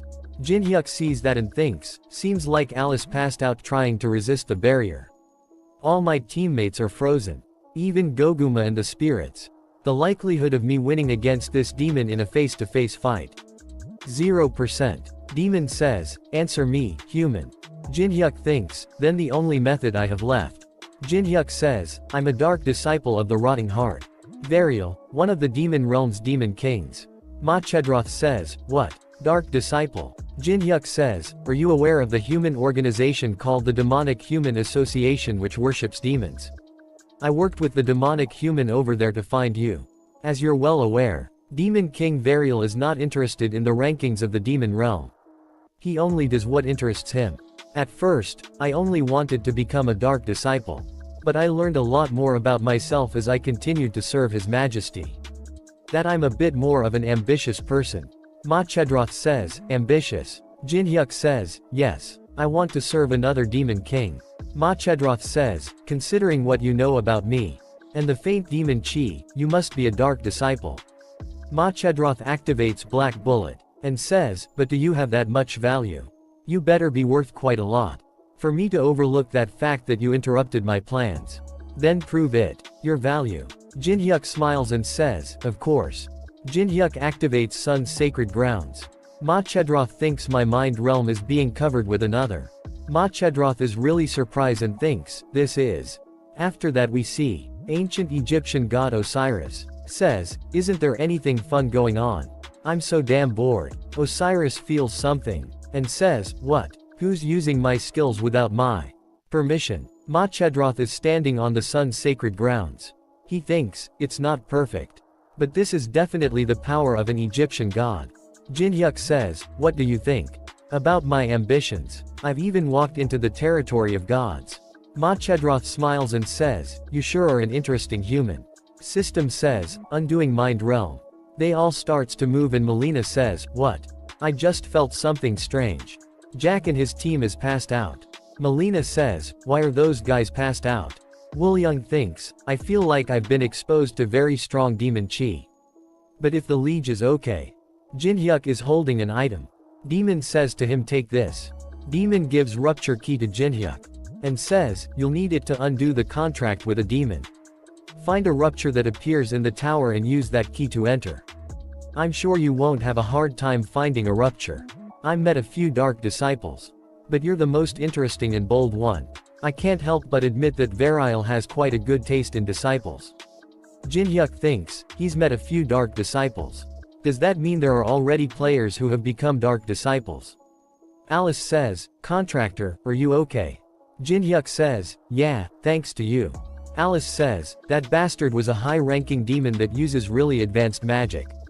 I can count on one hand how many times I've experienced time-stopping magic. Are you sure it'll be okay to lie to someone like that? Jinhyuk says, it's okay, Alice. Don't worry too much. I have a plan. Jinhyuk touches a crystal and system says, you have cleared the 8th floor. You have defeated the 9th floor's boss monster, Atasha. You have cleared the 9th floor. Ninja says, my liege, congratulations once again. What will you do now? Jinhyuk levels up 3 times. He says, I'm gonna complain. Jinhyuk goes the great magic library. Say to Rick with very angry look on his face that, why don't we talk? Dear great manager, Rick Hennessy. Rick says, the barrier for stopping the intervention of a higher being. It was definitely completed without any problems. But for some reason, while I was gone, a hole appeared in the barrier. Rick says, you're expecting me to believe that a hole formed in a barrier made by an intermediate manager. And what kind of new and original excuse is you not being here when it happened? That day Muram ambushed the Empire. As the intermediate manager, I had no choice but to go to the scene. Jinhyuk thinks, Muram is at war with the Empire. Their forces must be much weaker now because of the coin penalty. How did they? I guess I can't use this as an excuse to nullify the contract with you. Rick says, then, as expression of apology, I'll let you purchase one of my items. As you, the items I have are a collection of very rare things. Just getting the opportunity to purchase these items is an incredible reward. Jinhyuk sees him and thinks, look at him, he's trying so hard to sell me stuff. Jinhyuk says, I assume the currency is still the scales of an ancient species. Jinhyuk takes out the dragon. Rick sees him and gets really happy and says, look at those shiny scales. I cannot say no to an ancient species. Jinhyuk says, then let's trade one scale for a rupture compass. What do you think? It's pretty similar to the original promise, no? One scale for a rupture compass. Rick says, the ancient dragon you have there isn't even fully mature yet. And we don't know his name, so I don't think I can really settle with just one scale. Rupture compass. I'm so low on stock too. What will I live off of if I give it away like that? I'm not made of money, you know. Rick activates bargain. Rick says, so, I'll sell it for 10 scales and a week's rent of the ancient species. A special deal for you. It's basically a loss for me, it's a charity at this rate. Jinhyuk thinks, this bastard is infamous for driving hard bargains for everything and anything. The infamous Great Merchant Organization's master. Jinhyuk says, never mind. Rick is surprised and says, what do you mean? You don't need the compass. I was gonna be nice, but you want to knock down the price like that. I think it'd be better to talk to Hastings. From what I know, going against the contract with a manager is a pretty heavy crime. First, it was a lower floor manager, and now it's the intermediate floor manager. I'm sure the high floor manager will be real happy to hear about this. Rick says, Kong Jinhyuk. Wait, alright, I'll give it to you for one scale. Are you satisfied? Jinhyuk gives an evil smile. Jinhyuk says, then I'll take just one scale, Goguma. It'll sting just a little bit. Goguma starts to cry. Jinhyuk says, no, Goguma. Don't make that face. He make really cute face. They are not able to handle cuteness. Jinhyuk says, I can't do this. Rick says, I'll just receive the payment later. Goguma gets really happy. Jinhyuk gets the rupture compass. System says, an item that points towards a rupture in the tower. Jinhyuk says, nice deal. Rick says, anyway, please keep what happened a secret from Hastings. Jinhyuk stops and says, and one more thing. A lower floor manager called Carmen keeps intervening in the tower matters. I hope he'll be punished accordingly. Rick says, Carmen, don't worry about him. I'll make sure he'll never even show his face again. Carmen says, please spare me. I made a mistake. If you spare me, I will make up for this mistake. Please have mercy. Someone is mixing sugar in tea and says, a mistake. I merged the 8th and 9th floors so that you couldn't fail. A high-ranked demon was there too. I went to such lengths, yet you call you failure a mistake. That's called incompetence. They attack Carmen and Carmen says, please just give me one more chance. Please don't kill me. Sir Hastings. It's the goblin managers. That is punishing Carmen. Hastings says, why am I only surrounded by idiots? Don't be too concerned, please. I'll make sure no one can approach the sanctuary. Some give an really evil smile. Jin-hyuk says, the next day, a video was uploaded to the Hall of Fame. This video was edited by a manager. Comments are going nuts. They says, it's unknown. I want to see the original. I've never seen a player clear 2 floors at once. That's what martial arts is. I wonder who'll win if Unknown goes up against Kong Jin-hyuk. Jin-hyuk says, the more famous Unknown became, the more a certain question was asked. Someone says, objectively speaking, Unknown would win. They says, bullshit. Kong Jin-hyuk would win 100%. I don't know, but I don't think we'll ever see them fight anyway. What are you talking about? Unknown would win, of course. Unknown was top tier ever since the Hall of the Depraved. He's just built different. We see at the Hall of Depraved. Jin-hyuk is now level 74. He thinks, I leveled up 7 times at once, not bad. Jin-hyuk says, you're back. What's with you face? Did things not go well? She brings out Porwait's necklace. And says, no, it did, but he's not listening. I think he's satisfied with something. We see 15 minutes earlier. So that's where you were. She activates Blood Road. And says my loyal servant. Awaken. He awak and says, nice to see you, Bellis. She says, will you serve me this time too? Bellis says, Miss Alice. Yes, of course. I, Bellis, am willing to serve you forever.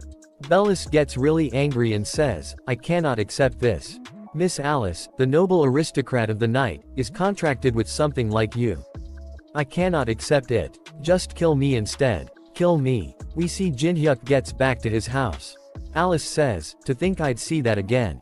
Jin-hyuk is spinning. The necklace really fist. Alice says how terrifying. The 4th part of the solo max level newbie ends here. Please subscribe and like. And if you want me support financially you can join my Patreon only for $1. Patreon and Discord links are in the description if you want support me. And a special thanks to all my Patreons for supporting me. Thanks for watching. Hello. Welcome to the 5th part of the solo max level newbie. A special thanks to my Patreon for supporting me. And if you want to support you can join my Patreon for as low as $1. Thank you very much. Let's begin. At the beginning of this part we see that Ballas' eyes are spinning and he is upside down. Alice says, it's okay, you'll get used to it. He's nicer than you'd think. Jin-hyuk receives a message. And says, this is. He says, Alice, I'm gonna go out for a bit. Train him while I'm gone. Alice says, alright. Jin-hyuk sits on a bench on the street. And also there is also an old muscular man is sitting with him. Jin-hyuk says, coming all the way out here. The empire must be overflowing with coins. Old man says, the world outside the tower is impressive. What do you think about my appearance? Do I blend in? Jin-hyuk says, you should look into it a bit more. You look like a tourist. They goes to the ice cream shop. Jin-hyuk is really surprised and says, what did you just say? The heavenly demon has come out of isolation training. Old man says, yes, someone witnessed him during the 24 hours floor invasion. Jin-hyuk thinks, the most powerful figure in Murim is already awake. That's a pain in the ass. This is way too early. According to the original scenario, he should only wake up after we're already past the middle floors. Has the Murim's Orthodox faction decided in the end to hold hands with the heavenly demon for the war? Jin-hyuk says, then did you come to see me? To ask me to get rid of the heavenly demon? Old man says, no, the Murim force invading us is our matter to take care of. Asking you to fight the heavenly demon would be overstepping too many boundaries. Jin-hyuk says, then. Old man says, our defense system was nullified as a whole during the last invasion. We looked into it and found out that it was someone on the inside. Jinhyuk says, so there's a spy in the empire. Old man says, yes. You're quick to catch on. We want to ask you for just one thing. We'd like to ask you to find the Murim spy. If you capture the spy, then we will provide you with the best route possible to get to the upper floors and the Empire's support. We'll contact you again once we're ready. All you this one thing.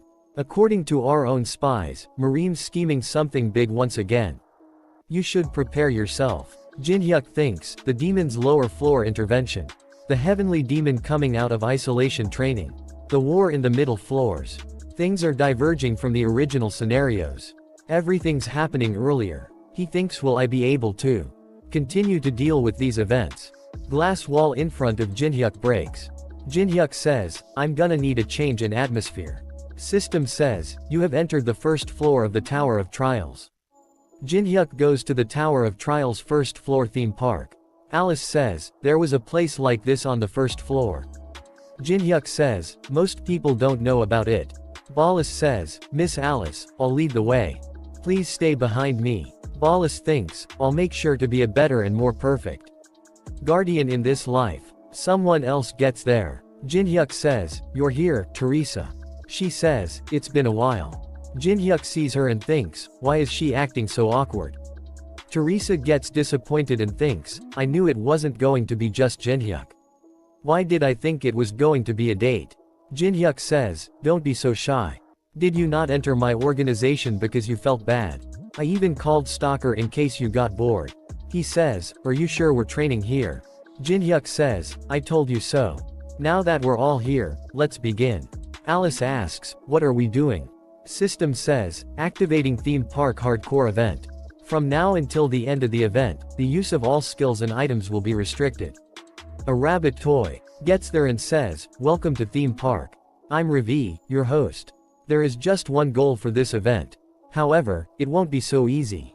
You won't be able to use any skills or items. And terribly powerful monsters will be after you. System says, opening theme park of hell. A really big monster gets there and Rabbit says, welcoming the strongest monster of the park horror Raccoonman. Alice gets really scared. She destroys the monster with a single punch and says, it's gross. Rabbit is really surprised. Teresa is also killing the monster easily and says, Jinhyuk, these monsters are weaker than I anticipated. Stalker says, you called me here just for this. Jinhyuk says, did we get too strong for this? Just think of it as distressing. Rabbit says, wait, my amusement park of hell. It's all being destroyed by these invaders. Rabbit starts to cry and says, stop. You bastards. After that we see at the Tower of Trials 24th floor Empire. Namgong Jinyo says, good work. You've managed to massacre one of the Empire's prized night orders on your own. We should have taken you in earlier. Namgong Tien thinks, so these are the powers I've gained with Murim's help. The world outside the tower was just child's play. Jinyo says, you can freely leave the tower. So things will be much easier for us once you eliminate Kong Jinhyuk. Tien says, Patriarch, I can take him down on my own. But HW has way too many strong companions. If I try to kill him, they will surely risk their lives to try and protect him. Then I should do something about them beforehand. Who do you think is the biggest threat? Surely, Amsterdam's Saintess, Teresa de Laurentia. Jinyo says, the woman who's protected by the Holy Empire. Then this will be a good opportunity for us to bring them both down. They are all having a lot of fun. Let's bring down Kong Jinhyuk's closest companions. After that we see at Amsterdam. Someone says, so, it wasn't just the two of you going to a theme park. It was just a company thing. Teresa says, yes. It was still very fun, though. Destroying that strange place made all my anxieties disappear. All her anxieties. Was she still bothered by what happened in Beijing? She says, I feel like you've taken after Kong Jinhyuk from being with him so much. Teresa says, me? No. I learned something, this time at the theme park. Jinhyuk seems like someone who's evil and selfish. But he's always surrounded by charming, good people. I think I get why. Ever since I met Jinhyuk, he's always been filled with confidence. He always knows what we have to do. And he never hesitates. The time I spent with him was always fun. But I get it now. I get that he can't always spend time with just me like back in the old days. She thinks, anyone else would have felt jealous, but she just seems a bit sad about it. What a pure child. Then introduce him to me too. She sees towards sky and says, what? Why is the sky red? The feel really strong pressure. She says, what? Is it an earthquake? Teresa thinks, no, this isn't an earthquake. Teresa jumps really high and sees something and is really surprised. She says, oh no. After that we see at the 5th floor Andreas territory. There is some constructions work going on. Boss of the 5th floor is fighting against Jinhyuk. Jinhyuk says, look at the opponent's feet when you move. She says, okay. Jinhyuk says, good, don't forget to mix in some fakes too. The upper floors are open now, or there fewer players bothering you lately? She says, sometimes, there are pretty strong rankers, but it's no problem. Because I'm stronger now too. She activates ultimate strike of punishment. Jinhyuk easily dodges it. She is really surprised. She gets disappointed and says, you blocked it so easily. Jinhyuk sees her and thinks, she's grown quite a lot. She was just a scared young girl when I first met her. The 5th floor has developed quite a bit from the fanatic den it used to be. The population here will soon part of my forces. Jinhyuk says, there's a long way to go. Get up. Nothing changes when you just sit in despair. Alice says, I didn't teach you to act like that. She says, Master. Jinhyuk thinks, they get along better than I expected. Andrea will grow stronger much faster with Alice's guidance. Well, it seems like Bellis is adjusting too. Han Sangjin video calls Jinhyuk. Jinhyuk says, long time no see. What is it, Association President? Sangjin says, Player Kong Jinhyuk, it's urgent. You need to come to the association as quickly as possible. Jinhyuk says, urgent. What is it? Sangjin says, there is a large-scale outbreak. All over Europe right now. There are a lot of monsters are coming out of really big portals. Sangjin says, it's the largest incident we've had ever since the appearance of the tower. France, the Netherlands, England, Germany. Gates are appearing all over Europe at the same time. Currently, Europe's guilds are forming a defense line. But I don't think they'll hold up for long. They are using bullets attack them, but bullets don't work. After that we see a player activates Flame Strike. Player says, sorry, but your attacks are largely pointless. Please go help the civilians evacuate instead. She is Olympus Guild's Maria. Teresa uses Sacred Reinforcement, and kills a lot of monsters and says, Unny now. Mara says, I'm already on it, so don't worry about it. She activates a really strong attack Flame Strike and kills a lot of them. Maria sees Teresa and thinks she must still feel bad about what happened back in Beijing. But she's still trying so hard. You're amazing. Someone says, that's quite the advanced mage for a human. Maria feels really strong pressure and thinks, what is this feeling? It's like an enormous force of mana is grabbing me whole. Some swords comes flying toward her really fast. He activates Mana Shield. Shield gets destroyed and she gets hit really hard. She goes flying through the buildings. Teresa says, Maria Unny. A really big monster appears behind Teresa and punches her. She goes flying and hits the wall. The monster says, you're just as sturdy as they say. I've been looking for you. Saintess Teresa de Laurentia. It is a grand death night. After that we see some players are killing other monsters. Twins Casey and Judilo says, I hate how they feel when I stab them. I agree. I miss the days when we used to hang around Jinhyuk Oppa. Judea says, is there no hope for Europe? Casey's phone starts to ring. She picks up the phone and says, who is it? They get really happy and says, Jinhyuk Oppa. Jinhyuk says, where are you guys right now? We're in Dortmund, Germany. Judel says, Hung, it's a mess right now. I think it's an outbreak. Jinhyuk says, listen closely, twins. There is a favor I'd like to ask of you guys. Town says, favor? What kind of favor? They say, yeah. Whoa, really? Okay. That's not hard. After that we see at the Awakened Association. They are having a meeting and someone says, it's been 3 hours since the large-scale outbreak across the European continent. The assumption is that there are at least 40,000 dead. Communication through the system with all of Europe is currently not possible. Europe's large guilds are on defense. But with no additional support, it's only a matter of time before the entirety of Europe dies. Once Europe falls, the next will be. Well, I'm sure you know. It's an emergency dispatch. I beg of you, all awakened. Please fight for the survival of humanity. Fifth floor boss says, how's Teresa doing? Tell her I miss her. Jin-hyuk says, okay, I'll tell her. Alice says, if Europe's in a mess, then that saintess probably isn't fine at all.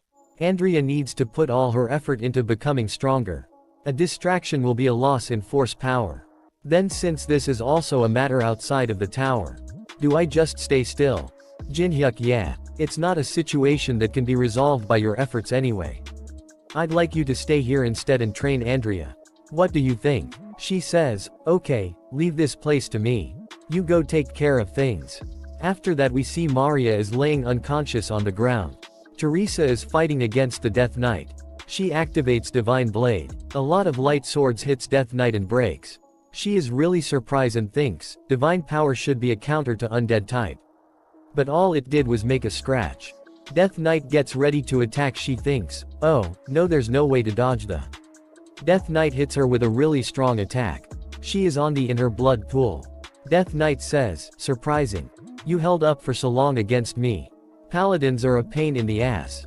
Isn't that so? And we see there is a really strong undead monster and his name is Valordum. Valordum says, I see why the Murim humans asked me to eliminate you. She certainly has a very pure and strong divine power. But there's a very interesting energy coexisting. Let's take her. Death Knight says, aren't you going to keep the promise?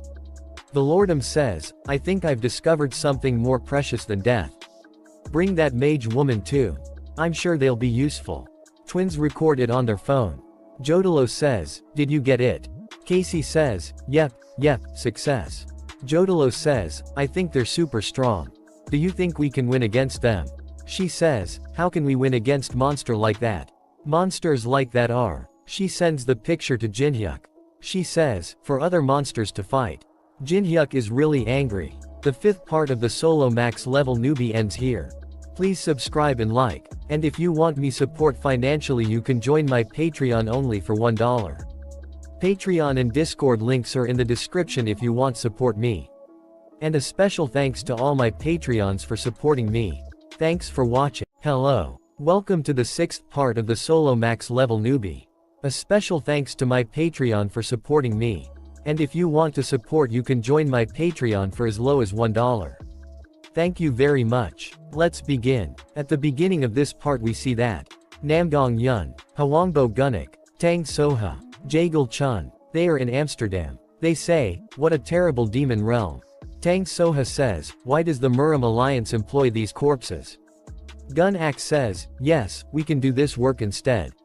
Someone gets there and says, have you ever considered that things are this way here? Because you did a terrible job on the 4th floor. Yun is really surprised and thinks, she's the first expert martial artist amongst the successors of Murim to reach supreme peak. She says, it's been a while. She is Baek Seolin. She says, a soldier only possesses value when he carries out the order given to him. Not when he questions the order given to him, do you understand? They says, yes, ma'am. Valordum says, you're all here. Welcome to the new land of the dead. I'm Valordum. Isn't this place splendid? Many wars must have taken place here. There are many types of the dead I can raise. Seolin says, that's enough small talk. We've come to check whether you've carried out your end of the promise or not. Valordum says, you sure are boring. He bring out Teresa's shield and says, Teresa de Laurentia. The saintess. That damn human was no match for me. Gun SK grabs the shield and says, that woman. She's finally met her pathetic end. Valordum says, that's a much better reaction. After that we see some helicopters come there. Someone says, we'll be in Amsterdam soon. The gates in the tower that lead to Europe have been taken over by the enemies. That means there is no way back once we get down there. He is awakened Association Department Head Kim Taechun. Jin-hyuk looks sad. Taechun says, are you sure you'll be fine with these members? He says, player Kong Jinnik. Jin-hyuk smiles and says, yes, of course. These 4 are enough. His friend says, we've already been through something similar on the 4th floor. Taemin says, although this one's outside the tower. Jin-hyuk says, what got into you? You never volunteered to join firsthand. Stalker says, shut up. I do what I want. Taechun says, player Kong Jinhyuk, is there something else we should know? Jinhyuk says, the boss, Vailerdom, is a powerful lick mage. Unless he runs out of corpses, he basically has an endless supply of forces. The fewer citizens killed by him, the fewer soldiers he will have. Please stop the gates in the other regions while we raid this place. He says, understood. Tankers from all over the world are coming in by both sea and land right now. They'll help you with the boss raid. I weigh this every time. But good luck. After that, a lot of flying monster attacks them. Taemin activates Machine King, and says, I'll take care of them. He uses Mana Bullet, and kills a lot of them. He says, there are too many of them. I can't get them all. They're gonna get here. Jinhyuk says, hey, Stalker. Watch closely. Jinhyuk opened the door. He says, what are you? Jinhyuk jumps and says, how a real expert reacts to this kind of situation. Jinhyuk is going down really fast. Jinhyuk activates Amplification Barrier, and also Distance Expansion Barrier, and Glacier Formation. Jinhyuk kills a lot of them. And then he calls out Sylphid. Wind Spirit gets there and Jinhyuk lands on it. His friends are surprised to see his skill. Taemin says, his skills are unbelievable no matter how many times I see them. Vailerdom feels something and says, this method is. They've reanalyzed the formula of a spell to make it more advanced. Seems like a pretty talented mage is coming this way. Jinhyuk thinks, is probably what he's thinking. Then considering Valerdom's personality, his next move will be summoning a large monster. A really big gate appears. And a bone dragon come out. Vailerdom activates view sharing. Jinhyuk says, then he'll just sit back and watch. Vailerdom says, alright. Prepare for death, everybody. Bone dragon uses a really strong attack called Fear. All the helicopters gets out of control. Stalker says, damn it. We'll go down without having done anything at this rate. Jinhyuk summons Goguma, and says, Goguma, show them what you've got. Goguma also uses Fear. System says, a higher being's skill has nullified the lower being's skill. Bone Dragon's fear has vanished. Vailerdom is surprised and says, this is. Bone Dragon feels really strong pressure. That it is barely able to stand. Vailerdom thinks, who surprising. How is it that an ancient species is in the hands of a human?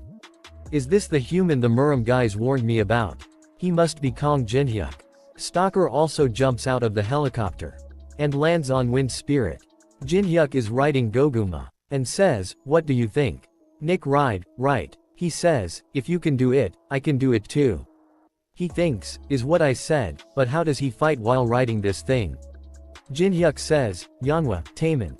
We'll take care of things here, you guys go on. Bone Dragon starts to fly.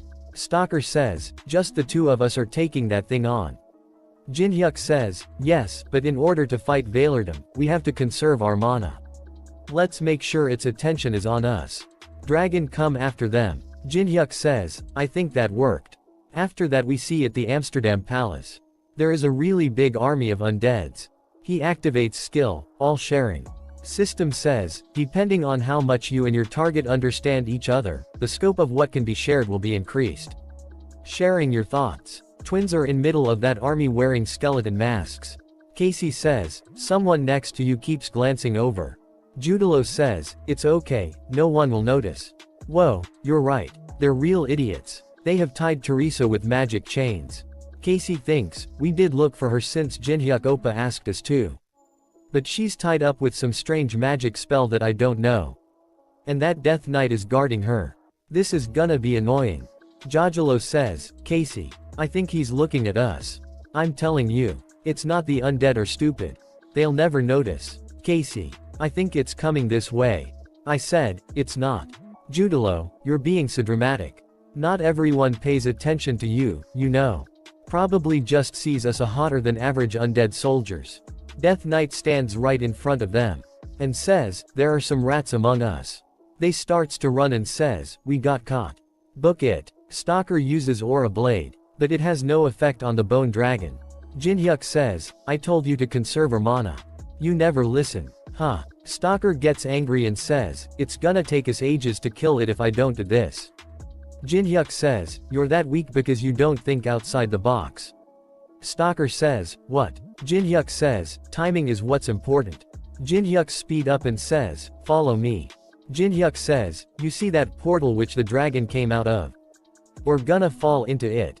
Go. They go really fast, he says, hold on tight. Stalker thinks, is he planning on crashing the dragon into the ground to kill it? I don't think that would kill it. They go through the portal. Jin-hyuk uses 2-star spell acceleration barrier. System says, spell casting speed will be increased by 200%. Jin-hyuk kills the dragon and system says, you have leveled up. Dragon starts to eat bone dragon. Jin-hyuk says, you did great, Goguma, you can have the head. Stalker thinks, planning to get rid of the dragons around the time the portal closes. I'm speechless. Jin-hyuk says, this must be the center of the enemy's lines. Jin-hyuk sees the board in front of him and thinks, seems like we got pretty near using the portal. I guess we still have a bit to go until we reach the Amsterdam Palace. Valerdam appears behind them and says, amazing. I never would have imagined such a tactic.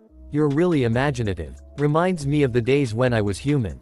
Back in the day. Stalker hits him with Aura Blade.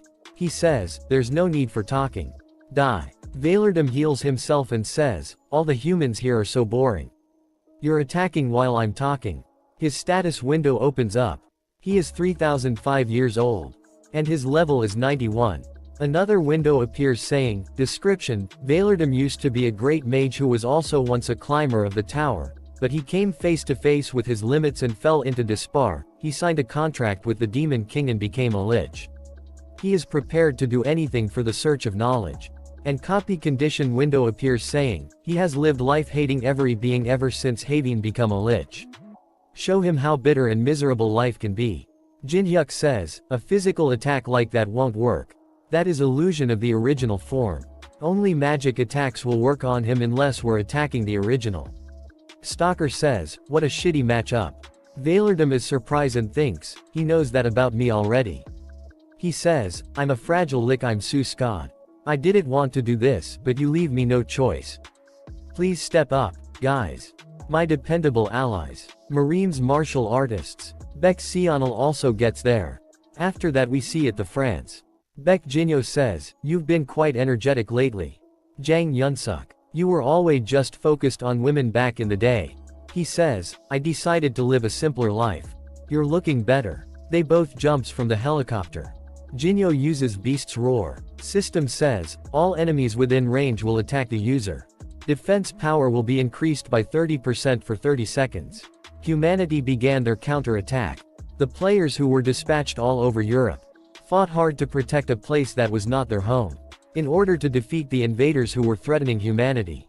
And those invaders did not take this counter-attack lightly. After that we see that Jin-hyuk and Stalker are standing face to face with Lich and Muram martial artist. Lich says, please take care of these guys. I'm gonna go finish the method to completely destroy this place. Gun-ak says, aren't you the guy who lost to me on the 4th floor? Your name was Chun Yu-sung, right? Yu-sung gets really angry. Jin-hyuk says, you were the one that got beat the hell up by me on the 4th floor, and then ran away. You bastard, who do you think I am? Looking down on the Namgong clan. He says, I did not say it like that. It's all because you used a cowardly tactic with that giant plant and ran off. She says, yeah, you coward. Jin-hyuk says, that's funny. Isn't OT because you guys made a mess that day. Jin-hyuk sees her and says, that you have a guardian now. Baek Seon's stats window appears. She is 25 years old. And her level is 115. And copy condition window appears saying, Baek Seon's pride for the Manhwa sect is unimaginable. Make her use all of the skills she has, and if you can dodge all of her attack for 5 minutes, you will be able to copy one of her skills. He thinks about the Empire's old man saying, according to our spy, Marines scheming something big again. Jin-hyuk thinks, even Baek Seon from Manhwa is here. They must be putting a lot of effort into this.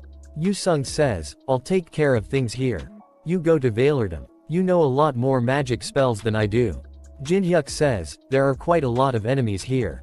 Are you sure? Yu-sung smiles and says, it's just enough for training. Go. Jin-hyuk says, then I'll leave it to you, Stalker. You bastard. Where do you think you're going? One of them tries to block the Yu-sung. He goes flying. Don't even think about going after him. Jin-hyuk goes toward the lich. Yu-sung gets ready to fight and says, the one to chase him can only be me. He activates determination of desperation. Attack power increased by 20%. Defense power decreased by 10%. Baek Seolin says, what are you doing? Attack him. They all starts to attack Yu-sung at the same time. Yu-sung starts to fight them at the same. Baek Seolin sees him and thinks, Chun Yu-sung. He's got quite the backbone for an outsider. Jin-hyuk running. He keeps killing the undeads on the way. He uses element of fire. A really big explosion happens. Jin-hyuk feels some dark aura, and thinks, I'm getting closer to the ominous aura. Teresa must be there. Will I be able to stop it in time? Teresa's corruption. After that we see that Teresa is surrounded by dark aura. Valardum says, you're holding on quite well. How strong will you be once the corruption is complete? Can you stop making me wait? It's a bit annoying because of the increased number of people interfering. But tainting a saintess like you excites me. So, why don't you open the doors to your mind now? Miss Teresa. Death Knight says, Sir Valardum. Valardum says, what? I'm concentrating. Don't interrupt me. Death Knight says, we've lost sight of the rats. Some uninvited guests will be here soon, then. I'll give this to you. Lich brings out magic class relic Dark Angle Die. Gather more soldiers and reinforce the barrier. Death Knight says, yes, sir. Valardum says, and can you bring the human mage we brought earlier? Valardum says, looks like she needs some more provocation. The 6th part of the solo max level newbie ends here. Please subscribe and like, and if you want me support financially you can join my Patreon only for $1. Patreon and Discord links are in the description if you want support me. And a special thanks to all my Patreons for supporting me. Thanks for watching. Hello. Welcome to the 7th part of the solo max level newbie. A special thanks to my Patreon for supporting me. And if you want to support you can join my Patreon for as low as $1. Thank you very much. Let's begin. At the beginning of this part we see that Chun Yu-sung is fighting all of Muram martial artist alone. Yu-sung activates Soul Chasing Sword. Soul Chasing Sword arts. They all go flying. Gun-ak is really surprised and thinks, this bastard. He's gotten exponentially stronger. From when I last saw him on the 4th floor. Baek Seonil starts to fight and says, impressive. An outsider using Soul Chasing Sword. She attack Yu-sung. He blocks her attack, and says, your swordsmanship is rather concise. Yet precise. She says, did you say your name was Chun Yu-sung? Do you wish to make your Soul Chasing Sword stronger? Yu-sung falls back and says, what are you talking about? She says, I'm asking if you want to come to Muram with me. I feel an obsession with power in your sword. I can bring you to the creator of the Soul Chasing Sword. What do you think? Don't you want to become stronger? He thinks, become stronger. He smiles and says, that'll be a no. If I come with you, it'll interfere with someone's plans to save a saintess. Seonil thinks, I like him. After that we see that Jin-hyuk is destroying undead army.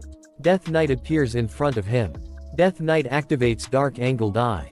Jin-hyuk feels strong pressure and barely able to stand. And the under his feet starts to break. He thinks, that's Valardum's beloved magical relic, Dark Angle Die. It's a rather annoying item. Some helicopter appears above, and someone jumps from them.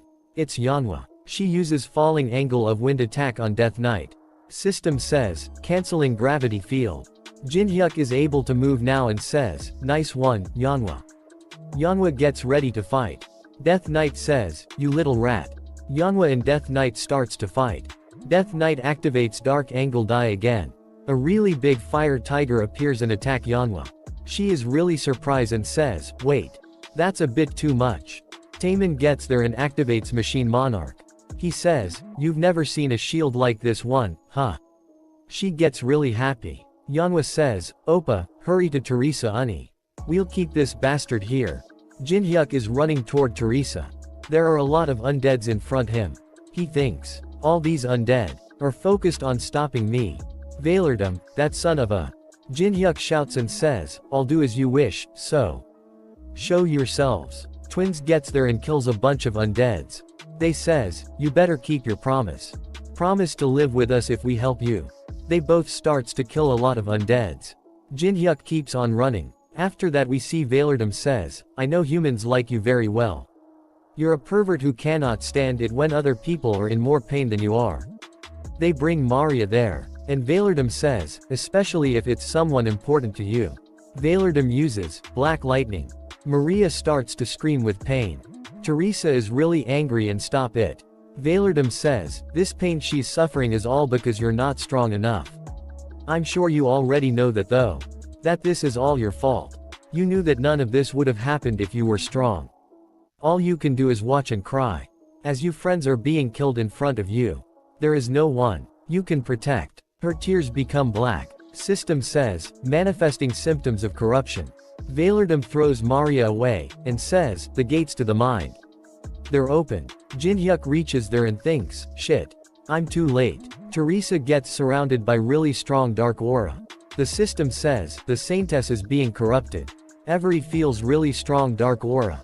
Yanhwa says, what? Taemin says, what is happening? Teresa's hair turns dark gray. And some black markings appears on her face. And her eyes turn blue. She says, it feels good to be outside. Valerdam says, that's it. You've been reborn as something much cooler than I imagined. Here, this is you first order. Eliminate that man over there. She bring out a really cool looking dark blade. And jumps really fast toward Jinhyuk. Jinhyuk brings out Twin Dragon's sword. And blocks her attack. A really strong shock wave happens. Jinhyuk smiles and says, hasn't your personality changes a bit too much? I liked your old self better. Teresa gives a smile and says, then you should have been better. They both starts to fight really hard. Twins are watching them. They see Teresa and says, that person is super cool. Teresa says, I feel so refreshed. Do you know how held back I felt because of that goody two shoes? You always hang around with other women. And whenever I try to get closer to you, that damned vampire kid is with you. Plus, Goody Two Shoes doesn't know who that vampire is. Are you kidding me right now? She makes her sword really big. She laughs and says, you think I'm the only one who felt held back? She swings the big sword and hits Jinhyuk really hard. Jinhyuk goes flying and hits the wall behind him. Jinhyuk sees her and thinks, she's getting stronger. As she absorbs the demonic energy Valerdam is giving off. Jinhyuk activates Grave of Swords. He thinks, if I don't get rid of her quickly, I'll eventually not be able to win against her.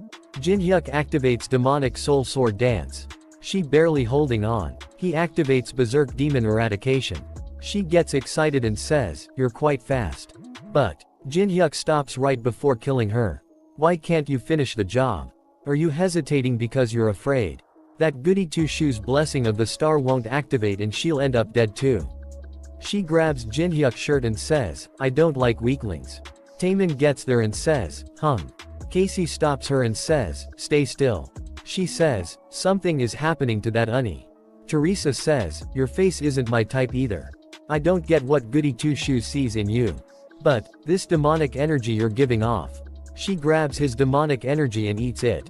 And says, it's very charming. Jinhyuk smiles. Valerdam says, stop wasting time and kill him.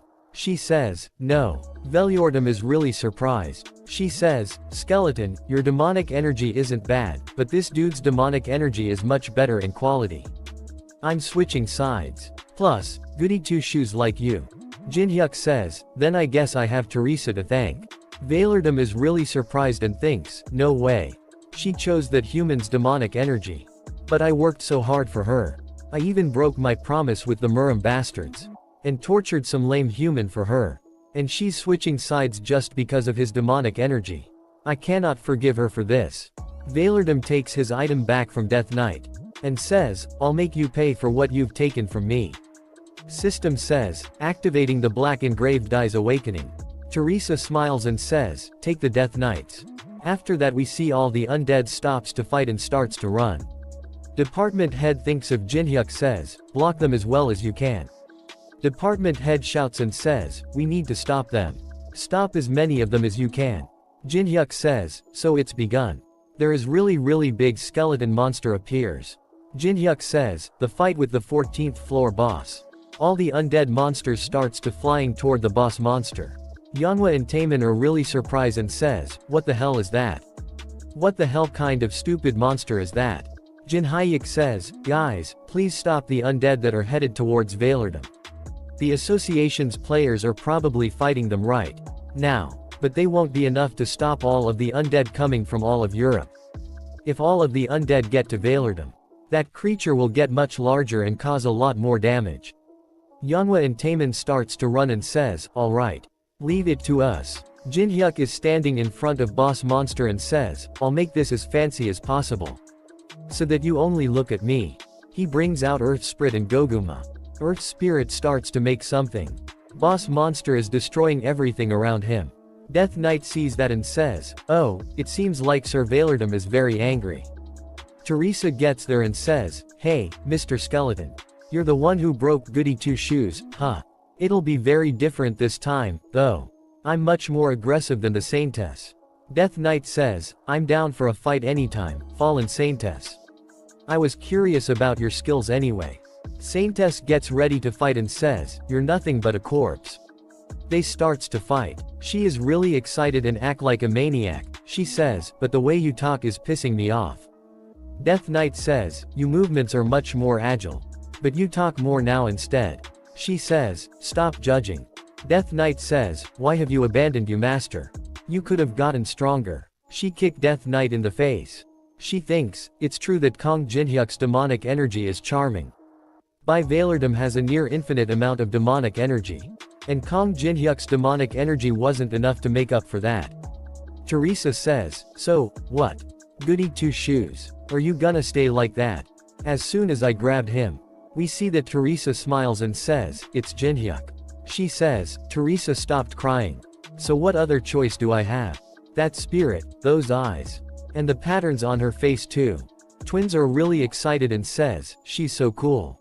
Jinhyuk says, twins, there's no time to watch. Take care of what I asked you to do earlier and get to Yeonhwa. They says, ah, right. Okay, Oppa. She says, you better keep up that demonic energy of yours. As long as I'm not bored of you. Goody Two Shoes will have one less thing to be sad about. Jinhyuk thinks, does that mean she might switch sides again if she come across someone who possesses strong demonic energy than me? I guess that's one more reason to train my demonic energy. Boss Monster tries to punch Jinhyuk. A really big explosion happens. Jinhyuk uses daylight and hits Boss Monster with a really strong laser beam. Boss Monster stars to heal and says, it's no use. There are still many more undead soldiers. Valrodom says, quite the excellent magic skills. I get that you're talented with magic. But you're still not good enough to win against me. What have you sacrificed in order to become stronger? In order to become the most powerful mage. I sacrificed all my family, my friends. And even the kingdom I served. In the end, my body and soul too. Valerdom uses multi-magic circle. A lot of really strong magic circles appears. I've given up everything. Twins take Maria and they see the circles and says, that many circles at once. Jinhyuk smiles and says, is that so? Jinhyuk activates fusion. Fusing element of fire with glacier formation. You cannot fuse any more of this. Jinhyuk activates 10-star multi-layer barrier. Fusing daylight additionally. Jinhyuk says, I'll show you more, then. System says, fusion successful. Valerdom is really surprised to see him. Teresa sees that and says, whoa. There are so many beautiful magic circles are in the sky. And Jinhyuk creates a lot more magic circle than Valerdom. Teresa sighs, it's pretty. Jinhyuk activates infinite magic. System says, you may freely use magic skills without consuming any mana. The skill's state is unstable. There will be restrictions to its usage. Its duration is only 1 minute. The 7th part of the solo max level newbie ends here. If you want to see more, please subscribe and like. And if you want to support me financially, you can join my Patreon only for $1. Patreon and Discord links are in the description if you want support me. And a special thanks to all my Patreons for supporting me. Thanks for watching. Hello. Welcome to the 9th part of the solo max level newbie. A special thanks to my Patreon for supporting me. And if you want to support, you can join my Patreon for as low as $1. Thank you very much. Let's begin. At the beginning of this part we see that all Jinhyuk's bed are fighting monsters. Jinhyuk thinks Goguma will make T-Bone stronger. So I'm sure he'll be unrecognizably stronger the next time I see them. Alice says, what are you gonna do now? We're gonna go to the mid-floors of the tower now. The Murim force began attacking the Empire force much earlier than I expected. If I don't do anything, all of the middle floors will be under Murim's domination. Since the 14th floor's boss, Valerdum, is dead, there are about 3 months to clear the 15th floor. I will build the foundation stone in Tay middle floors while the other players are raiding the 15th floor. Alice says, the Empire are the guns you stabbed in the back last time. Are you sure it'll be okay? What if they try to retaliate or something? Jinhyuk smiles and says, Penheimer sent me this, it means that they've decided they need me. It ring of the royal family. System says, description, teleports the user to a designated location within the Empire's territory. Single use. Jinhyuk says, I just got what I need back then. Anyone would have done what I did, don't you agree? She thinks, really? Jinhyuk uses ring of the royal family. And thinks, in order to do what I need to in the middle floors, I need to have a good relationship with the Empire. For now, I'll use Penheimer to begin building the foundation stones with the Empire. System says, accepting the invitation of the designated floor's resident. Teleporting to the chosen location. Jinhyuk appears on a table in front of an old man. Jinhyuk says, you're the Emperor. Emperor Reinhardt III. Everyone surrounds Jinhyuk and say, an intruder. Jinhyuk says, I F up my first impression. Jinhyuk thinks, Reinhardt III.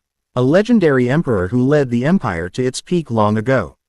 But after his successor died of unknown reasons, he lost his will to live, he has since become a weak old lion. Waiting for his own death. They starts to attack Jinhyuk. Jinhyuk deflects their attack easily. He thinks, and Penheimer. Penheimer is taking the emperor away. Jinhyuk says, Penheimer is the empire's grand swordmaster. Who will do anything for that emperor? Jinhyuk avoid all of their attacks. He says, Penheimer, tell him you're the one who called me here. Penheimer is not there anymore. He thinks, where's the damn old geezer? Jinhyuk thinks, wait, since it's Penheimer who called me here. Is he testing me? If I kill anyone here, I won't be able to patch up my relationship with the Empire.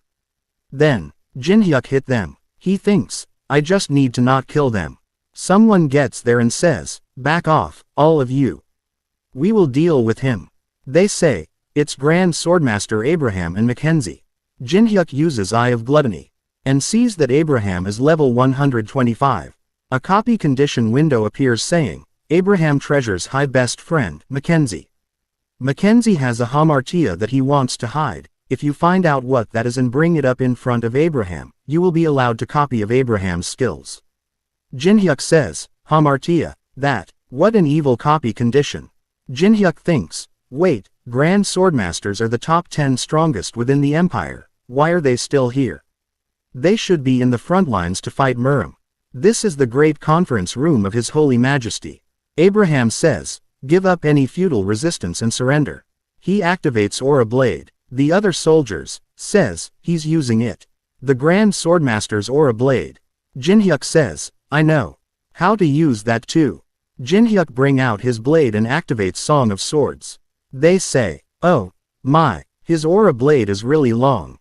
Then is he a Swordmaster too? Jinhyuk thinks, alright, the atmosphere has changed, now if I just de-escalate the situation. Someone else gets there and says, do not be deceived. He is a heathen. Look at the color of his aura. It's not blue. It's a purple of ominous and impure energy.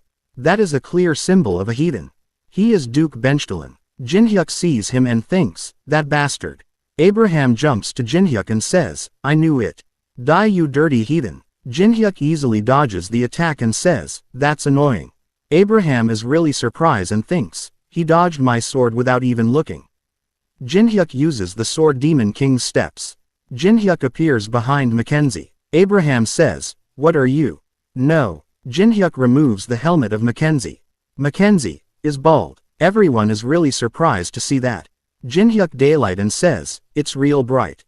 Thanks. Jinhyuk uses Mackenzie head to reflect light and uses flash bang. Everyone says, my eyes. Jinhyuk disappears. Duke says, what are you all doing? Find the heathen right now. Mackenzie puts his helmet back quickly. Abraham asks him, "Are you all right?" His tears starts to fall and he says, "I'm fine." Mackenzie says, "I think I'd be less hurt if you guys wouldn't react like that." "Sorry, Mackenzie, it was just really bright." System says, "You have fulfilled the conditions. You have successfully copied Accelerant Sword." After that we see Empire Capital's outskirts. There are new wanted posters up. Someone says, "Apparently he's a heathen assassin who invaded the palace. He sure looks strange. Prize on Jinhyuk's head is 550 million. Someone says, "An assassin invading the palace. Has the royal family's dignity gone down that much? Seems like their downfall is near." Alice says, "You became a wanted criminal overnight. It's been a while since we've gone out like this, isn't that wanted poster gonna hinder us?" "It's okay. It's not a big deal." Jinhyuk says, "I'm sure there are more people who are interested in me now. I humiliated 2 Grand Swordmasters right before disappearing." Alice says, "Is that what you're focusing on when you're being chased?" Jinhyuk thinks, "It would have been much better had it not been for that Benchtalin bastard calling me a heathen." Jinhyuk says, "Let's ask why they've made me a wanted criminal. To the very person who called me here." Penheimer says, "You're here, Kong Jinhyuk. You managed to find your way here. There's a simple meal prepared, please help yourselves." Jinhyuk says, "It's rather shabby for a safe house. Thank you for just ignoring me earlier. You call me here to catch your spies, but then you make me a wanted criminal." He says, "I'm sure you're rather taken aback. But I wanted to test your skills since this is a very important matter. To see how you'd react OT an urgent change in situation." Jinhyuk says, "So, did I pass?" He says, "Of course. It's amazing that you manages escape the palace so quickly. You always exceed my expectations." Jinhyuk says, "Well, then let me find this spy and get things over with. I assume you've already prepared the shortest route to get to the upper floors as you promised." He smiles and says, "Of course. But I'm sure you're aware that in order to gain access to this route, the Empire need to take over the middle floors." Jinhyuk thinks, "What a snake. He's finally showing his true intentions."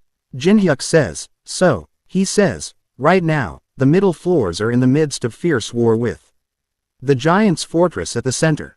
But His Majesty Reinhardt is not stable. That is why the nobles are focused on a fight for power amongst themselves. Their goal is to take over the power vacuum that'll be created once His Majesty passes away. It's very disheartening to see them fight over authority, when the most important thing right now is to unite against the enemy. At this rate, the Murim force will take everything from us. Then, we won't be able to provide you with the shorted route to the upper floors." Jinhyuk thinks, "The situation's worse than I anticipated. So what do you want from me? I will let you pick something from the royal family's treasures as a reward. I would like for you to lead the raid of the Giant's fortress, so that we can conquer it." Jinhyuk says, "Giving one of the royal family's treasure to me, an outsider. You might face execution if you get caught doing that. If I can contribute to protecting His Majesty and the Empire, I'd gladly give my life." System says, "A third special quest for one who first conquered the tower has been created. Help Penheimer OT earn the trust of Reinhardt III and lead the Empire to prosperity. You will receive a special favor in case of success."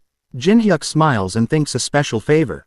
They shake hands and Jinhyuk says, "All right, let's do this, then. For my own benefit, and for your nation." Back to the main point. "There's something I've figured out about the spy." He says, "Already? You're great." Alice feels something. Someone is coming toward them. And she says, "They've got a really pungent mana smell too." Penheimer thinks, "Someone managed to follow us here. That means they avoided my mana detection. Is it another Grand Swordmaster?" Jinhyuk says, "Oh, man. Looks like you were followed." Penheimer says, "I guess my skills have rusted quite a bit. I'll try to redeem my mistake as much as I can."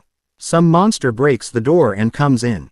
Alice says, "Gross," and punch one of the monsters. She says, "I just ate." Penheimer kills 2 of them with a really quick attack and says, "You shall not lay a hand on my guests." Jinhyuk sees that and thinks, "Necromancy. The Empire should abhor necromancy." Jinhyuk uses Dark Heavenly Demon Emperor arts.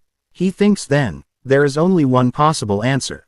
Jinhyuk jumps and breaks the roof and goes through. Penheimer says, "My safe house." Alice says, "It's not safe at all." Jinhyuk is seeing from high above. All the monsters see him. Jinhyuk bring out his bow and activates, red magic bullet. Jinhyuk kills them easily and come down on the ground. He says, "That's enough for pranks." Someone gets there and says, "Was it not fun? What a shame. I wanted to make a good first impression. Nice OT meet you. I'm Gawain of the Demonic Human Association." After that we see at the 21st floor, Murim. A gate opens. Baek Seolin is there waiting for someone. She says, "You're here. Chun Yu-sung. Come out of the gate." The 9th part of the Solo Max level Newbie ends here. If you want to see more, please subscribe and like, and if you want to support me financially you can join my Patreon only for $1. Patreon and Discord links are in the description if you want support me. And a special thanks to all my Patreons for supporting me. Thanks for watching. Hello. Welcome to the 10th part of the Solo Max level Newbie. A special thanks to my Patreon for supporting me. And if you want to support you can join my Patreon for as low as $1. Thank you very much. Let's begin. At the beginning of this part we see that Baek says, "You're here. Chun Yu-sung." This is Murim, the middle level of the Tower of Trials. What do you think? Great view, right? Chun thinks Murim. I didn't expect to reach this place already. She says, "Aren't you extremely grateful to me for stopping the Dark Emperor from killing you?" We see a flashback where Dark Emperor is about to kill Chun and Baek says, "Dark Emperor, please spare this man's life." Dark Emperor says, "You dare stand in my way? Why Baek Seolin?" She says, "Kindly, as a senior member of Murim, be generous and look out for your junior. He is the soon-to-be disciple of soul-chasing S.A. Young. He must have gained a lot of enlightenment from today's experiences." Dark Emperor says, "What? Soul-chasing Seyoung's disciple?" Chun says, "Not even in my dreams I expect you to say the name of soul-chasing S.A. Young. But why would you tell such a lie? Soul-chasing S.A. Young is legendary master who was active ages ago in Murim. She's either long dead, or if not that, a gray-haired elderly by now. If this is a ploy to lure me here, you better be ready for the consequences. You know a lot about this world." She thinks, he looked great, frowning like that. She says, "But gray-haired elderly? That's quite rude of you." Chun is really surprised and says, "No way." She says, "When soul-chasing S.A. Young is still going strong." Soul-chasing S.A. Young says, "Are you the child who wields my soul-chasing sword?" Jinhyuk says, "Go with him into the Imperial Treasury. I'll listen to what he has to say and follow right after." Alice and Penheimer leaves. Penheimer says, "Are you sure it's okay to leave Kong Jinhyuk alone like that?" Alice says, "Worry about those who need it. Young man, you sure have a lot of worries." Gawain says, "If a contractor asks you to leave, they've got a hidden agenda." Jinhyuk says, "Stop with that nonsense and get to the point." He says, "Going after Penheimer was the right answer, after all. It's a pleasure to meet you." Jinhyuk says, "Now that there's no one else listening, get down to business, yeah. What do you want from me? And if you give the same crap about join the Demonic Human Association or some shit, I'd rather just fight you again." Gawain says, "Offering you to be on the same side? No way. We're both already aware after all, aren't we? Between us, even if we hold hands, in the end, we'd be holding knives at each other's throats. With all this commotion around 10 minutes. Should be enough time for the Imperial Guards to storm in here. In the meantime, let's have a friendly exchange of information." Truthfully, we see the Melina says, "Gawain. What about him?" "Well, I don't know much since I'm assigned to Lancelot." "What a shame." Jinhyuk uses Brank of Tribulation. She says, "That guy. I remember now. He's one of Round Table Knights of the Demonic Human Association. Unlike Lancelot, he's known for being active on the front lines. He's good at using necromancy and sword arts, and he's got a talent for digging up information." Jinhyuk says, "How great is it when you tell me what you know?" Gawain activates Scales of Trust and target his own arm. System says, each side asks a question in order and that question must be answered truthfully. In the scenario someone lies or stays silent, the scales shall bring judgment upon you. Gawain says, Tell one the truth. The rule applies to me too. You must have many question for me. So how about we have a little fun until the guards arrive? Jinhyuk says, lunatic. You're just gonna tie us down, huh? Jinhyuk accepts the scales of trust. And says, great, then come at me. After that we see that guards appears there. They surrounds the building. And they check inside of the house and there is no there. They say, there's a high chance it's a wanted criminal. Spread out and search. Gawain says, Kong Jinhyuk. Not easy, as expected. I almost had my arm blown off. Also, I didn't expect to hear a question like that. Jinhyuk asks him, how many people in the Demonic Human Association changed their class to Dark Disciple? Gawain is really surprised and thinks, how does he know about the Dark Disciples? If he has this intel, that means he's either secretly in contact with a demonic human executive, of communicating directly with demons. System says, scales of trust are involved. You must answer truthfully. For now, I have no choice but to answer him. Right now, the Demonic Human Association has a total of 3 Dark Disciples. System says, scales of trust are judging. It is the truth. Gawain says, I was really shocked. I didn't expect a difficult question like that. But now it's my time to ask a question. Yeah. The hidden ruins on the 15th floor. Antichrist's tomb. Can you tell me how to get in there? Gawain thinks, Kong Jinhyuk has an overwhelming amount of intel about the Tower OT trials. So he must have intel about the Antichrist's tomb as well. Him being on this middle floor right now is proof of that. I'm gonna find the tomb. And help with the Demon King's resurrection. System says, scales of trust are involved. You must answer truthfully. Gawain says, tell me what you know. Jinhyuk says, Antichrist, are you talking about the place where you can manifest demons? Not telling you. Gawain is really surprised. System says, judging. It is the truth. Gawain thinks, what the hell? How on earth is that the truth? What the hell is happening here? Gawain is really surprised. Jinhyuk says, the way to differentiate truth from lies is very ambiguous.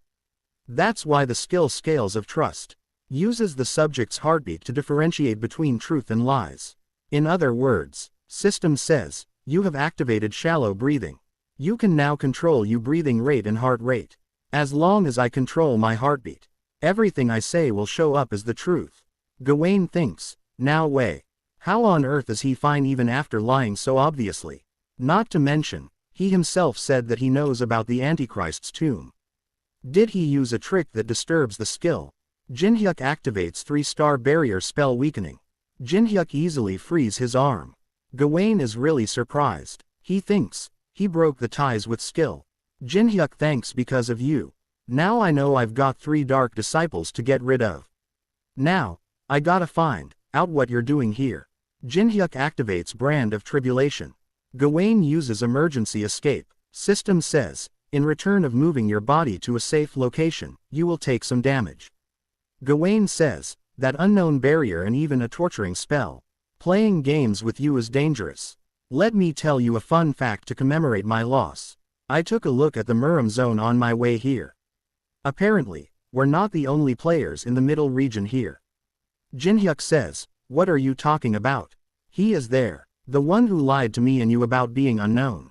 You comrade, Chun Yusung, was with the Murim people. Jinhyuk is really surprised. Gawain smiles and say, you one-sidedly stole intel from me, and I almost lost my right arm. But I think you've already lost your right arm. Your banter with us was great. But you should check whether or not your comrade has betrayed you from time to time. I'll get going now. All the air looking for them. Jinhyuk is inside the underground passage. Jinhyuk says, Stalker, that rascal. This is not it. After that you see at the Empire's royal palace, someone says, have you still not caught the wanted criminal? Duck says, throw the man who drew this into prison. His shitty drawing is the reason we still haven't caught him. The Empire's prestige is falling down as we speak. Bring this heretic in front of me right now. Morons. Nothing gets done here unless I take matter into my own hands. We're already out of it from fighting Murim over a fortress, and footing around with one intruder is just ridiculous. Isn't that right, Sir Abraham? Abraham says, all of us saw it. The intruder's aura blade. The aura was bigger than that of grandmasters like me and Mackenzie. We caught on to it even without making any attacks directly. That man's either at the same level as me or higher. It might be wisher to bring him over to our side. Duke says, you fools. Why are you inside the castle? You should be scouring the outside of the castle. Abraham says, he was never going to listen in the first place. Jinhyuk gets into the castle. Wearing Grand Mage's robe, Jinhyuk says, try looking for me for 100 days and see if you find anything. I remember it was this way. Penheimer says, no, you can't. I only promised that you could take one. Alice says, what? Don't be so stingy. Penheimer says, you're finally here. Jinhyuk, she's taking way too many treasures, please stop her. Jinhyuk says, at least look over the stuff like wine for later. I'm sure you won't regret it. Penheimer says, what are you going to choose? You must only choose one. Any more and it'll be too obvious. Jinhyuk looks around and thinks, as expected of the middle region, fitting of all the great powers here, they sure have a lot of treasures. But right now, I only need one thing. I'm going with this. It is red dragon's blood. Penheimer says, the choice is up to you, but even the royal mages find it hard to use that dragon blood. What on earth are you planning to do with it? I'm well aware that it's hard to use. Penheimer takes the dragon blood and says, I see I meddled needlessly. You'll certainly do just fine. That's all T4 he help I'm capable of giving you. He give the dragon blood to Jinhyuk. He says, good luck with the takeover of the fortress. After that we see in the real world twins gets the video call request from Jinhyuk. They get really happy to see him. Jinhyuk says, you two are at my house, aren't you? They says, no, we're not. Jinhyuk says, that, my sofa. They say, no, you're just mistaking it for yours. I asked you to move in with me, so I don't care. Anyhow, I have a mission for you too. They gets really happy and says, a mission. Jinhyuk ends the call, and thinks, I'm sure Gawain didn't just coincidentally ask me about the Antichrist's tomb. It's one of the few places in the tower where you can manifest demons. If he's looked for a way to enter it, he must have a certain number of artifacts for summoning. Alice says, what the hell? Do we have OT live with those lunatics? Well, since I made a promise, yeah. If you hate it so much, why not buy me a floor below? Jinhyuk and Alice are walking at the outskirts of the Empire capital. Alice says, by the way, why does no one recognize you? Even though you're wanted. Jinhyuk says, that's because I may look normal to you guys. But to others, I look like this. Alice says, that's ugly as hell. Why are we standing here, though? Didn't you say we'd raid the fortress? We gotta stop to make before we go to the fortress. What's with this shabby smithy? It may seem shabby from the outside, but there's a talented man too good to pass up inside here. The best blacksmith in the Empire. Oren. Oren is sitting drunk. The 10th part of the Solo Max level Newbie ends here. If you want to see more, please subscribe and like, and if you want to support me financially you can join my Patreon only for $1. Patreon and Discord links are in the description if you want support me. And a special thanks to all my Patreons for supporting me. Thanks for watching. Hello. Welcome to the 11th part of the Solo Max level Newbie. A special thanks to my Patreon for supporting me. And if you want to support you can join my Patreon for as low as $1. Thank you very much. Let's begin. At the beginning of this part we see that, at Oren's smithy, customer satisfaction is 1.6%. The undisputed #1 most unfriendly shop in the Empire. Alice is really surprised and says, what the hell kind of smithy is this?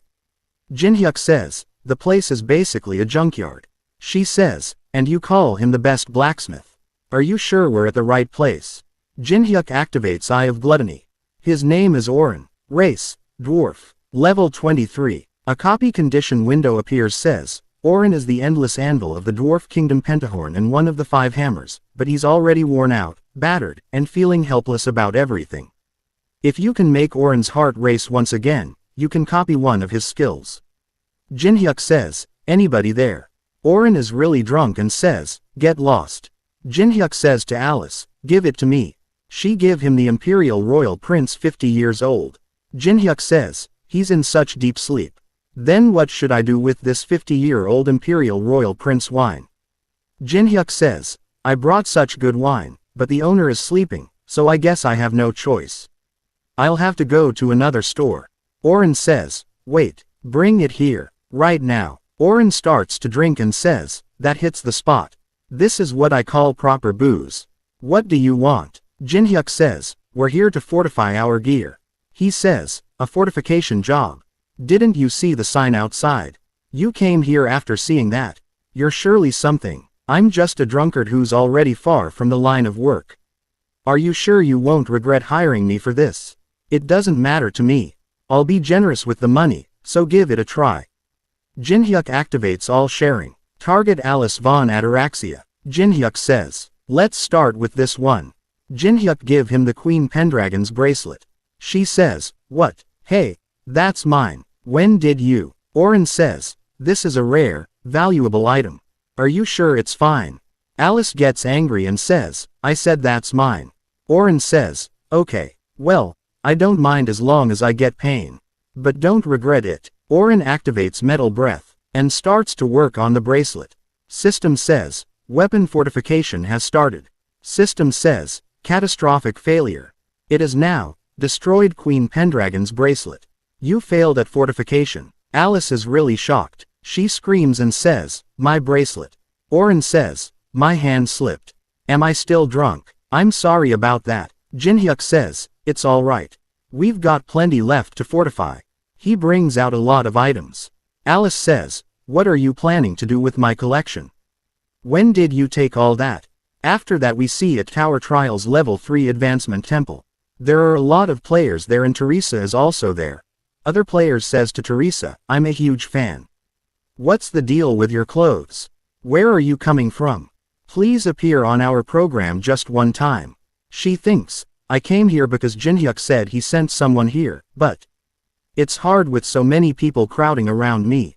Twins gets there and says, we're here. Make way. Everyone sees them and says, it's the crazy twins.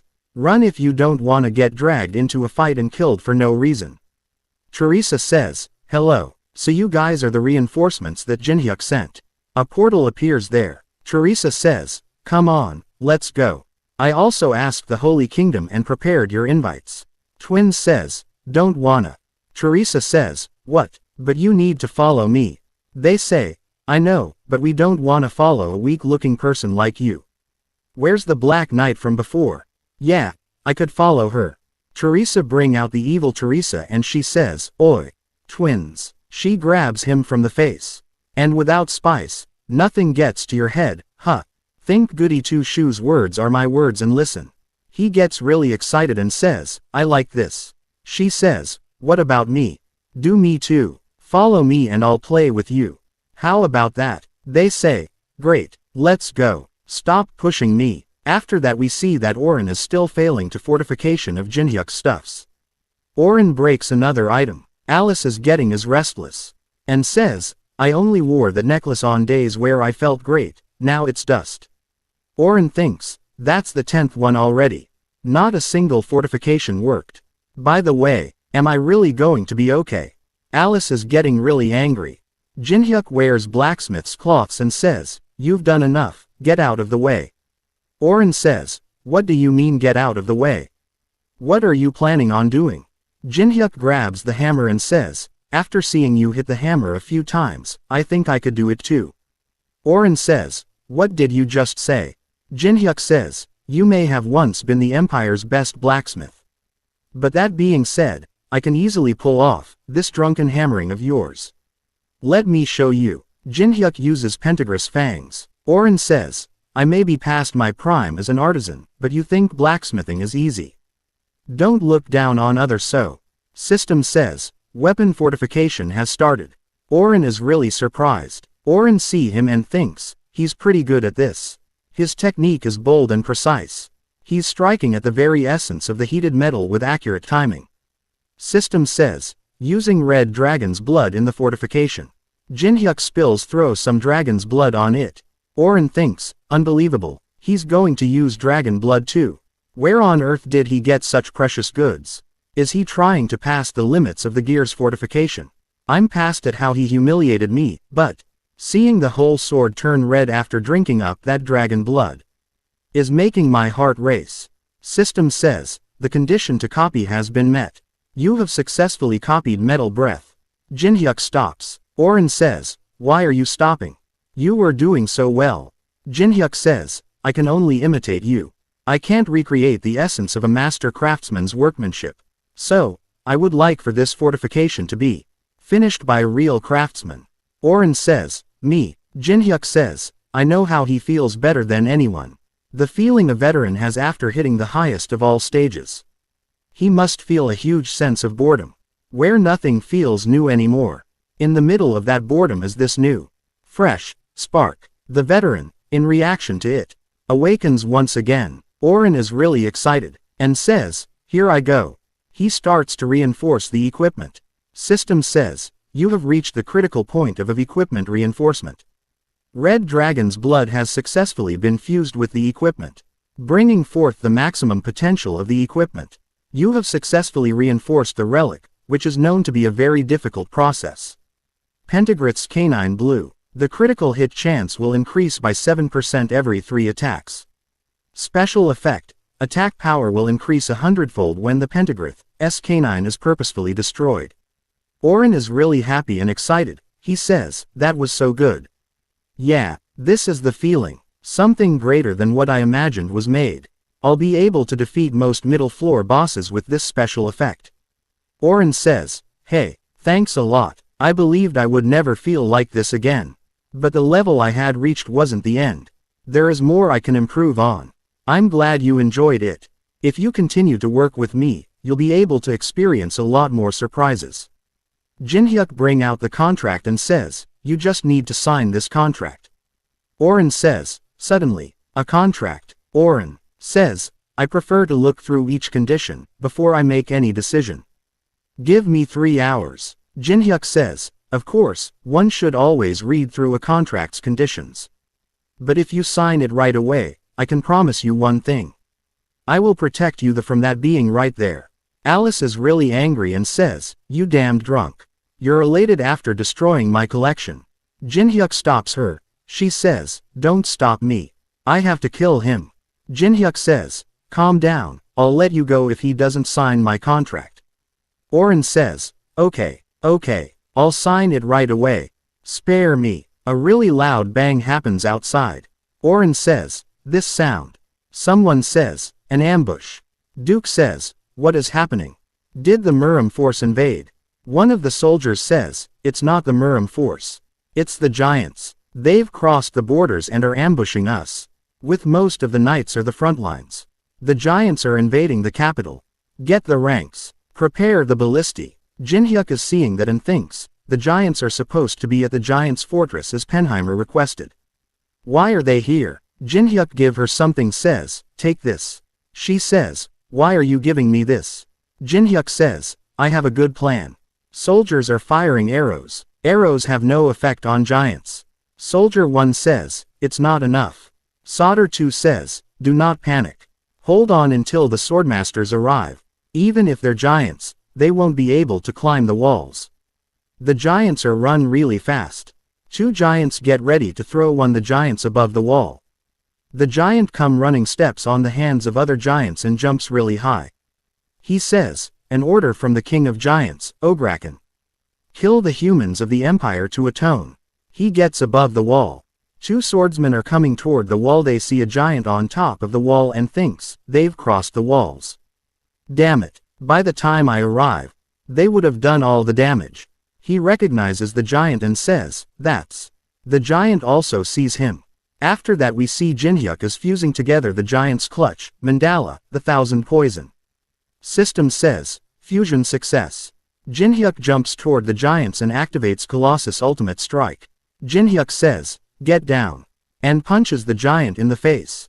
The giant fall down. Jinhyuk says, alright, now. He starts the video recording. Alice says, I will remember this. Contractor, you dare make me do something so embarrassing. She is wearing the mask of unknown. And she activates blood roar. She picks up all the giants. Jinhyuk activates accelerant sword, and sword demon king steps. Jinhyuk says, the reinforcement effects are pretty good. He ends the video recording. Alice says, Did you make me do this just to test out your equipment? Jinhyuk says, no way, just wait. Soldier says, I'm Alice. We lived thanks to that great mage and knight. They say, wait, I think I was that person on the wanted posters. Everyone back off. Duke and Grand Swordmaster gets there. Duke says, I watched you defeat the giants. You've managed to hire a strong mage, I see. Grand Swordmaster thinks, I guess it's gonna be another fight. I'll avenge Mackenzie. Jinhyuk says, have you come to arrest me again? Here, take me. Alice is really surprised. Duke says, what are you talking about? A hero's appearance is God's blessing. He has protected the capital from the giants. Let us go. I'll escort you to the palace. Give us a chance to show you what a royal welcome looks like. Alice's brain is still loading. Jinhyuk says, what are you doing? Let's go. She says, yeah. The 11th part of the solo max level newbie ends here. If you want to see more, please subscribe and like, and if you want to support me financially you can join my channel membership only for $1. Channel membership and Discord links are in the description if you want support me. And a special thanks to all my channel membership for supporting me. Thanks for watching. Hello. Welcome to the 12th part of the solo max level newbie. A special thanks to my channel members for supporting me. And if you want to support you can join my channel membership for as low as $1. Thank you very much. Let's begin. At the beginning of this part we see that Jinhyuk and Alice are inside the palace and Alice says, heroes who protected the empire. Duke says, we welcome you once again to the empire's capital. As representative of the empire, I do apologize for the unpleasant incident earlier. The atmosphere has been rather tense because of the war. Had I known that you possessed such excellent skills, I would have sent an invitation much earlier. I'm sure you're tired from the unnecessary misunderstanding that took place today. Please rest for today. We can talk tomorrow. Hey, prepare a room for our precious guests. Hurry quickly. Grand Swordmaster thinks, he was chased out just a few hours ago for being mistaken as an invader. But now he's being treated as a hero. Kong Jinhyuk, what a mysterious man. Mackenzie gets there, sees Jinhyuk and says, oh my. Why is he here again? He says, Mackenzie, I told you to stay put. How about a drink? It'll be my treat. After that we see that Alice is taking bath and drinking wine. She says, this is the life. Jinhyuk says, are you that happy? She says, yeah, this is the happiest I've ever been since getting my revenge.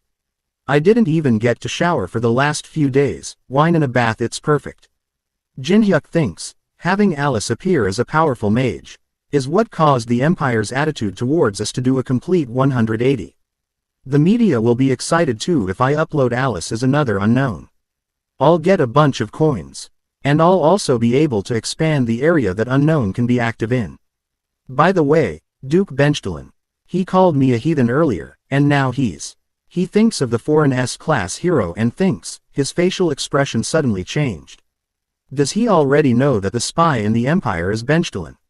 He's just Marine's spy, but it is a pain in the ass, even if I tell Penheimer about this. I can't imagine a scenario where it's beneficial for me. Considering the atmosphere in the palace, Benchtelin has basically already taken over the capital. At this point, it's kind of hard to do anything despite knowing who the spy is.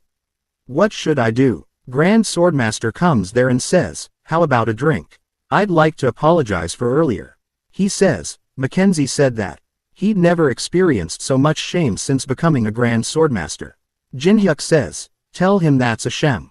He says, anyway, I heard that the outsiders in the tower have only reached the 10th floor. Jinhyuk says, I'm here per Penheimer's request.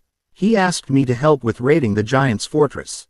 He says, Penheimer, he's finally done it after all the effort he spent looking for people to help him. Jinhyuk says, what's with your face? I came to help you Empire guys out, but you don't seem happy about it. Huh, Grand Swordmaster says, Sir Penheimer does his best for the sake of his majesty and the Empire. Even if he has to sacrifice his life for it. That's very respectable as a knight. But the Empire right now is falling down along with His Majesty Reinhardt. Even if you do bring down the giant's fortress, it will mean nothing without a great leader. At this rate, the Empire will fall to Murim. Jinhyuk smiles and says, is that the only reason you have for standing on Duke Benchtalin's side? To betray the Emperor. He suddenly stands up. Jinhyuk says, calm down, I just want to understand things. I'm not asking for a fight. I get it. For the sake of the nation, a person can throw away their honor as a knight. He gets really angry and says, I know that you were quick to catch on, but you're more than that. Well then, I might as well just get to the point. I can give you more than what Penheimer has promised you. So won't you bring down the giant's fortress for the Duke instead? Duke says, I heard through Abraham. Thank you for accepting the Empire's request. There should be an Imperial siege camp to the west of the fortress. You just need to make your way there when you need help. I wish you luck. Do you really think he'll side with us? Duke says, it doesn't really matter either way. Tell the commander to use Kong Jinhyuk as much as he can before taking the fortress for himself when the opportunity comes. Abraham says, all right. He thinks, at this rate, the Empire will fall to Murim. Could he say that, if he knew that Benchtalin was actually on Murim's side? Alice removes the mask and says, Contractor, are you really gonna side with that Duke? Of course not. That bastard is probably racking his brain for ideas on how to use me before throwing me away. Let's think about what to do on our way to Fortress. I think I'll need move information in order to see the big picture. After that we see at the Holy Kingdom setteth. Nuns are praying for a female warrior in front of them and saying, a star that is dying and a star that is being born. All this began with light. Therefore the goddess of light shall bless you. I've never seen something like this before. There is a dark energy, but it's very strange. It's like two fish swimming together in a pond. She is Teresa. Someone gets there and says, according to the rules, we need to immediately purify you. But this particular situation is rather hard to judge. She is the Holy Kingdom's Archbishop Savannah. Teresa says, I'm sorry. Where there is bright light there is also a shadow just as dark. It just means you divine power is pure and powerful. Don't worry too much, child. Anyway, you want to investigate this place. She says, yes Archbishop. With those kids, twins are just playing around. Archbishop says, they seem like very corrupt children, are you sure about this? Teresa says, I'll just have to give it my best. Archbishop says, I can trust you since you're my precious child, but I'll need a reason in order to convince the others. Why are you doing this? Teresa says, my trustworthy teammate told me that someone will threaten the 21st floor. Someone is preparing to begin the downfall of this place. Archbishop says, is this all God's will? What is it you grace? Do you perhaps have some kind of clue? There have been disappearances of people all over the Empire recently. The people who disappeared were all guardians of holy relics. The holy relics disappeared along with them. But with the start of the war against the Murim, we didn't have the people to look into the matter. Though I believe it must be a divine revelation that you have come to us at this time. I'll leave the investigation to you, Teresa. After that we see Jinhyuk video call her and says, Teresa, I came across the Demonic Human Association on the 21 floor. She asked, the demonic humans? Why would they be here? Jinhyuk says, I think their plan is to summon the powerful demon onto the 21st floor. While everyone is preoccupied with the war between the Empire and Murim. I know how important the Holy Empire is to you, as well as how much you cherish it. Please look into what the Demonic Humans Association are doing, so that we can protect the Holy Empire. Jinhyuk says, all right, I'll send some people over to help you. Twin says, I almost died from boredom. They say let's go find some clues. After we see Goguma the ancient dragon and the spirits are still fighting the ants that Jinhyuk ordered them to. T-Bone is leveling up really fast. T-Bone says, I think I've grown a bit. I can talk fluently now. What do you man? So. What? That's so mean. This is all a result of you helping me. All shut up. Please don't eat me. System says, the summoner's call is being activated. They say, are we finally getting out of here? System says, calling in the summons. They all starts to teleport. T-Bone says finally, is it my turn now? Jinhyuk Alice sees him. T-Bone says, what do you think, master? About my courageous and brave appearance. He is still so small. Jinhyuk says, I think you're way too weak still for having improved.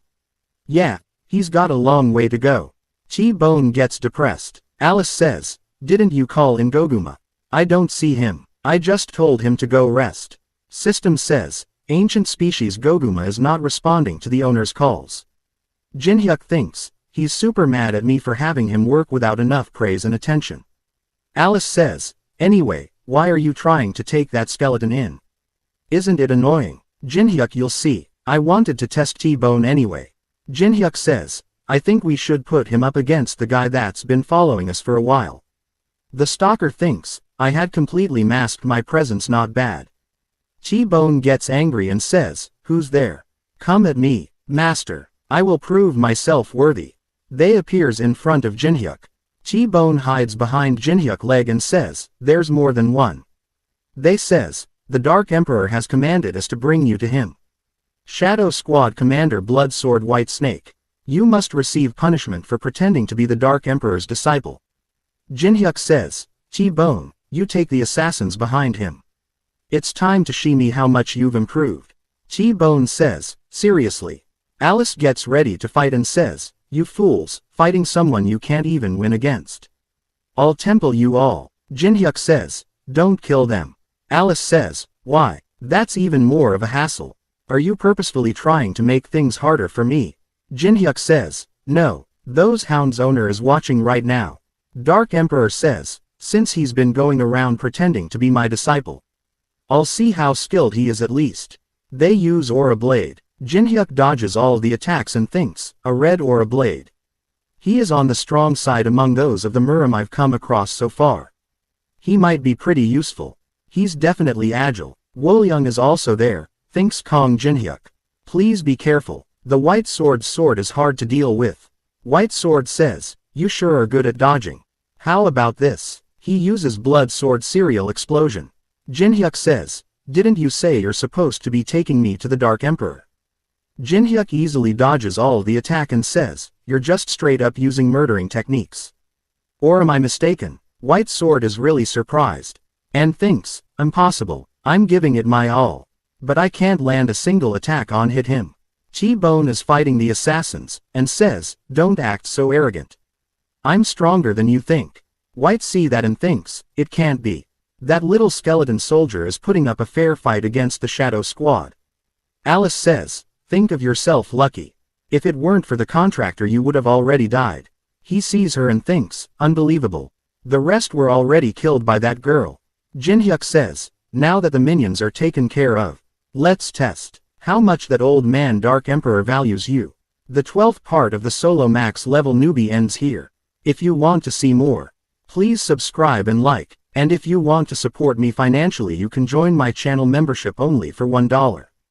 Channel membership and Discord links are in the description if you want to support me. And a special thanks to all my channel members for supporting me. Thanks for watching.